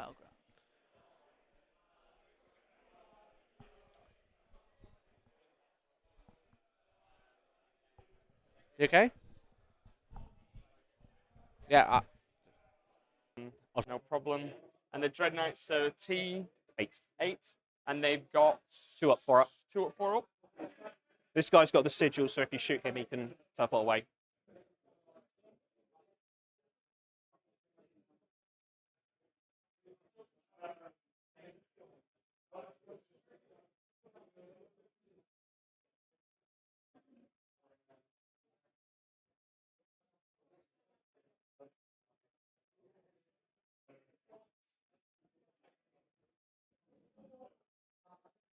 Going to have to make sure that I think that's my vital ground card there. I drew one. I think I brought one. I don't know if it's yours or not, but yeah, it's fine. We can check our cards at the end. Yeah, that's fine. It might be. Yeah, I'm not sure actually. I'll double check. We'll double check later. So I think I've got the cards correct there. Vital ground is 2 for the one in your home, 5 in no man's land. I Correct. believe. Yes. Yeah. That sounds good. So I think we've got the correct score with Kyle on 21 to 20 for Luke. Yes. So because Kyle didn't score much in his first round, did he? No, he just got cleanse. Yeah, just for two, cleanse. right? Yeah, exactly. So yeah, apologies for the delay there. Obviously, I went to check on table 1. Yeah. Oh, mate, this is the juice, right? What's going on table 1? Table 1 is the top table. Obviously, due to reasons, we can't show the top table sound, but what we can do is poke a camera through some iron bars like they're in prison. You know what? We'll do. Let's do this. Watch this. Okay. Watch this. It's going to be great. It's going to be great. It's going to be that, great. And then we'll do this. Look. There we go. Oh wow. Oh, that's even worse. Who put a banner there? I swear that wasn't there yesterday, damn it. right? It wasn't there yesterday. So table 1. Yeah. Josh versus Jack. Sisters versus Necrons. Sisters went first. Drew some crap cards. We knew that bit. Yeah, we did. Yeah. Killed 2 Wraiths. So no prisoners didn't go very well. No. Okay. That was it. Catch enemy outpost and no prisoners. Didn't do a lot. Okay. Right. But now it is Josh's turn 1. They've only just got into that first turn. Right. Josh looks like he's in a quite strong position because he's got the Wraiths, but Jack's very good at screening. He's giving him crap units to deal with, a couple of tanks, because the Wraiths can pick up the infantry, but maybe not the tanks so easily. Yeah. 2 units, definitely. 1 unit, maybe not. Okay.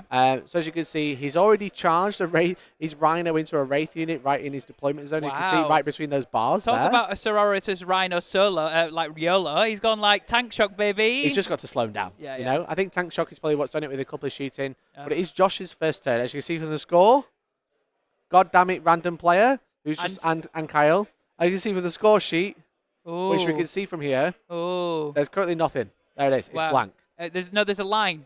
Which normally means that you means can't no score it in turn 1. Primary turn 1. Yeah. And now Nassim's just dropped his cake on stream. So we're going to go back to the table. Yeah. So not a great deal, basically. Yeah. Not a great deal's happened. He's basically tried to box him in with the Wraiths. Got ya. So, which is cool. And we all know that that's going to be Josh's main gimmick, right? Yeah. Wraiths, they're really hard to kill. They just control objectives and they can kill infantry, right? Exactly. Yeah, exactly. So just to confirm the question from chat, the Sigil of Exigence is on this librarian here on Objective 5. He's got a bodyguard there, hasn't he, right? He's like, don't come near me, otherwise my baby daddy's going to kill you. Well, that's the thing. He probably doesn't want to go near him, but if he tries to shoot the librarian, he can teleport across the board. Yes. So once for battle, he can disappear, which is very, very nice. Yeah. So that's something that Kyle's got to remember. These Dread Knights are actually in quite cozy position, to be honest. They're in quite comfortable position. They're ready. They're staged quite well. Obviously, one is looking at a rail gun from the Hammerhead, the one on the right on Objective 5. Yeah. The other 2 are feeling quite good, I think. Now, obviously, he's got the Blood of the Hood Librarian. We're into the Ghost Keel right in the center of the board. That's going to be target priority number 1, I believe. This one right here. That's going to be the one that has to die. The Ghost Keel is going to have to fall back. But to make him fall back, he's going to have to move the Hammerhead. And if he does that, the Dread Knights might move. Because obviously, anytime a unit ends within 9, 1 CP, Luke can go into reserve or just move, which is quite nice. So there's a lot. So if you also...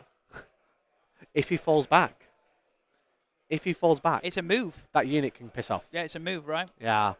So I think Kyle's just going to bait that because he knows he's got it and he's going to do it at some point. It's just on one unit, right? If he does it on the last unit, he's got to make sure he's seeing multiple units this turn. Yeah. He's got to make sure he's seeing multiple units because obviously the Mist of Deimos is the stratagem's name. If you've got the app open. Okay. I'll tell you all about it. Shall I tell you all about it, Please, Tom? can we have story time? Can you read me the stratagem, it is getting late. The stratagems are easy to find. It's the missions that are a problem. Mist of Deimos so far is your opponent's movement phase just have an enemy unit ends a normal, advance, or fallback move. 1 Grey Knight Psyker that is within 9 can either make a normal move up to 6 or go into reserve. Right, okay. So, which is cool. So, if he falls back with a Ghost Keel, he can disappear with that unit. Right, okay. So that Riptide on the left, if he falls back, won't have his target. And if he doesn't fall back, he doesn't have a target. Ooh, okay. So he's decided, he looks like he's staying in combat so he can shoot with the Ghost Keel. I was about to say it's -1 because it's a vehicle, but he can still shoot into combat, right? As long as it's not a blast weapon, that's correct. Yeah. Yeah. But because I don't think Tau have a way to retreat and to fall back and shoot, do they? I don't think so. I've looked in the stratagems, I can't see anything. So, unless it's an ability chat, you can always correct us. Yeah. So here we go. I think we're disembarking. Disembarking with the Devilfish. And yeah, exciting times. Really exciting.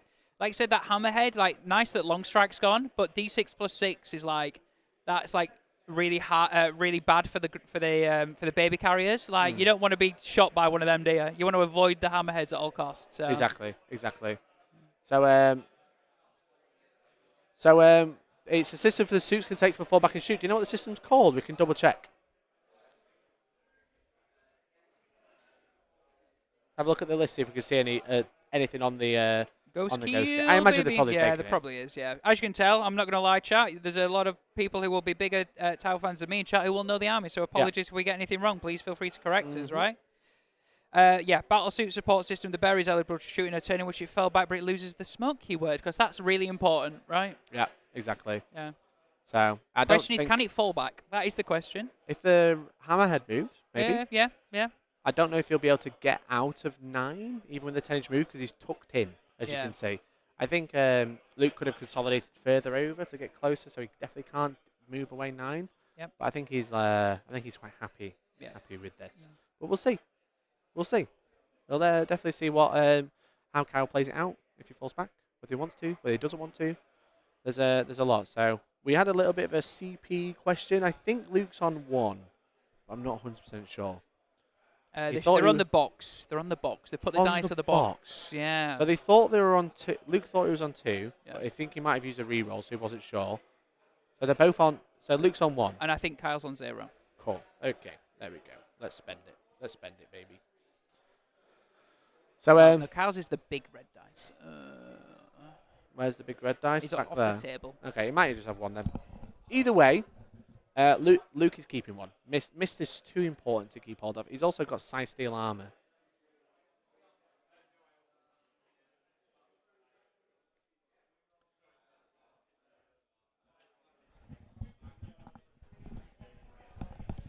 So no, Kyle is on 0 because he auto passed the battle shot with his ghost keel. Yeah, fair. We got that. And that's, I imagine, so he can fall back and do ghost keel things like shoot and be good. We're just double checking the movement. Yep.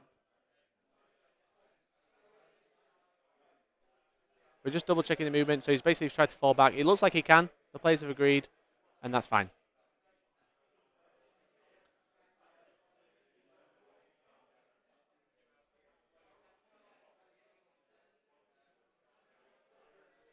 So is it finish a move then? Is it finish a move?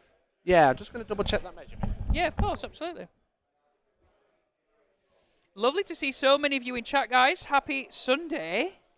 And I hope you're enjoying the Tau Grey Knight coverage. It's 2 armies we've not had on stream all weekend. So when we got the pairings and we looked at these 2, we were like, oh, gotta have some lovely Grey Knights because they painted exceptionally. And we were like, gotta have some incredible Tau as well.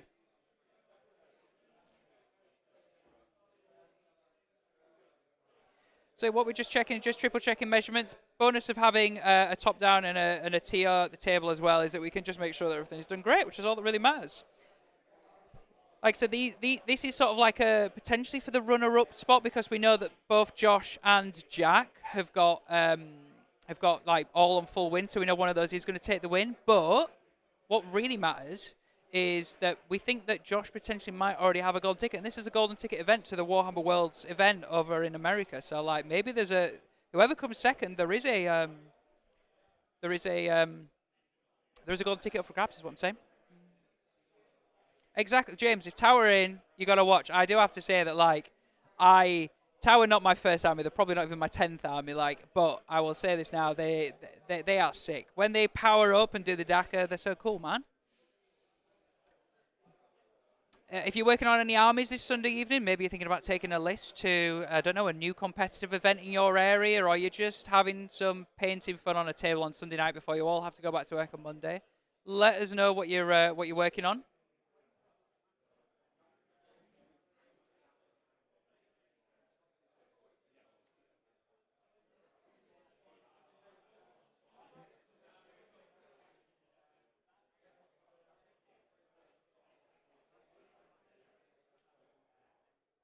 So yeah, we're just again checking movement, guys, and that's the bonus is that like no one's trying to gain an advantage or game the system. It's just one of those where after 5 long games, it's so easy to just go, this is my intention, here we go. Oh, actually, let's just triple check that this is right, and if it is, perfect. That's all that matters. Yeah, hammerheads feel like they were used aggressively, right, which is good. It's what you want to see. Not gonna lie, we all want to go home on a Sunday. Maybe Kyle was like, let's get this over and done with. Quick, boys, let's get this over and done with. Mr. Potato Waffles is not on the clock. Both players didn't choose to use the clock, so the round finishes at 7, so they've got an hour left. An hour to share between them. On Twitch, we have Audience Box. They're currently working on my Raven Guard for the West Coast. I'm assuming that's West Coast, not Wet Coast, but I could be wrong. West Coast Open in Canada. Mate, Raven Guard are sexy. Hope you've got Shrike looking mean. Have you got like what have you got? Let us know what you're working on your list. H Grid saying I'm gluing a Pathfinder I'm gluing Pathfinder kill team. Well, there's 2 Pathfinder kill teams on the board. Let me see if I can have a quick see if I can get a close up on one of them. That would be cool, right? Hey, no, those are breaches. Where are they? We got some Pathfinders. Where we got some Pathfinders? We got some. Let's see if I can find some Pathfinders for you.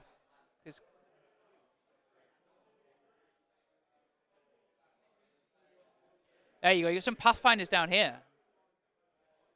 So yeah, I think those are the Pathfinder kill teams as well. Won't go past turn 3. Well, look, you know, at the end of the day, we'll see what happens with timing and stuff like that, guys. So yeah. Orange Votan Mercenary Q. Hope you're enjoying using Troll Slayer Orange. I don't know if that's what you are using, but I know that's my go-to orange, mate. So if we go back to the top down for a second, just checking on that measure and stuff like that. Vic, you were here this weekend. Where did you go, my man? Seriously, you were here 1 minute and then you were gone. So hope you made it home safe and stuff like that. Scotch saying the keel movement looked generous, but I don't think again it's not. No one's just trying to get an advantage. Everyone's just checking and stuff. So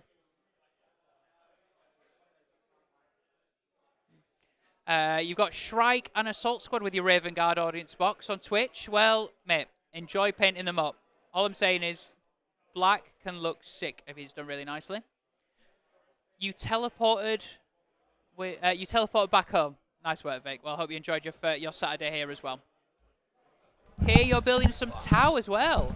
Apparently, we've got some Tau fans doing some building and some painting in chat, mate. There's somebody building some Pathfinders. Pathfinders, there we go. Sorry about that, chat. It's a huge one. Yeah, man. It's a huge one. We can't just...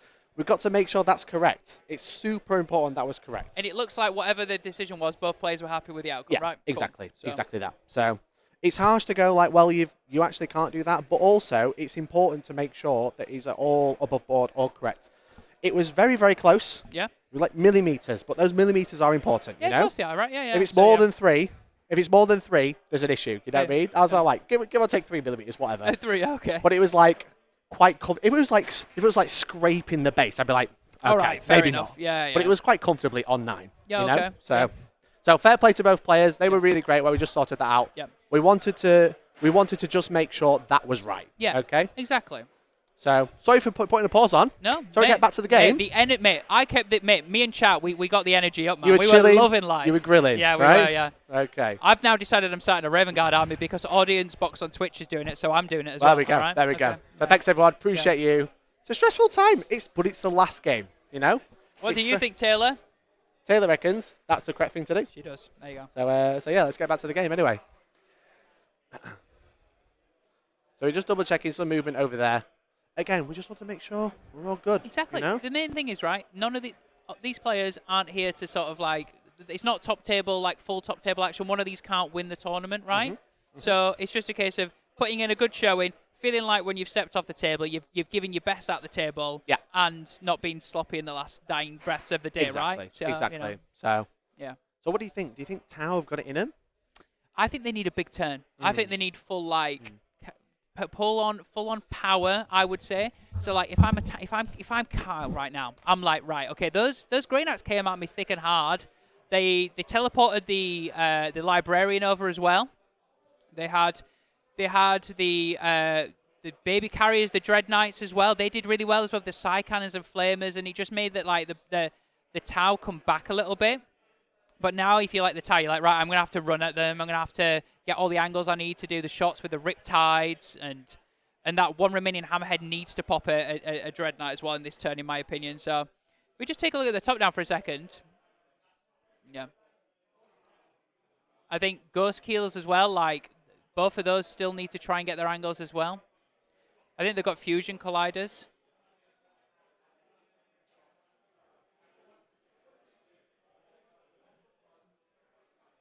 Andy Tech, that's saying still a podium position up for grabs, though. That's true. Because, yeah, there's going to be a good 5 people on, like, no, how many? Maybe 3 or 4 on 5 and 1, which means obviously those will be sort of vying for second. Now, obviously, Jack could do really well still against Josh, and Josh might not win. It might be the other way around and stuff, but... Organ UK saying Tom was on fight as ever is. Organ, right, all I'm saying, bro, you can't get a raise if you don't earn anything. I'm saying. So if somebody becomes a member and dedicates it to me, then that would be my raise. And also might be a McDonald's drive-thru on the way home. That's what I'm saying. It's been a long weekend. It has been long. It's been long, but I've had a good time. Yeah. I just had to sit and talk about Warhammer all weekend. Whoa, you've got a smile on your face. That's a good thing, man. I know. Yeah, it's really good. I love Warhammer, Tom. Although, do you pitch any higher there? Or? I don't know. Not only that, are you going to be live tomorrow? Are you thinking about it? I'm going to be live tomorrow at 7 p.m. Okay, cool. Always, and if you're listening right now and you're watching and you've never tuned in on a Monday night, that is when Mikey discusses the world of Warhammer news. You put the world to rights if there's been any drama at events over a weekend. Exactly. Not this one, but just any one. I'm just trying to make sure there's no drama this exactly, weekend. I'm doing my best. But the point is that you imagine I have to use my own stream as evidence in a news rundown. But all I'm going to say is, if you Monday night 7:30, you should 7 or 7:30. 7. 7. You should be there. Yeah. Be there. All right. But anyway, we're going to go to Shoot Your Face now. Yeah. So here we go. Yeah. Isn't it? Yeah. His range is 18. I think I'm just going to stick him here. I don't think he could be shot. My intention is... No, it's cool. I can't see. He's going somewhere on the board where you can't get him unless you're indirecting him. So I get to redeclare, yeah? Yep. Okay, so he's going to shoot into this one. Yep. I'm bracketed, so I'm hitting on 5s. Yep. Strength 8. 1. Invuln. Actually, you'd be fine. You'd be on cover, so you're fine. Yep. Fusion's out of range. I don't know why I rolled it then.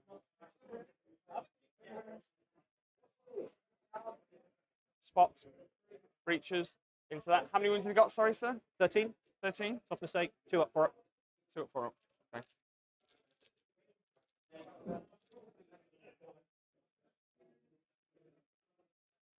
Shadow Sun's going to spot this.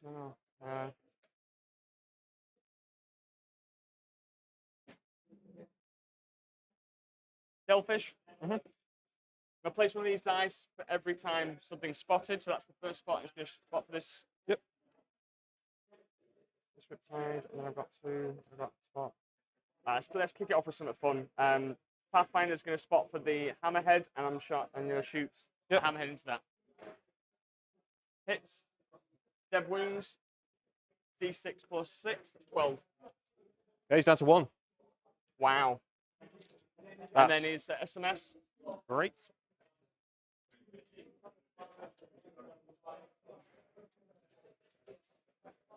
Toughness. 8. 8. 4 2-ups. Fine. Say thank you. Andy, thank you so much. I literally just want to say thank you to Andy Tate Dad. Andy, you're a blessing in disguise. Thank you, mate. Appreciate it. Also, I've just had a quick nip down to table 1. Yep. Yeah. Literally just got to the end of turn 1. Yeah. Josh had secure no man's land and no prisoners and is getting 10 points on his secondaries, whereas Jack didn't really get the secondaries that he wanted. Nothing. Also, he's popped rhinos with Repentia in and Repentia already out, and we might only be early doors still, but Josh is in a good place. All right. So let's go back to Kyle. He's just shooting the last Dread Knight wound. Invuln at flat 4 damage. Perfect. Okay. Missile drones, same target. The back one, wasn't it? That one, yeah. Nothing. And SMS, 3 hit. Strength 5, 5s, twin links. 2 up saves. Fine. Cool. That's that shot now. And that's that shot. That's that shot. Devilfish is going to just shoot into that. Everything, including the Seekers. The Seekers, both hit. Strength 14. 1, AP 3. On him? Yeah, you get AP 2, so it's Invuln. D6 plus 1. Dead. Seeker blows. Oh. Cool. So that's that Devilfish shot. Pathfinders, I've got 1 more spot. So Pathfinder's going to spot for the breaches. Going to shoot into how many wounds? Is that 9? 9 wounds. 9. In flat 4 damage. 10, 15, 20. Toughness 8. Yep. 26. 4. AP. 1. AP 1. I'll get cover from. And you're in cover because the Pathfinder's spotting. Okay. So 4 3-ups. So, you love it? Fine. Loving it. Cool. Cool. So, shooting here. Yep. Shadow Sun's going to spot. I'm going to shoot the breaches normally at you. I'm going to make you roll it. See what happens. 6, so I'm going to shoot the breaches first. Yep, 3, yep. 6, 9, 12, 15, 18, 20. 3s, rearing 1s. T5.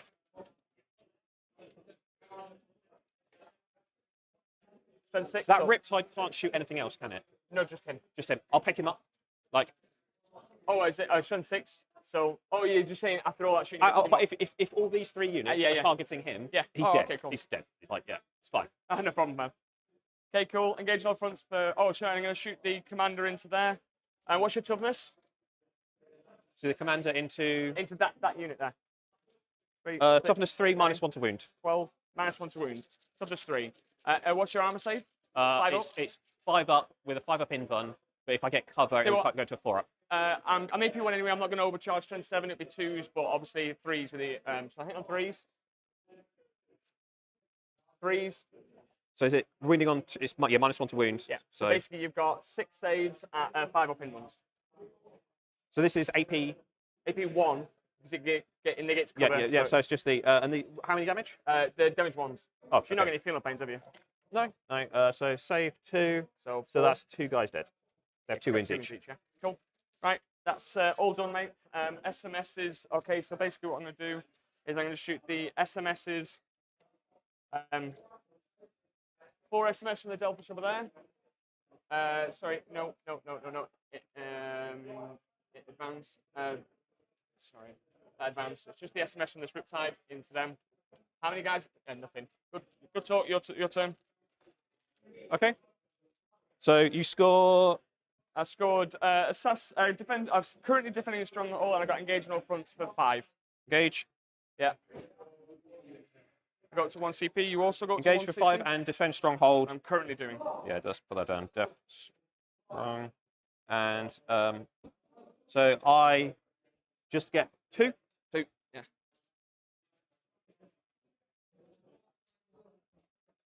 Oh, sorry. End of your turn.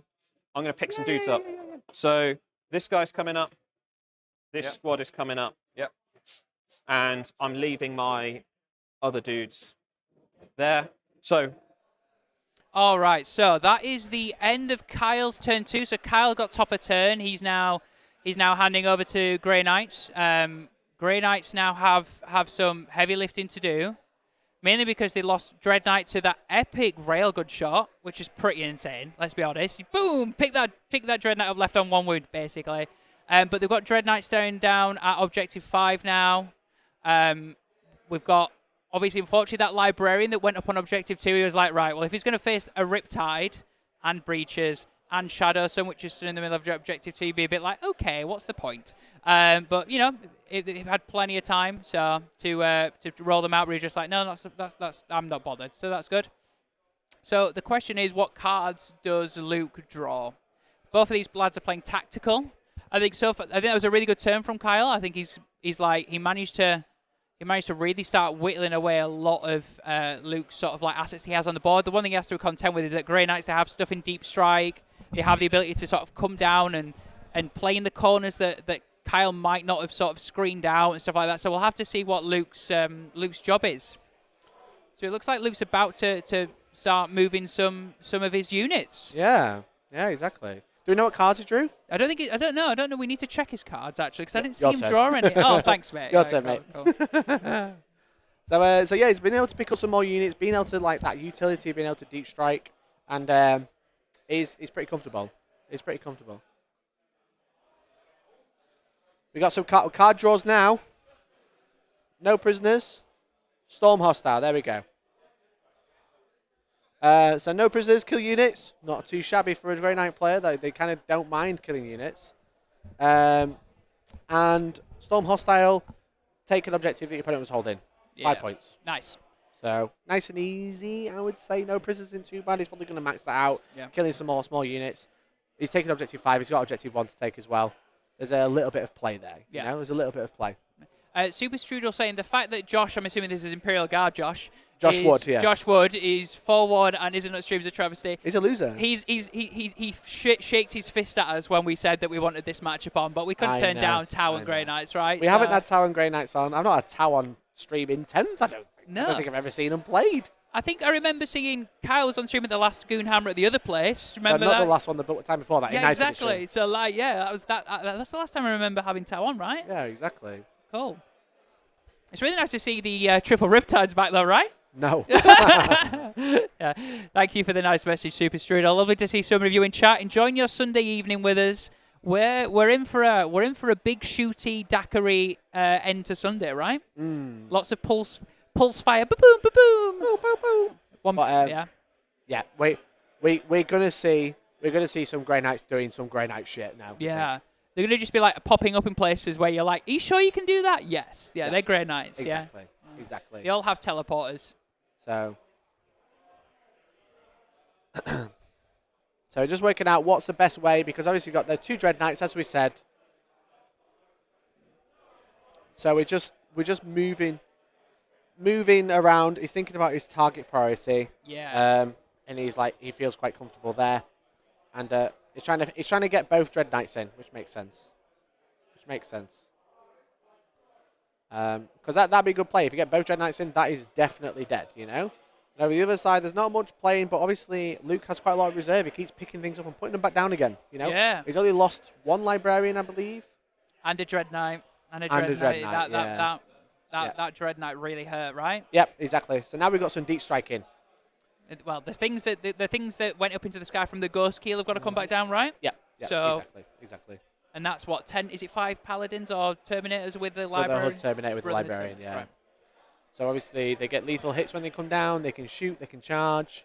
Where's Drago as well? I want to see Drago. Drago came down and then I think Drago might have stayed in reserve. I think he stayed in reserve. Yeah, I didn't see him last turn. Yeah. No. And also he can do the 3-inch. He can 3-inch. He can charge and get +3 to his charge. Is what I'm saying. So yeah. Exactly. Yeah.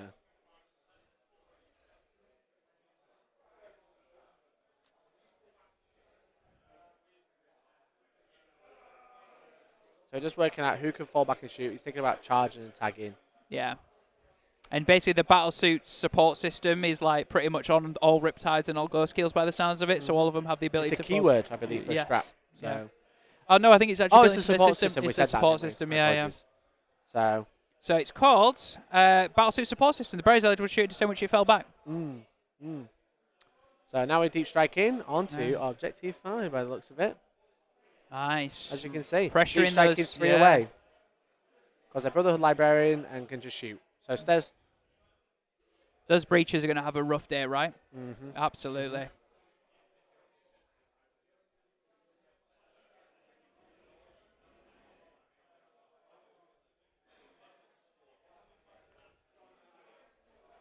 So he's just thinking about deep striking. He's got to get Storm hostile, so he's going to deep strike onto the point.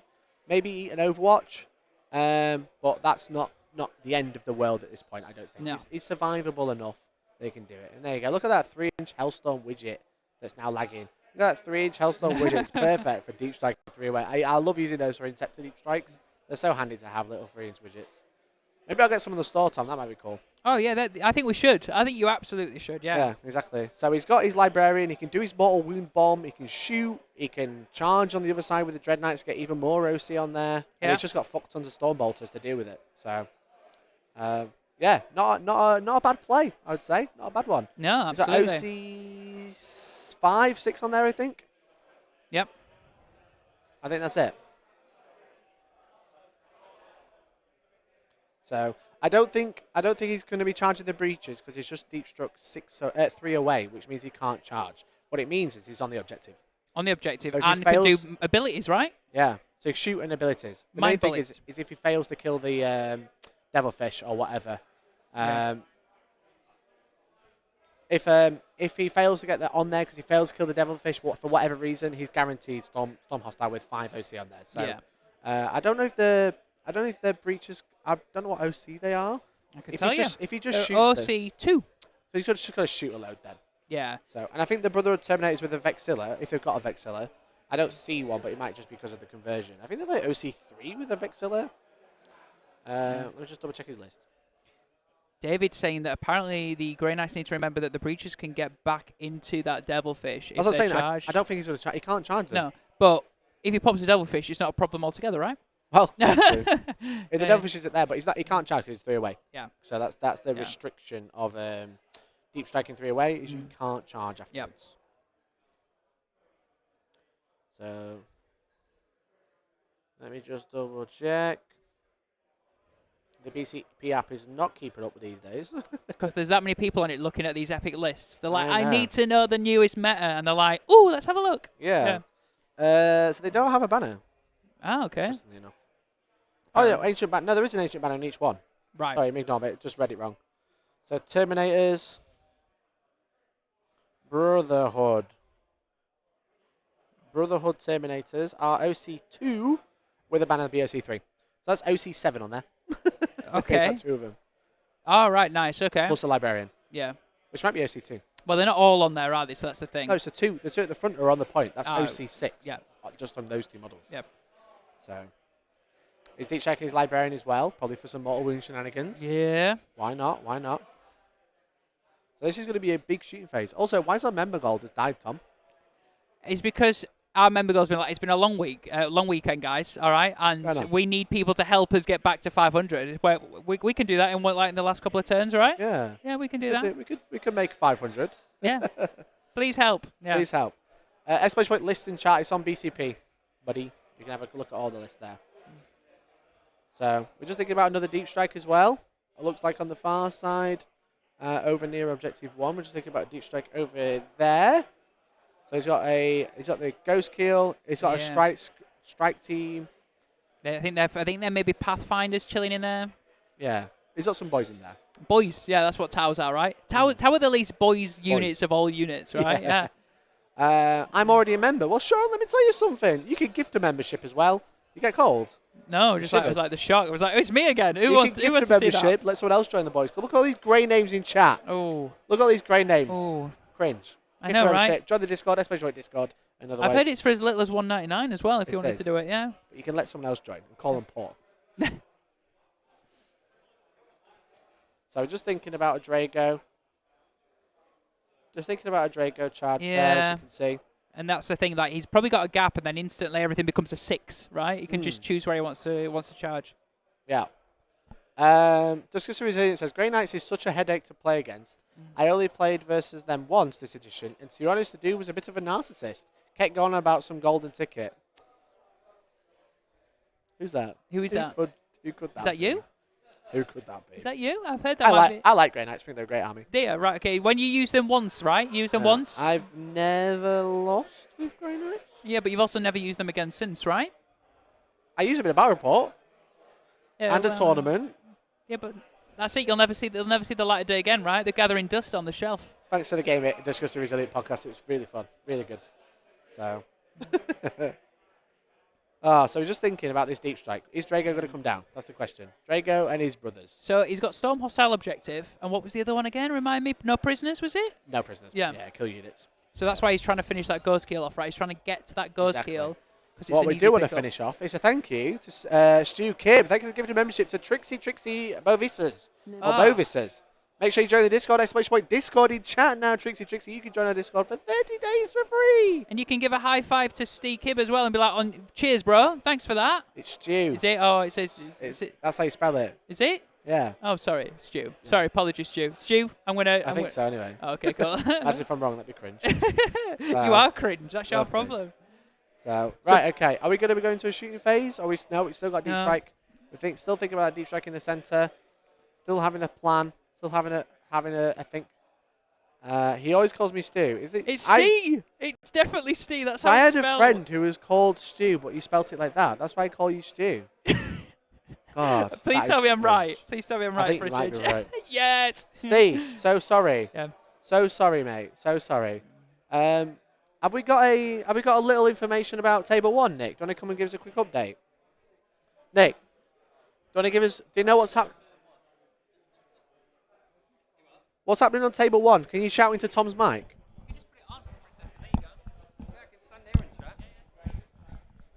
But don't stand in the way of my camera. I'll stand where I want. Thank you very much. Right, you've got 50 seconds. Go. Am I on? Yeah, you're on. Hello. Hey, Nick. What's going on table 1? I've been hanging around table 1, and nearly 2 hours that went on, but it's been a very busy turn. Just finished turn 1. Josh has just scored overwhelming firepower and secure no man's land. And quite a punishing fashion. We've lost both Immolators, we've lost the Rhino, we've lost a squad of Repentia, squad of Arco-Flagellants, 2 squad of Sisters, squad of Nova Initia. Woof. Jack has really been punished. If you zoom up a bit, you can see his miracle dice is full. Oh, I can't see there. It's on the little box. Oh, it's literally behind the railing. It's behind the railing. Mikey, move it. Get better cameras. We can't move the railing. Get better we cameras. We can't move the railing. It's a health and safety hazard. It looks like Josh has scored 10 points turn 1, and Jack has scored nothing. He's got 2 at the start of turn 2. That's for primary. For primary. Okay. But it's not going well for Jack. It's not going really. Well. And that's the reason why it's almost taken 2 hours to get an update, because it's been a busy turn. They've had a brutal turn 1 by the sounds of it. Well, Josh has anyway. Yeah, and Josh has taken relatively little, so it's going to be a hard slog for Jack to get up there and maybe win this one. Definitely. So we've just started the shooting phase for the Grey Knights. We're going to have to cut over. Sorry it's not the best view. Thank you, Nick, for the update. Appreciate you. I'm sorry it's not the best view, but we're doing our best. Yeah. So let's cut over to the shooting phase anyway. We did some shooting and nothing happened, so here we go. This back librarian is going to shoot with his guns. Combi weapon them. And he's going to purge soul him. And then we'll see what happens. So I'll do the combi weapon first. Sure. Hits on 4s. And then 4s, just anti-inventory 4 up. Nothing. And then he's going to purge soul, so it hits on 3s. Hits. Toughness, strength 6. 9. So 3, 5, and 6s. Nope. So this squad is going into breaches too. So I'll do the storm bolters first. 1. These are in rapid fire range. So 2. They're right in front of my face. 3 storm bolters. I'll do the librarians separately because it's a bit different. Sure. So hitting on 3s. 4s, because again, guiding drone. How many? That's a bit better. So that's 1, 2, 3. Oh no, sorry. 6. 6. And your whole unit can see. Yeah, but you are visible to my whole unit. So. 1. No AP, no? No AP. So I'll do the flamer. Number of shots, 3. So this wounds on 2s, but it's -1, so 3s. And the AP on this? AP 1 ignores cover. 5 ups. 2 more down. I'll do the librarian. Combi weapon, hits on 4s. So that's a death wound. Oh, I don't. Yeah. All right. So that's another guy dead. I was trying to speed things up, I just rolled. Yeah. And then purge soul. Hits. 3s. Wound. No. So did you pick up the guy that? Yeah, I picked up 3. Dead. Oh, 3. Just another one. Can't charge with them, can you? So no, not with them. No. So I'm just gonna pick up that guy. Cool. It's 4 dead.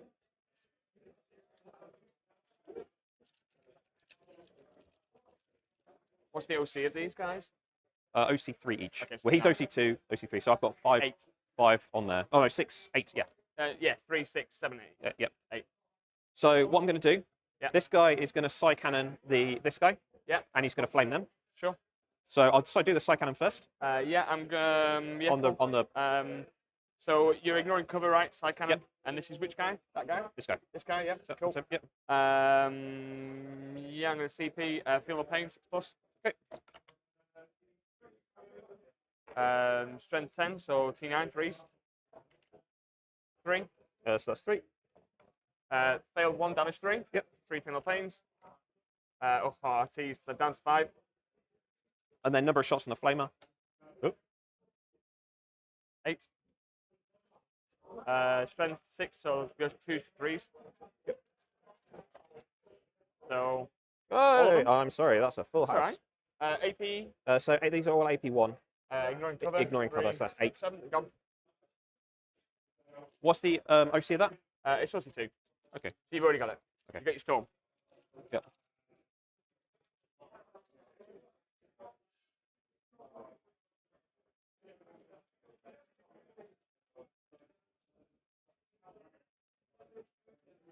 So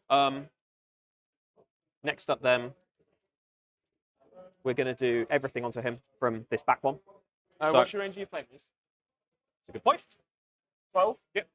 You're in. Okay. Yep. Yeah, you're in. Go Yep. for it. So number of shots to the flamer. 8. So 5, 8. So 5s and 6s. Yeah. Nothing. Side cannon. 6. Better. 3s. 4. So that's 4. Come on, baby. AP. 2. Ignores cover. 3 left in my hand.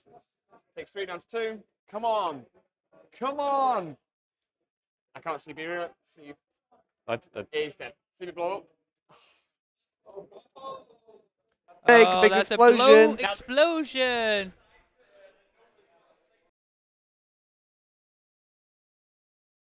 We might have just heard that's a D6 mortal wounds. Let's find out. Let's find out. Let's have a look. Never reactor time. Never reactor time. Is it D6? If it's D6, that's brutal. That is Riptide explosion abilities, deadly demise. D6. Oh shit, son. Oh no. Oh shit. Okay. Cannot blank. He's dead.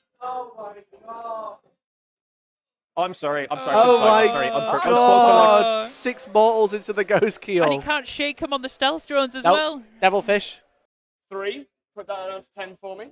This one. Yeah, I've got a 13 next to it. Okay. The Pathfinders. Please, for the love of God. 5.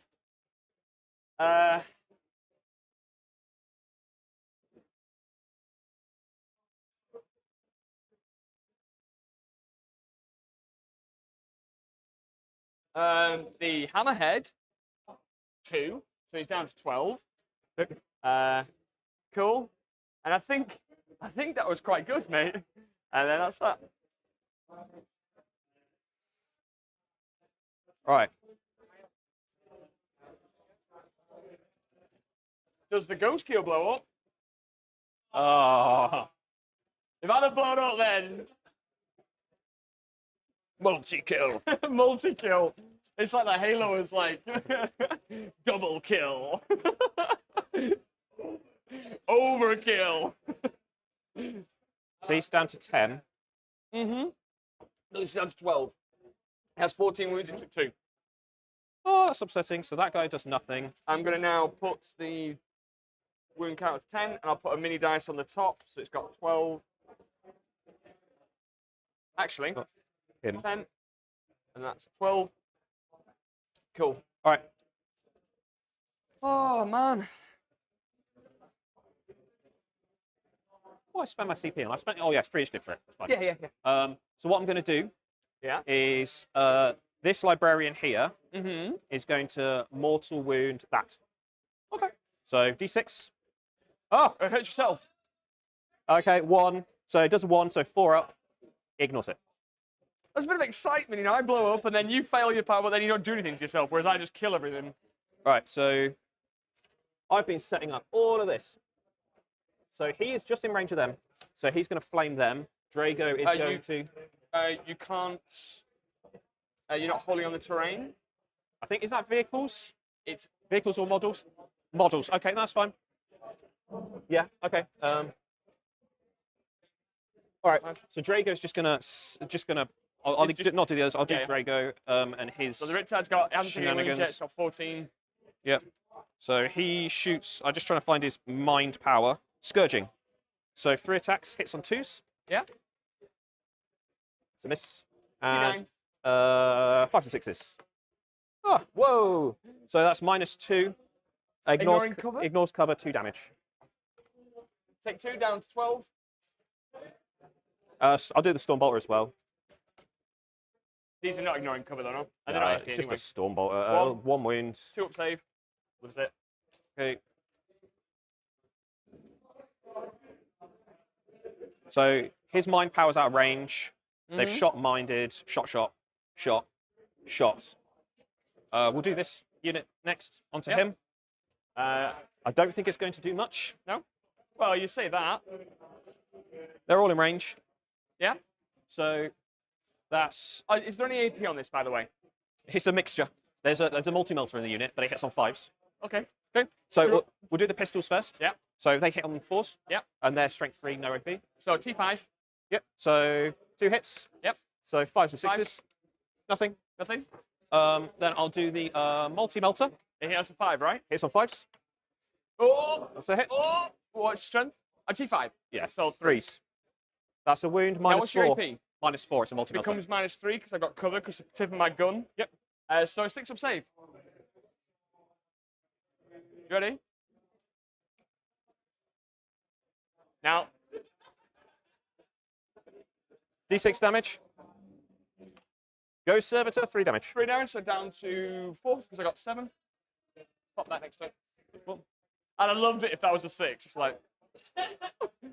So I'm going to Unholy Gaze with the Demon Host. Unholy Gaze. So it's 1 attack, but 2 because of Eisenhorn with a squad. Yeah. So it hits on 4s, sustained hits D3. Okay. No. Both hit. Strength. 9. 3s. 3s. What's your AP?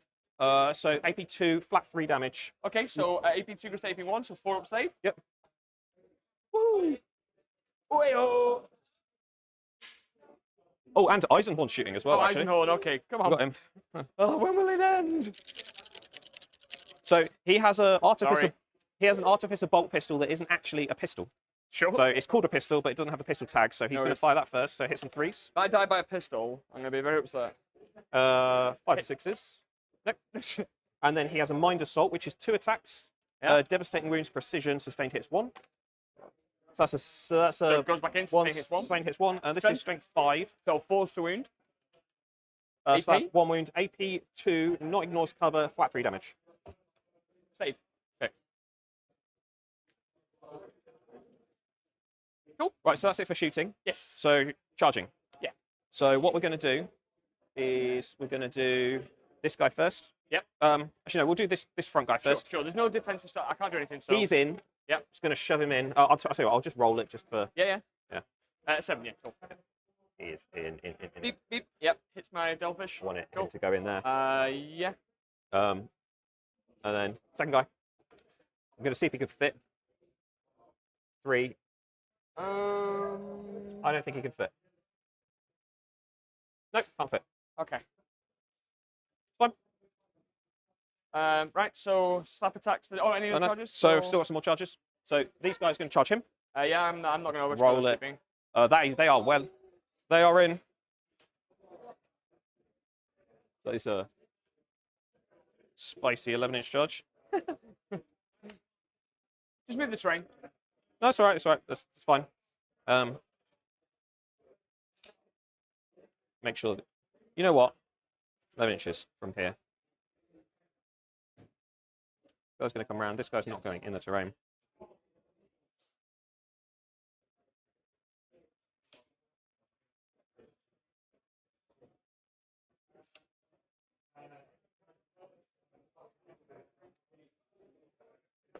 Can you feel it?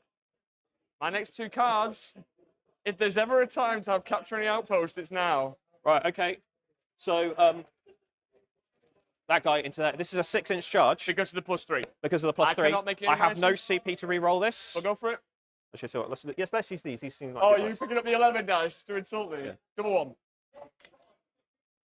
Oh, he gets 7 inches. it. He gets it. Nice. 10-inch charge, gamers. There we go. He's got in with the Riptide, with Drago. Drago fucks in combat, mate. Oh, he's so good. He's going to have a field day. Could imagine if he explodes again, though. No, that would be very, very funny. Drago would get an explosion in his face, literally. Yeah, exactly. Yeah. I just wanted to clarify something for those at home. That little banner thing there, that little thing that's not moved, is a sticky objective. Yeah. So because of the strike squad, they have sticky. So unless Kyle takes that objective, Luke's got it, basically. Luke's got it. So yeah. unless Kyle can get in there, that's going to be. But that's basically currently worth 2 VP a turn for Luke, because it's his home objective. Yeah. But then if Kyle can flip that, it's way more for him. Way more for him, right? So. Yeah. So what Luke could really do with dealing with that crisis commander in the corner with Eisenhorn, right? Yeah. Yeah. Exactly.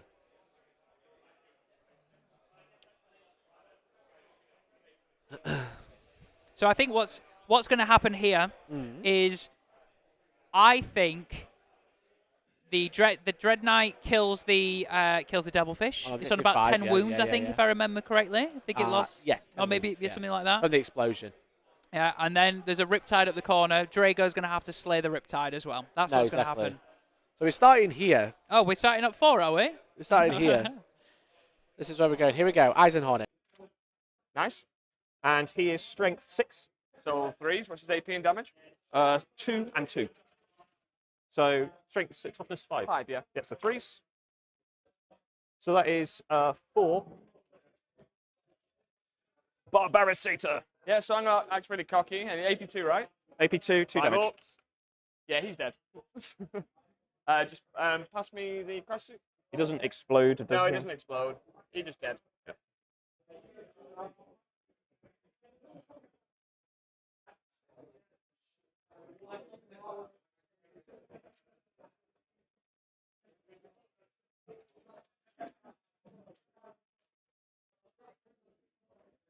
So we do this chap next. Yeah, I trust you. Just get your Yep, 5 attacks, hitting on 3s. Strength 14 versus toughness. Toughness 9, so 3s. 3s. Oh, no. So that is just 2 at -3. 6 ups. Damage? D6 plus 1. Yeah, so 2d6 plus 1, so that's 4, 2, 6, puts me to 4. It's not ideal, but fine. Cool, 4. So we'll do that next. Yeah. Sure. Drago Pylon. And then, there we go. You happy with that? Yeah, absolutely. Yep. So everyone's in. I'll do the squad first. 1, 2, 3. Do you have an invuln in combat? And yeah, I have it in bun all the time. And that's a 4-up. 4 up, yeah. And what's your AP? 2. 2, yeah. All right, so that is 1, 2, 3, 4, 5. These hit on 3s. 6s are lethals. Yep. And strength 6 versus toughness 9. So 5 to 6s to wound. I'll take out your lethal swing. 1. Okay. Hitting on 2s?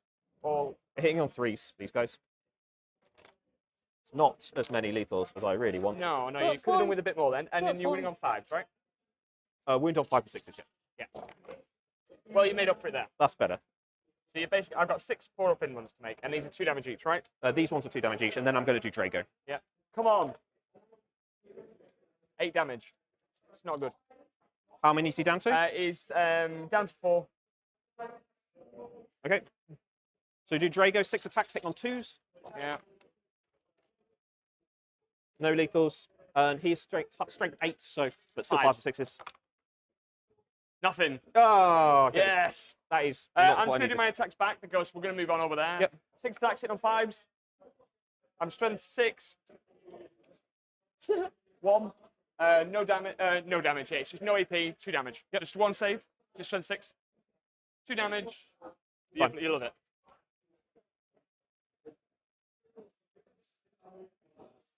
Right. So, that's the end of the turn. They fought. He's fought. That's everything. Yeah. So I stormed hostile objective for 5 VP. Yes. What was the got? Storm for 5. Yeah. Yep. And then I've got no prisoners. 1, 2. 3. No skill blow up. Yep. So 5. Yeah.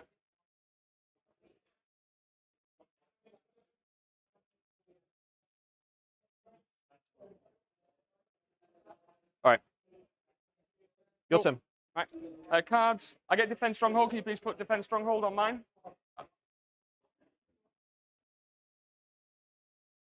And I get another 7 on primary. I go up to 1 CP. My card is behind enemy lines. And overwhelming force.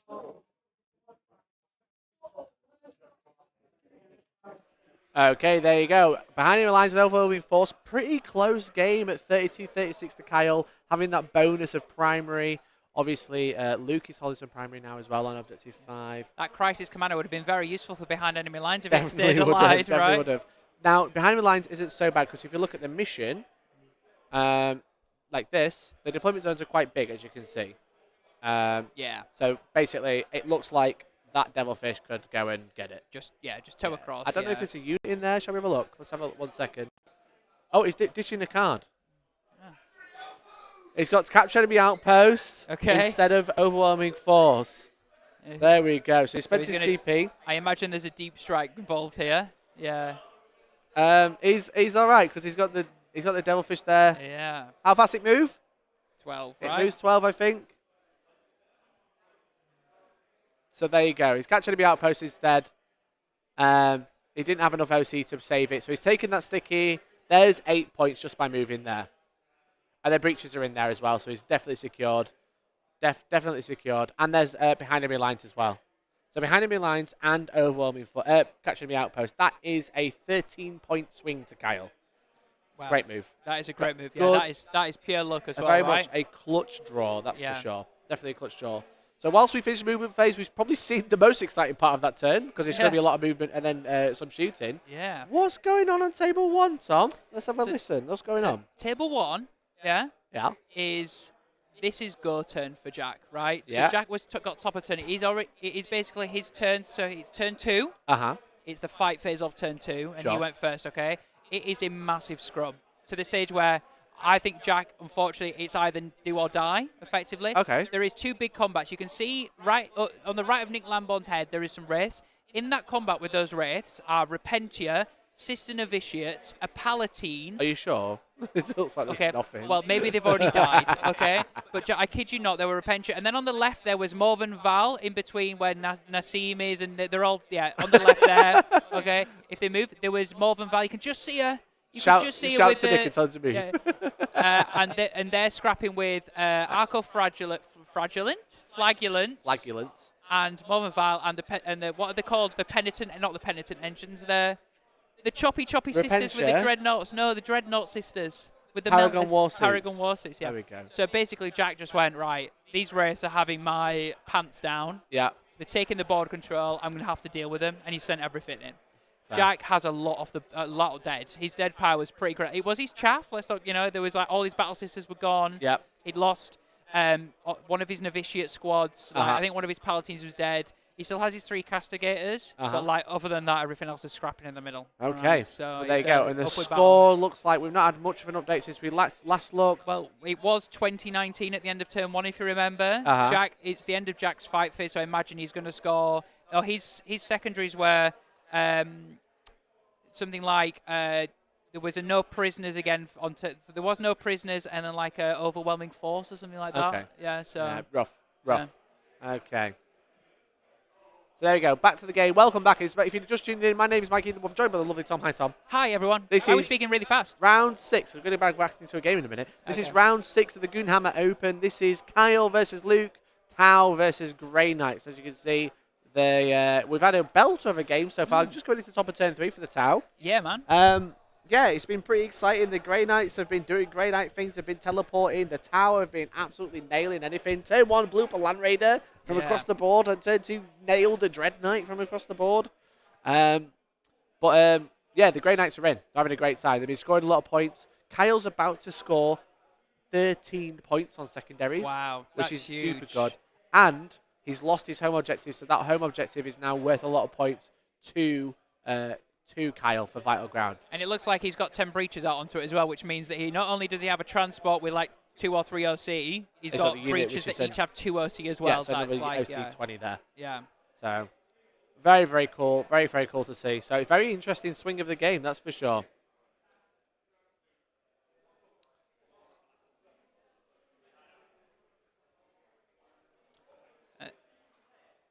And then it looks like we're just trying to position that Riptide. Yeah.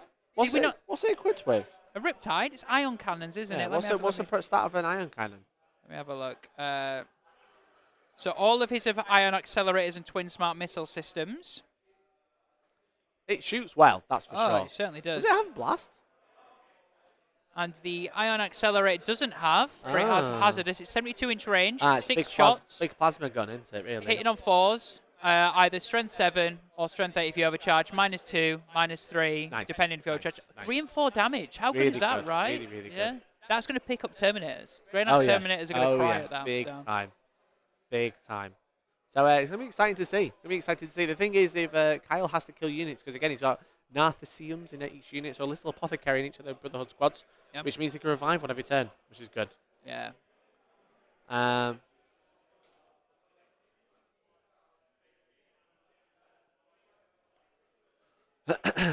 So it's exciting time. Yeah. It's exciting time. Again, we're about to see a big Tau shooting phase. Mercenary Q! Oh my god, thank you so much for the gifted. Mercenary, you're so kind, bud. What a guy. What a guy. Thank you so much. I really appreciate you. Thank you everyone for tuning in. Hope you're all doing well. If there's a way we can make the stream better for you, let us know, but we are trying our best to make it as good as possible within... And breathe. But it's a good time. It's a good time. Thanks everyone for tuning in. I just want to make sure we're trying to bring the best game possible, that's all. And I really appreciate everyone tuning in, hanging out and watching the game. Watching the game with the boys. Yeah. David Jones saying, I think the commander had a 20-point enhancement. On the list for Kyle, it just says it was a commander in crisis for 80 points. Cyclic Ion Blaster, 4 of them with 2 shield runs. So okay, so no enhancement. Yeah. So yeah, there you go. It doesn't matter. It's dead anyway. It's dead. Yeah. I think they were trying to work out how much Kyle lost in his turn, you see. Yeah. So that's that Ghost Kill, Lone Operative, got a good gun. Yeah. And it's still got the 2 drones for the blanking damage. Yeah. Basically, you turn 1 attack to 0 with those stealth drones, right? Yeah, exactly. And a Ghost Kill has stealth as well, so it's just it's so resilient. You know what I mean? It is. So it's just like a decent save, stealth, -1 to hit, Lone Operative, and it's got a bunch of wounds. It's quite tough to kill. So it's definitely one of the few big vehicles that has Lone Operative. That's for sure. Somebody asking what Eisenhorn does. Well, wouldn't you like to know? He does. He fucks. Yeah, Eisenhorn has whilst this model's in a unit, double the attack characteristics of weapons equipped by demon host models in that unit. So he's like a buff there, and he has a psychic ability to do basically it's like an old smite, but in the shooting phase, basically. Sure. So like he does 2 to on a 2 to 5, he does D3 minion librarian. Yeah. I think we're about to go into a shooting phase, Tom. Cool. I think it's about to happen. Are the Tau about to do Tau things? I think so. Hammerhead to go. What have I got? I got capturing over behind enemy lines. Yeah, I can see from here. Yeah, that's fine. So, Pathfinders, spot for him. Hit on a 2. Oh, come on, in the box. Hits. I'll do my free reroll that I got with a Hammerhead. Strength 20, Yes, a wound. Yep. Invuln. Fine. SMS. Sustain hits 2. Yep. 5 twin links. 3 2 up saves. On the same dude. Yeah. 1 wound.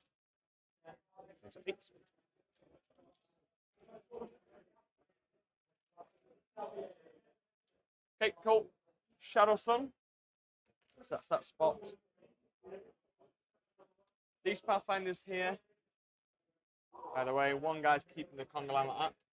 The first spot over here is going to be for this Riptide shooting in. I'm ignoring hit modifiers and I'm ignoring my thing. So into Drago squad. Yes. Yes. So what's the AP of it? AP 3. AP I'm going to overcharge. So even if I Even if true you Sire, literally, it's still going on my invuln. Yeah, that's fine. Okay, so I'm ignoring modifiers, so I'm just going to be hit on 3s, and any 6s, sustain hits 2. So, okay. Yep. And I'm strength, dev wounds now is once per game ability. I am strength 8, your toughness 5. Toughness 5. Strength 8, toughness 5, yeah. Obviously, like, you should have declared that dev wound ability before you started rolling, but yeah, okay, fine. 3 invulns then, I won't declare it. So, sorry, 3 invulns, flat 4 damage. Are those dev wounds? No. Okay. You're right in saying. Oh, sorry, they would have been, but no, it's fine. I should have declared it. You're right. 2 dead. Yep. And then the missile drones. 1 hit because they hit on 5s, but +1 4s, ignoring modifiers. Sustain hits 2. So basically 3. Yep. And 7. On the sideboard. 2. AP 2 damage. AP 2. So because another one dead. And then the SMS. 3 hit. Strength 5. 4s. 2 ups. Fine, yeah? Yep. Nice. Okie dokie. So second spot is going to be from the Pathfinders here to that model there in a straight line. Yep. They spin all the way down from there to the back of his base. Yep. Yep. So the breach is going to shoot them 5, 10. So which ones? Which breaches? The Pathfinders. Yep. The second spot, spotting for those breaches shooting. Okay, there. so I'm going to use Eisenhorn's ability, which is see if it's -1. It's -1 to hit. -1 to hit. On that squad because you're visible. Okay. Yep. So basically, I go from 2s to 3s. So BSB standard goes 2s, -1 plus 3s. Yep. 5, 10, 15, 20, hitting on 3s. Yep. I got 3 6s. So that's another 6 more go back in. So these are Strength 6, so it'd be 2s, but it goes to 3s because I'm -1 to win, right? Yep, that's correct. And I'm ignoring cover because I'm marker light. So you've got 4, 8, 12, 16 AP1, so invuns. 16. So I've got. And then the gun drone. Nothing. 16. 16, sir. Yeah. All right. So 12.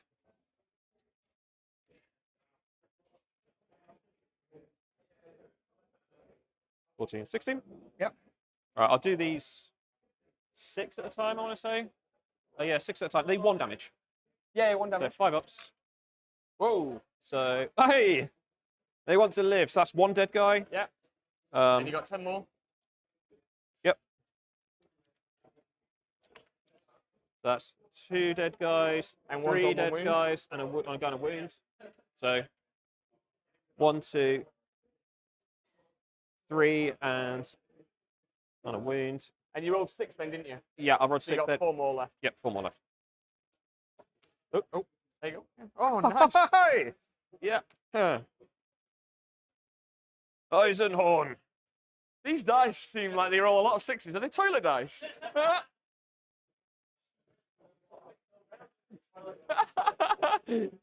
So how many's left?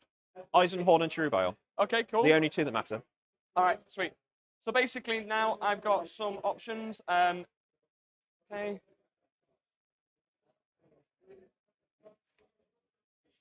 Ghost Kill. This first spot. Okay.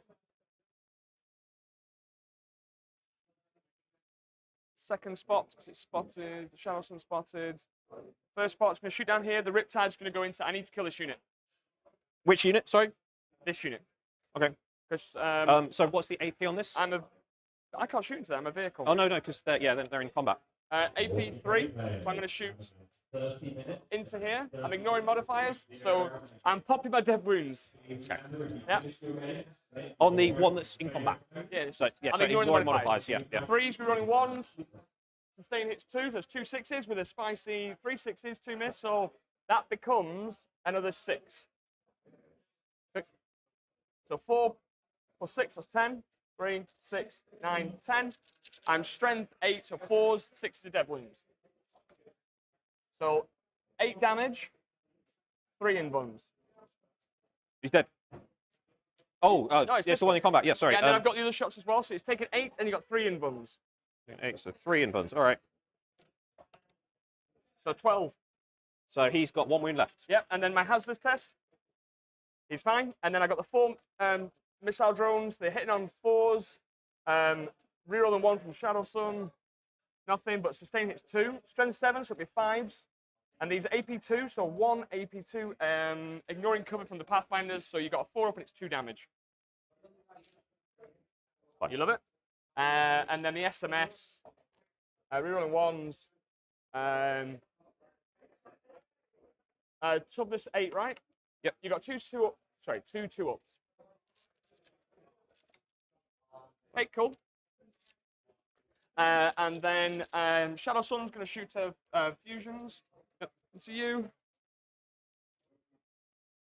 Vehicle and vehicle, yeah. So that she hits on 2s normally, but it'll be -1. So it'll be 3s, rerun 1 to herself. Sustain hits 1 because she's not been guided 4. Strength 10, 3 invuns. 4 ups. Dead. D6 plus 1. So see if you explode. Nope. Nice. I suppose the Devilfishes can now shoot, so I'm just going to shoot into the other wounded one. He could shoot before, but yeah. Sorry? He could shoot before. He's just I know, but now I'm not going to have 9. But I hit on 5s anyway. Sustain hits 1. Nothing. Cool. And the SMS, nothing. Good talk. So then I've still got this Riptide and these for second spot. Yep. The second spot. And I'm just going to... So what have you still got to shoot? This guy. Wasn't that the death wounds? That was death wounds. I'm done. Yeah. You just shot. Sorry, he killed him, didn't he? Yeah, he did. And then he. Sorry. He shot there, and I got the ghost kill. That's it. So ghost kill into them. Yeah. Okay. So we just got the ghost kill left to go. We're just double checking everything. We're just checking. It's been a good shooting phase. So it's been a long shooting phase, but it's going for it. You know. He's got to do the damage now because it's looking pretty grim. It's looking pretty grim. Yeah, we're like, it's working out. He's got to kill the unit that's the Riptide's in combat with, but he can't. So now he's going to get hit with Drago again. But we've just got the Ghost Kill left, so here we go. Sustain hits 1. What goes in? Yep. Strength 8. So 2s, but 3s because -1. Cool. I'll do my hazardous now.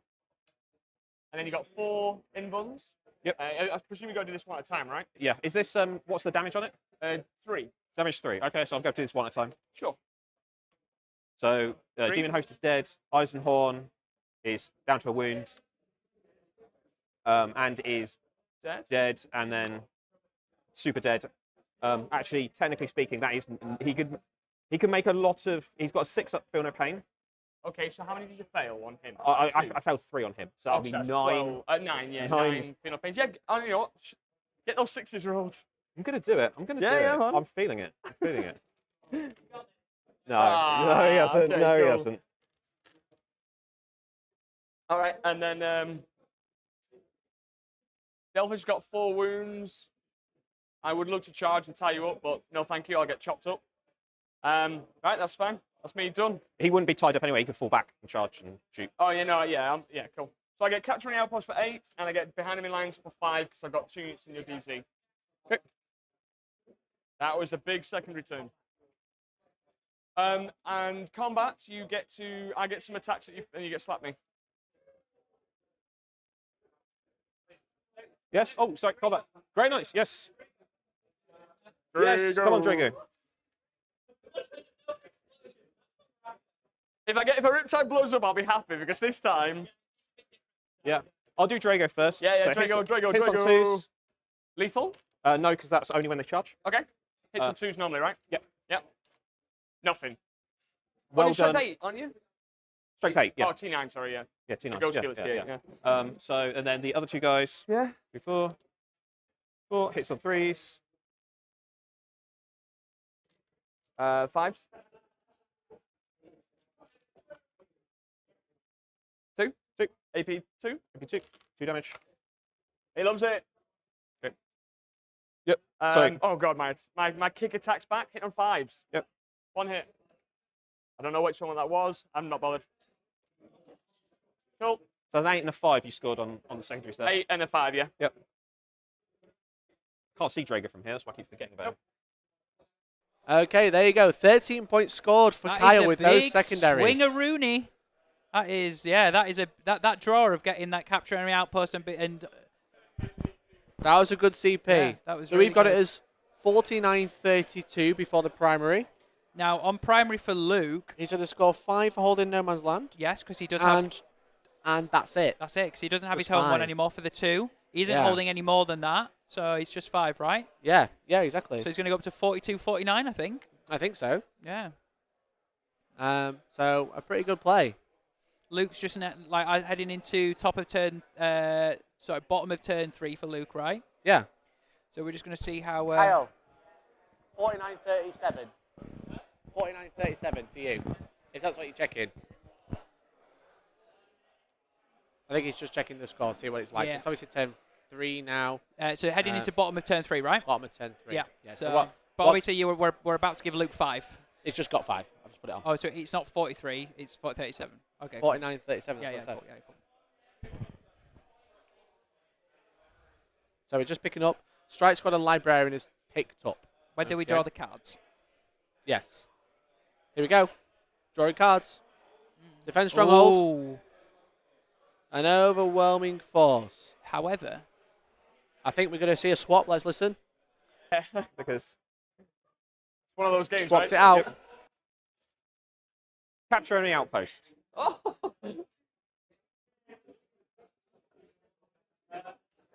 This isn't the turn I wanted that. No. It's the fact that we both spent a CP and both drew capturing outpost.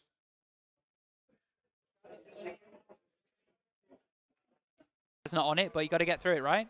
Yeah, he's going to have to go through the Riptide. That's going to be really tough. That's not a good draw. It's costing me CP as well. Yeah. So not great for Luke, I'm afraid. The only thing I would say is he has the pieces to drop there. Look, there is a gap there.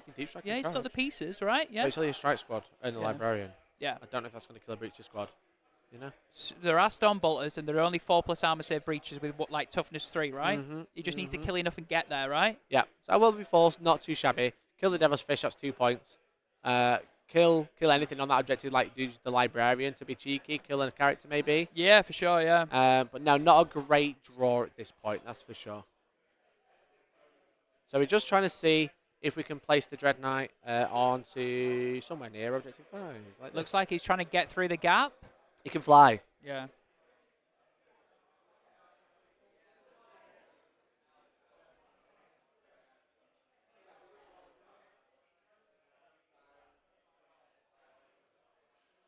So it looks like he'd be placed there quite comfortably. Yeah, it does look like I think we're just swapping the Dread Knights over to make sure we're all an inch away from everybody.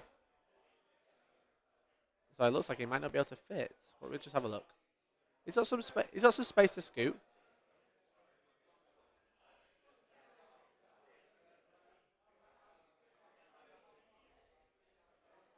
So he's just thinking where he's going to put that Dread Knight, basically. Where does he want to go to do the most damage? He wants to be scrapping with that Riptide and that Hammerhead, really, doesn't he? Yeah. He wants to ignore that Devilfish. He wants to get the Hammerhead. Yeah. Which he really, really needs to at this point. The infantry squad could go and be annoying, but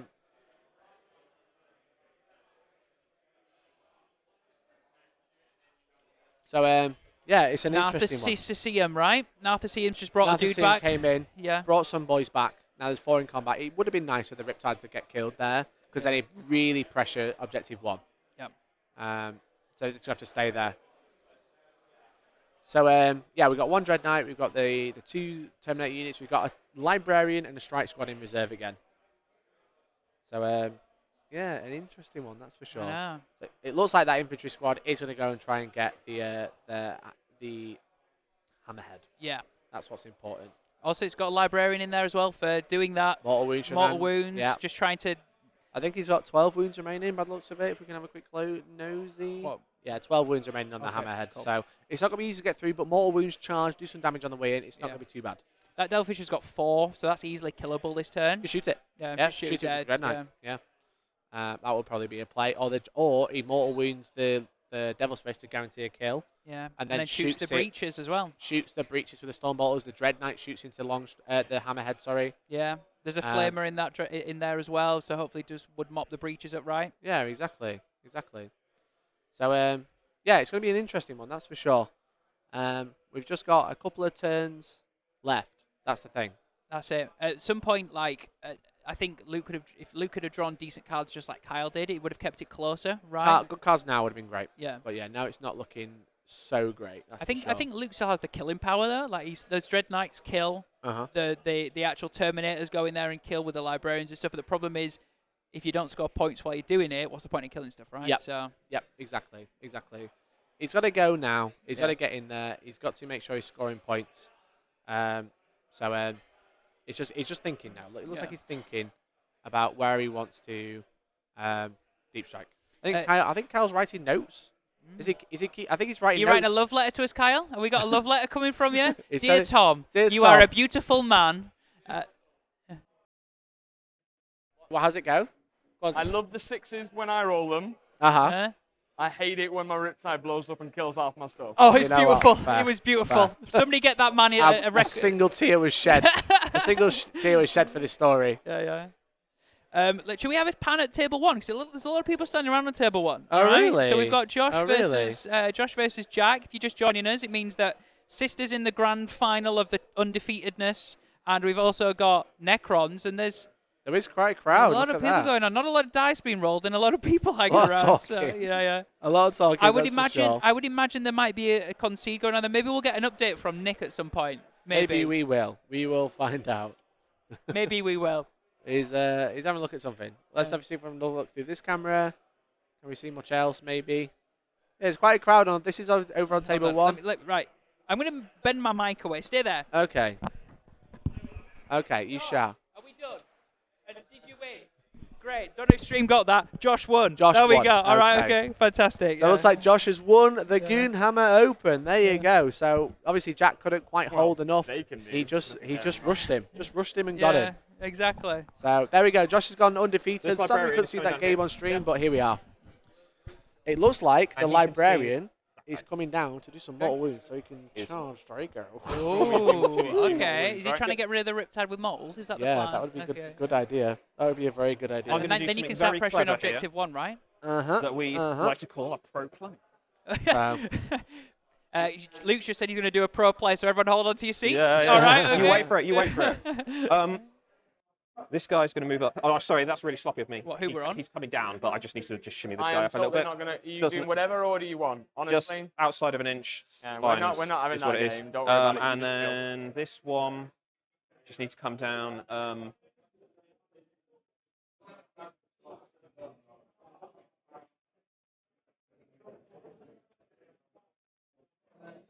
we got a 9-inch? Sorry. Oh, yeah, sure. Yeah. Thank you. Sure. Guys, just going to come down here, just so they can see those guys. Sure.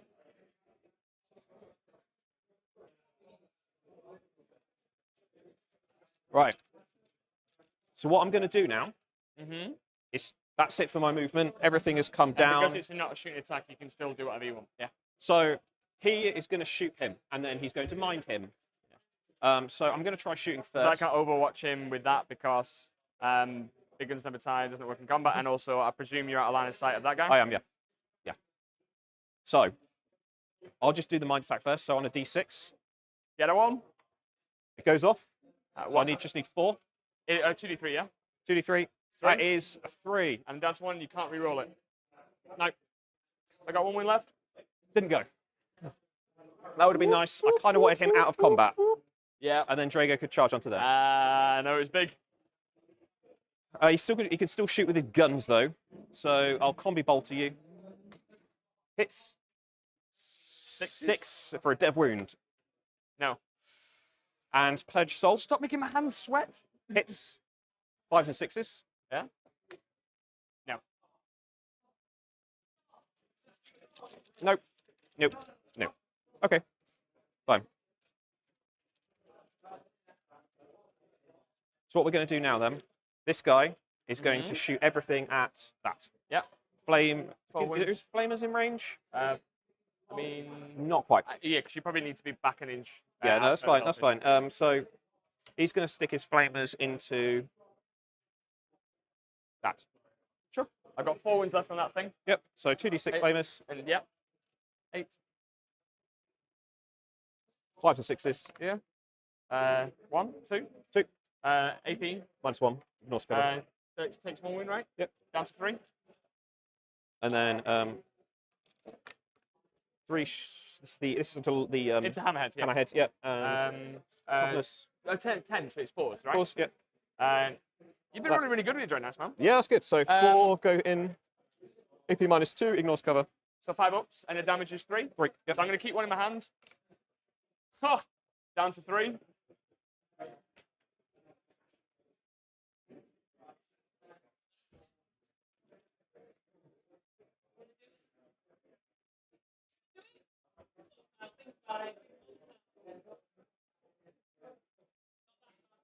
One in 3 chance. No, I'm going to let it die, and hopefully, I swear to God, if this blows up... Come on, and then it'll take Dark Strider.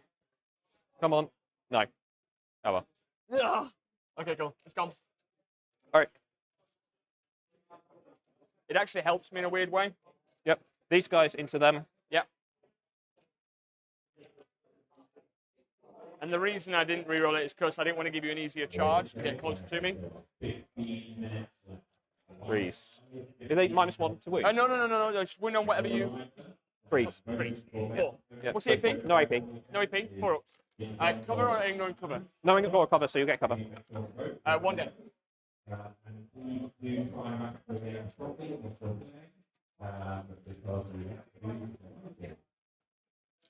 Okay.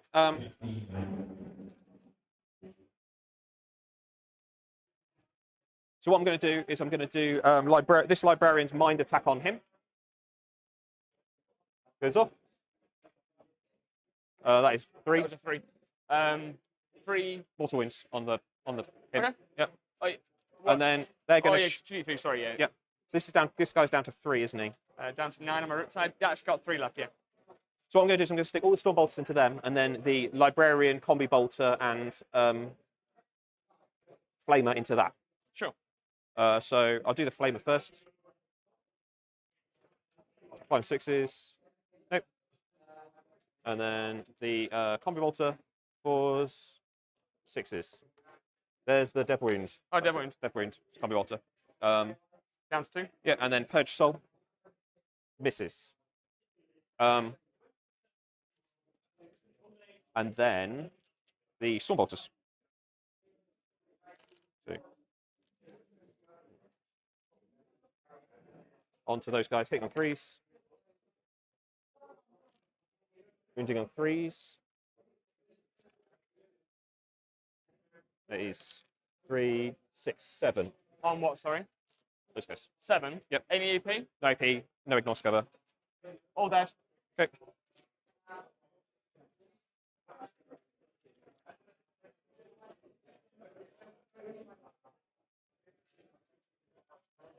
Okay then. That is somewhat pathetic, but fine. I think I've done what I can do. So charging them.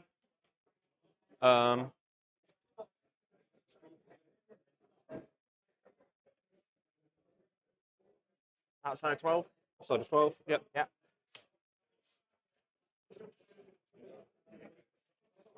So charge him. Basically, you just do your charges into that, Yep. and then I'm going to remove it. I'll see if it blows up, and it just saves a bit of time. Okay. All right. I'm going to charge it with both squads. Yeah, of course. You just do all your charges. Yeah. So that squad into there. Sorry. Do you want, he's in. So and potentially you can leave a gap so that they. I'm not. They're fine there. They're fine Okay. there. I don't want them in.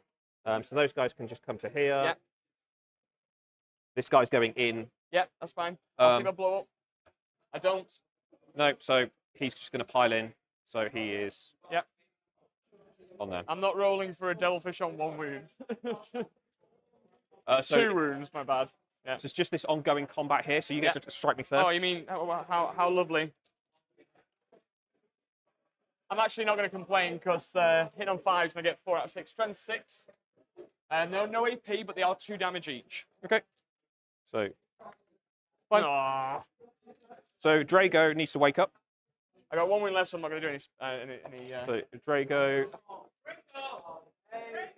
What is he doing? Don't get disheartened. You've still got 2 rolls to wound me, and I've only got 1 wound. Go on. 5s or 6s. No. Drago! What is he doing? God damn it, Drago. 3 guys. Go on. Sorry, that is 4, 8, 12. 3s. Yeah, so 3 missed. 4 missed. And your 5s and 6s, right? 5s and 6s. Any dead from this or not? Nope. 2. 2. So I'm going to solo roll this because I've got a CP in the bag ready. Saved and saved. That's brutal. That's so brutal. Yep. That's Cards, tough, man. overwhelming force. So I do get overwhelming force. 4. So that's 3. I'll write down here. Overwhelming force for 3. Yep. And I don't capture enemy outposts. I'm going to get rid of that for an extra CP. And overwhelming force is 2 plus an extra? No, it's just 3. Just 3. And then you're ditching off outpost. And I'm ditching off that one. For a because, CP, so put yourself, and I'm going to put you to 3 CP, because you've not spent the CP this turn, have you? Yep. Cool. Right, my cards, nice and simple. I go up to 2 CP. The cards are Area Denial and Storm Hostile Objective.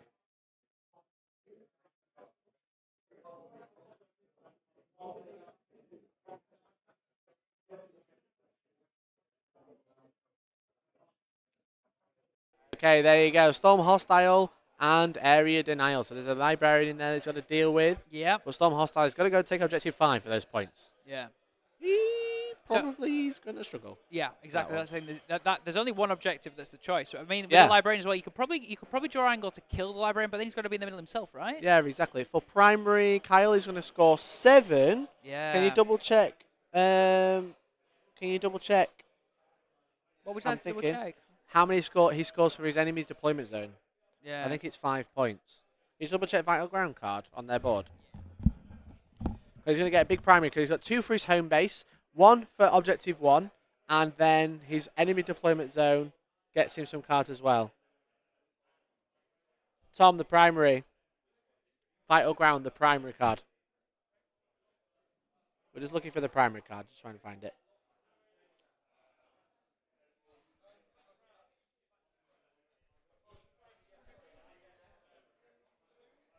There we go. So he's 5, so 7. Another 6. So 1, 2, 3, 4, 6. So I think we're on 62-40 to Kyle in going into turn 4. That catch enemy outpost behind enemy lines draw was crucial for this lead right now. Very, very crucial. The big primary is not helping the win for Luke here. And that's the thing as well, because also swinging Objective 4 and having nothing to retaliate means he's getting 6 on top of 5 on top of 2. And you're just like, Jesus. Yeah, exactly. It's a big primary lead.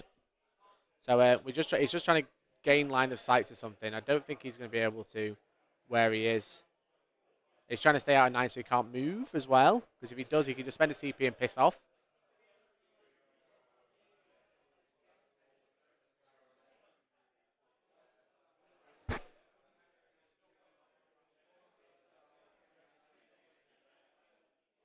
So just double checking the line of sight. So just double checking if you can actually shoot into the camera. It looks like a no. I'm going to have another look. Go on, King Mikey. I'm going. Chat. It means, whoa. It means that it's just us. It's just us, yeah. Josh Roberts dropped only 15 points all event. Madness. He is, not only is he a good, kind, beautiful man, is Josh. He's a bloody amazing Warhammer player. He is, obviously, he knows the competitive scene inside out. He's a beautiful man. Would he nerf his own Necron army? Could you imagine if he's going with all these lists and nerfing himself? But yeah, no, he's a beautiful man, is Josh. We like him a lot. We see him at all the events. Hey, Sean, you can always use a lovely photo of me. That's completely fine. If you are looking at this competitive 40k game on your Sunday night and you're like, whoa, this is cool. When can I go to a competitive 40k game? Well, why don't you come and join us at our events? We at Hellstormwargaming run our own events. We've got one coming up in the middle of April at Sanctuary Gaming Centre, which is in Sutton in Ashfield. Fabulous. You should join us. Tickets at hellstormwargaming.co.uk/shop. It's like a 54-man event. Great weekend. We sort food out. You're going to have a great time if you come and join us. We then have our Super All-Stars Super Major, which is at the Owlerton sort of convention centre, the OEC, which is in Sheffield near Hillsborough. That's like 120 man event, and honestly, it's an amazing thing. We had the first one last year. We're doing it again this year on the 31st and 1st of September. So that's 31st of August, 1st September. If you want to come and join us, bring some Warhammer, have some fun. We'll be, we'd love to see you. And yeah, we're going to throw some dice together. That's the main thing. Mick Werp saying, quick while Mikey is gone, let's call him names. Mikey is a smelly bum bum. Nobody clip that. You're not allowed to clip that one. Discussing readers in podcast saying that's what he's trying to do. I'm assuming you've been getting the angle and stuff like that. It's how we're going to get buffed with their new codex. Nandi, I would assume so. I mean, like, when I say buffed, I mean, like, I think we'll obviously see a few changes. Obviously, they've got the new crew, which are going to add such an incredible new dimension to it. They're going to have, like, some of those crew cavalry, which look insane. You've got those shapers as well, which sort of, like, you got the one riding the lizardy crew bird duck thing, as you can tell. descriptive words are great. I think the new crew look great. I'm just interested when the box will be out. I think they've shown off the box, haven't they, and stuff like that. So that'd be so cool. I also think the thing is with the crew is like it just opens up that combat that Tau haven't really been able to do. But Tau are in a good place. Like I feel like they've had the balanced data slate and stuff like that, which has sort of brought some things back into contention and pushed the crisis suits up again. We're not seeing any crisis suits blob from Kyle, and he's used, in the past he's brought those. So I like the composition of this Tau army. Bit of Fish and Fury. Jamartin, no, Super All-Stars is definitely not that one. That was the year before. That's the bank holiday. It's not the bank holiday, Jamartin, over here. It is the Super All-Stars. He's definitely like the last day in August and the first day of September, that weekend there. I will tell you exactly. It's going to bring up a sexy tile.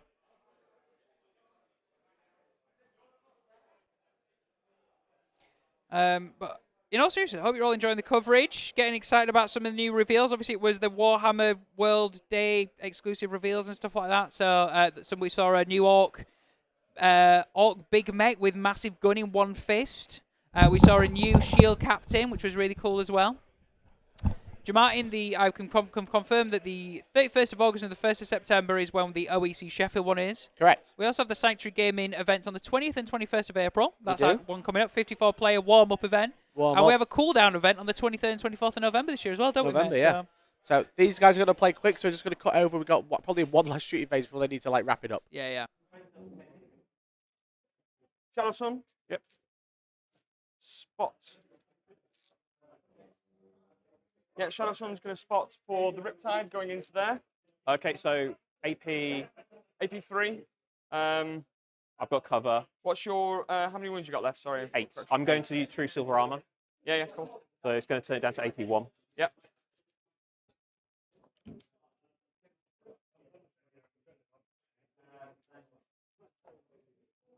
One save.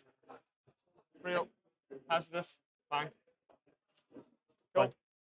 Missile drones. Sorry. Doesn't wound.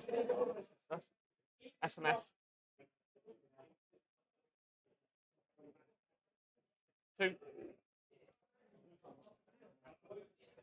I know. I realized halfway through. So damage 1. One damage. Right. Cool. Shadowsun's going to shoot you. Off hit. 3s. 1. Invuln D6.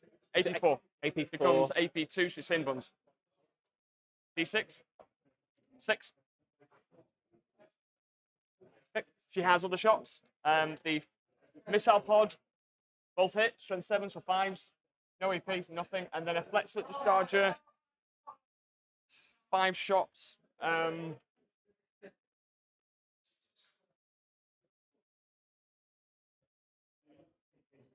It's such a silly gun. It's like strength 3. I'm just checking that it is 5 shots. Shadowsun. Ranged attacks. Fletchlet is strength 5. It hits on 2. Sorry, it's 5 shots. Strength 3. No AP. 1 damage. So I hit on 2s because you're not -1 to hit. 6s. Nothing. Cool. Good talk. Done. Ghost Keel. Gonna shoot down at that now. 6 shots on overcharging. On him? Yes. What's the range on this? 36. Yeah. 1 wound, sustain it's 1. Strength 8, 3 invulns. This is AP? AP2, AP1, so 3 ups. So 3 ups. Fine. Love it. Well done. And he's going to fire and fade now.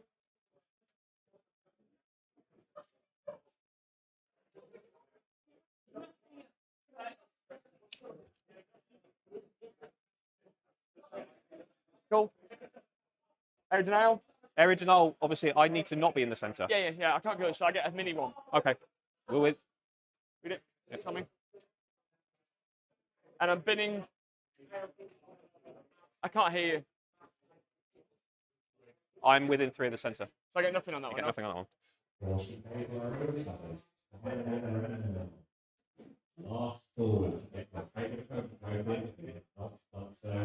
Cool. Binning off. I've been off Storm for a CP. Yep. And I'll keep area denial. Okay. So what I'm going to do? Yep. I've not used my auto pass battle shock yet, have I? I didn't know you had. I don't believe I have. Oh, sorry. Shooting into combat. combat. Combat. Drago. So I get shooting into combat. Sorry. Oh, okay. Yep. Forgot I could do that. 6 shots. Pathfinder spot. -1 to hit. Oh, ignore. I ignore it. Sustain hits 2. 3, 4. I did forget to do the hazardous. Sorry, not hazardous. The dev wounds, but I don't care anymore. Minus AP3, so 4 up in runs.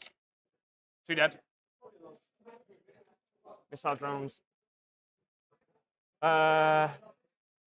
4 sustain hits 2. Sustain 7. 3 AP2, 2 damage.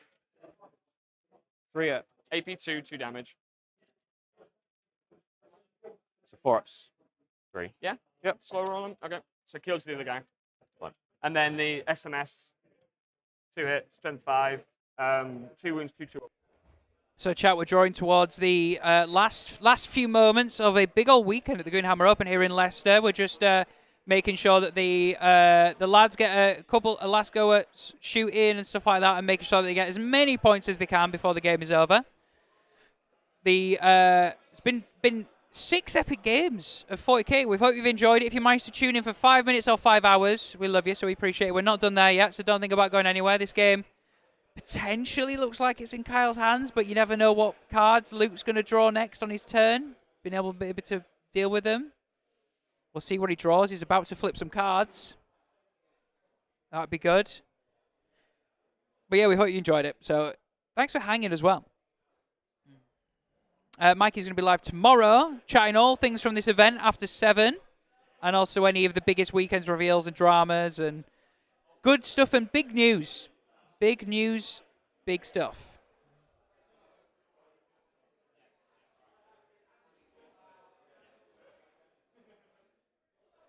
So it looks like we've lost a Riptide in that. In that mass, finally Drago managed to deal with his arch nemesis, a Riptide.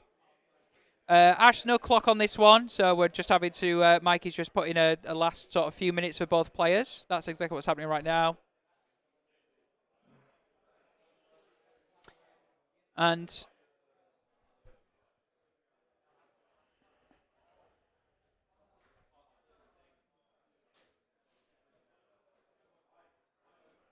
looks like we've got a tempting target and bring it down drawn. That is where we're at. So it looks like the tempted target is objective 1, which is a really tough tempted target unless, obviously, Luke still has movement shenanigans to be able to go contest these things. And, you know, he's Grey Knights. He can go up, come down, but whether he can make a charge and stuff. So now he's looking at what he can do for bring it down. Obviously, there's that Riptide in the back. There's the Ghost Keel on a few wounds in the middle with the Librarian staring at his face. Let's have a look, see if I can... So you can see at the moment he's just measuring. There he is. He's going to deal with the Ghost Keel. Oh, we've got an Overwatch coming in now from Kyle. Are you doing Overwatch? Yeah. That was a failed Overwatch.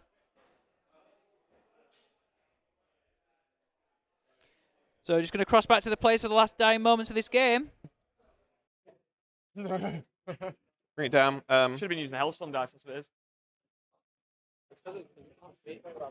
Yeah.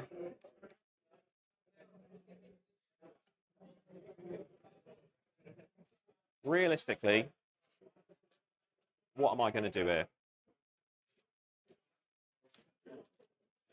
I just need to kind of set myself up for the next turn. So what's going to happen is this guy is going to move 5.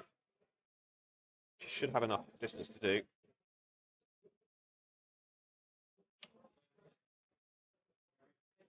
Okay, he's just going to move over here. He's shunting. And then my strike squad's coming down. Mm-hmm.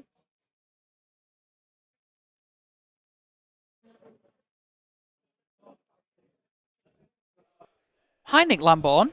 Hi, Tom Brammer. Hi. Right, so we're getting towards the dying depths of this game. It looks like Kyle is pretty much in the ascendancy with a Tau. Oh, okay. Now, you're a big painter. Those Grey Knights are nice, right? They're really nice, yeah? Yeah. Oh, they look... I mean, he's taken Grey to the next level. Some but might say they'd be the best army, but who knows? Oh, are they nominated for that, yeah? They were definitely in there on the display for best army. Depends on what people voted for. Depends on who judged the armies, which one they picked. Yeah. But yeah. So it looks like we've got some Terminators dropping back in. Looks like it's Drago. Excuse me, the biggest of the Terminators. Carl Drago. Yeah, he smashed the Riptide.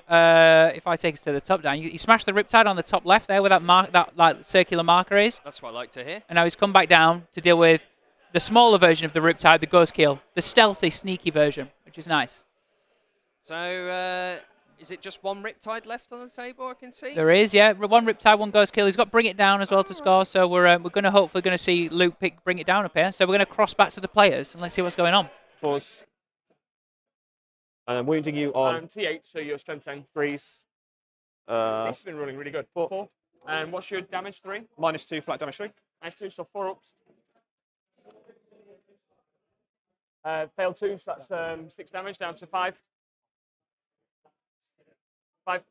Yep. I'll do Drago shooting. Yep. So, Scourging. Here's on 2s. Yep. 5s and 6s. -1, so it should be 3s, right? So 3s. you had a 2 there in the hits. All right, I'll re-roll that. Can I just re-roll the whole thing? Yeah. Yeah, sure. I don't mind. All right. Yeah, re-roll the whole thing. So, Scourging. So, 2 hit. 2 hits. 5s and 6s. Nothing. Cool. All right, store butter. Here's some 3s. 6s. Nope. And then Librarian is he's gonna do his mortal wound. Power goes off. 2d3. That is 5 mortal wounds. I can't block that, can I? No. Hit. Okay, dead. Silver blow.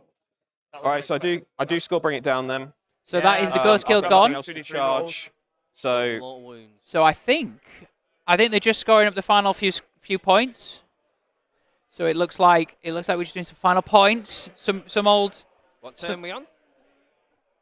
We are on. Well, we made it to the bottom of 10-4, but obviously last turn of the game, timing ran out and stuff like that. So looks like we're just doing some totting up from the lads. Take us quick to the top. This is how the game state ends. We have a baby carrier with I think 1 wound left. Drago and a librarian for the Grey Knights. Some Strike Marines. And Tau still all right. A couple of Breacher squads, Devilfish, but yeah, it was a brutal game, as I'm sure you saw. So I'm just seeing the comment of I told you they wouldn't finish the game. Yeah. Well, yeah, sometimes it happens. I mean, Carl. One of the big disadvantages Carl's got is he's got a very big force. Yeah. I've seen on the table throughout the weekend. Been nosing again. There's a lot of models in his army, so that's a lot of drops. And obviously, you've only got a certain deployment to work with, and buildings you need to hide behind is a lot to consider. And the also it's one of those where like sixth game on a long weekend. Oh well, yeah. Tell me about it. My feet are killing me. Yeah. I'm tired. I'm yawning here. Oh, but you're happy to be here. Not because of the game. No, it's because I'm tired. Yeah. I'm enjoying myself, but I'm also tired. Yeah, no, absolutely. I'm old. Hold on, went to the wrong side. So you can see we have. Oh, look at the breaches. What else we got? We got Pathfinders alive. We have an empty space where a Ghost Kill was. We have a Riptide. Shadow Sun looking like a babe. And over there, some Strike Marines as well. So I think that's basically where we're at. So we're just doing some totting up. Last bits of scores. Yeah. Well, it looks a little less brutal than what happened on table 1 with Josh and Jack. Did Josh just run through the sisters? Did they not put up a fight? Well, if you remember my last update, Josh was pretty much having a very good turn 1. And then Jack had the opportunity to try and claim it back, but he pulled very bad secondaries. He got overwhelming firepower, which against 18 Wraiths with Technomancers, they've got Feel No Pain, very good saves. Toughness 6, 4 wounds. It's a hard thing to break through, and unfortunately he didn't manage it. And then he got, what's the one where you have to take the objectives off your enemies? Storm Hostile. Storm Hostile, yeah. And Wraiths are on it, so you had to get the Wraiths. And they're hard to choose through, right? Yeah.